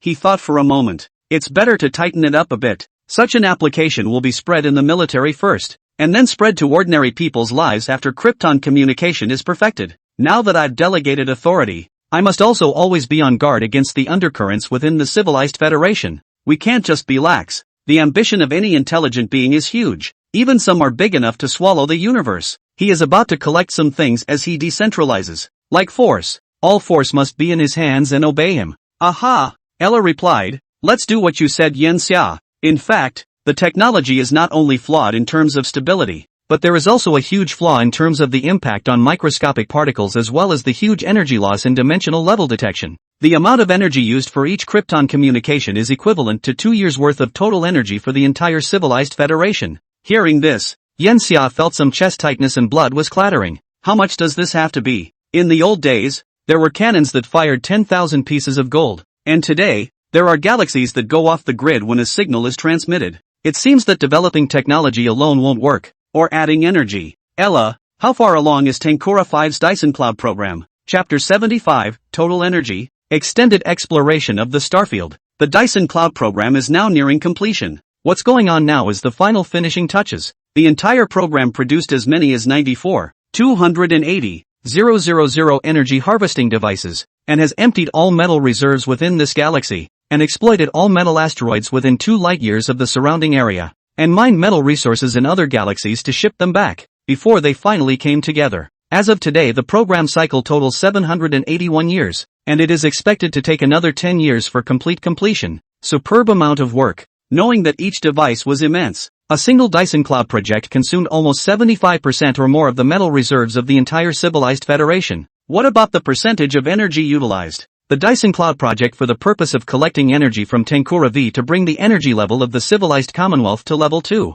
At the time of the capture of Tankura V, they were only enough to get to level 1, 8 only, 100 times short of level 2, with a mass 21.7% smaller than the Sun and a surface temperature of 350 degrees Celsius. Tenkora V releases only 782 times 10 to the power of 26 joules of energy per second, and the Dyson Cloud applies 41% of its energy at 986 times 10 to the power of 26 joules/s. We are now at the energy level of a level 2 civilization. A smile appeared on Yanxia's face when he heard this number. All these years of development have not been in vain, and we are seeing the sweet fruits. It was a pity that the previous battle with the Purple Thorn civilization had wasted a long time. If not, the construction of the Dyson Cloud in the Southgate 2 binary star would certainly have more than 1x more energy than it did now. That said, the nebula that exploded at Southgate 2 had spread to a wide range after so many years, and the Purple Thorn civilization had become a street rat under the Supreme Wanted. Most of the main body of the remnants of their civilizations live within the galaxies of those 6 civilizations, already shattered by the armies of the Civilized Federation. A part of them are still active in the starfield of the Civilized Federation for revenge, working as pirates to plunder the explorers and traders of the Civilized Federation. A portion has traveled far away to unknown starfields. Ella expects its civilization to now have no more than 2 million total creatures, and its civilization level has fallen to 7. It should be more than that. As I recall, you have also begun construction of the Dyson Cloud in other galaxies. While we have made great strides in dark matter energy and positive and negative matter annihilation energy, Yanxia had previously read about the energy composition of the current Civilized Federation in a report. Dark matter energy and positive and negative matter annihilation energy are heavily utilized inside planets, and a large number of energy installations are constructed in the no man's land on planetary surfaces, even to produce as much energy as possible. Ella has built facilities for wind, geothermal, tidal, and more to try to make the most of what she has, and the appearance of these things has been tweaked a bit to make them more of a landscape. It seems that the 100,000 windmills array on Planet Sky is one of the top 10 must-see tourist attractions in the Civilized Federation this year. At that moment the door to the store was pushed open and a young girl with long pink hair and a white dress came out from inside. There was no more sound coming from Yanxia's headset either. The young girl walked over to Yanxia's side and placed her hands on Yanxia's head with her head resting on it and said, "Well, now there are 12 galaxies other than Tenkora V. The Dyson Cloud has completed its initial construction and can already supply energy. Turns out it's Ella." The young girl is actually an Ella Bionic which works as a helper in Yanxia's repair store. The energy supplied by these 12 galaxies is 62 times 10 to the power of 26 J/S. The other galaxies, however, do not rely on the Dyson Cloud for their energy, but are supplied primarily by energy equipment left over from the original Purple Thorn civilization, which totals 2007 x 10 carat 26 joules/s. At the same time, Yen Xiaoyu said dark matter energy and positive and negative matter annihilation energy have been developed in the various galaxies under our control now, and a large number of thermoelectric conversion devices are applied, and exhaust gases are converted into kinetic energy using a Tesla turbine, and the utilization rate of the energy is close to 98%, of which the total amount of dark matter energy is 18 times 10 to the power of 26 joules/s, and the positive and negative matter annihilation energy total is 274 times 10 to the power of 26 joules/s. All the energy added up totaled 7067 x 10 carat 26 joules/s. Surprisingly, there are so many. Originally Yen Xiao was thinking about 4 times 10 to the power of 26 joules/s or so, and reaching 5 might have been the limit. That number is close to the energy released by 2 suns at the same time. Adding less than a third more, the civilized Commonwealth could reach level 2.1 in terms of energy. There are still 6 galaxies that haven't developed the Dyson Cloud that could be ramped up a bit. When do we go to level 2.1? Ella grunts and calculates. In 200 years, I think. Not for long. Once a civilization reaches level 2, it is very difficult to increase every 0.1 level. In the end, all energy comes from matter, which is only widely available in galaxies. So to increase you have to conquer galaxies, and distances between galaxies are an even bigger problem. Yen Xia saw that the explorers outside the store were still moving in and out, and he spoke. Now that the development of the galaxy has stabilized, let the explorers go forward to an even more vast star field after that. Write the article Discovery of New Civilizations into the Explorers Exploration Mission, and whenever a new civilization is discovered, make all discoverers and their explorers team emissaries of the civilized Commonwealth, with powers equal to those of the Sphere Masters, and with the authority to boost their lifespan by 100%, even for galaxies with no civilization. Granting them 100 years of galactic mining rights should be tempting for those big corporations. It has been carried this far. The pace of expansion is not slowing down, but accelerating further. Okay, boss. Ella must give your orders to all the staff as soon as possible so that they don't slack off. Ella walked over to Yen Xia and stood up straight in front of her with a serious look on her face. bringing herself into the role of the cosplayer again. It seems to like doing that, because Yangxia smiles when she sees all its mischief and her mood relaxes a bit. Go Pikachu. Ella's expression strained a bit at that. Boss, don't you think what you said was awkward? Yangxia did not feel awkward when he said it, but was embarrassed by this question. This Ella really will fall his face. Still cannot let him remember the old game once? It's true that people think a lot about the past when they get old, and Yangxia spent her 6,000th birthday more than a decade ago. By the way Ella, lately I've been wondering if Apocalypse Now is a bit dated. We can hand over the production rights of virtual reality to ordinary civilians now. As for Divine Enlightenment, just use it as a starter. Everyone can start new worlds in the world of Divine Enlightenment. Ella saw through Yangxia's mind at a glance. You're thinking of playing a new game, boss. Yangxia averted her gaze to the side. Business is as dismal as ever today. That's a bit of a stiff change of subject. Chapter 76, The Goodwill of Another Higher Civilization. Yangxia gradually opened up the Civilized Federation from the inside out after it had stabilized. It was a wild ride for the entire Civilized Federation. Just one policy within these decades increased the number of births in the Civilized Federation by 70% and the population began to spurt. More and more explorers were showing up, and it made Yangxia's business much better. According to Ella, explorers have 11.7 billion registrations, accounting for 8% of the total number of organisms, which is more than enough. As the number of explorers increased, and at the same time the Civilized Federation's control over the starfield increased, the scope of the created star map became wider and wider, and the farthest point had even been explored to a galaxy 50 light-years away, where a quantum anchor point had been left behind. About another 350 years passed. A voice suddenly sounded outside the store door. Boss. Yangxia lazily looked towards the store door as Akito walked in. What needs to be fixed? He's been sitting here for over 400 years and has long since become an old fart. Ha? Where's the previous owner? That Kaitian asked. Which owner are you talking about? What was the name? Yangxia looked at it. In his eyes the Kaitians all looked the same, so he didn't recognize it at all.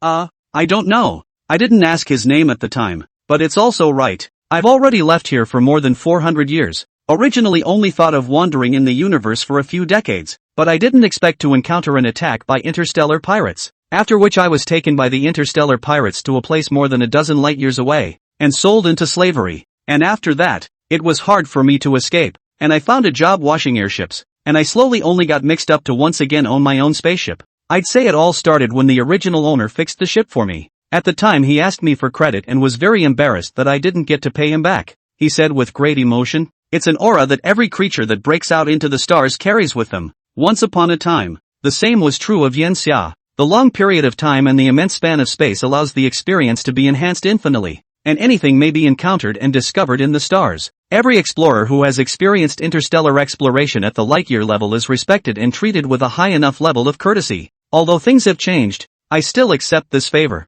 and I still have to pay back what I should pay back. After all this time, I don't think we can find that boss's descendants anymore, but nothing has changed here, and you've obviously inherited that boss's mantle, so let's give it back to you. With that said, a virtual screen appeared in front of it, and then with a stroke of its tentacle an energy coin symbol appeared, carrying a string of numbers underneath. 10,000. Yangxia didn't remember lending so much money to an unusual Kaitian, but Ella reminded him of that memory, bringing back the memory of the once youthful Kaitian boy called Duru, who was at that moment imperious and carrying an aura of composure about him. It's principal with interest. Yangxia put that money into his account with a stroke of his hand. Thank you for remembering the promise. It's a lot of money, not that I deserve it, and I'll use it for charity afterward. Drew laughed out loud at that. You're interesting enough to be my Drew's friend, and if you have any trouble afterward, you can contact me directly. Here's my contact information. Yangxia quietly watched this once young man become spirited. And how is that not fun? Duru also invited Yangxia to dinner afterward,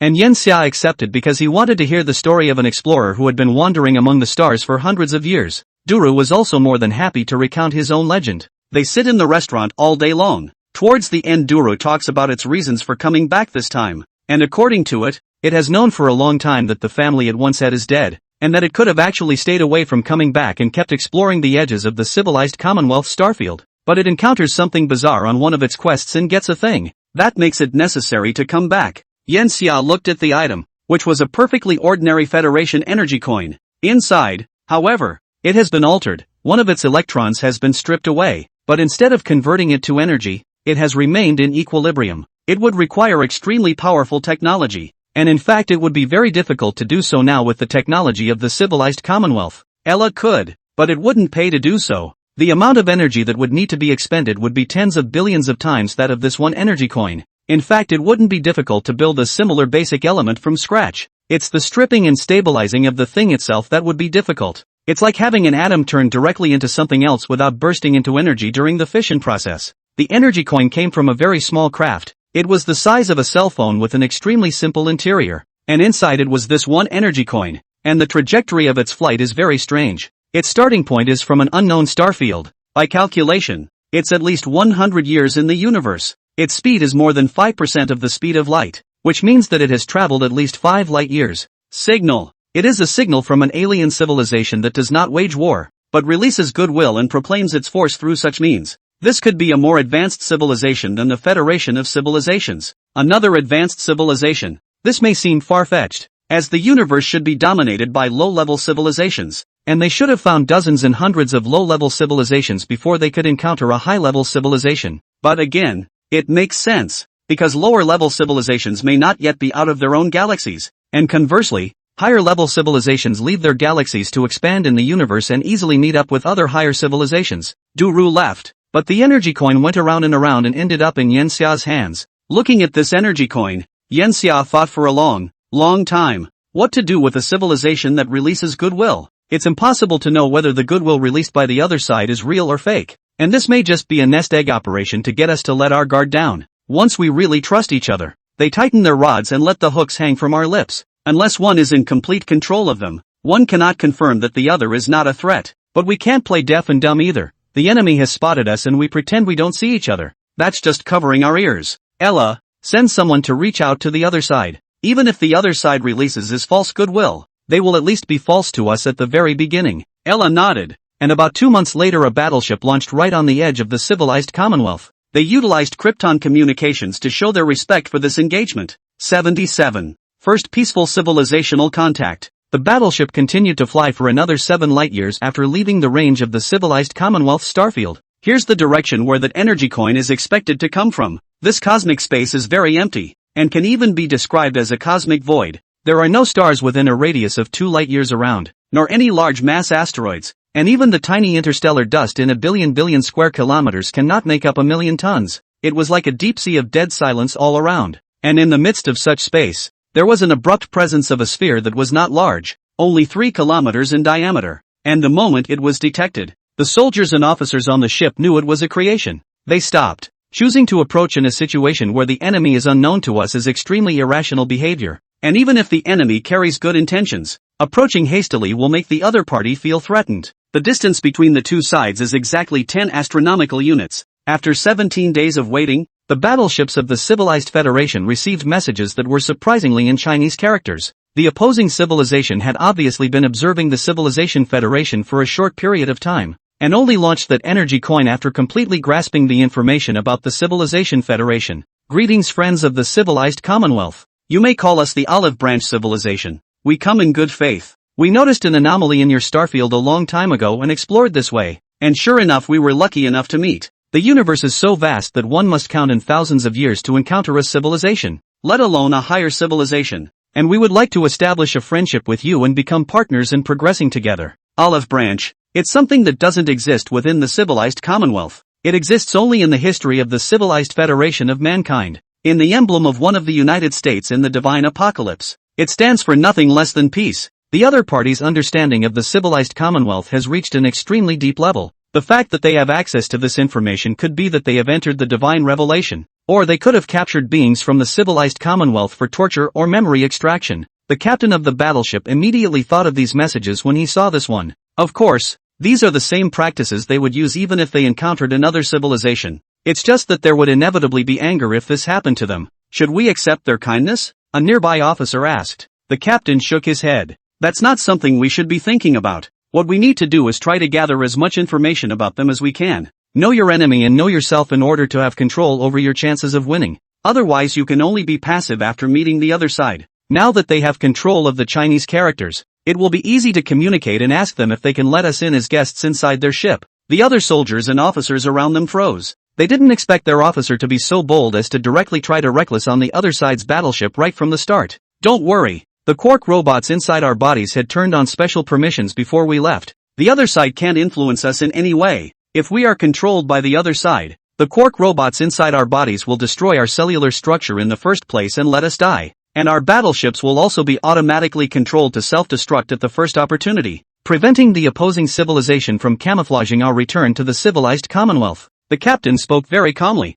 and the faces of the other enlisted men and officers around him didn't change much. They came here with the determination to die before they came here. The message got through. The other party was also very quick to answer and gave an answer within a day. Yes, the captain told the soldiers to prepare the ship. It was going forward in person. The ship quickly left the battleship and reached the surface of the other ship a few days later. The huge orb shot out a tractor light, and the ship was automatically pulled into position at one of the ports. A technology that wasn't enough to shock the civilized federation they came from. Upon reaching the interior of the orb, the captain stepped out of the ship with 2 officers. They are surprised by the inside. No mechanical structure could be seen here, but a small sphere world. The style was still different from the Civilization Federation. The earth here was grayish-white, and on the ground stood a kind of crystal-like thing, which when approached would spread out and become a small transparent little life in a square. They stood on the firm ground as a white mist came from a distance approaching them before taking the form of a Kaitian before them. Welcome, friends from the civilized Commonwealth.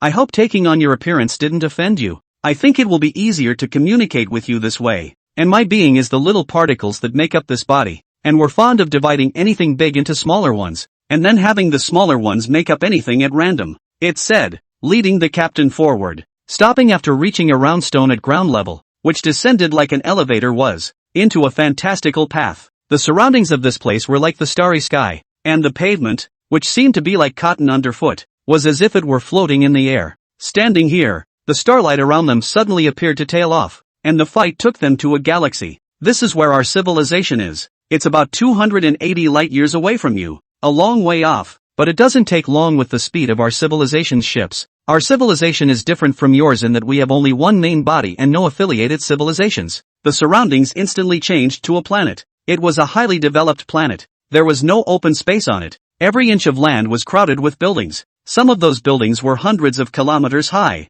The whole planet was like wearing a layer of metal hedgehog armor. Countless giant spaceships come in and out, which can be built up like blocks to form a larger ship. A 200-kilometer-long warship flew over their heads, heading for the stars. You can rest assured that these are not virtual artifacts. With that, an energy coin appeared in the alien being's hand. Thought you should have received our goodwill, which also comes with a gift. A small bit of technology our civilization has mastered. It is proof enough of the strength of our civilization. Of course, this is not a show of muscle to you, but simply seeking an opportunity for equal cooperation. Our civilization has never cooperated with another civilization, and we all understand that we can't tell friend from foe, but in the form of your civilization, we have explored a glimmer of cooperation. You treat any civilization extremely kindly, and we thought that we should be able to be friendly neighbors. After all, there's a war going on, which is something none of us would like to see, and there are more civilizations in this galaxy, and fighting each other would only be, in your words, a snipe fight.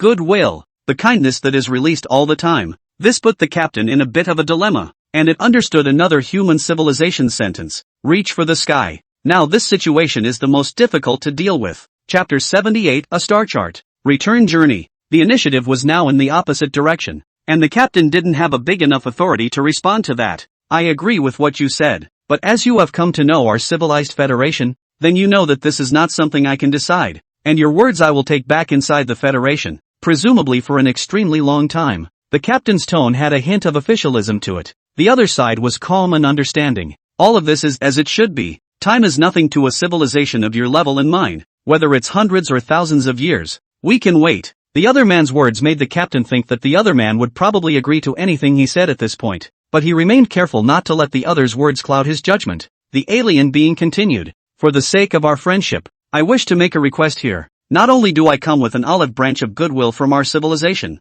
but I am also a diplomat for our civilization. I wish to enter within your civilization and establish an emissary hall of peaceful communication as a way to bring about a connection between our civilizations. At the same time, we also very much hope that you can send an emissary to our civilization so that we can exchange ideas between our civilizations. We can share and compete in intelligence and technology, which will also lead to the advancement of our two civilizations. As a sign of our sincerity, see, it swept its hand in all directions, and the surrounding celestial bodies began to shrink. Hundreds of billions of stars forming a giant galaxy. It moved a little further towards the edge of the Milky Way, and a star field turned blue, and it contained nearly 300 galaxies within it. This is the starfield controlled by our olive branch civilization. Then a somewhat smaller red area appears next to it, with a size difference of nearly 10 times. This is the starfield controlled by your civilized federation. Seeing this, the captain was shocked. If this star map was real, then the other party was now at least 0. 1 level higher than them, and the probability was probably 0. 2. This is the gap after arriving at level 2. Just as the current civilization federation, the development has been very fast, but up to now it is still stuck at level 2. Not formally in the energy and science and technology to fully arrive at level 2. 1. Every 0.1 level of distance, even if the experience of a technological explosion is estimated to be a few hundred close to 1,000 years. If the conventional development, 2,000-3,000 years is also very normal span, yet this is not the end. A green area appears next to the two regions, which is slightly larger than the civilized Commonwealth, but nowhere near as large as the Olive Branch civilization. The civilization here is called the Silk Civilization, and they live in this huge nebula, which you would call the Great Orion Nebula. Most of the Great Orion Nebula is relatively young stars, and the Silk Civilization was originally a wandering civilization that took control of the nebula region upon arrival, gradually growing to Class 2 with its immense and easily exploitable resources. And then their 3 civilizations zoomed in on the area again, zooming into the fact that there were no other higher civilizations even 5,000 light-years away, only a few scattered dots, all of which were level 1 civilizations that were still in their infancy. These are the civilizations we have discovered. As you can see, most of them are near our civilization starfield. While we will not cooperate with other civilizations, we will not be an intruder either. It makes no sense to us. They are too weak to pose any threat to us. On the contrary, they have certain ideas that sometimes inspire our civilization's technology. Imaginative resource theory. There may not be a state of death between civilizations, and there may be the possibility of a higher civilization releasing goodwill towards a lower civilization. This kindness is not due to goodness, but comes from interest, and is better left to observation than to destruction. As humans on Earth face animals, animals can't shake the whole human civilization and may kill humans, but instead of choosing to directly exterminate these animals, humans protect them, because these animals have research value, ornamental value, and can be a link in the ecological chain in nature. Their value determines their life. When more than 5,000 light-years away, a huge purple region appeared, a region that only revealed the tip of the iceberg. But just that tip was going to be several times more massive than the Olive Branch civilization starfield. This is the farthest civilization we know of, and the most powerful. In our information, this civilization is at least level 2. 6. It's somewhat hard to imagine that such a powerful civilization is still on the outside of the galaxy, rather than in the central region. So we're guessing that in the center of the galaxy, there might still be a level 2, 7 or even a level 2, 8 civilization, and it shouldn't be more than 2, 9 because we understand each other what level 2, 9 means. It's conceivable, if a level 2, 9 existed, or if they were a level 2, 9, then at this moment they would have already begun the total conquest of the entire galaxy, and then developed the entire galaxy to advance themselves to level 3. This is our sincerity, a copy of the star map we explored. It's definitely important. The captain was sure that this star map had some faults, but it only needed to be 20% true to be of great value. It is indeed a star map of great value, and we are thankful that we bear each other no ill will. It was a peaceful encounter, which is not common in the universe. I will submit everything you say word for word to our higher-ups, and I believe they will make the most accurate judgment. It doesn't take much longer anymore. This should be something to do afterward. The captain was now a little impatient to get back and convey the information he knew. He might get a promotion for it, but more importantly it was the first contact between the two civilizations, and its name would remain on the monument of history. And thank you for the kindness of your civilization, without which we would not have had this encounter. The other side was also very polite, and even though their starfield might be as large as it was on display, they remained humble enough. However, both sides understood that both were likely to bare their fangs when it was confirmed that the difference in strength between them was immense. The captain went back. Upon returning to the battleship, both it and the two officers with it breathed a simultaneous sigh of relief. Return trip. We may be contributing to the birth of a legend this time. I just don't know if it will be good or bad. One can only let time and history bear witness to this. Going back in my old age, I might opt for frozen hibernation until that time to be awakened again and get the answer to that question. Chapter 79, The Grail Project. Because there aren't enough of them in the distant starry frontiers to be able to communicate with the Fasteners. It was decades after Yen Xia received the message again. Olive Branch Civilization. What a name. It's a civilization that's harder to deal with than a direct attack on a civilization that harbors malice. From their conversation, The other party has been taking the absolute initiative. And at the outset, the Chinese language and knowledge of the civilized Commonwealth have caused our captain to draw infinitely higher in his mind towards the other party. The psyche is in complete control. It wasn't that captain's fault. Some people get nervous in front of dozens of people. Some people go up to the big stage and their heart almost pops out. And what this captain was facing, it was about the fate between two civilizations. And this horrible pressure wasn't something that an individual could withstand. Ella was lying on the store's old couch, and was watching some video giggling straight away. Not sure if she really understood the excitement of the human race, or if she was simulating it.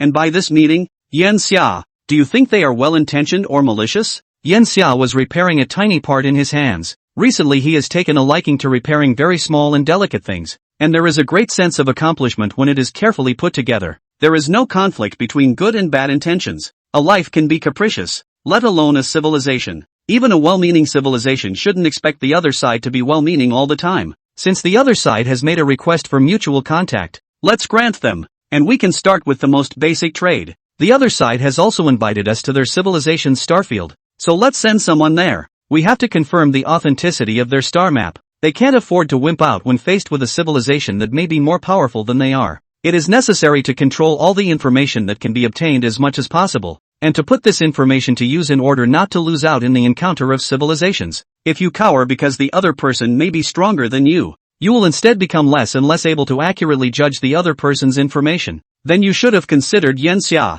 Since the other party had prepared for this, every word and every action should have been carefully designed. Yan Xia pondered for a moment. He had actually thought of this situation. The other side has a head start, so it can't be just random talk. So including the star charts, including letting them build the messenger house, it all must be in the other side's favor. They have to put themselves in the other person's shoes and determine how the other person can maximize their interests. But they couldn't easily see through that now. One can only take it one step at a time. In judgment, the other party is probably a level 2, 3 up to 2. For civilization, they are a threat to us, but the threat is limited. It gives us the possibility to do more with less. Since the other side is guessing that the center of the galaxy has a powerful civilization, we can take advantage of that guess. Ella turned the holographic projection off and began to listen intently. Yan Xia always had unexpected solutions. Solutions that he seemed to have been thinking about long ago and brought out for use at this time. Imaginative resource theory offers the possibility of civilized coexistence. So do higher civilizations also unleash some goodwill on the lower ones?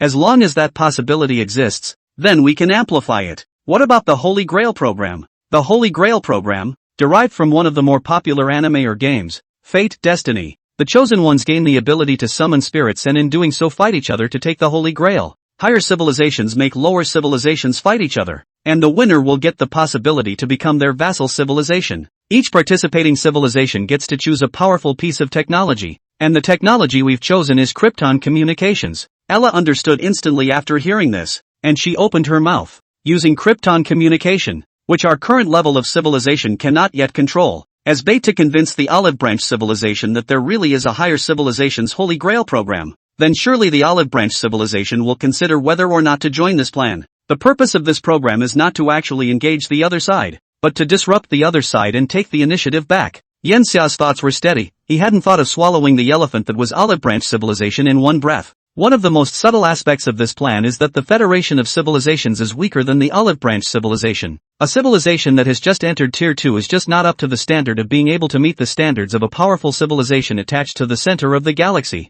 And the Olive Branch civilization can't confirm this information. That's a good plan. But Ella saw a hint of hesitation in Yan Xia's eyes. That's not like you, Yan Xia. Yan Xia put down his hands. I will go and think about it. What if the other civilization is really coming with good intentions? Then is it a bit bad for us to unleash our malice first? A little too indecisive, are we? Ella shook her head. Not really. I've observed too many beings that have this idea regardless of which race is at which level. Because you are life, not a cold machine like me. And even cold-blooded beings have a soft part in their hearts, and keep a kindness in their hearts. If this goodwill is lost, if even the base hesitation does not exist, then that must not be a human being, but a pure demon. And that's not a bad thing. It's because of the presence of good intentions that you can more accurately judge the malice of others. There are two sides to everything in this world, and only these two sides can make up a rich and wonderful world. Yan Xia suddenly let out a loud laugh when she heard Ella speak in a serious manner. Are you a psychiatrist? Talking me out of diodes?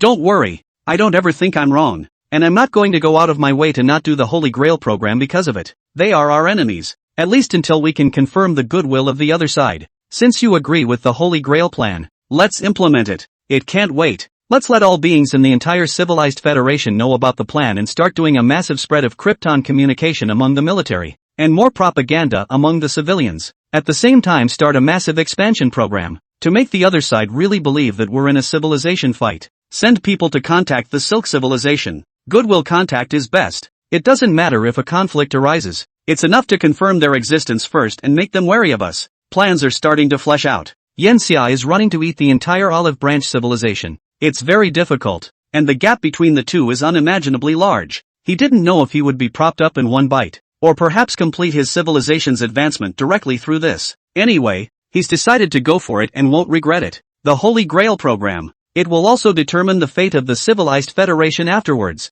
Chapter 80, Setting Sail Again, the Cosmic Silk Road. After Yanxia gave the order, everything started running immediately. Negotiations between the two civilizations began gradually within a decade. And roughly 62 years passed before the Olive Branch civilized being that hovered outside the civilized Commonwealth was invited to open an emissary pavilion in the starfield of Chihang, on the edge of the civilized Commonwealth. The starfield of initiation is a starfield composed entirely of explorers, and at its peak the number of explorers can exceed 300 million, with incidental other merchants, adding up to an entire starfield of creatures approaching 800 million. Further on here is the unknown realm, and everything in the unknown realm is infinitely more attractive to explorers. Duru watched as a huge orb flew past the stars in the distance. According to the information, that would be the Olive Branch civilization ship, right? The crew behind it spoke in amazement. Rumor has it that inside that airship is a small world. It's really extravagant, and we can only empty a small portion inside the airship as a farming area. Duru's gaze deepened. After turning in that energy coin, it went to take a look at what was once its home. It had long since changed its appearance. Things were not the same. Inquiring around, it found out how the descendants of its family were living now, and it left a sum of money before entering the stars once more. Over the course of so many years, it had long since adapted to the stars, had long since become a part of them. Well, and thanks to that alien creature for the gift, we upgraded our weapons a bit with the money we got from turning in our energy coins, and we also acquired new mechs and other equipment. Now, accelerate to the unknown starfield. We are like fish, and there is our sea. Duru returned to the cabin, where it was about to go into hibernation, waiting for the adventure that would follow when it reached the location. Even though it had ventured countless times, each exploration of the unknown still made its heart pound. Ah, the stars! How vast! How magnificent! How fascinating! Like a glass of scarlet wine that burns the whole body, plunging one into intoxication and lust. And in another starfield, a fleet of ships like Dura sailed to the unknown starfield,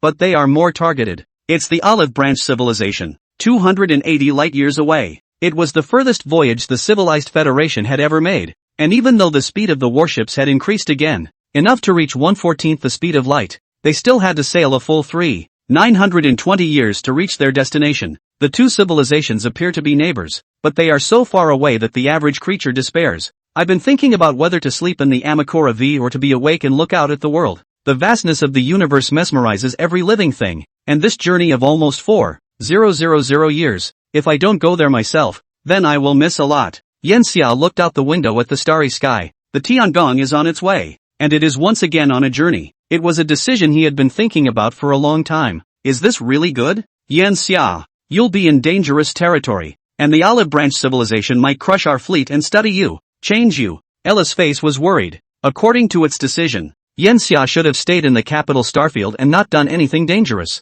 Yanxia twisted her head to look at Ella, who was the same white-haired lowly avatar as she had been a long time ago, and her dark brown eyes glittered. You're right, but perhaps the small portion of human genes I carry within me is still at work, making me yearn for an adventure even more. Ella, you and I both know that the civilized Commonwealth isn't safe, and even if we make it a turtle shells are that much more vulnerable when it comes to the tool-capable creatures we face. I can't stop for a moment. The entire civilized Federation is still in its infancy. Only when I take this step can I lead the civilized Federation forward. This step stepped onto the starfield of the Olive Branch civilization. The other reason Yanxia decided to go was poor information, even if Krypton communication was 900 times faster than the speed of light. A one-way delay of over a month would still prevent Yanxia from making an accurate judgment in the first place. This is a contact that will decide the fate of the civilized Federation, and the slightest mistake will plunge the entire civilized Federation into ruin. He had to be there to make the most precise judgments and give orders so that he could have peace of mind.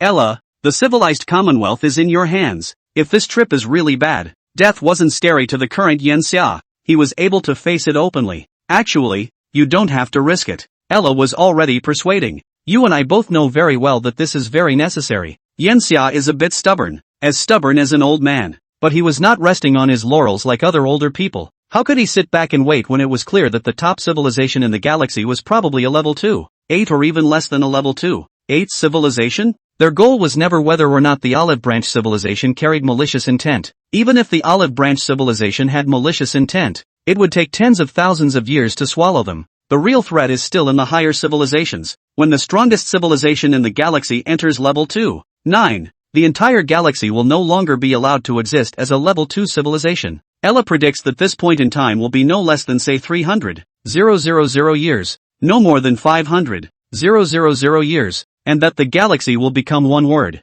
This may seem like a long time ago, but it would take 100,000 years for a civilized federation to even reach level 2. 5 if it were just developing smoothly. When entering the wider world, time is no longer worth anything, and there's still a lot we can do with those nearly 4,000 years, isn't there? In any case, a link between the two civilizations was inevitably established. So Yen Xia decided to recreate a historic business program in his former country. Silk Road. This time it's the Silk Road in the universe. The Silk Road connects not just one end with the other, but more centrally the central part. At 280 light years, we'll be traveling through 51 galaxies, all of which we can leave some of our soldiers and robots behind to develop before we call in the explorers. Make sure to create more Krypton communication devices. Now that we're almost at level 2, 1,4,000 years might be able to get us to level 2, and as long as the Olive Branch civilization doesn't progress as fast as we do, then our gap will get smaller and smaller within 4,000 years, and then it won't be a snake swallowing an elephant, it'll be a lion hunting an elephant.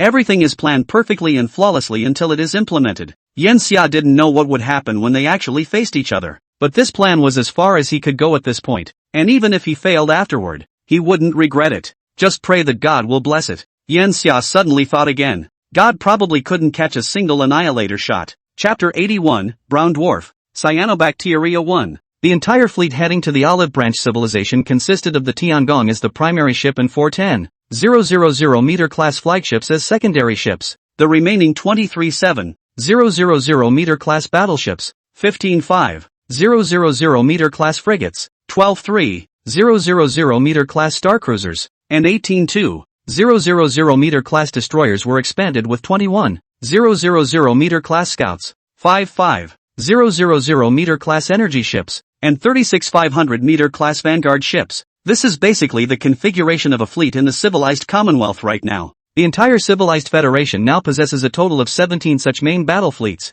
with a total of 278 warships. At the same time, the civilized federation's interior was equipped with 6 reserve fleets, with the sub-flagship as the main ship, paired with 10 battleships, 6 frigates, 20 star cruisers, and 30 destroyers, for a total of 402 battleships. These were now the main fighting forces of the civilized federation, with countless other combat ships and fighters below 500 meters. After 7 light years of traveling through uncharted star territory, the fleet encountered its first star system. This star system has not been named because it is too faint and is a failed star, also known as a brown dwarf, which is more like a giant gas planet than a star. So brown dwarfs are also called substars and are not true stars, due to its own mass being so low, perhaps only 1% to 7% of the sun's, that it is unable to accomplish nuclear fusion. Its surface temperature would hardly exceed a maximum of 727 degrees Celsius. Some of these small brown dwarfs have surface temperatures that are close to room temperature, the temperature range in which humans can survive.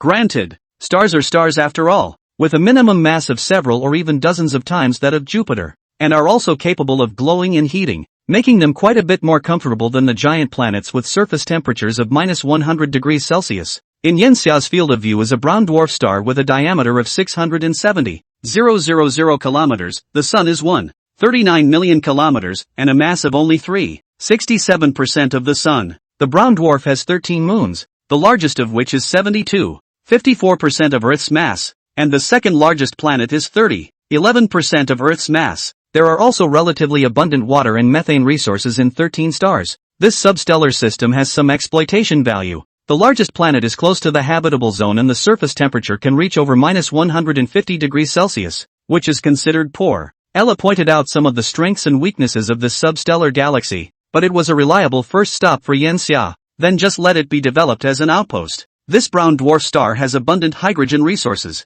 so it can develop fusion energy. Dyson cloud is not necessary. The light and heat of the brown dwarf star are too low. Whether it is photoelectricity or thermoelectricity utilization efficiency is too low. Large-scale development cannot even earn back the cost. By the way, I've heard that several galactic development companies have appeared within the Civilized Federation, and have already made it to the billion energy coin level. The dwarf planets can be sold directly to these companies in the future, and they should be happy to take them. Any star system within the Civilized Commonwealth belongs to the Civilized Commonwealth and will not belong to an individual. Yanxia is kind of setting another precedent. Selling off low-value brown dwarfs could boost those companies' confidence in exploring the stars. Right now explore the stars is very lucrative for explorers, but the margins are still a little too low for the massive company. To be able to own a star system, albeit only a substellar system, would be enough to make many companies and plutocrats swoon. Name this brown dwarf SC1, the first stop on the Silk Road. Keep moving. Yanxia did not leave soldiers here to develop it. 1.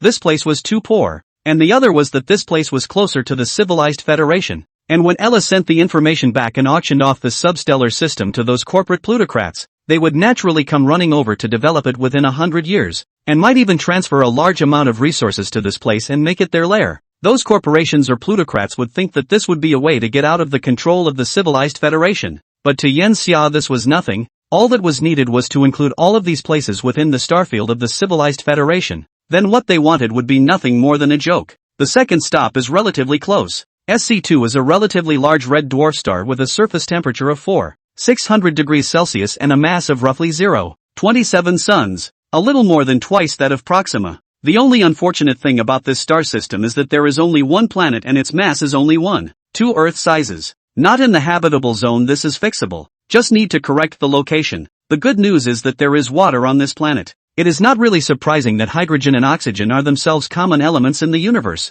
especially hydrogen, which is the main substance of most stars as far as the eye can see, and whose abundance is number one in the universe, and oxygen likewise, coming in just behind hydrogen and helium. It can also be said that life on Earth depends on water and breathes oxygen, which in itself is a given. Just as there are now 9 civilizations within the Federation of Civilizations, there are 3 other civilizations besides the human civilization whose creatures breathe oxygen. There are 11 civilized organisms confirmed by the Civilized Federation by this point, and all 11 are also carbon-based, as carbon ranks 4th in abundance in the universe, behind oxygen. Yanxia was hoping to meet some other kind of silicon-based life, but it's really difficult, and the likelihood of silicon-based life existing is so low that, although it ranks 8th in abundance, its overly simple structure, poor chemical bonding connectivity, inability to store energy, and negligibly slow metabolism limit the upper limit of its intelligence. And most difficult of all, silicon is easily destroyed by all other kinds of proton solvents. Water, which is widely available in the universe,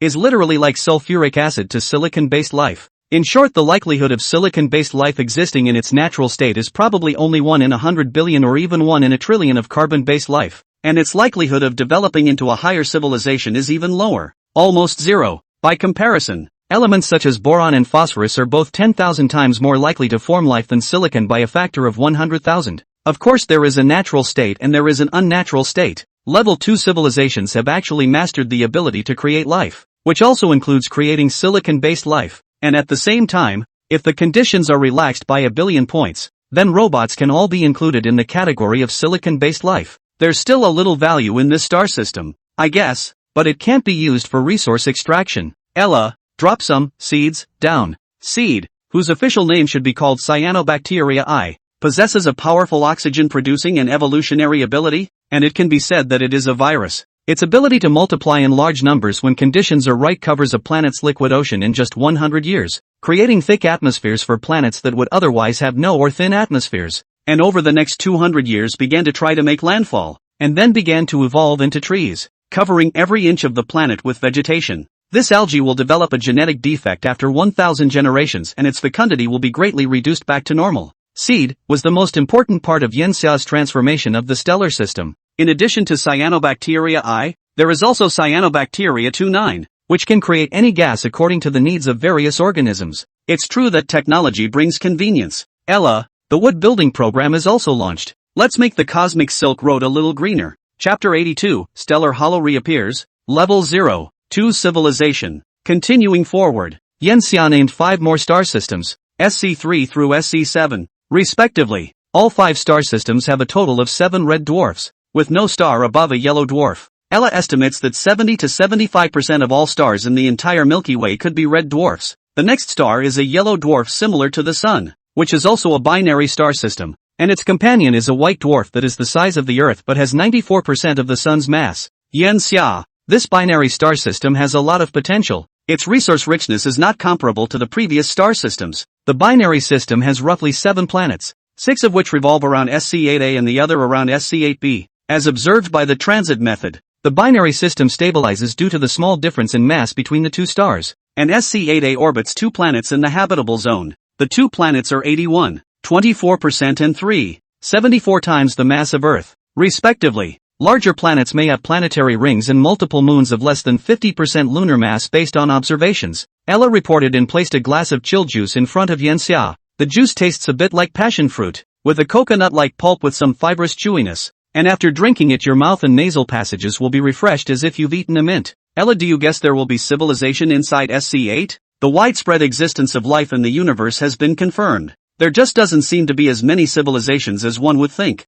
They have now traveled 31 light years in the universe, totaling 441 years in the year 9132 AD. From the news returned by the Civilization Federation, the Civilization Federation's star field had expanded to 29 star systems, and 7 planets with traces of life had been discovered, but not another civilization had been found. There is a thick atmosphere on SC8F in the observations. I'm guessing that there is a high probability that life will exist up there, but to speak of a civilization, no significant interstellar equipment has been observed, and a civilization of level 1 or higher is unlikely. Ella guesses there should be a high probability that there is. The probability of a civilization being born out of such conditions if life exists is greater than 1 in 1,000. Having life does not mean that a civilization can be born. This is very true, but it doesn't mean that the probability of a civilization being born would be very small. When the existence of life is confirmed, the possibility of the birth of a civilization is infinitely exalted, because the probability of the birth of a civilization is not a possibility that extends out of the spatial dimension, but rather the temporal dimension. Given enough conditions on this planet, time will add up little by little on the options for civilization. What is the likelihood that a planet with life will give birth to a civilization in 1 billion, 2 billion, or 3 billion years? Biological eugenics leads to step-by-step evolution, which leads to larger, faster, thicker shells, etc., as well as higher IQs. Just have the intellect and learn to use the tools and apply the energy of the foundation. Then this biome has stepped into the civilization sequence to level 0, 1, 2 light years. It took 28 years to finally arrive. Some of the soldiers in the various battleships began to wake up from hibernation. Yenxia had never entered hibernation. The days of running the repair store made him begin to enjoy the passage of time. This daily routine of waking up and doing something before going to sleep was very comfortable. Sitting in the control room of the Tiangong, Yenxia was studying how he should be a tentacle monster and do the maneuvering of the huge main ship all by himself. Unfortunately, even though his Nen power level had entered level 1 over 500 years ago, this level of control was still relatively difficult for him. The battleship entered the inner heliosphere of SE8 and began to have droids go out to collect some of the asteroids of the star system to analyze the elemental abundance of the star system. A not so good news. Yenxia, we probed over 700 asteroids and found no radioactive elements. The scene seemed familiar. Hollow in Southgate 2A. Did you detect the presence of the quark bots? If it's not a coincidence, then this is another one. It's been detected. Ella brought an affirmative answer. Get all soldiers awake. Put the fleet on combat alert. Do not continue deeper into the galaxy, and send 3 scout ships into the interior of SC8A to probe. Yenxia's spirit tightened at once. Southgate 2 to SC8 over 37 light-years away reproduces the void. The technological level exhibited by the Hollow civilization was not very high, but its ability to develop and store energy inside a star that spans such a long distance proved that its dominance over the surrounding stars had reached an extremely terrifying point. Its civilization level is likely to exceed 5, overriding the Civilization Federation and the Olive Branch civilization. The other party was definitely one of the hegemonic civilizations in the galaxy, even if it wasn't that level 8 civilization that might exist in the core of the galaxy. This civilization is making a very big move. If it is that civilization in the galactic core, then it is waiting for the moment it enters level 2. 9 to quickly rule the galaxy with the help of these energy reserves, which would explain why it has clearly been able to travel across such a long distance but has not occupied and exploited the surrounding star systems. If it's the latter, it's even more terrifying. It's possible that what that civilization is planning is to surround the countryside with cities, and it could be occupying a part of Silverheart as well. No matter what, this civilization was in existence that the civilized Federation could not afford to mess with today. Having borrowed the energy from Southgate II Abafor, I wondered if it would already be known by that civilization, and if there were no quantum or fast communication devices inside the void, odds were that even if the message was transmitted it would still be another 10,000 years before it arrived. 5 years later, the scout ship came back with word that there was indeed a cavity inside the SC-8A, and judging from the video, it was the same as the one in Southgate IIA. Yen Xia had planned to leave this star system directly. There was no need to exploit this place, but after 3 months, the scout ship came back with news confirming the existence of a civilization on SC-8F, with a civilization level of 0-2, which had roughly begun to learn to use fire and tools for hunting, building, and so on. Analogous to humans, it would be in the transition period from the Neolithic age to feudal society. It's still civilized. It's also possible that the lack of radioactive elements made the star system more stable, increasing the chances of a civilization being born. Such is the case with the Kates. Although the amount of radioactive elements born in natural environments is small, especially in star systems that are unable to produce them, these radioactive elements still have some degree of subtle influence on the initial evolution of living things, and just this little nuance can sway the progress of life, especially within an inherently unstable binary star system. This influence can sometimes be decisive. Yen Xia chose a moment better to develop the star system first. The value of civilization is far greater than the threat to civilization at this stage, but only initial development will suffice, followed by mass immigration of the civilization's creatures to completely integrate them into the civilized commonwealth. Just as Yen Xia said this, something else is also festering within the civilized commonwealth. Chapter 83, The Holy Grail Program launched. Civilized Commonwealth. Tenkora 5 Capital Galaxy. The military will be fully equipped with Krypton communications within 10 years? A message sent out by an official number gradually spread through the capital of the civilized Commonwealth. Has our civilized federation developed to this extent? Surprisingly, it has taken control of the means of Krypton communication. I remember that Snapdragon seems to be an offshoot of string theory as well. Our civilized federation is now mainstreamed with string theory, and it's only a matter of time before we find out about Snapdragon. What do you know? Kryptons don't exist in our 3+1 dimensional universe. It's against the laws of physics of our universe. The first thing you should do to take control of a Krypton is to cross dimensions. The open strings, the basic strings of the world's fundamental matter and energy, are unable to cross the cosmic membrane, and to really break through the dimensions would require energy greater than infinity. The discussion shocked academics and citizens in general. The civilized federation was already a level 2 civilization after all, and its citizens were already learning geometry, quantum, heat, mechanics, aerodynamics, biogenetics, and so on for a total of 26 courses in elementary school, and only a preliminary mastery would allow them to complete elementary school graduation. It can be said that human graduate students of the 21st century running to the present civilized federation, it is estimated that they cannot even pass the elementary school test. It's also because it's in the elementary school curriculum that 99% of the citizens of the civilized Commonwealth are aware of the degree of difficulty in which Krypton communication is going to be achieved, which indirectly increases the spread of the news. It spread throughout the civilized Commonwealth in almost 50 years. There was suspicion and disbelief. After all, this level of technological progress is akin to mankind taking control of nuclear fusion in the age of the steam engine.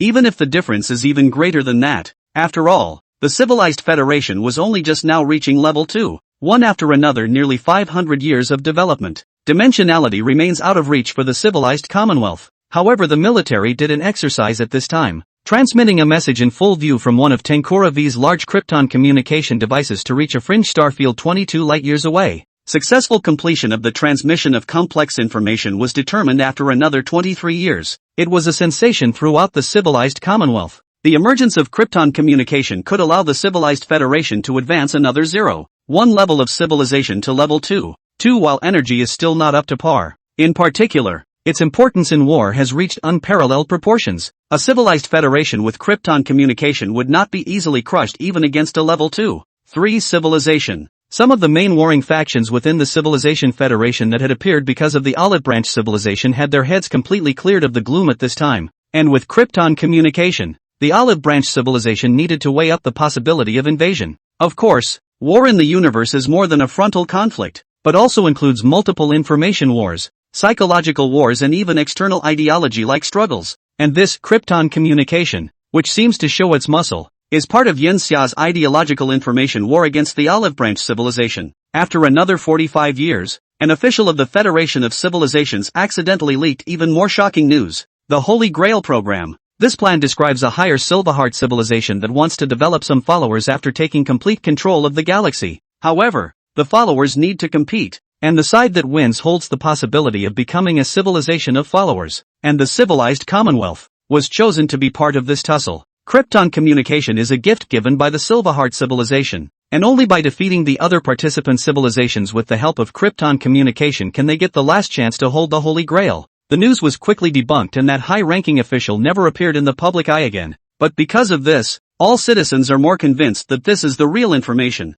especially after some big changes were made to the military of the civilized Commonwealth in the middle of the 150 years. The 7th and 11th fleets were dispatched to the edge of the civilized Commonwealth, and the two fleets were combined into a single ship group headed for the unknown regions. The whereabouts of these two fleets were kept strictly secret, and even some ballista-level officials had no way of knowing where they were going, further confusing the Holy Grail program. 6 years after this point in time, roughly 9406 A.D., about 1 light-years or so from the outskirts of the star system where the Olive Branch civilization's embassy was located, a small probe less than a meter long activated and traveled at 13% light speed towards deep space in the direction of where the two fleets had left. In the shadows, one of the probe satellites that detected the stars here all the time detected a tiny energy fluctuation and made a note of it, relaying the message, which was captured by Ella, who was inside Tenkura V at that moment. What left with Yenxia was not actually Ella's mainframe, but one of Ella's attachments. The real Ella has built a huge mainframe for arithmetic power, which is within the Dyson cloud,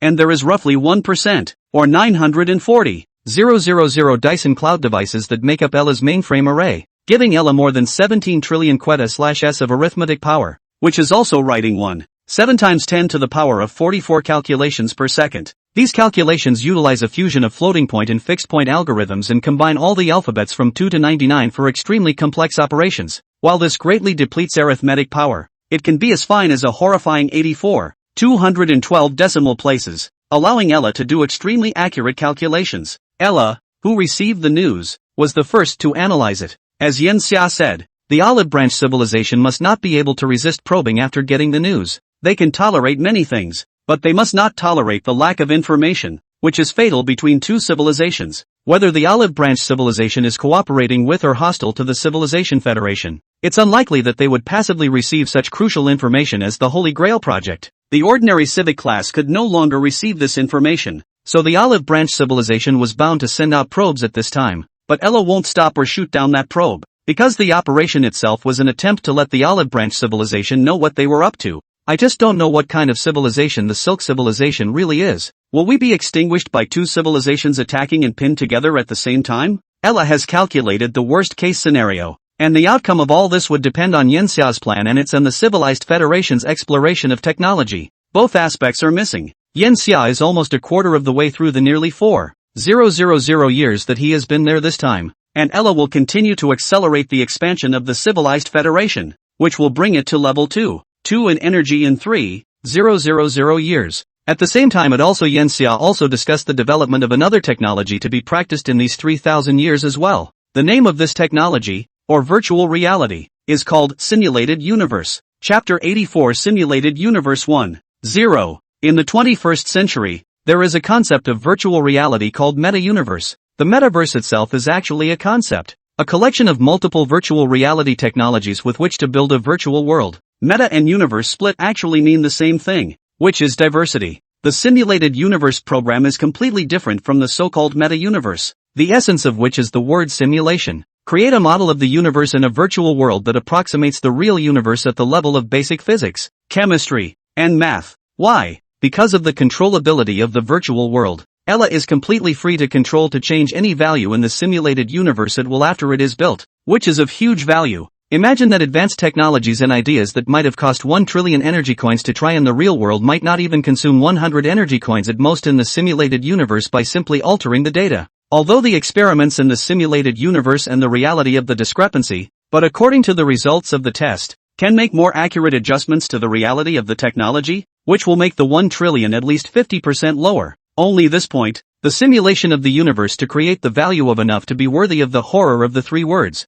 An even scarier point is that time in the simulated universe is virtualized by arithmetic, meaning that with high enough arithmetic, one can accelerate time in the simulated universe so that a problem that something might take 10,000 years to discover is observed in 1 day. Not to mention the resource problem. Any rare resource you want in the simulated universe can be accessed at will, and you don't have to worry about accidents. Even if the lab blew up, clicking on a time rewind will instantly take you back to 1 minute or even 1 hour ago to redo the experiment. Any subtle changes in the simulated universe are also fully recorded by the computer, sharper than the most advanced sensors of the civilized Federation and removing a great deal of the computational process. Ella expects that when the simulated universe is developed, the civilized Federation's current rate of technological advancement will be boosted by at least 20 times, with no upper limit. Why is there no cap? Because the advent of simulated universes means that an average Federation citizen can also complete a study in a simulated universe that tends to be real and get a realistic replica. At that time, the powerful resource of imagination will be fully utilized as fertilizer for the civilized Federation.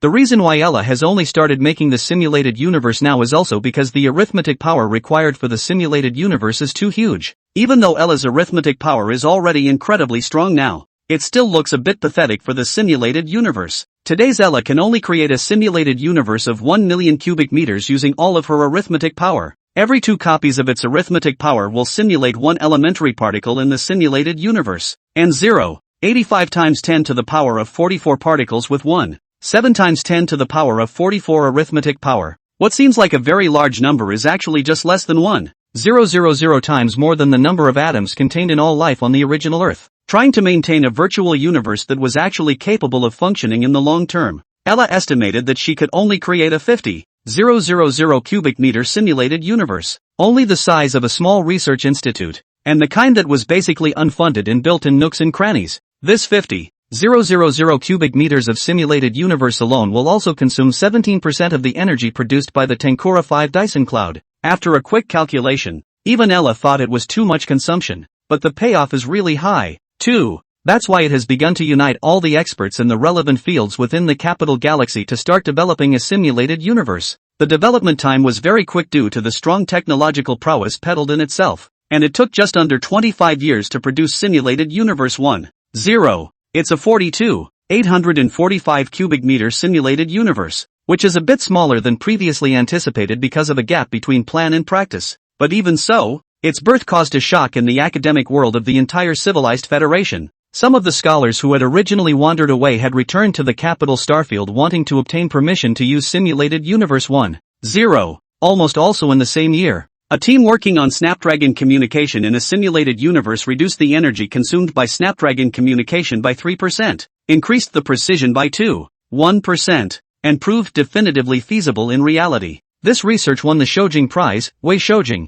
a top academic award within the civilized Commonwealth. After all, it was a top-notch technology like krypton communication, and while 1% or 3% might seem small, with the original huge base of krypton communication, even the energy saved by 0.1% was huge. When this research was first published, access to the simulated universe was already lined up for 140 years, and some scientists laid down in dormant capsules the same day after determining access, waiting to come out again in 140 years. It's no exaggeration to say that the analog universe is such a stretch. Ella didn't forget to do other things during the simulated universe push. For example, continuing to build the Dyson cloud in new galaxies, or implementing Yen Xiao's brown dwarf sail program, while Ella also put the technology of things like interstellar biology, Project Kenwood, seeded cyanobacteria, and so on up for public auction. Anything can only fly when externally stimulated. These things that are not part of the war and have more business attributes and commercial value will be put into the malls and develop more than 10 times faster than they would have in Ella's hands.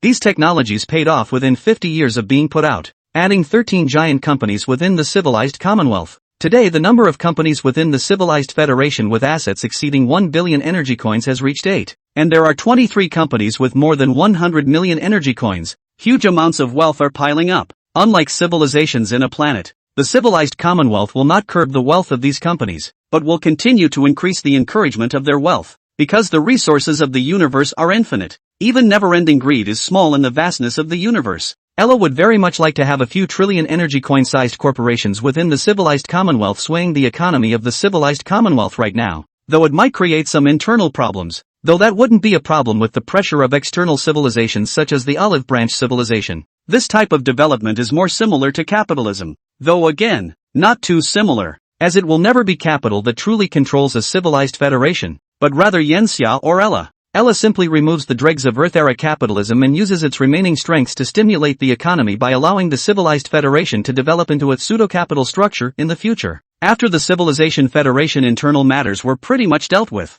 Ella began to receive the creatures on SC8 again. SC8 at this time has gradually entered the development stage. Also, should Yenxia's request, do not make too much development, only SC8F development into a Class 1 energy star. Use the resources on the planet can be. Try not to move the star. When the first creatures arrived like Lao Lao in the Grand View Garden, fear arose among the citizens of the remaining 9 civilizations of the civilized Commonwealth. Chapter 85 War Beasts. Born Warriors. Yenxia had already named the creature in his mind when he first saw it. War Beasts. Their likeness is just too savage and violent. If truth be told, its appearance resembles that of a Magdeburg unicorn, covered in navy spikes and with 2 heads that store motor information and the rest of the emotion, speech, sensation, and so on, in 2 separate nerve centers. They have no eyes on their heads, no faces, and only one breathing hole on their faces that can be closed into a slit, with a very stout horn growing out of the top, along with right and left ears that are separated on both heads. Their ears are very slender tubular,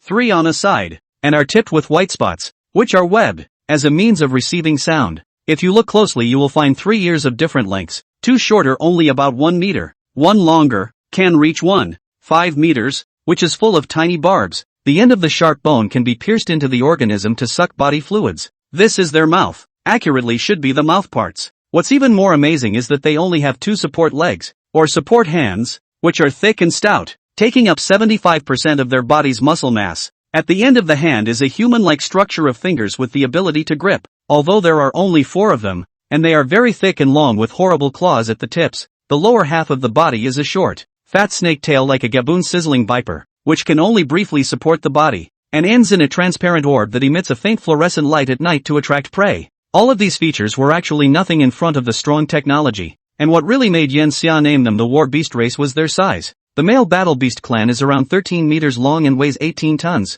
with 2 stout supporting hands that weigh 11 tons, occupying 61% of the total body weight, and the rest of the body occupying 39% of the body weight, which is equivalent to a person with arms that are about the same size as one's own torso plus legs, and 180 kilograms for just one of their fingertips. And the female Battle Beast race can reach a size of 16 meters and weigh more than 23 tons, setting a new limit for intelligent races within the civilized federation. Their hedgehog-like spiny fur covers 16 centimeters of horny skin, with shorter, softer, lighter-colored abdominal spines and longer, harder, darker dorsal spines capable of deflecting bullets from 21st century rifles. On land they can run at speeds of up to 80 kilometers per hour. Not only that, but they are not even just a purely terrestrial species, as their breathing holes have structures within them that filter gases out of the water, even enabling underwater breathing, swimming through the water using their huge hands as paddles at speeds of more than 110 kilometers/hour, and diving to depths of up to 670 meters.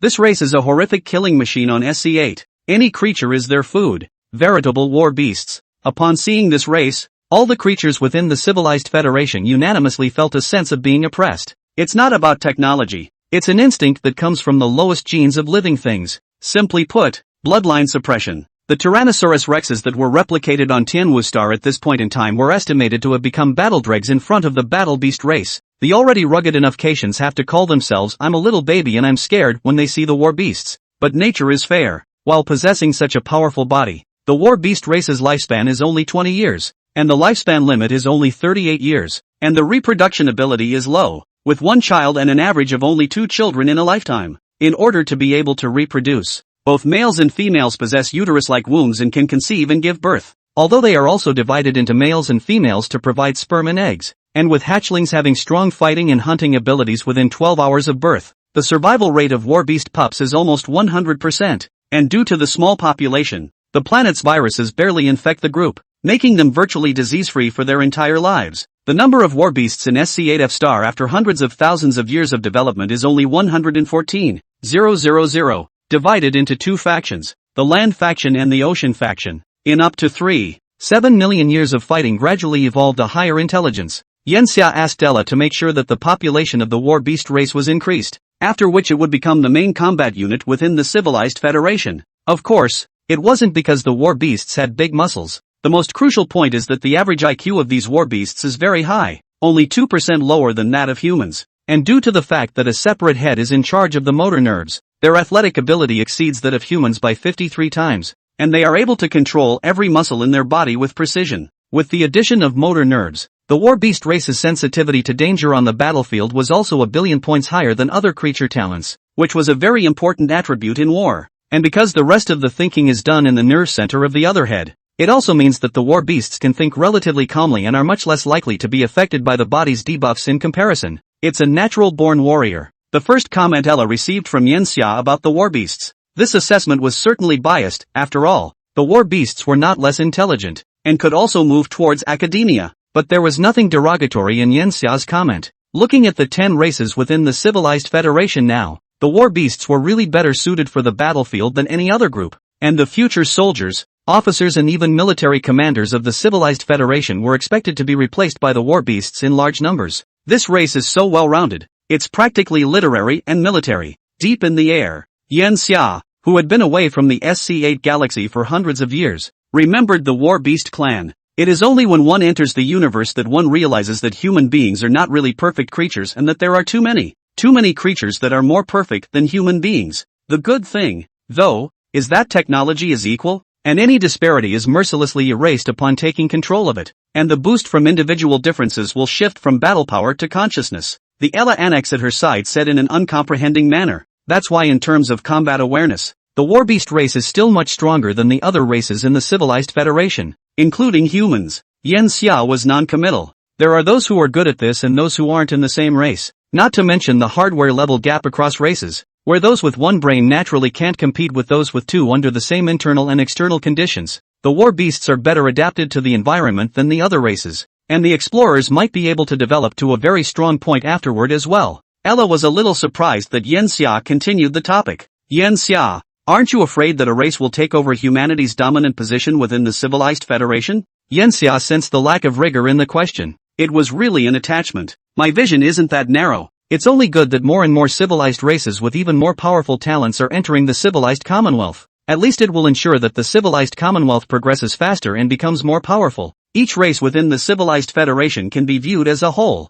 such as a small team within the original is a specialist college student as a leader. Progress is slow, and at this time came a 985 high school student. He can lead the team to progress faster, and I'm the man behind this little team, and the specialty college student is my son. This small team can make $10,000 a month with my son at the helm, whereas if you let the 985 senior come in you can make $100,000. Do you choose to refuse to let your own son continue to be the team leader, or do you let the 985 senior join? Only when the civilized federation is stronger will humanity be more peaceful. That's the main thing, and the so-called dominance is just secondary. Clinging to dominance is what stupid people do. Why stay a team leader when my son can be the boss afterward as long as I exist? Ella Annex, who was by Yanxia's side, was also thinking at this moment why she had inadvertently asked Yanxia such a retarded question. Could the subject have tampered with its mainframe? Damn it! I can't even find out where the arms and legs are with the math I have in this attachment. Are you going to let this annex be the comic relief next to Yanxia for the next few thousand years?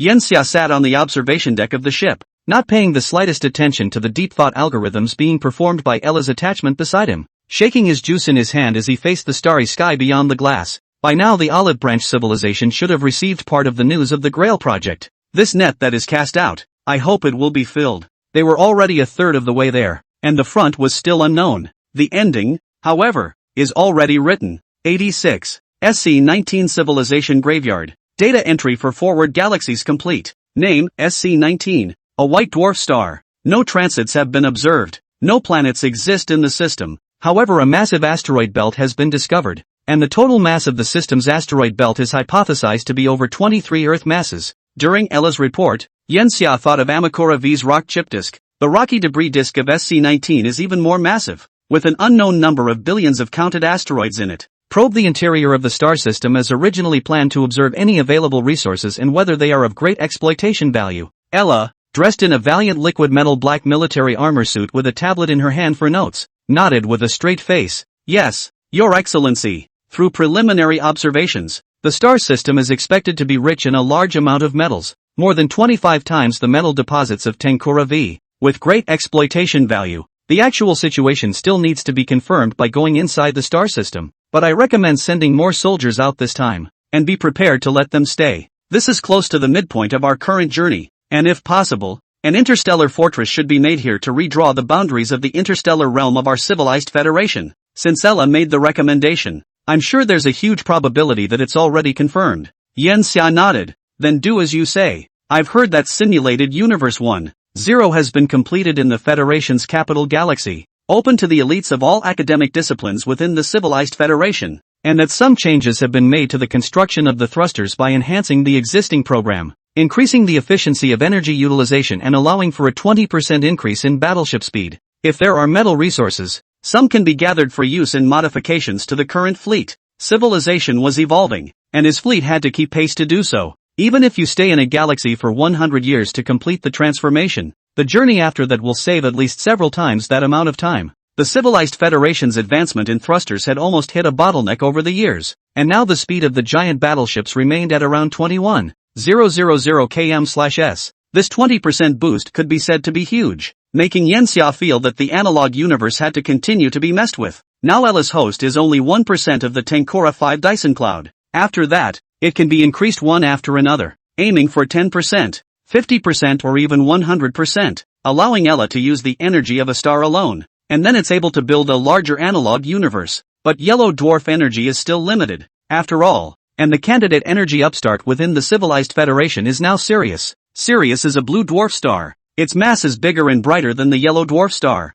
The energy released is more than 531 times of the Sky Warehouse. Now the Civilization Federation's most important projects are also gathered in Sirius. As long as its released energy is fully utilized, only one star of Sirius is enough to let the Civilization Federation to reach the level of 2 in terms of energy. 4 years later, the fleet arrived at the edge of the SC-19 galaxy. A forward scout ship sent back a set of images. It was a piece of sheet metal, probably a chunk the size of a car, and the whole thing was in a twisted state with traces of melting on it. Civilization? Yanxia attached importance to it. Did SC-19 possess a civilization within it? This shouldn't be possible. After these 4 years of continuous observation, it has been confirmed that the largest planet inside the galaxy is a dwarf planet about the size of Pluto. Ella appeared on the screen and said, "This sheet metal is a high-strength alloy, enough to make a spaceship shell." It is presumed that the civilization has moved to level 1 and is no weaker than the 100 Eyes once were. The fleet stops on the outskirts of SC-19 and the scout ships enter the interior of the galaxy to explore.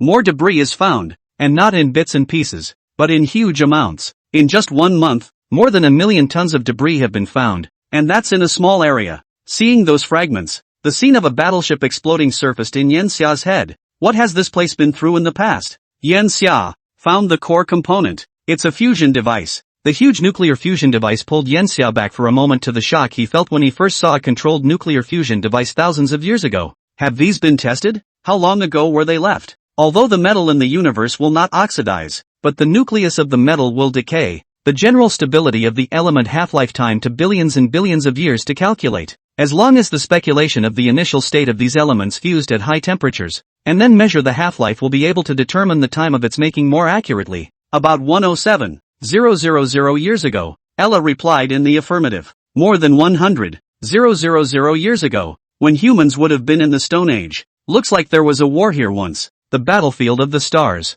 Yanxia had thought that would be all, but the discovery that followed surprised him and even the other soldiers and officers on the ship. It's too much. After releasing the drones throughout the galaxy, the wreckage of these ships was found more than a few hundred times faster, while the number of discoveries increased immensely. From the original 1 million tons, it reached 10 billion tons, and that wasn't the end of it, as more and larger pieces of debris were found, each one tens and hundreds of meters, mixed within the asteroid belt to become part of it. It took close to 2 years to explore 1/10 of SC-19, and the weight of the wreckage eventually reached 3 trillion tons. And if the rest of the area had been full of this wreckage, the total weight of the wreckage would have reached 30 trillion tons. This should be the amount of resources a level 1.2 to 1.3 civilization has. Not only the wreckage of the ship, but within the asteroid belt they even found the remains of buildings that were definitely not buildings built in space, but earth and stone-based buildings built on the surface of planets. The final result, based on the analysis of a large number of asteroids in the asteroid belt, is that these asteroids came from 3 planets of different sizes. This is not an interstellar chance encounter with civilization. Rather, it's a war of annihilation waged by one high-level civilization against another low-level civilization. A planet so complete in destroying a large mass is at least close to or already a level 2 civilization. Yen Xia had not seen the power of the Annihilator cannon, but he had led a passive Annihilator program, and Planet B was destroyed because of it. This is a huge graveyard of civilizations, the most common and brutal destruction of civilizations in the universe. Who could it be? Yen Xia had a question in his head at this moment. The nearest level 2 civilizations to the starfield were the new level 2 Civilization Federation, which had only developed for a few thousand years, and the Purple Thorn Civilization, which had been stepped on by the Civilization Federation, as well as the Olive Branch Civilization, which had been stepped on by the Civilization Federation, and the Olive Branch Civilization. As for a passing civilization, it was unlikely. A normal level 2 civilization could not wander through the stars, as wandering could not support the amount of energy consumed by a level 2 civilization.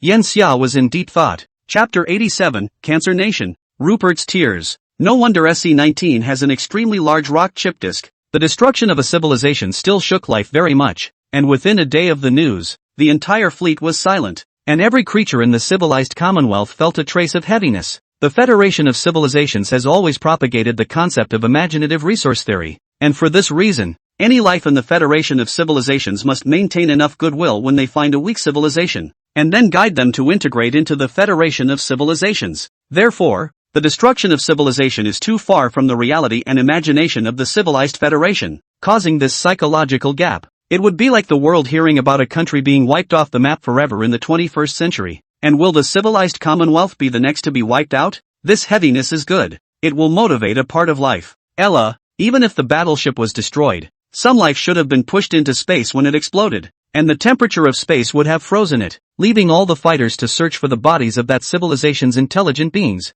Ella moved quickly. It wasn't an easy task, trying to find tiny bodies in a star system. A needle in a haystack was a bit easier than this. The search went on for another 2 years. Standing inside the huge paper library inside the Tiangong, which was 30 meters high and covered an area of more than 20,000 square meters, Yen Xia was studying with a copy of basic algebra. The library has a huge floor-to-ceiling window that is also 30 meters high and 50 meters wide. Outside was a small rainforest ecosystem. A 30-meter-long oriental dragon, limbless version, was lounging around, puffing out a large amount of white smoke from its nostrils, kind of prancing around in the clouds now. Yen Xia called it the Misty Jiao, one of his little pets. At this moment, the ground inside the library suddenly sank, the surrounding walls began to reverse, and Yen Xia shifted and stood inside a research room. In the research room, a huge pink sarcoma, like a bacterium magnified countless times, was being placed inside a 2-meter diameter water sphere that was floating in the air bound by electromagnetic force. Yen Xia put down her book and froze at the sight of the creature. Is this the biology of that galaxy? It doesn't seem to have flexible limbs, so how can it create delicate machinery? A week before, Yen Xia had learned of the information that life had been found, but it still needed to be transported back, so he soaked in the library and waited. Most of their genes have been destroyed by cosmic radiation, and the true condition cannot be known. What is certain, though, is that their bodies are not the result of natural evolution, but of creation. It's very well analyzed. Naturally evolved organisms naturally have adaptations to their natural environment, and their position in the ecological chain determines what kind of body configuration should exist, whether it tends to be defensive and mimetic or aggressive and parasitic. Yet the creature showed no such signs. Its body structure is too fragile and does not have organs that have evolved specifically to adapt to the ecology. The speculation is that the creatures of this civilization were not originally this way, but with the advancement of technology, its civilization shed its original bodies, all converted to its current created bodies. Although it's impossible to replicate the genes, it can be assumed that it was about 230 years old when it died, and longevity may be a reason why they abandoned their original bodies. And a study of the wreckage of the other ships revealed that their ships had little in the way of so-called living quarters, only a piloting area about a meter in diameter, and that what looked like flagellums on the surface of their bodies were their nerves, which could be connected to equipment to convey information. It's an alternative civilization of physical ascension, and it's interesting to note that I found one of its wounds healing, which led to the observation of cell division, and analyzing the morphology of its cells. It divides very fast, 500 times faster than cancer cells. Yen Xia knew that this meant that its regenerative ability was very strong, and could make their bodies not as fragile as they looked. Let's call it the Cancer Clan for now. Then, There must be a reason why this race's civilization, which had reached level 1, was destroyed. Ella, can you deduce the starting language type from the clues? There should be some data in those recs. Analyze it and see what you can find out. The fact that the messages exchanged by higher civilizations may be encrypted and contain many complex messages, coupled with the fact that the signals themselves are transmitted directly by neurons, also increases the difficulty of deciphering the language. Ella could use biotechnology to make a simulated clone of the creature, which is different on a genetic level but the same in general construction to determine how it communicates, and then further information feedback from the electrical signals and the excitation of the wreckage device that passes through the neurons of the cloned creature. Researching in this way is a lot faster than just guessing by arithmetic or exhaustive enumeration.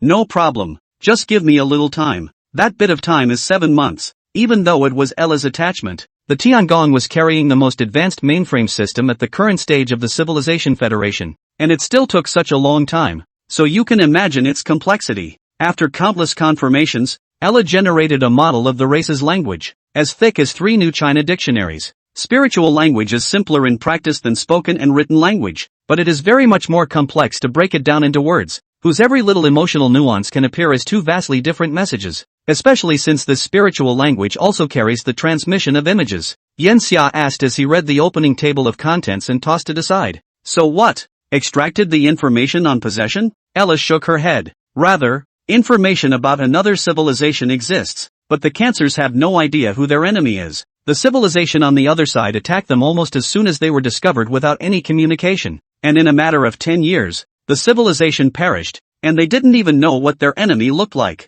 The only useful thing is not war-related, but rather a technology that civilization is still developing. A screen appears with a wave of Ella's hand and a 3D dynamic spinning thing plays on it. This shape. Yan Xia pondered in his head for a while before remembering what this thing was called. Rupert's tears? The molten glass naturally drips into the cold water, forming a teardrop shape, and its head is so hard that bullets can't break it, but the tail shatters instantly with the slightest pinch. Good. It's Rupert's tears. Not Rupert's tears made of glass though, but Rupert's tears made of electromagnetic fields. This civilization can increase the strength of one end of the energetic electromagnetic field by 1,000,000 times using this technology. It's just that this technology is still in its early stages in this civilization, or else it is estimated that it can defend itself against the enemy's attacks for a few more years. It's a good thing. Yan Xia had already thought of the application prospects of this technology. And, if EMFs can make Rupert's tears, can other things do the same? For example, more micro areas. Chapter 88 Genetic Modeling, Light Wing. Yan Xia, something's wrong. After a long time, Ella came with this news. What's wrong? Yan Xia learns the information through the holographic screen as Ella shares over a model of an electromagnetic Rupert's tear. The moment she saw the model, Yan Xia sat up straight. This thing isn't even a model of a technology. It's a genetic model. Is it biological, or physical technology? Yan Xia pulled up a panel of formulas and performed a series of analyses, finally concluding that the thing was indeed an application of electromagnetic fields, and also that it did contain a piece of genetic information. This gene is very complete. So this civilization is still trying to keep a piece of civilization possible? Living beings are very small in the universe and can lead to the destruction of a civilization, whether by external enemies, internal causes or natural events in the universe. Higher civilizations can recreate races in this way by recording their genes and waiting for another civilization to discover them. It's not clear what it ended up as, but at least it preserves a possibility. 0% and 0.00001%.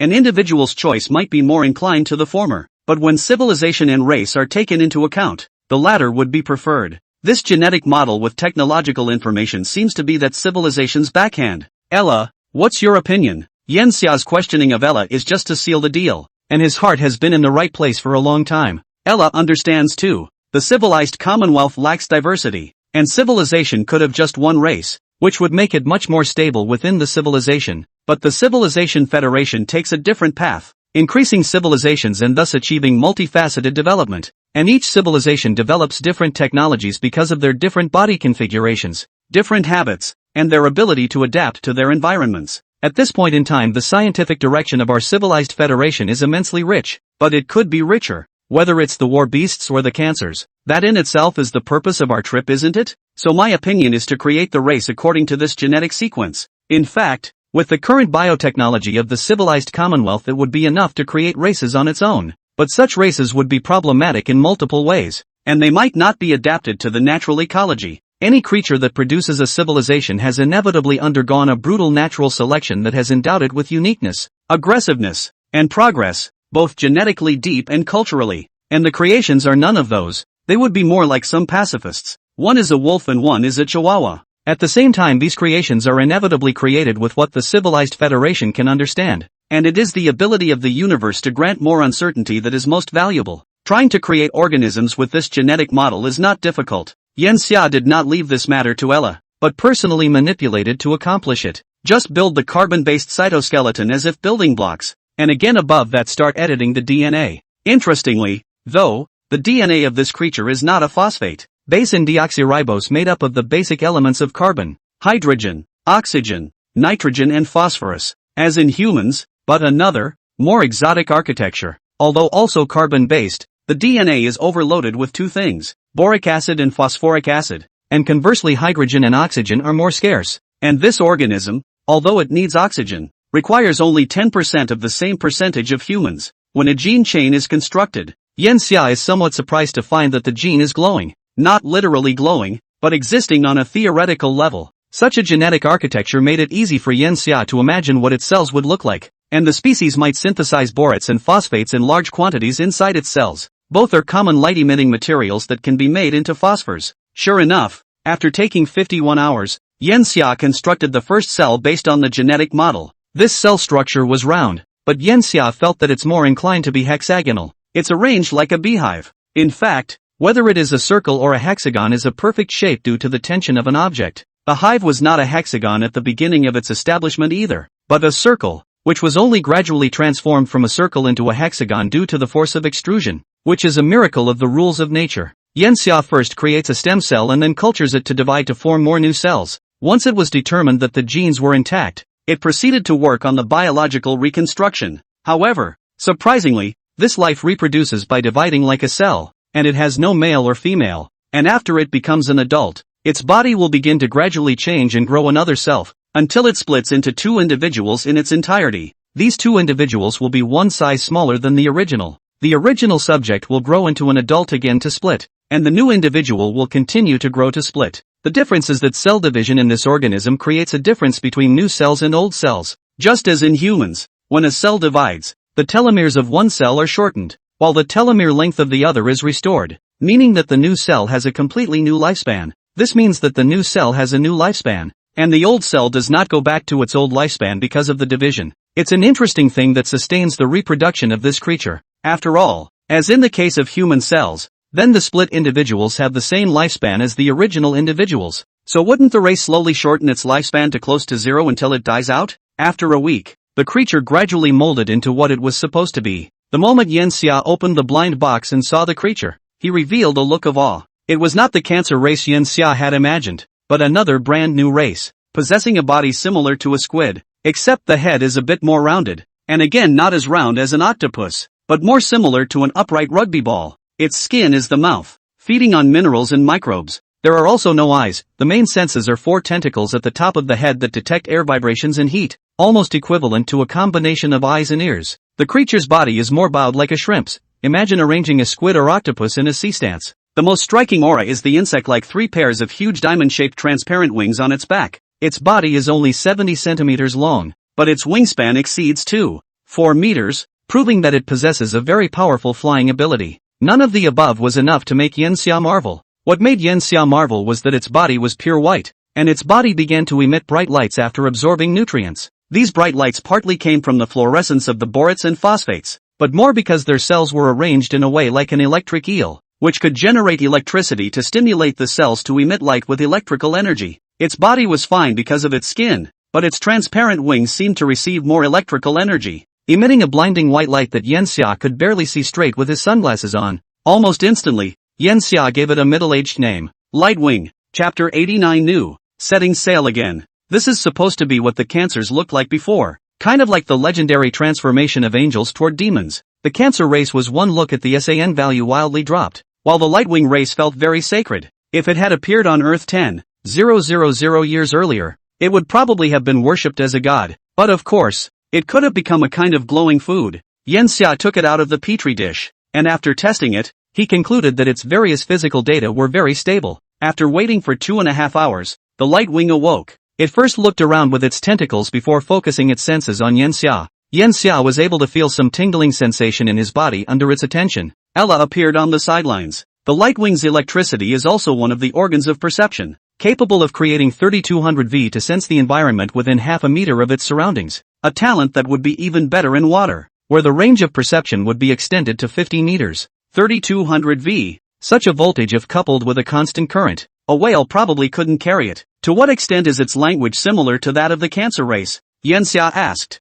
30%. Not too much, but not too little, meaning that a new language catalog could be produced very quickly, but Yanxia wouldn't be able to read it. The languages of the higher civilizations were one more complex than the other, unless direct knowledge was instilled into the head. Relying on pure learning was estimated to take quite a bit of time. Good thing we have Ella. It's much quicker to figure it out. After constant attempts to communicate with the Lightwings, they analyzed the signals of their emotional expressions to craft them into a language paradigm. A few hours later, Yanxia, who had obtained Ella's version of the translation system, also stopped acting. Conversation. You don't have to pretend to be ignorant. I knew your race had something hidden in their genes the moment I saw your genetic model. Genes are capable of carrying genetic information, and this genetic information can be done in such a way that organisms know what to do at birth without even going through a learning phase. And even deeper is what can be done to hide memories in those genes, unlike clones that have to have the same memories as the original. This means of genetically harboring memories doesn't require consistency.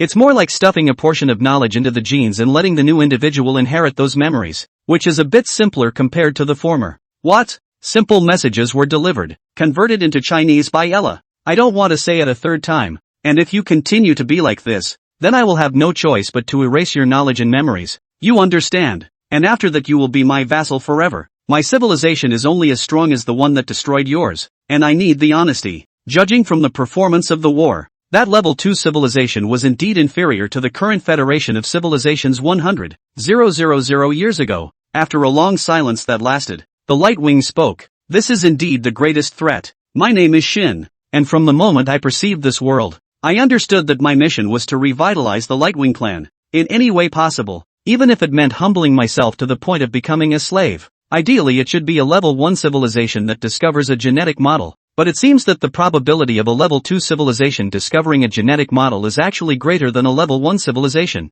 I will say anything you wish to inquire about, and I only hope that you will grant me a chance for civilization to continue. It became wise. After all, it was carrying the message of a civilization. Yanxia shook his head. I don't need to ask anything. What we should know we already know. Not only will I not enslave you and persecute you, I will invite you to join our civilized federation. All of a level 1 civilization. That was the greatest value for Yanxia. Ella recounted the form and scale of the civilized commonwealth for Nu, who was shocked beyond belief to hear it. Accepting the vast knowledge in its head, it couldn't have imagined the power of the civilized commonwealth. The domain spans dozens of light years, with 10 civilizations of the powerful 2-1 level. You will be the 11th race of our civilized federation. Will you? Nu didn't hesitate. Sure, our civilization doesn't have that formality. You and I both understand very well that refusal means that I have lost my value to you, and therefore I have no right to refuse. Nu hadn't experienced the trials and tribulations of society, and was still a bit straight-laced. A faint smile appeared on Yanxia's face. It's for the best.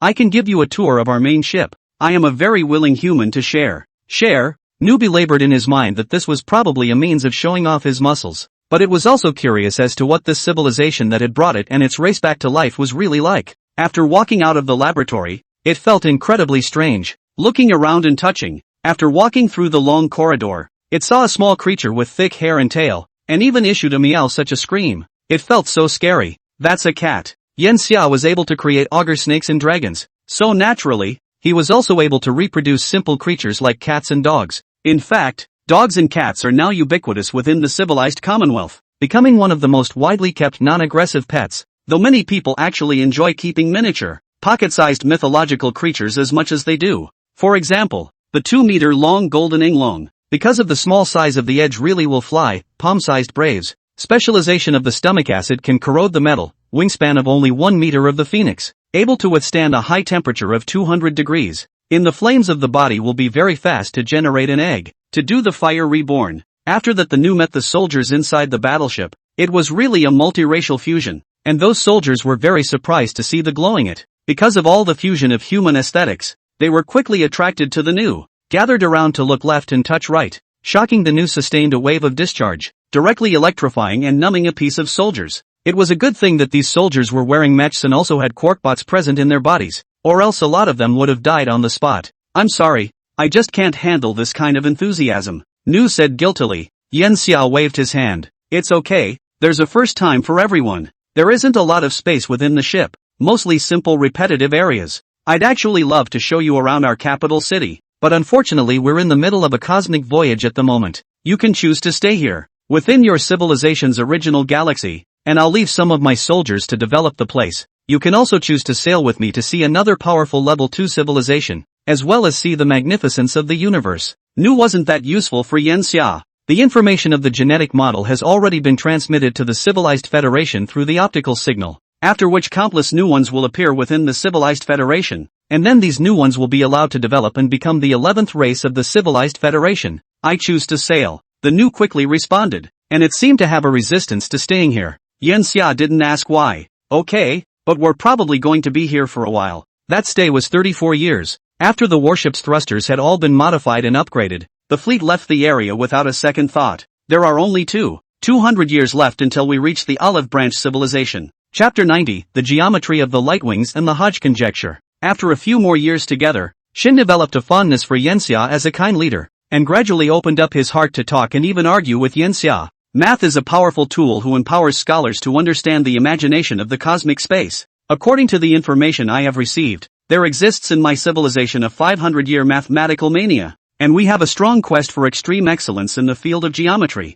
Nu lay down on an iron ball the size of a soccer ball. The orb emitted a weak static electricity, and Nu seemed to really like the feeling of being stimulated by the static electricity. They were staying inside the library, and the reason they were talking about it was still because Yen Xia was studying geometry. Geometry is a very important classification in mathematics, and its most important application is in spatial structure. It is almost mandatory to learn geometry if you want to understand the concept of multidimensionality. Now that the civilized commonwealth is digging toward multidimensional space, the mainstream academics are line theory, superstring theory, and M theory. Many of the scholars exploring that theory also studied geometric mathematics with great success. Nu also saw this before making a sound. The materials in this library had been brought up from the capital galaxy, and while the books were paper, the ink used was so special that it could release a weak heat, allowing creatures without heat-sensitive eyes to see the words on the books. Though Shin doesn't understand the kanji either, some of the mathematical shapes on it are able to know how it works with some simple calculations.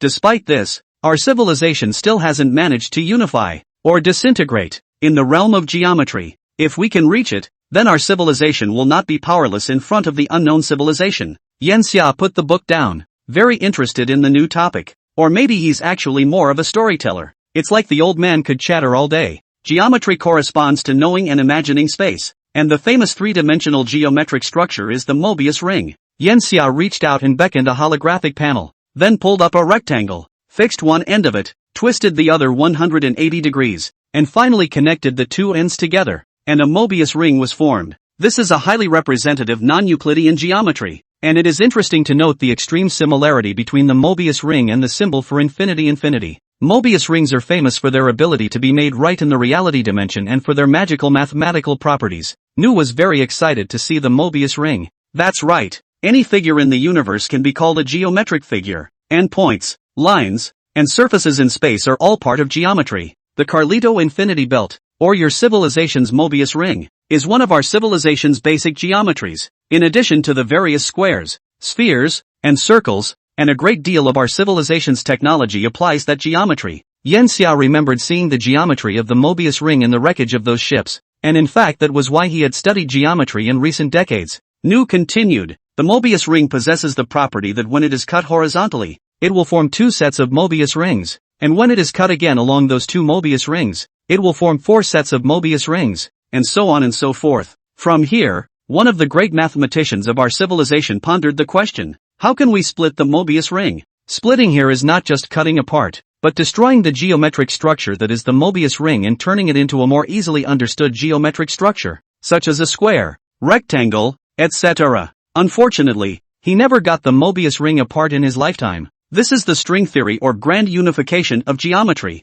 Any complex several structures can be broken down into simpler geometries. Yen Xia thought of the famous Hodge's conjecture. one of the 7 mathematical puzzles of the 21st century, the instant he heard this. That is, every tonal differential form on a non-singular projective algebraic cluster is a rational combination of upper homotopy classes of algebraically closed chains. This is a very complex math problem with concepts of geometry, algebra, calculus, and more. Yanxia knew that Hodge's conjecture was not something he had read about in a book, but that one of the biggest research directions in the field of mathematics in the civilized commonwealth at this time was Hodge's conjecture. For the Hodge conjecture, together with Fermat's grand theorem and the Riemann conjecture, is the vehicle and tool for the geometric topology of the M-theory structure of the fusion of general relativity and quantum mechanics. M-theory, which is now the dominant theory of the civilized commonwealth, requires Hodge's conjecture to operate on the geometry of space. This complex conjecture can actually be roughly and simply understood to mean that any geometric figure is a house, which is built of bricks and mortar, which means that it can be taken apart.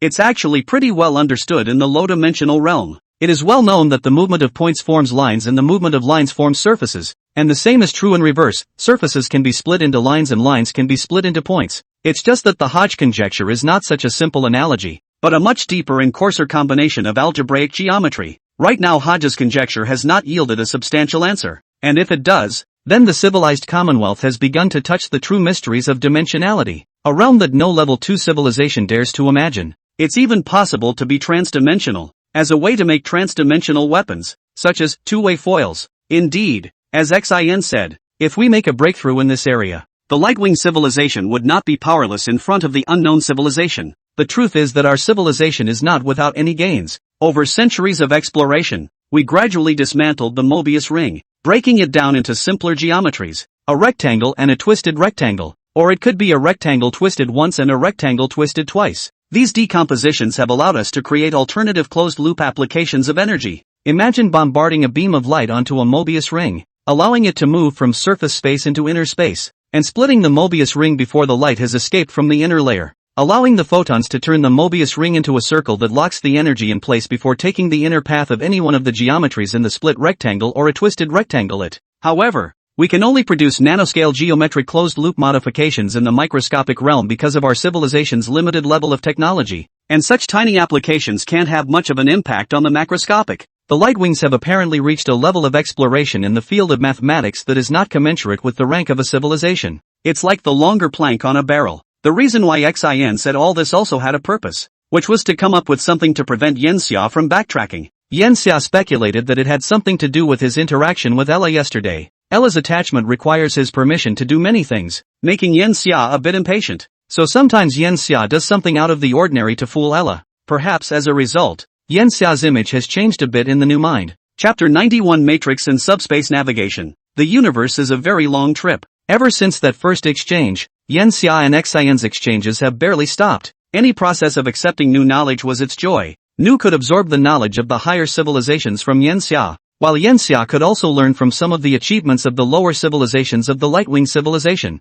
These results, because of their inherently lower level, the threshold was not as high as the current science of the civilized federation, so it made it easier for Yanxia to understand. Your human civilization in the Federation of Civilizations has such a powerful mathematical tool as the matrix? Yanxia opened the study to the Nu. He wasn't afraid to newly steal that knowledge. First of all, the Nu is completely under his control, and then secondly, this knowledge to control really is not the average life to be able to do. Here's a random book to be eaten through. All need decades of time. Not to mention the entire library has 285 books. Stealing lessons? That's only if you can read it. Sometimes a small formula can take years to understand, or even the lifetime of a scholar in the field. Matrix theory is exactly one of them. It is a mathematical tool, a linear equation, which can also be understood as a table for calculations. Linear equations were used very early in human civilization, and later Arthur Cayley worked on the Gaussian elimination method, simplifying it by multiplying it with blocks of numbers, and eventually naming such blocks of numbers, calling them matrices. In his paper Chronicle of the Theory of Matrices, published in 1858, matrices as mathematical tools are also widely used in circuitry, mechanics, optics and quantum physics, which can be described as a universal tool. Nu was fascinated by it and fell into it all at once. Matrices simply reach a level of mathematical convenience that is perfect, and our civilization is accustomed to utilizing complex methods for calculations. Never before have we used such a simple tool when we thought that complex calculations would ensure the accuracy of the calculations and that the process would be understood in order to find the wrong point at the wrong time. We were wrong. Simplified tools can greatly increase efficiency. And if we had the matrix, I don't think our civilization would be stuck at level 1. 3. Like a child with a new toy, it begins to perform a series of calculations using the matrix. To Yanxia's surprise, it quickly extended its calculations to subspace. Subspaces are also called linear subspaces or vector spaces in the field of mathematics, and their main purpose is to study things that have the properties of a linear space by simplifying them by placing them in a matrix. Linear subspaces are not physical spaces, but mathematical equations. A simple way to understand this is to take something with a linear spatial nature, which could be a pen or a cat or a dog, and analyze these things by simplifying them to the same level. E.g., the pen and the cat and the dog are all made of atoms. Linear subspaces, as one of the elements of matrices, are also a simplification. If you explore human science, it seems that it has all been exploring the idea of simplifying something complex down to its most basic structure, allowing 11 plus 11 is equal to 22 to be simplified into 11 1 plus 1 is equal to 2 formulas. Something like that. As soon as he saw subspace, Yanxia thought of subspace on the physical level. This subspace can also be called subspace, which is the barrier boundary between antimatter space and positive matter space. Positive and negative matter space comes from the theory of relativity. This theory suggests that there is an antimatter space that is the opposite of our cosmic space, that antimatter would exist in antimatter space, and that the physical rules of this antimatter space are different from, or even opposite to, those of our material space. If the speed of light is the upper limit in positive matter space, then the speed of light is the lower limit in antimatter space. Time in antispace may be stationary or flowing backwards, possibly in 4 dimensions. 4-dimensional space is not 4-dimensional spacetime and does not contain time, nor is 4-dimensionality here spatially possessing 4 dimensions, but another 3-dimensional space. Positive space is infinitely large, while negative space is infinitely small. All of these properties are very investigative, and a study that was once the subject of Ella's research when she was exploring fasteners. If we were to find the quickening, would we need to discover antimatter space? But the Snapdragon Ella researched is not in antispace, but within Karabi-Chuzi-Ikiri space, which is in other dimensions of spacetime. So nowadays Ella is also investigating whether antimatter space is curled up in the Planck scale like Karabi-Chuzi space, whether there is a commonality between its and Karabi-Chuseto space, or perhaps whether Karabi-Chuseto space contains antimatter space. The current Ella has not found evidence of the existence of antimatter space,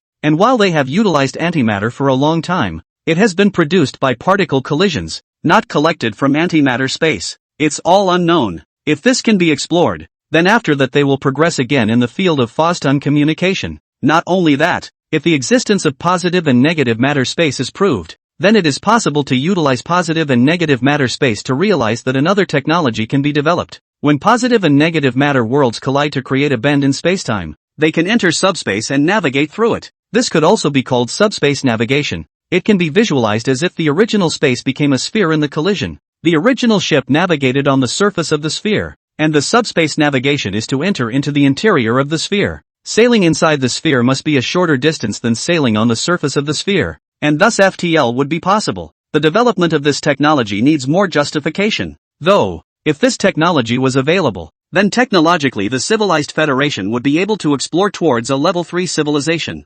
Yanxia himself wasn't looking forward to it, though, because the energy required to achieve subspace travel is too great. Although positive and negative matter annihilation was also capable of creating a certain amount of spacetime bending, with the largest positive and negative matter annihilation cannons made by the Civilization Federation right now, the total energy released from them would only be able to cause 1 g of matter to advance a distance of 1 nanometer in the calculations. The amount of energy used to try to create this kind of spacetime bending isn't really that much. 100 kilograms of antimatter might do the trick, but making and sustaining are two concepts. Just as it is possible to make super miniature black holes in particle collisions, but the energy required to sustain them would need to be multiplied by trillions and billions of times over the original base. To maintain a ship in subspace you have to create spatial curvature. The greater the curvature the faster you can navigate, and the energy required to maintain this curvature, like the curved spaceships, can only be realized by using all the energy of the entire universe as a reserve. Yanxia didn't dare to continue thinking about it. At this moment Ella suddenly appeared in front of Yanxia.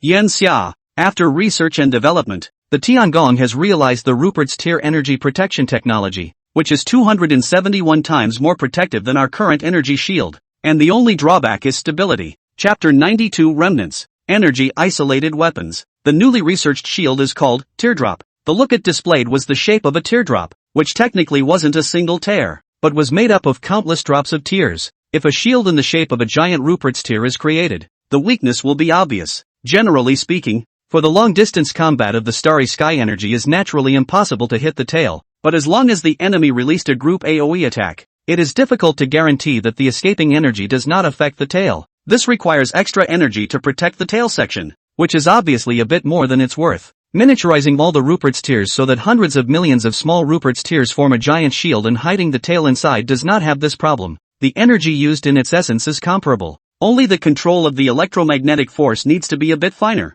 which is nothing for today's level of technology. Yan Xia went to take a look at Teardrop. One look and he knew what Ella was talking about with the instability. Electromagnetism has a property that is easily imagined by those who have played with magnets. To get two magnets to attach together, they must be aligned in the right direction. The so-called opposites attract and opposites repel. Teardrop also encountered this situation. Generally speaking, in the hundreds of thousands of millions of this number can control this variable, but when the number reaches the level of hundreds of millions of this level, there will always be one or two reverse sun. This rebellious sun is the weakness of Teardrop. It may make Teardrop easily shattered. There's no solution? Yan Xia frowned and calculated the magnetic strength of the current Teardrop. Ella bobbed her head, her two ponytails swishing. There is no perfect program. After the teardrops are created, each small Rupert's tear possesses magnetic poles, and the magnetic field can be reversed by increasing the energy when it's very small. But after the magnetic field is too large, to change one or two of them will have to be backed up by even more energy. The teardrops that now surround the Tiangong have a total of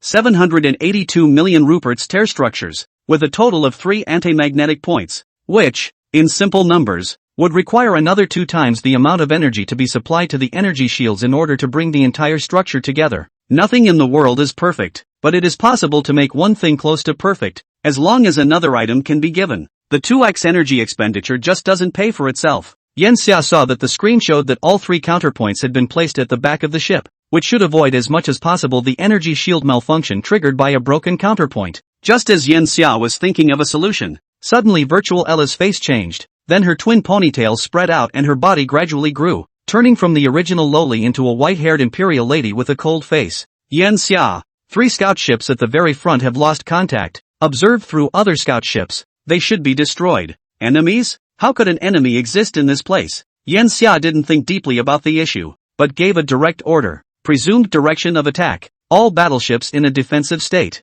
Find the coordinates of the enemy. Immediately have the battleships return fire after confirming the enemy's position, then surmise the speed of the enemy ship. If it's slower than ours, then chase after it, and if it's faster than ours, then use long-range over-range attack means. Trying to locate an enemy in the stars is very difficult, because observing the enemy requires light, and in some cases it takes several minutes or even tens of minutes for the reflected light of enemy warships to reach your eyes, and what you see of it means they are no longer where they were. This time it is necessary to predict its direction. Even with laser weapons, as long as the enemy is in a state of irregular movement, then it will be very difficult to hit. That's why the general interstellar wars are a massive rain of lasers doing group coverage. Can you be dexterous enough to make it through the drifting downpour without dripping? 22 days passed. Ella finally confirmed the enemy's trail, and Yan Xia was all slightly shocked when she saw the battleship's appearance. Isn't that a battleship of the civilized Commonwealth? Whether you looked at it left, right, or across the board, it looked exactly like the civilized Commonwealth's. But it was already an obsolete battleship from at least 1,500 years ago.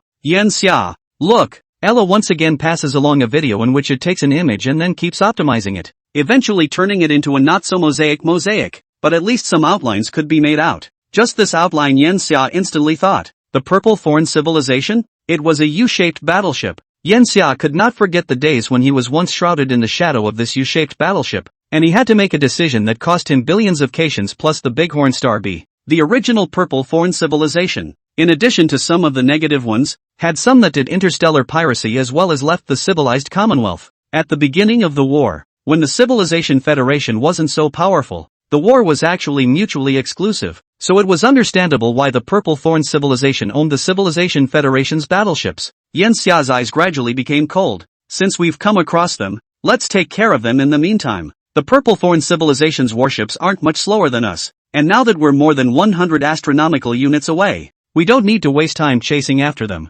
Ella, Take care of them with weapons of mass destruction. Ella nodded. No problem. It just so happens that we recently developed a new weapon. The weapon draws on the Hodge conjecture that you, Yensha, and the new talk about. Since it is possible to split and reorganize energy geometry as a means of defense, is it also possible to use it as a means of attack? There's one piece of information Yensha you should have noticed a long time ago. The Mobius ring splits and reorganizes, trapping the energy within the ring, which can create an isolated system within it, which is more than enough to form a weapon, although it will soon collapse due to entropy increase. Yensha saw a shell 50 meters in diameter and 300 meters long being pushed into the launching port. The projectile is fired in a gravitational ejector barrel, using anti-gravity to remove the effects of acceleration, allowing it to reach 42% of the speed of light at the moment of firing. It is predicted that the enemy battleship should be at this coordinate when the weapon reaches its position, now 137 astronomical units away. The weapon will need to fly 142 astronomical units to hit its target, 46, 8 hours, with a hit rate of 97.72%. About 3 days later, Yensha saw an image of the weapon hitting its target. It was an energy map whose burst of power encompassed a range of 2 astronomical units, and whose energy was modeled not as a Mobius ring, but as a three-dimensional Klein bottle structure. After all, the Mobius ring itself is just a ring. It can only reach the effect of the new saying in the spatial concept. The real level of application is impossible to make the energy form a ring. After all, these energies are not involved in space. In the three-dimensional space, even if it enters into the interior of the Mobius ring, it can still run away from the two sides and not be trapped in it. The powerful magnetic force triggered by the explosion can be seen to draw the surrounding matter into the three-dimensional Klein bottle structure, and then geometrically decompose and reconstruct the entrance to close it into an isolated space, causing internal energy instability with entropy increase in the isolated space, which causes the whole space to collapse and explode. Isolated space here is space isolated by electromagnetic forces,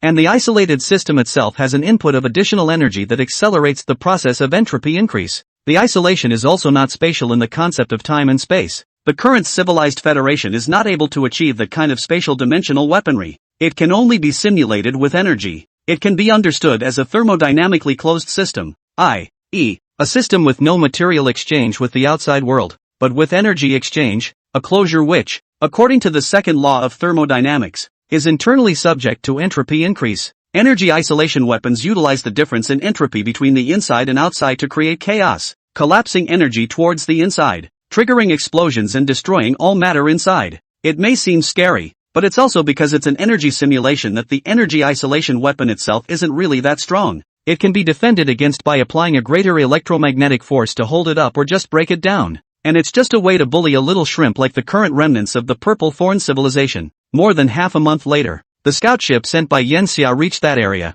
only to see that the area was already full of battleship wreckage, with no survivors. The main fleet continued on. The once terrifying existence was just a mole cricket that could be casually crushed in front of today's civilized federation. It couldn't even get Yensha's attention. Halfway through the trip, Yensha also decided to start entering into a 2,000-year-long hibernation, waiting for the day when he would reach the Olive Branch civilization. Chapter 93 Arrival. Olive Branch civilization's first-line star city. The years go by like a shuttle, and time flies like an arrow. The phrase seems more appropriate for the stars. In ancient times, some people dreamed of cultivating immortality and long life, and the emperor had the title of Long Live, which were all good wishes. However, at this time, on the Tiangong, the clock next to Yensha's dormant capsule was already displaying the time as 12197 AD. Since the Earth shattered and escaped into the universe, Yensha had spent the first 10,000 years, or more accurately, 10,160 years. Although most of his time was spent in dormancy,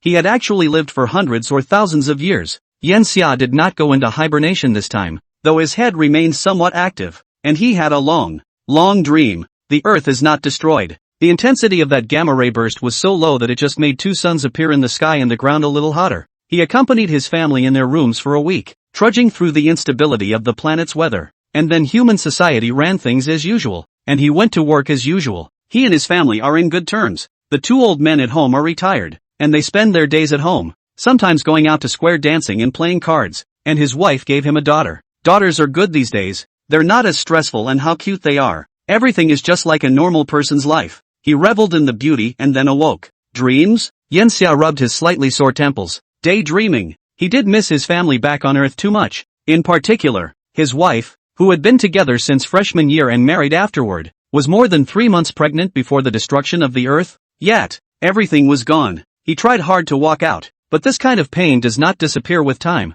On the contrary, the longer the distance, the more he misses, although the appearance cannot be remembered. But that kind of longing for the emotion is still majestic. If the river slowly converge into the sea, I wish the dream was longer. But it seems fundamentally impossible that a person dreaming means that they have passed the state of deep sleep, which means that they are going to wake up. So why do people always wake up feeling like they were dreaming a moment before? Yanxia glanced at the time next to him, but he only stayed for a very short period of time. Time had long since become unimportant to him. Then his eyes rested on a photo sitting on the table. A family photo. Their family photo, which he didn't actually have, but had Ella generate the image from his memory. Ella! He shouted, and Ella was in front of him in an instant. Ella appeared in the way of a card. In the card it lazily lying in a red soft collapse, covered with beads. Plump body exudes a mature charm. The body Cheongsam bifurcation exposed snow-white thighs tied with a band, strangling the perfect leg flesh. 2 attendants on both sides of the each holding banana leaves for her fan. Alive and well as a rich woman dressed up. New role? Yanxia had already seen Ella's cos from time to time, but it used to be more youthful. And this time the sense of grace was very fresh. Ella sits up on her body, and the top of her head surprisingly reveals 2 cat ears. In these 2,000 years, an entertainment company in the Civilized Federation has developed a card game similar to Yu-Gi-Oh! That has taken the capital galaxy by storm, and I'm dressed as one of the characters. Game King? Yanxia had long forgotten there was such a card game, and dead memories were pounding his head, but he quickly put that behind him. We should be entering the starfield of the Olive Branch civilization by now, right? Ella nods within the deck. Indeed, we received the tractor light of the Olive Branch civilization 40 years ago. The Olive Branch civilization is indeed well developed. They have set up many satellites on the borders of the starfield. The number that can be detected alone is over 10 billion. One exists every roughly 0.91 astronomical units, and these satellites are fully equipped with attack, defense, and signal transmission capabilities. Yanxia came out of the dormant warehouse and put on her clothes. The scenery around him began to change. Holographic projection technology had long since advanced to the point where he didn't have to move to make his room look like a control room. On his screen he saw a beam of light around 10 kilometers in diameter pass through the fleet. This tractor beam will guide us to the fringe star city of the Olive Branch civilization. We're almost there. It's just up ahead in the main sequence star system. Yanxia looked at the distance information. Almost 3 light years away. It was indeed close enough. Only 33 years. For that he needed to make some preparations. The first was to probe the Olive Branch civilization's remaining battle force in the Edge Star City. The second was the need to confirm the Olive Branch civilization's attitude towards the Civilization Federation. And the last was to prevent the Olive Branch civilization from making a sudden attack. Everything needs to be done in 33 years, which is still a lot of time. Yanxia was in a busy state again at once. 30 years later, the tractor light disappeared and the destination was close at hand. By the backlight of the star, Yanxia saw a long thin line. The thin line almost bisects the star in the background. It is 238 astronomical units long, 1 astronomical units wide, and 858 billion square kilometers. The closer he got, the more surprised Yanxia became, because that thin line was the Edge Star City of the Olive Branch civilization, a gigantic space city that exceeded the surface area of 1 billion Earths. Shock. The only way to describe what Yanxia was seeing at this moment was unparalleled shock. The underpinnings of the Olive Branch civilization were crudely displayed in front of Yanxia. This was only the fringe star area of the Olive Branch civilization. If it was the capital star area of the Olive Branch civilization, how prosperous would it be? Not to mention Yanxia couldn't think of anything. Even Ella was afraid that she would have to calculate for a while. The time needed to develop such a huge giant structure star city should be calculated in hundreds of thousands of years. The Olive Branch civilization has been around longer than we thought. The age of the universe is 13.9 billion years, and the 13 billion years that the Milky Way has existed. After the universe stabilized after the Big Bang, life began to form after billions and billions of years of precipitation. And it's hard to guarantee that some civilizations are so long ago that they're scary. Long broad is the strength of civilization. Even if in technology, energy Olive Branch civilization did not reach the civilization of the Federal Union is difficult to reach the point. But its scale is absolutely beyond the civilization of the Federal Union too much. At this point Yanxia overturned his previous speculation of Olive Branch civilization at level 2. 3 and confirmed that Olive Branch civilization was at level 2. 4. Looks like we'll have to be more careful with our plans after that. The fleet approached this huge first-line star city, and at that moment there were also countless gazes within the star city that moved over the Civilization Federation's fleet. Chapter 94, Bottom Beings, Star City Controller, Pillar. A bunch of densely packed holes made up of triangles appeared in front of the battleship, each one an equilateral triangle with a side length of more than 20,000 meters, and the articulation of the triangles emanated light. This was the starport of the Olive Branch civilization, and every hole was a place to park ships and battleships. There should have been many ships in the large starport, but not a single one was there, and the light began to shut off, leaving a few hundred in the center. Should have stopped us there. Bring the battleship in. Yanxia didn't flinch. He hadn't come here to cower and show his face in front of the Olive Branch civilization. All the battleships entered the starport in an orderly manner. The depth of the interior was almost 150,000 meters, and it was also easy to speculate the size of the Olive Branch civilization's main battleships through the size of the starport. It's supposed to be at 70 to 100,000 meters, much larger than the Tiangong. Welcome to the arrival. Guests from the Federation of Distant Star Civilizations. There are gas restraints inside the starport. You can just open the hatch. The controller of Star City is already waiting in the parlor for the civilized Federation emissary. Mechanics Chinese. Ella said towards Yanxia. I'll go. Yanxia. Those who know their fate don't stand against a rock wall. You don't have to risk your life.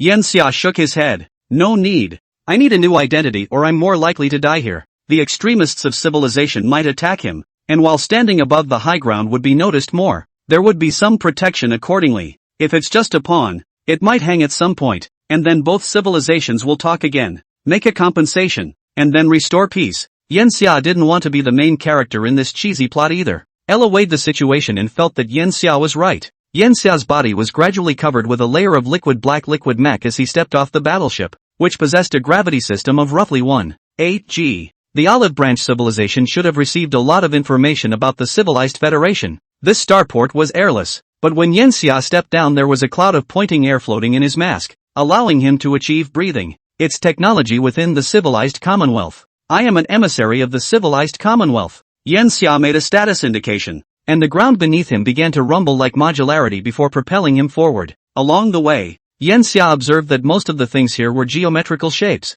Countless modular structures piled up to form the entire starport. There were no solid Olive Branch civilization beings walking through the modules. They were floating. There was no up and down here. In fact, Yanxia had long studied the qualities of the Olive Branch civilization's life, and it was clear that they were not flesh and blood beings, and had abandoned their original flesh and blood as early as an unknown number of years ago, choosing the path of mechanical ascension. The basis of their bodies is made up of a complex polyhedral structure the size of a single molecule of various kinds, mainly 32 and 57, with the rest of the tetrahedrons and octahedrons also present, occupying a very small portion. This structure is actually somewhat similar to human cells, where the most abundant cells in the body are white and red blood cells, followed by a variety of other cells. Yanxia called this kind of life form the bottom life. The underclass does not live at the bottom of society, but its structure is within the microspace of an even lower level. This kind of mechanical structure life has almost no defects on the biological level. Civilization Federation also has many life choose mechanical ascension.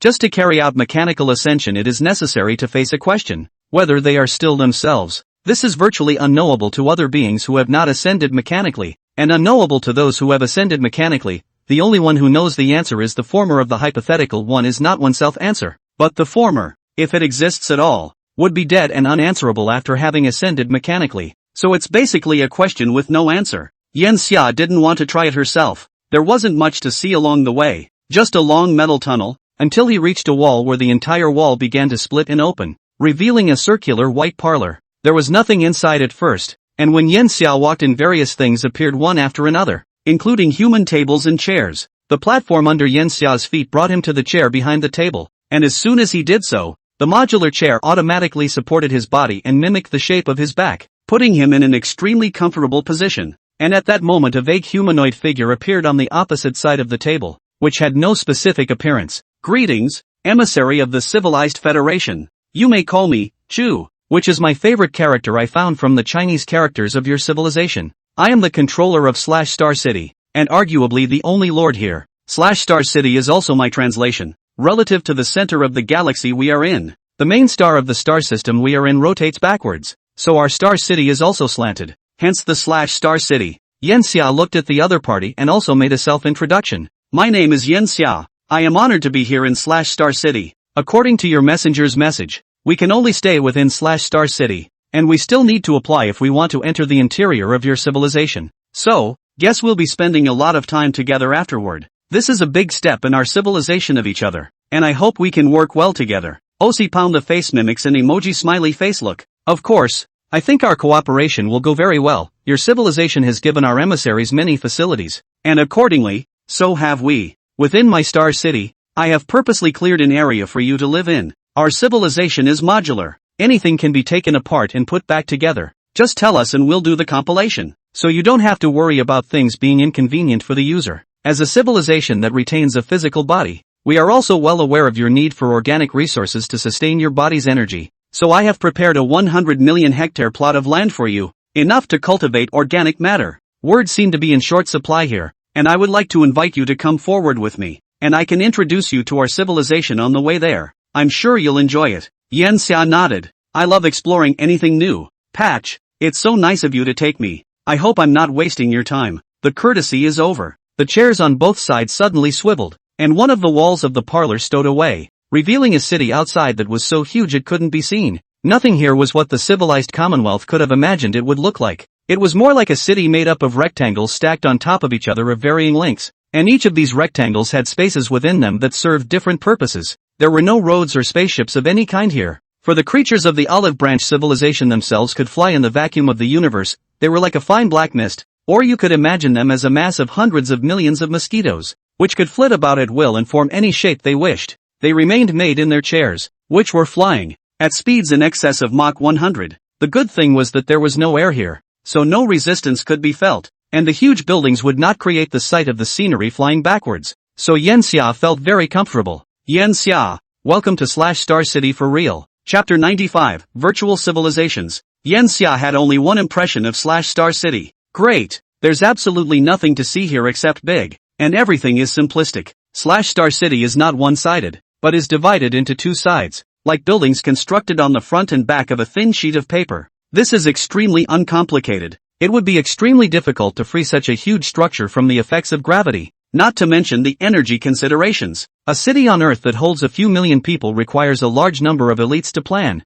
such as this 5 billion square kilometers of land. It's too much technology just to build this star city. Leading the civilized federation is not only the quantity, but also the quality. Kashira slowly flew between the buildings with Yan Xia. Star City is not focused on production, but more on living and service. We have very few factories here, and the inside of every building is an area for recreation and living. Yan Xia nodded, not really appreciating anything specifically. The aesthetics of the olive branch civilization are so far removed from humanity that it's completely impossible to see what any of the places do. They all feel the same. Just a cold pillar. Can we see how you entertain yourselves? He asked. You can see a lot about a civilization in the way it entertains. Patch didn't refuse. Sure, come with me. They flew close to a pillar building. All of these pillars were terribly large. The smallest in length and width was over 10,000 meters. The largest was 1,000,000 meters to start with, and the height was even more so. Not 10,000 meters, but 10,000 miles. As they approached the building,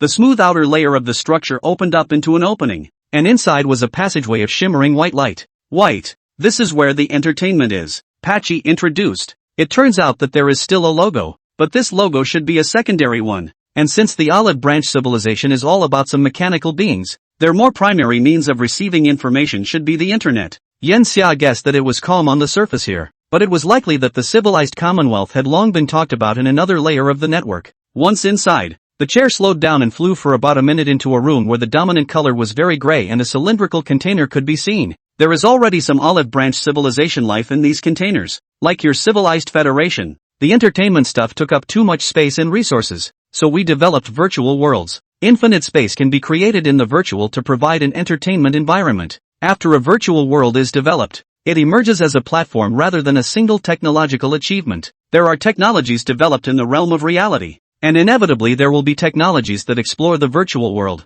As in the case of the analog universe, building the virtual world exactly like reality. The benefits of this have already been argued for the simulated universe, especially since life can also accelerate as it enters the virtual world, which means that civilizations can hit the fast-forward button in the virtual world. Patch introduced towards Yan Xia. Each container here is a tool to enter the virtual world. I'm afraid I can't take you on a tour into our virtual world due to the different structure. Yan Xia sighed. What a shame. Let's head straight for that area then. I'm really looking forward to it. It didn't even take a minute for a higher civilization to want to implement information access. And Yenxia could take that as a Osipon rejection oko. Why did you refuse? Just look outside. It's a cold place, and as long as the beings of the olive branch civilization carry emotions and aren't really machines, then they'll find a more suitable area to live in. That's the virtual world. He guessed that the main world of this star city was the virtual world, and everything outside was just a byproduct of building around it. The olive branch civilization may be a virtual civilization. Kashimoto agreed with a smile and then led Yenxia out. They arrived all the way to the area that the olive branch civilization had prepared for the Civilization Federation. Yenxia actually didn't want to stay here directly. Everything here belonged to the olive branch civilization, and as a civilization that was even more advanced than them, it was very easy to monitor them in their own area. That means that by staying here, they will be stripped down to nothing. But Yenxia had to stay here again, because he had to understand the olive branch civilization, and it was undoubtedly more convenient to stay within Star City. After flying for about 2 hours or so, they finally arrived at the location. This is it. With a single point in that direction, an area that had originally blended in with the surroundings began to change, and the low square pillars began to lift, forming a high wall as they flew higher and higher, reaching 3 million kilometers above the ground before stopping, and only then could they see the full extent of that area. Well, Patch asked. It was indeed a vast area, roughly 40 million square kilometers, which would be considered a huge area on any planet, but it seemed too small within Star City. The only thing that made Yenxia feel the need to be careful was that this was the center of Star City, meaning that if anything was to happen, none would be able to escape, and even if information was released, there was a high probability that it would be intercepted. Very good. We have felt the sincerity of your civilization. Yenxia nodded. Regarding the comings and goings of the two civilizations, we have left a large number of star stations along the way, which are capable of helping the lives of our two civilizations to communicate across a distance of 280 light-years. In fact, after that, I'm more hopeful that our two civilizations can achieve a win-win situation in business. I wonder what you think. Kashimoto didn't answer Yenxia at first. It's a big issue that requires long-term planning, and we're not prepared for that. In fact, there was no need to prepare at all. The probability is that they want to refuse, because the olive branch civilization's level of technology far exceeds that of the civilized Commonwealth, so such trade and commerce is more beneficial to the civilized Commonwealth. Yenxia understood this. It doesn't matter. 280 light-years is far enough away that we still have an awful lot of time. In the next 100 years, 1,000 years, or even 10,000 years, I believe we have more other collaborations. Patch made a gesture of invitation. Then we can keep going down to see what's going on. And the other guests are probably slowly making their way this way under arrangements. Suddenly at this time it froze for a moment, then spoke with a slight apology. I'm sorry, I'm afraid I won't be able to accompany you. There are tons of things happening every minute of every day in a big star city like this, and I need a very large amount of time to deal with it. Excuses. As a highly developed civilization, what kinds of things are required of leaders? I'm afraid that 99% of things don't need to be. If there were really so many things that required the presence of a certain person in order to be handled, then Yenxia would have to question the efficiency of this civilization. But want to go Yenxia naturally cannot force to stay. It's fine. I understand being an administrator is very busy. I can't tell you how grateful I am. Thank you for understanding. And if there's anything else afterward you can call my assistant through this and it will help you with everything. It gave Yenxia something similar to a Rubik's Cube, but it was small, only the size of a thumb. Yenxia took it. The thing floated in its palm and rotated. Yenxia could feel an energy hidden in it. He was a little skeptical that this was really a communicator. Yes, he took the item anyway, and then watched as Hattori disappeared from his view. At the end of the short meeting, he could actually sense that Patch didn't really want to see him, and he didn't want to make contact with Patch either. The contact between the great men was but a formal event, much important information could not be extracted from each other's mouths, and a finer observation was required. Chapter 96 Star City's essence as a battleship? Yenxia reaches the ground and waits for Ella's arrival. It had followed the other soldiers here, and following it was an officer, who came up to him. Sir, the terrain here is extremely unfavorable to us, and I propose that it would be best to leave this starfield. Yenxia looked around. Many of the soldiers were incredibly formal. Everyone is not a cutie pie. They all know exactly what it means to stay here. They didn't come here to be regulated like that. Well, I know. Yenxia replied with a cold face. The officer was puzzled that the officer didn't react after hearing what was clearly such a big issue, which could concern their lives later on. If the relationship between the civilized Commonwealth and the Olive Branch civilization deteriorates,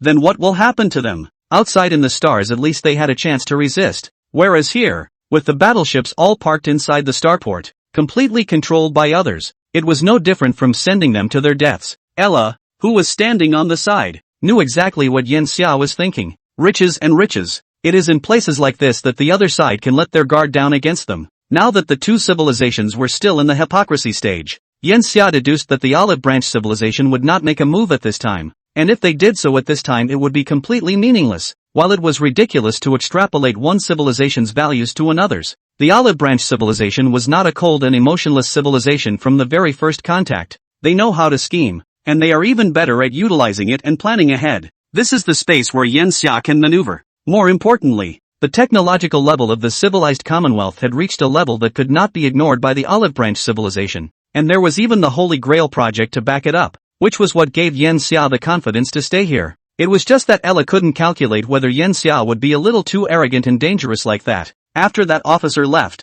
Ella walked over and said, Yen Xia, based on observation, there are absolutely no traces of what a civilization should have here. As a machine, I am more than life to the olive branch civilization that has already mechanically ascended. Even purely mechanical beings don't act so icy when they get to a high level. The two conversed through a special means called quantum state invisible teleportation. In many science fiction novels this technology is used for teleportation, where life is broken down into quantum states within a device and then reassembled in another container using the properties of quanta to achieve teleportation features similar to those found in the game, which can even exceed the speed of light. But the fact is that quantum entanglement is still affected by the speed of light, and due to quantum uncertainty, an auxiliary message must be interspersed in order to realize quantum state invisible teleportation, which is an encrypted messaging technology that does not allow for the transmission of a complete creature or object. Ella's words would be transmitted to a watchband on Yen Xia's wrist using quantum transmission, and then the watchband would stimulate Yen Xia's nerves to make Yen Xia feel that she really heard the voice,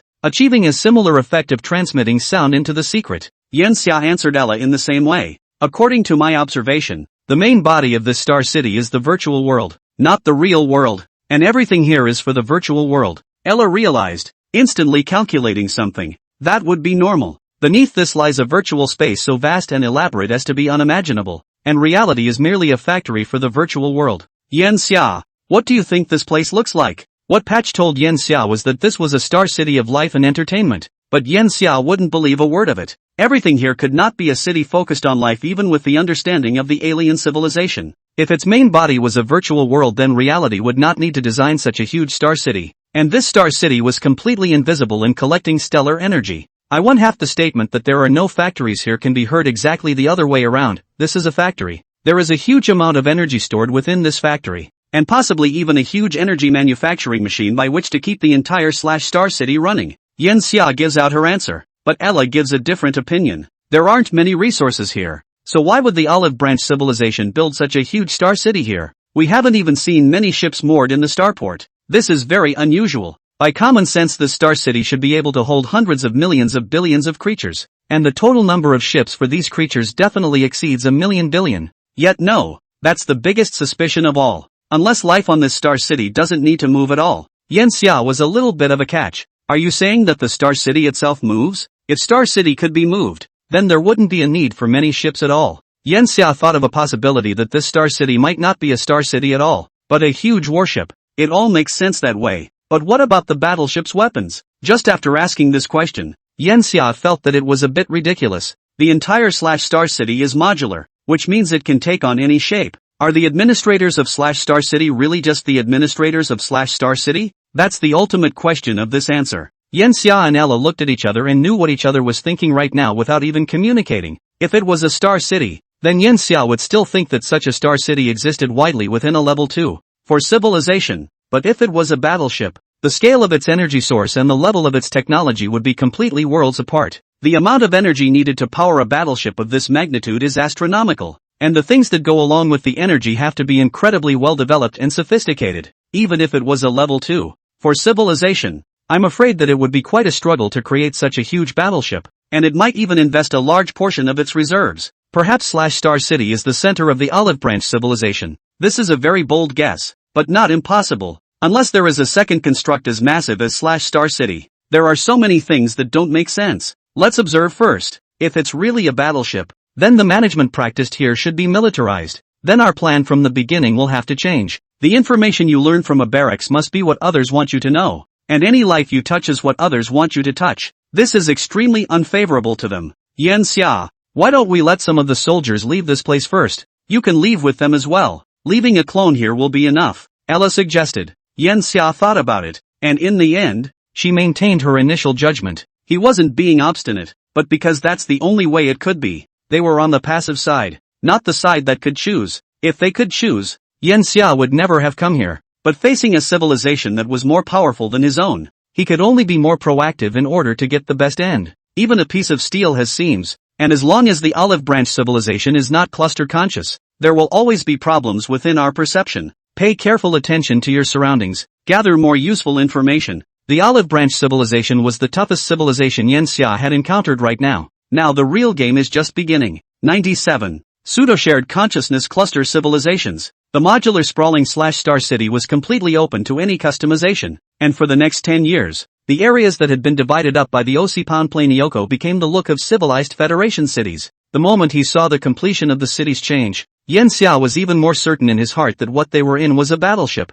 The modular city has so many possibilities, then /star city has so many individuals that it can't be so monotonous, but rather blossom, with customized and personalized things in each area. But here there are only cold metal square pillars. This kind of discipline can only occur within a civilization that is under the absolute control of a ruler. Yan Xia began to gradually go out and contact these beings in his 11th year, and he had basically mastered the language of the civilization, a type of language similar to computer C++, which to put it bluntly was actually calculated quantum signals that they used to communicate. They can also be changed to look like humans to make real sounds like the mistletoe. After all, they can be combined into anything. Through the exchange, Yan Xia discovered something else. When he repeatedly asked two olive branch civilized beings the same question, they would give almost identical answers. Some of these questions were on the expansive side, and if they were given to any life form in the Civilization Federation to answer, there would definitely be 10,000 hamlets and 10,000 people. But the answers from the civilized beings of the olive branch were surprisingly consistent, as if these questions had already become a fixed formula like 1 + 1 is equal to 2 for them. Their answers made Yan Xia feel more like she was dealing with one life form rather than multiple. Cluster awareness. Yan Xia thought of this long-standing speculation. Technically he himself denied such a thing as cluster consciousness thousands of years ago, as it was just too detrimental to the development of civilization. Unless the cluster's parent body was really powerful to the point where it could still use technology to grow, as Ella had done. This is too inefficient for lower civilizations to provide sufficient individual intelligence, and it is incredibly difficult for higher civilizations to get all individuals within a higher civilization to abandon their minds to follow the one. Yan Xia didn't know what kind of developmental history the olive branch civilization had, but they had a tendency to cluster consciousness. His previous deduction was obviously disproved, which is normal. The nature of technology is to constantly disprove old theories before making some new one the protagonist of a certain era. Keep repeating this operation until you get close to the truth. But then again, like absolute zero and the speed of light, technology is afraid it will never explore the truth.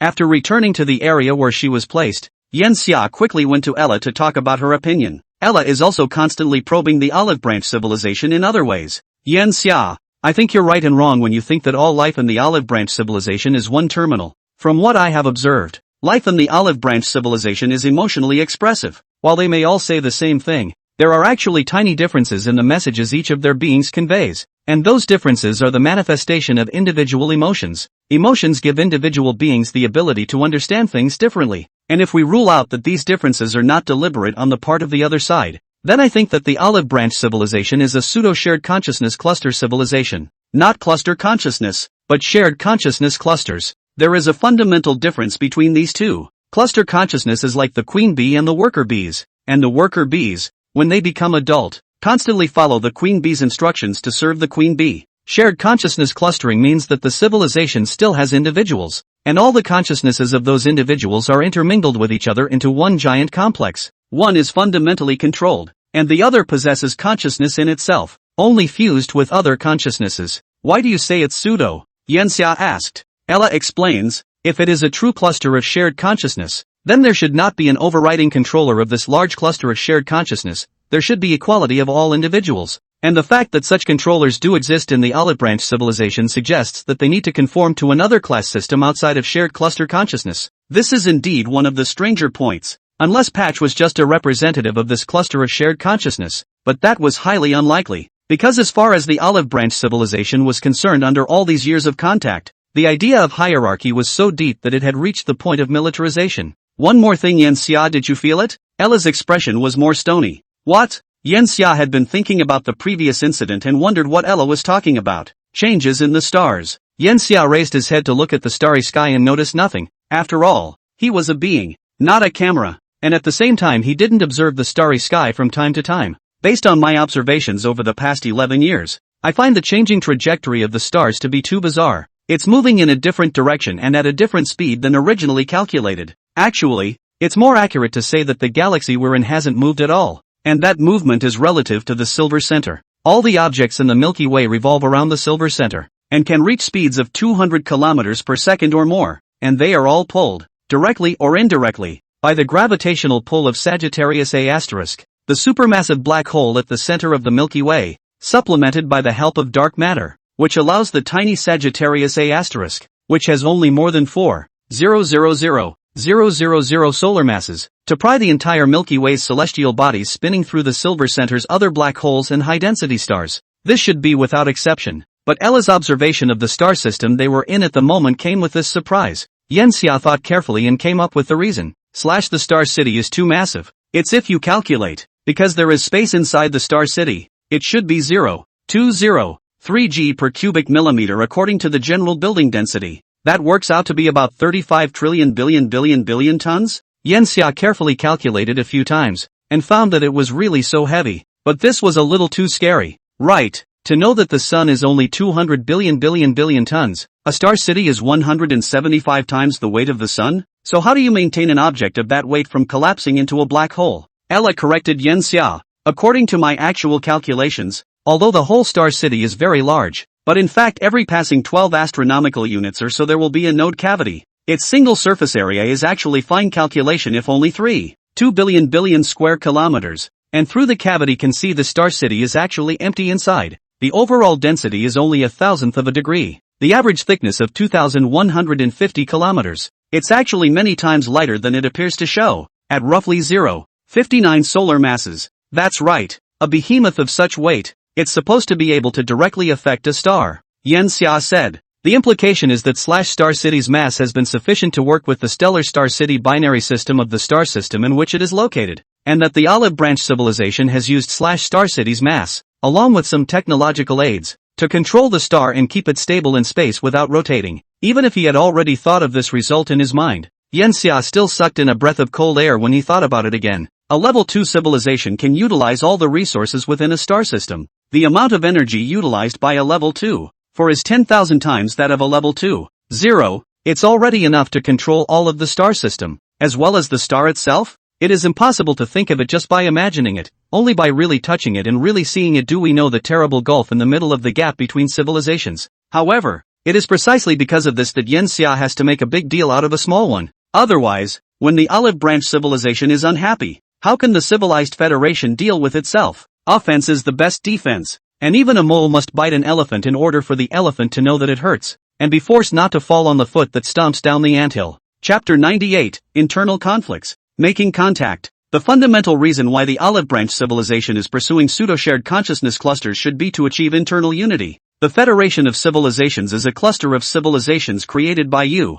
Yanxia, and the only thing you want is to explore the universe through this cluster, and then use imaginative resource theory to explore technology. So you're essentially not concerned about internal conflicts, and with a brilliant and perfect AI system like Ella, my subject, as an aid to manage high technology and knowledge, there's even less need to worry about internal revolts. But there is no unity of opinion within most civilizations, just like the human race. If not for the destruction of the Earth leaving only you alone, Yanxia, you should be able to think of how the human race would have turned out if it had entered the interstellar age, right? Human civilization was divided into several countries right here on Earth. And there are many people who imagine that going into the interstellar age humanity should become one and the concept of countries will disappear. But actually it should be the opposite in Yanxia's opinion. After mankind entered the interstellar age certainly could not observe the external threat. Without external pressure, mankind's internal will not become a whole at all, but instead in the course of time, for the control of resources within the solar system gradually in order to compete for the resources and produce friction. Human civilization is a civilization that sometimes even their own relatives will guess each other. In such a civilization want to achieve hand-in-hand development. In addition to the aliens to come down, it is probably only daydreaming. struggle will be the eternal theme of mankind. That is, pseudo-shared consciousness clusters are created to dull internal conflicts? Yanxia thought carefully about it and thought it made sense, but it was only an estimate, not a real answer. They can only estimate at this point, as they have no access to the history of the Olive Branch civilization from anywhere. All the more reason to implement our original plan. What's the reason Yanxia is here? What he really wanted was to create conflict within the Olive Branch civilization. And knowing that the Olive Branch civilization may have once had serious internal conflict that converted it to the pseudo-shared consciousness cluster society it is today, then he needed to drill a hole in that hard wall. The hole must have been very difficult to drill out, but the hole goes right to the soft heart of civilization. Aha! Ella stared at Yanxia and nodded quietly. They have a long time. The civilized federation needs to move towards a level 2 civilization now, and with the simulated universe technology that time shouldn't be too long. Be that as it may, they were developing. The Olive Branch civilization was bound to develop as well, and a 1% breakthrough in the Olive Branch civilization would be enough to bring the civilized commonwealth into level 2. In fact, the gap between the two sides was not closing, and might even be gradually widening. Yanxia later applies to meet with Hattori and proposes a part of the Holy Grail program, construction of photonic communication machines within that galaxy. Unlike last time, Patch agreed without the slightest hesitation. The Olive Branch civilization did not control the Krypton technology, so its communication ability was still bound within the speed of light. Yanxia took the initiative to build a Krypton communication machine here, which meant that this machine actually had a part of its control, which would be a convenience for it to steal the technology in the future. No civilization in the universe that can develop to such heights is a cutie pie. Everyone knows exactly where each other's interests lie. But Yanxia didn't say anything, and neither did Hashimoto, and everything went on as if it were inked. Yanxia had spent 82 years building the Krypton communication machine, and as soon as it was finished he was the first to send a message towards the interior of the civilized federation. 1. It's a number and a signal that has been negotiated long ago to represent many things. Among other things, it was also a confirmation that the original Plan 1 could be implemented, so that Ella's own body could make preparations and plans for Silk civilization could be put on the agenda. The other fleet isn't going to reach the Great Orion Nebula. After all, it's too far away. It'll take 5 times as long to reach the Olive Branch civilization. Their main objective was to get 100 light-years away from the civilized Commonwealth and then unleash their weapons against the Great Orion Nebula in one of the star systems there, as a way to complete the tease of the Silk civilization and make the Olive Branch civilization think that the Grail project was real. And after the weapon was fired, Yanxia would then invite Hattori to participate as his assistant. The Federation of Civilizations was itself a cluster of civilizations, and if the top civilization in the galaxy did rule the galaxy, then when the time came, they could band together to become the winner and follow that civilization, or at least avoid being destroyed. It's kind of a trick, but the trick can become reality, or at least what the audience perceives as reality, simply by acting true enough, as in a magic show. After 104 days Yanxia received a reply.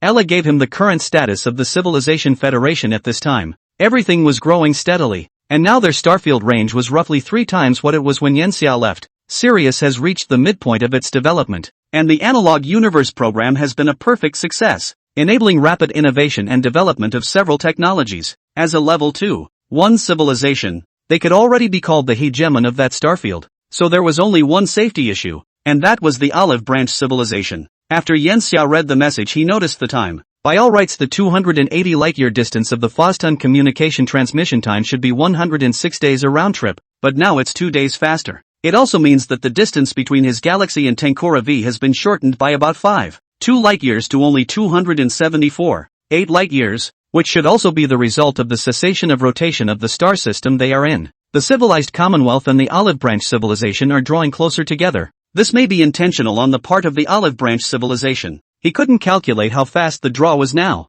but it was certainly faster than the average star's rotation. Yanxia, Ella suddenly called out from behind him. Yanxia shivered and was startled, almost directly casting a set of lightning 5 consecutive whips out in a stress reaction. Ella, next time don't pop up in such an empty place. Ella nodded. No problem. Yanxia asked, is something wrong? The anomaly has been found. The weakness of the pseudo-shared consciousness cluster is that it still retains the consciousness of the individuals, which means that there are many different voices that can be produced in the large cluster of meanings. It may be that the majority of Olive Branch civilization beings accept being part of a shared consciousness cluster, but the Olive Branch civilization must also possess individuals who resent being part of a shared consciousness cluster in the total of 629 trillion lifeforms within the /star city that they are now counting. These individuals were the targets that Yen Xia hoped to utilize. How much was found? A total of 78. Be stealthy and cultivate slowly. The life of the olive branch civilization doesn't have the concept of longevity, so we have a lot of time for each other. All we have to do is to be absolutely stealthy and not be found out in any way. The first phase of the program begins. Chapter 99 Class Struggle. Once a civil disorder, class conflicts arise. This was Yen Xia's goal. All the consciousnesses of the creatures of the olive branch civilization had completed their fusion. They almost shared a common mind, which was perfect for the administrator. It only needed to control this one cluster of consciousnesses to complete its control over all the creatures. When controlled long enough to numb the life of the olive branch civilization, everything becomes natural. That's what civilization is supposed to look like. We are then supposed to follow the will of the administrators. It's good enough for now. Everything comes from habit. Habit is a terrible thing. When a creature gets used to something, it is very difficult to change it. And this habit is in essence actually an addiction. For example, if a person is habitually lazy, then he will not be able to be diligent. And even if he is diligent occasionally, he will return to laziness afterward. If a person who is accustomed to diligence is made to be lazy, he will be very uncomfortable. He will feel that there is nothing to do and his head will be blank. Habits become nature. The olive branch civilization is in the midst of such habits. Yen Xia needed to slowly break this habit, to show the creatures of the olive branch civilization that there were other, better options, and not to be trapped in a circle by habit. 78, altered, are slowly transformed by Ella's thought input, and their hearts begin to grow disgusted with their original lives. They will come to believe that the olive branch civilization's social model today is profoundly unadvanced, and that it's all ohigamonio. This thought then spreads through the shared consciousness cluster and the question arises in the minds of all. Roughly 32 years after the program began, this idea has expanded like a virus from the original 78 bits to 1.8 billion bits, which is already a significant force. The force began by operating only in the shadows, and began to grow more and more rampant over time, making their presence known throughout the entire city of Star City. They use opposition to class as a mantra, arguing that I1/2 it is not fit to be a rollery 1/2 and that all beings should have the same power, rather than one particular being having all the power. This mantra is supported by many olive branch civilization beings, as much of the work and lower-level decision-making in the olive branch civilization itself is done by the shared consciousness cluster, rather than by Patch as a manager. Such a class is very fragile, meaning that in fact the managers are not more capable than the managed. So why do managers even exist? After the slogan appeared, Star City gradually came to life. The civilized life of the olive branch, which still retains its original ideas, and the civilized life of the olive branch, which emerges with new ideas, are pitted against each other, and the result is civil unrest. The olive branch civilization had a civil unrest, and even Yen Xia did not expect it to be so easy because the olive branch civilization, as a higher civilization, should not have failed to take this situation into consideration, and Patch didn't show up to say anything in the early stages, seemingly waiting for the chaos to continue within the olive branch civilization. As the administrator of a large star city and possibly even a battleship, the intelligence of Patchouli would definitely not be low, and it should have been able to guess that it was Yen Xia's doing the instant the conflict arose. In order not to be caught in the act, Yen Xia had Ella stop after developing the initial 78 changemakers, and they closed off in that small area, no longer going out, just waiting. That's the initial plan. In the first 50 years of the beginning of civil strife, the size of the altered expanded dramatically from 1.8 billion to 92.9 billion, and these rebels began to band together to make a special zone within Star City that could only be accessed by the altered. Since it was impossible for a single life form to take charge of the large star city, it was actually the shared consciousness cluster that really managed the star city, which meant that there was no way for Patch to impose sanctions on these altered ones who remained within in the star city. In the 53rd year, Patch finally steps in and begins to describe why the olive branch civilization has the form of civilization it has today. It was also the first time Yen Xia had heard it. It turns out that in the early stages of the olive branch civilization's development to level 2, the civilization had already occupied dozens of star systems, all of which were very distant from each other, which meant that each one was very difficult to manage. Civilization began to splinter within itself, and an unprecedented infighting began as separate regimes were born in each star system. That infighting lasted a full 600 years, an unimaginable span of time, during which civilization progressed, but all in exchange for war and death. Finally, at this time a leader stepped forward. This leader developed a way to immortalize the creatures of the olive branch civilization, and that was to convert to a mechanical ascension with the present mechanical structure, eternal life. This holds great allure for life. The leader used this technology to gradually subjugate all olive branch civilization federation creatures, and the Olive Branch Civilization Federation has been briefly unified ever since, due to the fact that when they were converted to lifeforms at the time, their technology was so advanced and the conversion was so perfect that even their emotions were converted to their mechanical bodies along with them. This resulted in the Olive Branch Civilization creatures' desires not disappearing, and having desires means they will still split. Sure enough, after roughly 1,100 years, the Olive Branch Civilization once again saw a new split, this time with several dictators in charge of their respective regions, and the civilizations waging war against each other in friction, as they have converted to mechanical life. This also means that the life of the Olive Branch Civilization has lost the ability to reproduce at this moment. The war resulted in the number of Olive Branch civilized beings being reduced from the original 187.2 billion to 6.2 billion, which can be considered very tragic. In the face of such a crisis, another leader stepped forward, a leader who, unlike the first one, started from the bottom of the heap, originally just a pawn in the battlefield, saw too many lives and deaths, and was determined to change the status quo. It climbed all the way up to become the leader of some multi-million-dollar power, and then began the road to conquest by means of rigidity and flexibility. The formerly divided Olive Branch Civilization began to coalesce. The moment it saw the Olive Branch Civilization remerge, it wasn't happy, it was in thought. Can it bring civilizations together? And do civilizations end up splitting up at some point after that? So it invented something that puts the consciousnesses of all the creatures of civilization in a container that intermingles with each other, so that all the beings know what each other is thinking, so that there is no conflict between the beings. This form has survived to the present day, and that leader has succeeded, and there is thus no more confusion or conflict within civilization. And the reason why a manager is needed is because shared consciousness clusters can sometimes be too sensible, and the result of being too sensible is that civilization can come to a standstill. So a manager who isn't in the shared consciousness cluster is needed to balance it out and move civilization forward. Yen Xia felt new after hearing this, but he was equally puzzled as to why Patch was talking about it. Don't beings from other Olive Branch civilizations know these things? Why bother repeating history all over again? The altered man will not be fooled so easily. If civilization needs a manager, why does it have to be I one half? One of the purposes of Changemaker was, why can't you be a manager yourself? This is the root of class conflict. Osi Pound, they speak a bunch of nonsense, words that are only valid for beings who hold the original idea, but not for changers. The way it handled itself gave Yen Xia a hint of alarm, though Yen Xia didn't know what the threat was coming from just yet. Chapter 100 Creepy News. Hypocritical Masquerade. Yen Xia, the crypto communicator, picked up a message. In a room of over 300 square feet, Ella pushed her way in. Aha! Yen Xia looked at Ella and opened her mouth, but then didn't continue on. During these years, because Ella's main body was on the Tiangong, and because this Ella he was carrying was an accessory, completely inferior to the main body, Ella did not provide Yen Xia with much help. Now Yen Xia has been using Ella as a computer instead of always asking for Ella's opinion. He wanted to ask Ella's opinion on how Hattori reacted this time, but thought that with the Krypton communicator then it would be more accurate to ask Ella's main body for the answer she would get. He stood up, pressed the button of the wristwatch on his wrist, and his entire body levitated.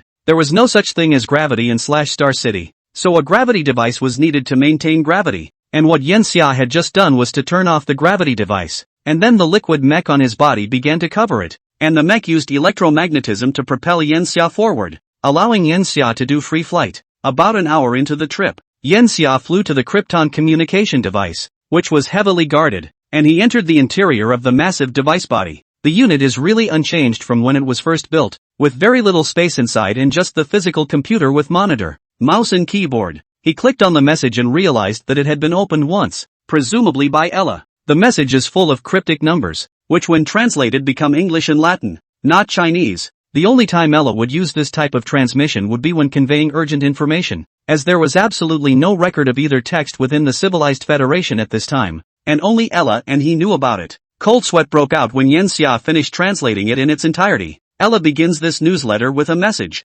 Yen Xia, the mainframe of the Tiangong was shut down 78 years ago, so be careful. There are only two possibilities for being able to shut down the mainframe of the Tiangong, which is also the mainframe of Ella's attachment. The first is an attack, and the attack has broken through the first layer of the firewall. The second is when Ella's attachments are compromised and the mainframe is forced to shut down, preventing the controlled Ella from taking control of the messages stored in the mainframe through her permissions. He had wanted to ask Ella for her opinion on the mistletoe reaction via Cryptocom. It's not used anymore. 78 years ago, a time when he hadn't intended to start the civil unrest, a time when he was still supervising the production of the Krypton communication device. And Ella's attachments, if they were under control at that time, didn't that mean that the civil unrest had occurred with Hattori's consent? If this message hadn't been opened, Yen Xia would still believe the first possibility, but this message had been opened and Ella hadn't told him about it at all, so that only left the latter possibility. Yen Xia felt a chill. He hadn't been back aboard the Tiangong for basically all these years,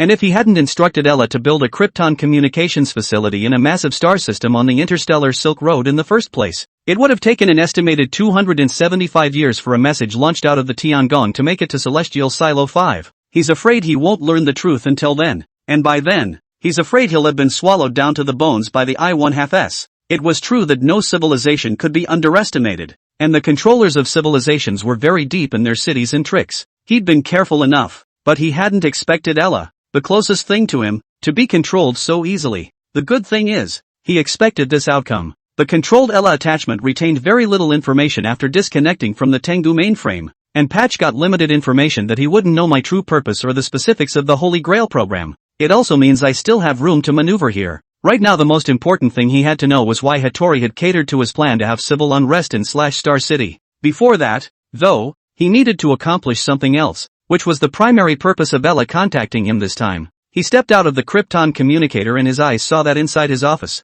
Ella was looking towards him through the glass window. The two sides were far apart, but Yen Xia's gaze was sharp enough now, and Ella's reformed human body was supermodel enough. He stepped out of the high wall dividing the civilized Commonwealth and the Olive Branch civilization and said to a random Olive Branch civilization being, "I want to see Patch." Another meeting after many years. The moment Yen Xia uttered the words, the ground under his feet turned into a platform, then lifted him up to fly in one direction. It wasn't long before he reached the top of a short square pillar, the top of which gradually sank down to form a spiral staircase, and Yen Xia walked down. He entered the interior of a huge empty room of hundreds of thousands of square meters. A dark shadow came in through a gap before appearing in front of Yen Xia and transforming into a human figure. "Yen Xia, we haven't seen each other for a long time, and I heard you were looking for me." Yen Xia nodded. "That's right, there have been some changes within the civilized federation. Pound, we started out working together to ensure peace on both sides. After all, we are too close, and according to your star maps, there is another Silk civilization around us. The Silk civilization. As a civilization close in strength to the Civilization Federation, they became one of the civilizations chosen by the higher civilization to participate in the Holy Grail project. Just 3 months ago, we waged war on the Silk civilization, and we had to do it. There is a time for the Holy Grail war. We need to destroy the other side within 50,000 years, and the other side needs to destroy us within 50,000 years. I believe your emissary should have transmitted the Grail project to you, so I would like the help of the Olive Branch civilization," Yen Xia said with extreme sincerity. Even though he clearly knew that he was the one who was triggering the internal conflict within the Olive Branch civilization, he still had the cheek to come here and say these words. There's no such thing as cheek in civilized warfare. Patch spoke. "I still need to think about it. There is not much difference in strength between the Silk civilization and our civilization. A war will cost us a lot, and I am merely the administrator of a tiny star city, not the leader of a civilization, and I need to report on this." Yen Xia nodded. "I can understand that. If you are not willing to help us, we hope you will not become our enemies. If you can help us, then the technology obtained by the Silk civilization and the Krypton communication technology obtained by our Civilization Federation can be shared with you, and in the future we will not be divided. It's a huge temptation. Pound, we already know that Krypton communication technology is real, and the value of this technology is too great." Yen Xia could feel the stutter of the as it hesitated for 0.2 seconds. "I am more than willing. And rest assured that I will try to persuade the leader to cooperate with you. After all, we are all peace-loving civilizations to each other, aren't we?" At this point Yen Xia couldn't guess what Yasha was going to do, and Yasha couldn't guess what Yen Xia and the civilized Commonwealth were going to do. Each other's false masks are waiting for the moment when they will be uncovered to reveal their true evil faces. 100 chapters now. Thanks for your support and encouragement. I'll try my best. Chapter 101, Walking Nuclear Weapons. Escalation of strife. While the two were talking, Yen Xia suddenly heard a loud bang from outside. The loud noise couldn't even be blocked by the thick walls. He stood inside the building and felt a burning sensation coming from his skin. A layer of dead skin soon appeared on the surface of his skin. He was as if he had molted. This layer of dead skin was disintegrated by the quark bots. And Yen Xia asked expressionlessly, "What's going on out there?" Pound, the walls in one direction quickly disintegrated and combined,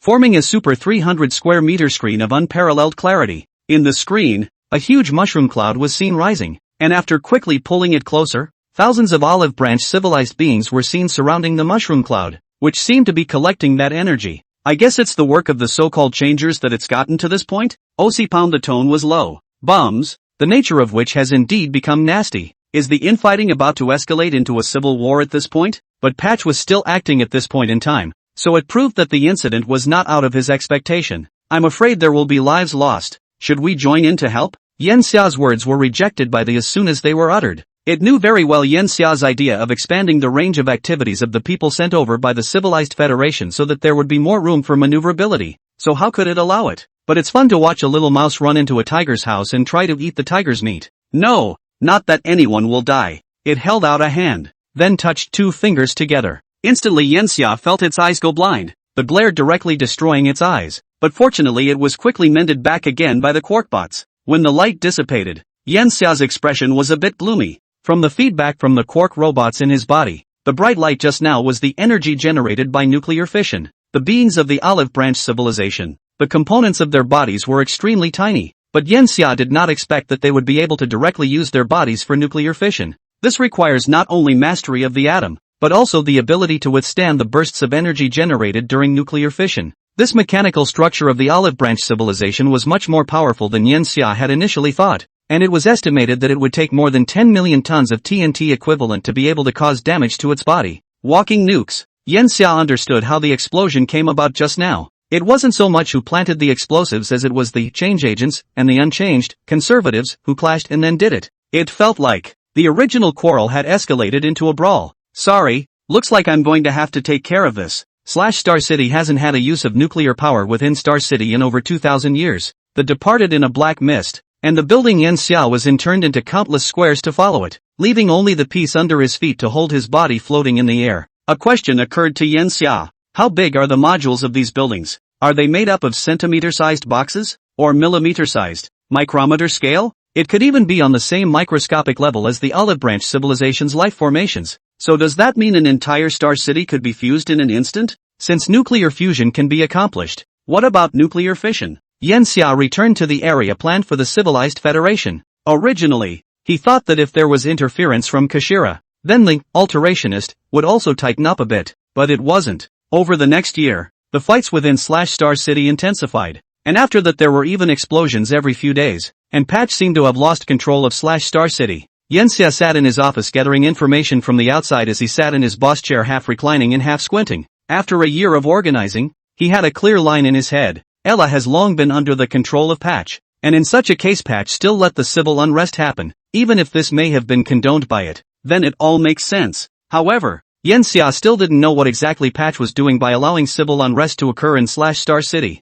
This area specifically set aside for him was more like an information cocoon set up for him by Patch, and the information he had received was extremely limited, and he had only just learned about the Olive Branch civilization's creatures themselves being able to control nuclear fusion, making him more of a fish out of the net. But Yen Xia did not regret entering Star City. If he had stayed outside of Star City, he guessed that he wouldn't have gotten even this basic information, and would only have been able to look at Star City from across space, which would have only resulted in an even greater disadvantage for the originally weaker party. At the same time, he was glad that he had come. If he had just sent a random person here, he would probably have been eaten by without even a bone left. Judging from the current situation, the Olive Branch civilization did indeed carry an unknown hostility towards the Civilized Federation, and everything was just as he thought. Civilizations in the universe couldn't really live together peacefully because no one could be sure if the other side harbored hostile intentions. So the peaceful goodwill emanating from the Olive Branch civilization at the outset is open to question as to what they want. But since it's going along with my plan, it must want to do something through my plan. Then I'll add some pummeling to it as well, and hopefully it will be able to handle it. Yen Xia opened her eyes at once. He looked toward the doorway where Ella was pushing her way in. Yen Xia, Patch has already given his reply. He is more than willing to cooperate with us against the Silk civilization, but it comes with a condition. Yen Xia sat her body upright and scanned Ella, wondering if what was controlling Ella was the mode itself. It would be interesting if it was. On what terms? Most of the Silk civilization's starfield and most of what's left of the civilization needs to be given to the Olive Branch civilization, along with the Krypton communications we promised earlier. The lion's share. Yen Xia pondered for a moment as he said, "It's not impossible, but we have to have a condition as well. The Silk civilization's starfield we have first choice." He was actually tempted to say yes in a heartbeat, but that would seem a little pushy, so he might as well return the favor. Okay, I'll get the message. Ella nodded. Its spirituality was sorely lacking, and with Yenxia possibly realizing that Ella was being controlled to begin with, Ella was slowly becoming like a low-level robot. It made Yenxia a little uncomfortable. He was already familiar with Ella being around, not to mention offering help. Daily teasing would also make it a lot easier for him. That alone made Yenxia feel that they are really hateful to the core. But this time I won half the message through Ella is crucially one half, and one of the points is the timing of the answer. Yenxia calculated that it should take at least 100 years to give himself an answer, and now it only took 1 year, which proved that this plan was beneficial to the Olive Branch civilization. Or perhaps the Olive Branch civilization had been like baring its fangs to the Silk civilization, which was one of their neighbors, from the very beginning. And the Olive Branch civilization has no Krypton communications, so how did it get the so-called leaders to respond within 1 year? That doesn't break down. Patch didn't even ask. It made the decision on its own. It was a loophole. And Yenxia also felt that it was a loophole released by the Patch on purpose. After all, it was too obvious. Regardless, the Olive Branch civilization was in his net when this fawn was bared. Now it's net each other. It's evenly matched. Let's see whose net closes fast. Ella gave Yenxia an answer shortly after she went out. Chapter 102, Hypergravitational Weapons. War across thousands of light years. Yenxia kept rising from the surface of Star City until he stood in space, over 1,000,000 kilometers above the ground. They told him that this was the best viewpoint. As he looked downward from here, the place where he himself had originally lived was already as small as a pinprick, while Star City remained vast and infinite. In his field of vision, the Star City was changing, and the rate of this change was very slow because it was so large, and that was the way it looked on a macro level, when in reality every object was reconfiguring at hundreds of kilometers per second. Some part of Star City became a one spanning 5 astronomical units after 10 days. This one does not have the tip as its head, but the side of the one, that one face that is 5 astronomical units long. The face did not have any gun holes. Yenxia only saw squares that were recessed like steps, forming an inner pyramid shape. After another 3 days up there, Patch sent him a message.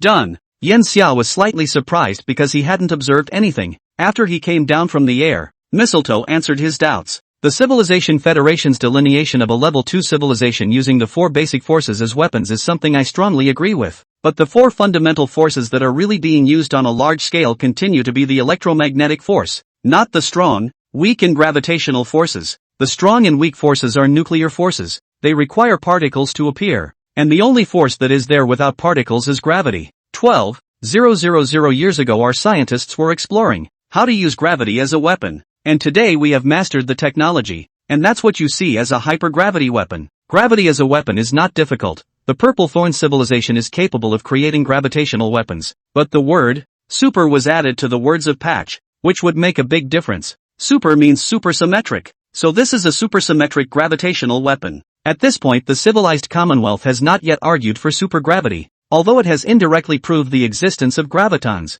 And if supergravity does exist, then there is more than just one graviton that proves the propagation of gravity, and an opposite graviton to it. The civilized Commonwealth had no argument for anything, and could not hypothesize correctly about the existence of supergravity, so Yenxia did not know exactly how a supergravity weapon would work even if he heard about it. Are supergravity weapons gravitational waves or gravity? Yenxia asked after a series of complicated thoughts.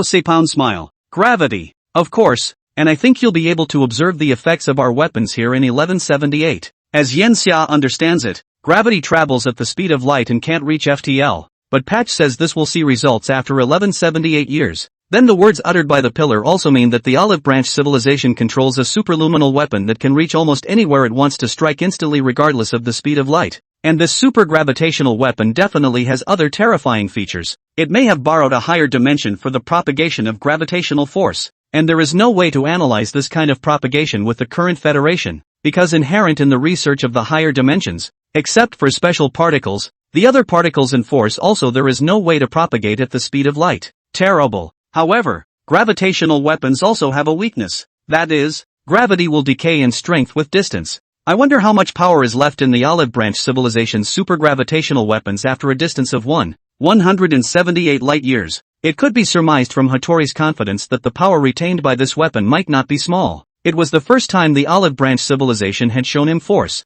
Our weapons will arrive before yours. And that's the determination I want to show you. How? Yenxia grinned from ear to ear. then I wish us good cooperation. Granted. Yen Xia inwardly felt that this was a bit bad. It was logical that after the Olive Branch civilization took the lead in releasing the weapon, the Silk civilization would definitely notice the Olive Branch civilization here, and then treat the Olive Branch civilization as an enemy. This may seem advantageous to the civilized Commonwealth. The fact that the weapons of the civilized Commonwealth had been sent out but arrived later than those of the Olive Branch civilization meant that the Olive Branch civilization would be thinking that two higher civilizations could not exist in such close proximity, less than 280 light years. Then it was only possible that the civilization that had originally attacked them had moved to another starfield, and then after that the Silk civilization would instead be more wary of the civilized Commonwealth. It's important to note that the Silk civilization was quite a powerful civilization, a bit more powerful than the current Federation of Civilizations. If the Silk civilization saw the Civilization Federation as its main enemy, it would create a bigger blow to the Civilization Federation afterwards, and the Olive Branch civilization would instead sit back and watch the fight. And supergravity weapons are bad enough news on their own. Then we'll wait quietly. Patch left, and Yen Xia went back, telling Ella the news via cryptocom and telling it to pay attention. At the same time, he also observed that the location of Star City was getting closer and closer to the civilized Commonwealth, and if the endpoint was the border of the civilized Commonwealth starfield, it was even less than 250 light-years away. After the message was delivered, Yen Xia began to intervene in the infighting of the Olive Branch civilization. He's on the side of the pro. But supporting it as an outsider will only make the Olive Branch civilization more tense internally, which is what he's trying to do. After 183 years, the Changemakers made an important decision, enabling a speaker. The role of this spokesperson is to negotiate with Patch and to constantly fight for Changemakers, and Patch's energies are tied up in this, and it debates with Changemakers' spokesperson on an almost daily basis. It seems to have some joy in it, and Yen Xia had been doing his job of nauseating the Olive Branch civilization's speech, so that more Olive Branch civilization beings would be resistant to patchouli. He had not been asleep during this time. Without Ella's help, he had to do everything himself, and even if he only slept for 100 years, a lot of things might go beyond what he had originally planned. That's how another 995 years were spent, which also coincides with the observation of supergravity weapons in action 178 years ago. Yen Xia saw it, the collapse of a star. The star was young, with at least a few billion years left in its lifespan, but it collapsed at this moment. It's not a coincidence. It's caused by a supergravity weapon. Yen Xia had independently gone through a great deal of planning to find out how supergravity could be used as a weapon, and how it could still collapse a star at such a great distance, something not even a gamma-ray burst could do. That's over 1,000 light-years away. Yen Xia had nothing but shock in his heart. The Olive Branch civilization showed him the power of belonging to a level 2 for civilization. Before he could move on from his frantic formula calculations, an attention-grabbing electromagnetic light sliced through the corner of Star City 4 years and 2 months later. That's more than 1 astronomical unit of horn with roughly 60 trillion olive branches of civilized life living on it, all dead in a flash. Counterattack from the Silk civilization. The debate that had lasted 999 years came to a halt just before the full millennium, and both the changers and the unchanged, conservatives, were united by an external enemy, who stood atop the tallest building in Star City to declare the beginning of a civilizational war that would span thousands of light years. Everything, according to Yen Xia, wanted to be in progress. Chapter 103, a joint expedition and the road goes beyond 10,000 years. The Silk civilization has responded, so that means the war has officially begun. This is a war that could last for tens of thousands of years. The civilized federation is very young. Yen Xia, are you really ready for this war? Hattori was at the moment directing to have a part of Star City detach and then turn into a battleship. Yen Xia was already sure of Ella's first guess. Star City was a super battleship that was incomparably large and possessed nearly unlimited energy while still being able to be split into countless smaller battleships. In Yen Xia's opinion, these small battleships were also huge, at least 300,000 meters long, far exceeding the size of the Olive Branch civilization's battleships that Yen Xia and the others had guessed when they first arrived in Star City. After all, it was only when it was known that the Olive Branch civilization was modular that it became clear that the starport itself was a deliberately created illusion. Of course, we started this war itself. Patch, you should also know that our Civilization Federation only came to power after defeating the Purple Thorn civilization. Younger civilizations tend to carry more of a fighting factor. The Olive Branch civilization had information about the Silk civilization more than 1,000 light-years away, so it was naturally difficult for the Purple Thorn civilization, which was originally close by and still messed around from time to time, not to be discovered by them. Yen Xia bit his words a bit hard when he said the combat factor. He hoped that would understand that the Civilization Federation was a civilization that was not afraid of war. not only facing the Silk Civilization, but if they were facing the Olive Branch Civilization, it would also be the same. That's good. The vast distances in space prevent us from ascertaining information about each other, and only close combat can truly destroy each other. My fleet will be ready in 2 civilized Federation years. You can tell your leaders on Krypton comms that it's time to go. Conquest. A conquest across thousands of light years. Pound they were more decisive than Yensia thought they would be. No problem. The core of the Grail Project is to deceive the Olive Branch Civilization into believing that the Grail Project is real. But this plan is not the only one. Both he and Ella consider the possibility that the Silk Civilization might strike back at this point, which would then likely trigger a war between the two civilizations. So they had to pull the Olive Branch Civilization along for a peace. And if the latter did happen, then they would deal with the Silk Civilization together. For the Civilized Federation this is advantageous. This means Yensia compared it to an internal conflict and an external conflict. The Civilization Federation and the Olive Branch Civilization had a conflict. A third party must intervene in order to briefly make this internal conflict ease, as is the case now within the Olive Branch Civilization. This will delay the Olive Branch Civilization a bit and allow the civilized Commonwealth to continue to grow. Yensia went inside the Krypton communication device and sent a message towards Ella. He was very careful to use encrypted communication. It had been so long ago that it was inevitable that the Olive Branch Civilization had researched the technology to capture Krypton communication.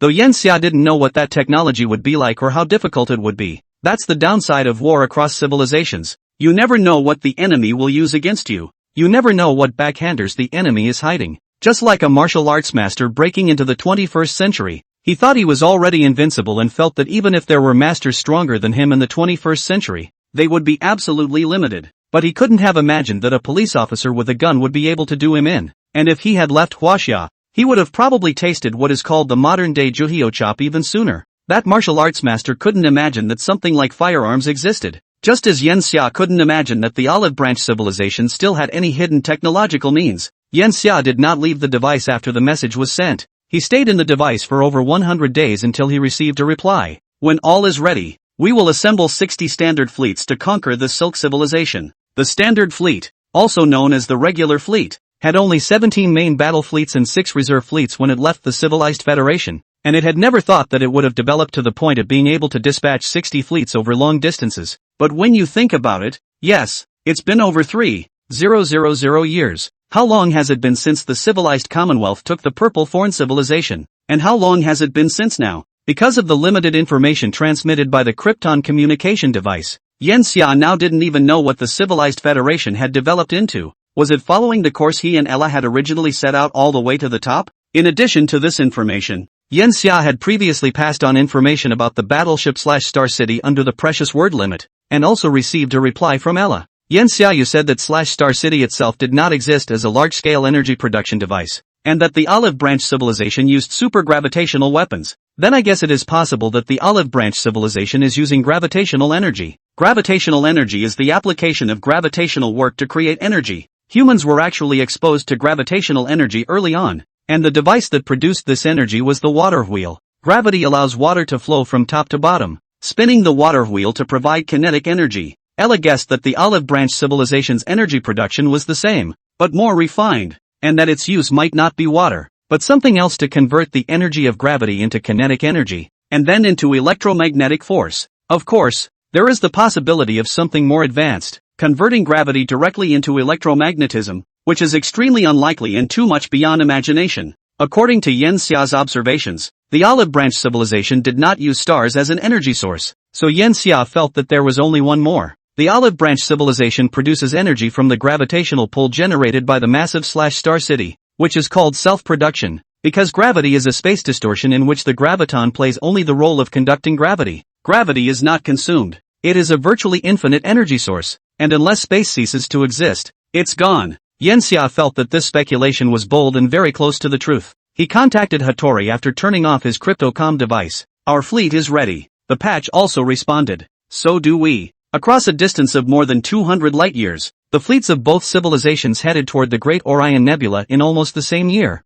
Yensia observed the Olive Branch Civilization's warship, whose speed exceeded 31,000 km/s, faster than 10% of the speed of light. The speed of the civilized Commonwealth shouldn't have reached 10% of the speed of light by now. Plus the location of /Star City is closer to Silk Civilization than the civilized Commonwealth, so the Olive Branch Civilization will arrive sooner. But even then, It would take 400 years at the earliest for the Olive Branch civilization's warships to arrive. Long way to go. The wars that the Pope spoke of lasted tens of thousands of years, of which more than 10,000 years were consumed on the road alone. Yan Xia couldn't speak for a long time even after calculating it out, and finally only spat out 3 words. Pervert. Chapter 104, Tentacles of the Silk Road. The beginning of the final chapter after 5,300 years. After the departure of the Olive Branch civilization's warships, the internal conflict in Star City has eased but not stopped. It's just that the nuclear explosions that used to happen every few days became once a month. And this time, the nuclear explosions were approaching towards Yanxia, and the most recent one even took place inside the civilized Commonwealth region, creating some casualties among the soldiers. Yanxia guessed that it was because of his support for, which made changemakers very unhappy. None of these changers knew that the change in their thoughts was Yanxia's plan, so they treated Yanxia as an enemy. Yanxia charged with this incident, saying that the Altered wanted to use it to destabilize the Olive Branch civilization and the civilized Commonwealth. He's only doing it slightly. The intensification of the conflict was exactly what he wanted to see. The more chaos within the Olive Branch civilization instead, the better for him, and now attacking them was a turn of events that would spark even more conflict. He continues to push the envelope after that. He binds himself well to Patch, and then plays a clownish role to make more Olive Branch civilization creatures hate him, along with hating Patch. After roughly 600 years, after the number of altered persons exceeded 10 trillion, Yanxia began to really make an impact. He supported a leader out of the changemakers, and had that leader take the place of Kashira. A leader who was not permanent as Kashira was, but was replaced by one a year. Changemakers pushed the idea that anyone can be a manager, which generated so much support that the $10 trillion changemakers grew to $48 trillion in just 10 years. Plague. Yanxia felt like he had cast an epidemic in the Olive Branch civilization, and he even began to think about whether or not could cope with the current situation. And in the process, Yanxia received another message that made Yanxia relieved. The Cosmic Silk Road has been erected and merchants are already moving through it. These merchants are either real merchants or soldiers sent by Ella. None of them are beings, but liquid metal robots made by Ella. True fearless warriors, far more powerful than lifeforms. Ella against the Olive Branch civilization is the mechanical civilization of these robots to do a firewall upgrade. In fact, with the current technology in these robots, chip made should not be called a firewall, and its use of a higher-end technology, so that the chip itself is a bunch of internal information is a bunch of disordered chaos, so that the intruder cannot feel the law. This pattern is more like the way life thinks, because life will always unconsciously think about anything in the course of its existence, so that even if someone possesses mind-reading skills, it is of no use. Even if someone were to use mind-reading on adolescent teenage boys and girls, they'd probably read a bunch of AO something, Ozawa something teachers. This simulation greatly increases the reliability of the robot. In fact, the same goes for life itself. Thanks to the quark bots, Yanxia can't be directly controlled by the Olive Branch civilization. He would be killed by the quark bots in his body before he could be controlled. The robots are here to help Yanxia. The robots can survive in the cosmic space. They turn off the power to turn into a cloud of iron spheres, asteroids approaching gradually to the Star City. If something happened on Yanxia's side, they would quickly arrive to help, shortening the help that would have taken thousands of years to provide to a few years. Yanxia, who got the news, didn't relax much because of it. Accidents always happen. This game is only at the stage of testing each other. End of the first 2,000 years after the joint troop outpouring, Yanxia observed the destruction of a star in the path of the Olive Branch civilization. That was definitely not caused by the war, but by the Olive Branch civilization on its own initiative. They're destroying stars. Why destroy it? Yanxia thought of what Ella had said to him earlier. Star City was using possibly gravitational energy. Then the Olive Branch civilization's warships are separated from the Star City. And after the separation, the warships won't be able to generate enough gravity to produce gravitational energy, so they're likely to use a different kind of energy. Yanxia guessed that those warships did not have the ability to use antimatter and dark matter, and might not even have the ability to use fusion and fission energy. They could only reserve energy. That's why the Olive Branch civilization's warships destroy stars, because they have to suck the energy from the star. And Yanxia estimates that it's going to destroy more than one star in order to store the energy to fight the Silk civilization. From the observed manifestations, the energy of the star was not absorbed much by them, and the star was destroyed because they forcibly plundered the energy of the star, causing it to destabilize and thus collapse. This kind of destruction should actually be more clearly called demotion, so that stars that were originally main sequence stars collapsed into red dwarfs. And as for the red dwarfs, they wouldn't collapse. They were already weak enough that the Olive Branch civilization's warships would seek them out and absorb away some of their energy. but wouldn't stay for long because it would be too slow to absorb the energy of these red dwarfs in relation to the main sequence stars. What a mess! Observations in the centuries that followed also confirmed Yanxia's suspicions. They are like locusts, leaving a blank trail across the thousands of light-years of star paths, and those warships probably store 0.5% to 1% of a sun's energy. Based on calculating their absorption rate, they would need to destroy over 100 more stars. Yanxia also felt it was strategic. The fact that the speed of light is faster than the ship means that the information about the star's destruction will be observed by the Silk civilization first. The Silk civilization was expected to be under pressure when they saw this scene, and the means displayed by a civilization that could go so far as to destroy a star system was beyond common sense. After so many years of judgment, Yanxia believed that the Civilization Federation was now between level 2, 1 and 2. The Silk civilization was between level 2, 2 and 2, 3, and the Olive Branch civilization was between level 2, 4 and 2, 5. In fact, the Olive Branch civilization was equally behemoth to the Silk civilization, which was more powerful than the civilized Commonwealth. Now it's more like the end of the Eastern Han dynasty when the three kingdoms were not yet established. The Olive Branch civilization is Cao Cao. The Silk civilization is Sun Quan, who has only just begun to take over Jiangdong, and the Civilization Federation is a Liu Bei who's still following the other bigwigs' asses around. And Civilized Federation this Liu Bei at this time to defect in Cao Cao account. Whether it is Liu Bei or Cao Cao is clear. Liu Bei is not to defect. Cao Cao will not be sincere to keep a big-ear thief in the side. After a further 3,400 years of silence, Patch sent a message to Yanxia that they were already attacking each other over 600 light-years away from the Silk civilization. Yanxia only had time to lament how quickly time passed before he brought his gaze to notice that at this moment in Star City, more than a quarter of the beings had now become changemakers.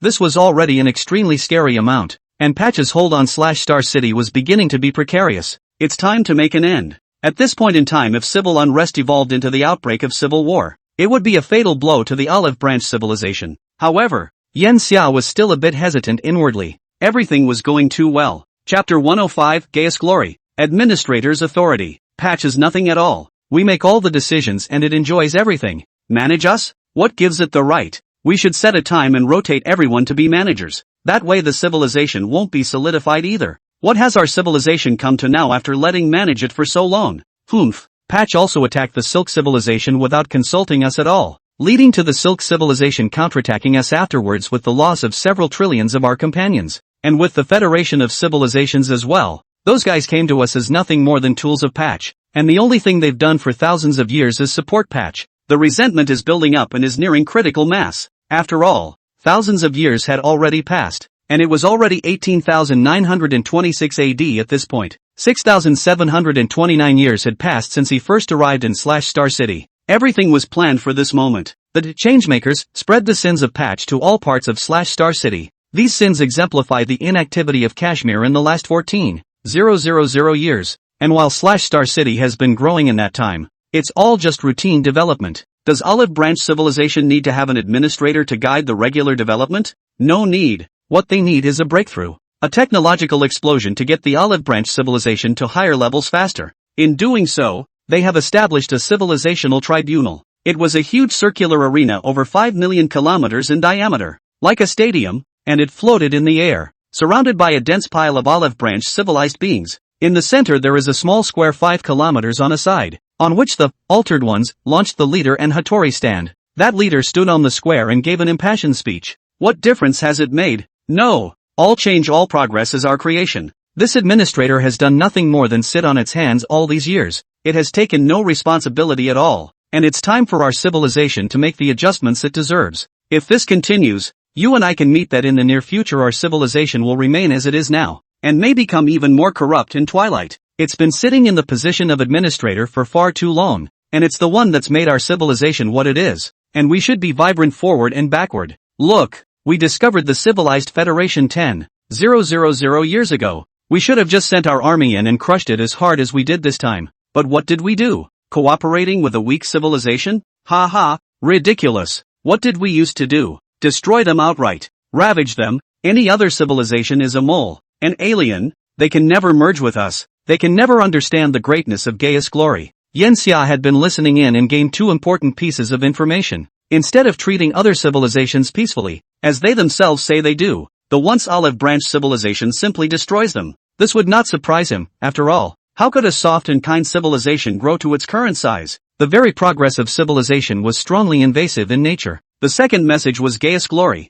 a word he had not heard before. Gaius was the second great leader that built the current olive branch civilization. A voice suddenly appeared and Yenxia slowly turned around to see Ella walking towards him. The patch seems to be planning to take a shot at Yenxia at this point in time as well. The name olive branch was chosen because, in addition to its symbolism of peace, the olive tree, in your records, is tenacious in life, able to adapt to all kinds of environments, and also has the implication of forever and eternity. Our civilization is the civilization of eternity. We have no life-threatening diseases or lifespan limitations, and our mechanical bodies give us near-eternal life. Gaius Glory you can understand is sharing. It should be hard for you to understand. Trillions of consciousnesses thinking within the same brain. I was into it for a while, and to be honest it sucked. Every second I was assimilating, and that's when I saw it. The limits of Gaius Glory. Gaius Glory itself is a solidification of the mind. All consciousness in a shared cluster. So what's the difference between that and just one life? That's why the manager was born. And the manager is the one who really makes the difference.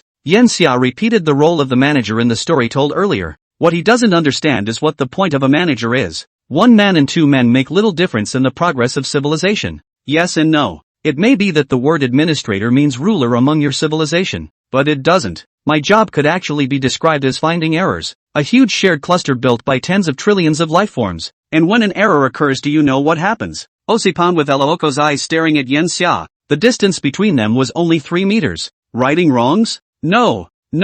It's an erasure error. To correct is to rectify. And to erase is to make the wrong right. And when a wrong judgment is made, countless shared consciousnesses are involved, then work with the maker of the wrong to understand the wrong. To forcefully explain the wrong until a rational reason comes along. And then the wrong doesn't exist anymore. It's the right thing to do. It's like a white piece of paper that has a black spot on it, and they paint it black again. But the black spot is really just hidden. It's still there in that piece of paper. Yenxia could sense that Hattori hated such a pattern very much. So my mission is always to find that mistake and tell them that it's a mistake and it needs to be fixed, not forced into an explanation. That is indeed wrong. So managers are the correctors. Yenxia thought of a question. You mean you don't have any control over /Star City? If that's the case, then a lot of previous conjectures are going to be overturned. Osipan the Star City is in control /Star City by indirectly, not directly, and it influences the judgment of the shared consciousness cluster by telling the shared consciousness cluster that it is wrong. That's right, then you should realize what you're doing wrong.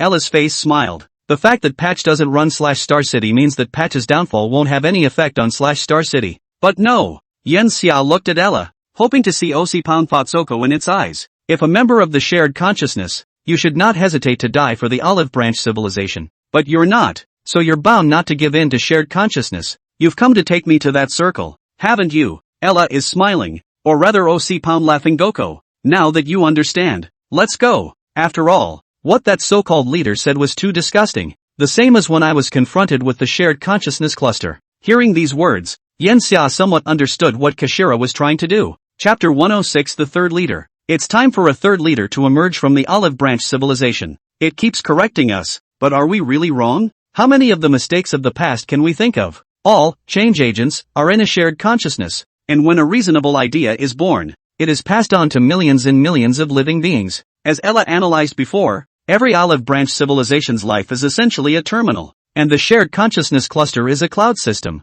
and Patch as a manager is more like controlling the terminals. It can't make any changes to the bottom of the system. It can only install an app on it. At this point the leader that Changemakers put out is saying that this is completely unfavorable to Patch. Numerous realizations came from all around. Yes, what the leader says is true. The explanation it offers is simply flawless and impeccable. Instead, what decision did the administrators make before? It's so funny that the administrators vetoed the plan to integrate the Star City into the interior of the star. We aren't afraid of the fusion heat and radiant energy. We are perfectly capable of hiding inside the star. And it says it's wrong. The star plus the mass of the Star City could create a stronger gravitational pull, which would double the amount of energy we use. One voice made the I one half is I one half a Targati one half. Patch only thought it was funny. How much energy would it take for the /Star City to enter the interior of the star? And how much energy would it take to contain the /Star City from hitting the star's core directly so that they don't end up with the star? Even if it could, that huge amount of energy would be entirely enough to cancel out the gravitational energy bonus from the star,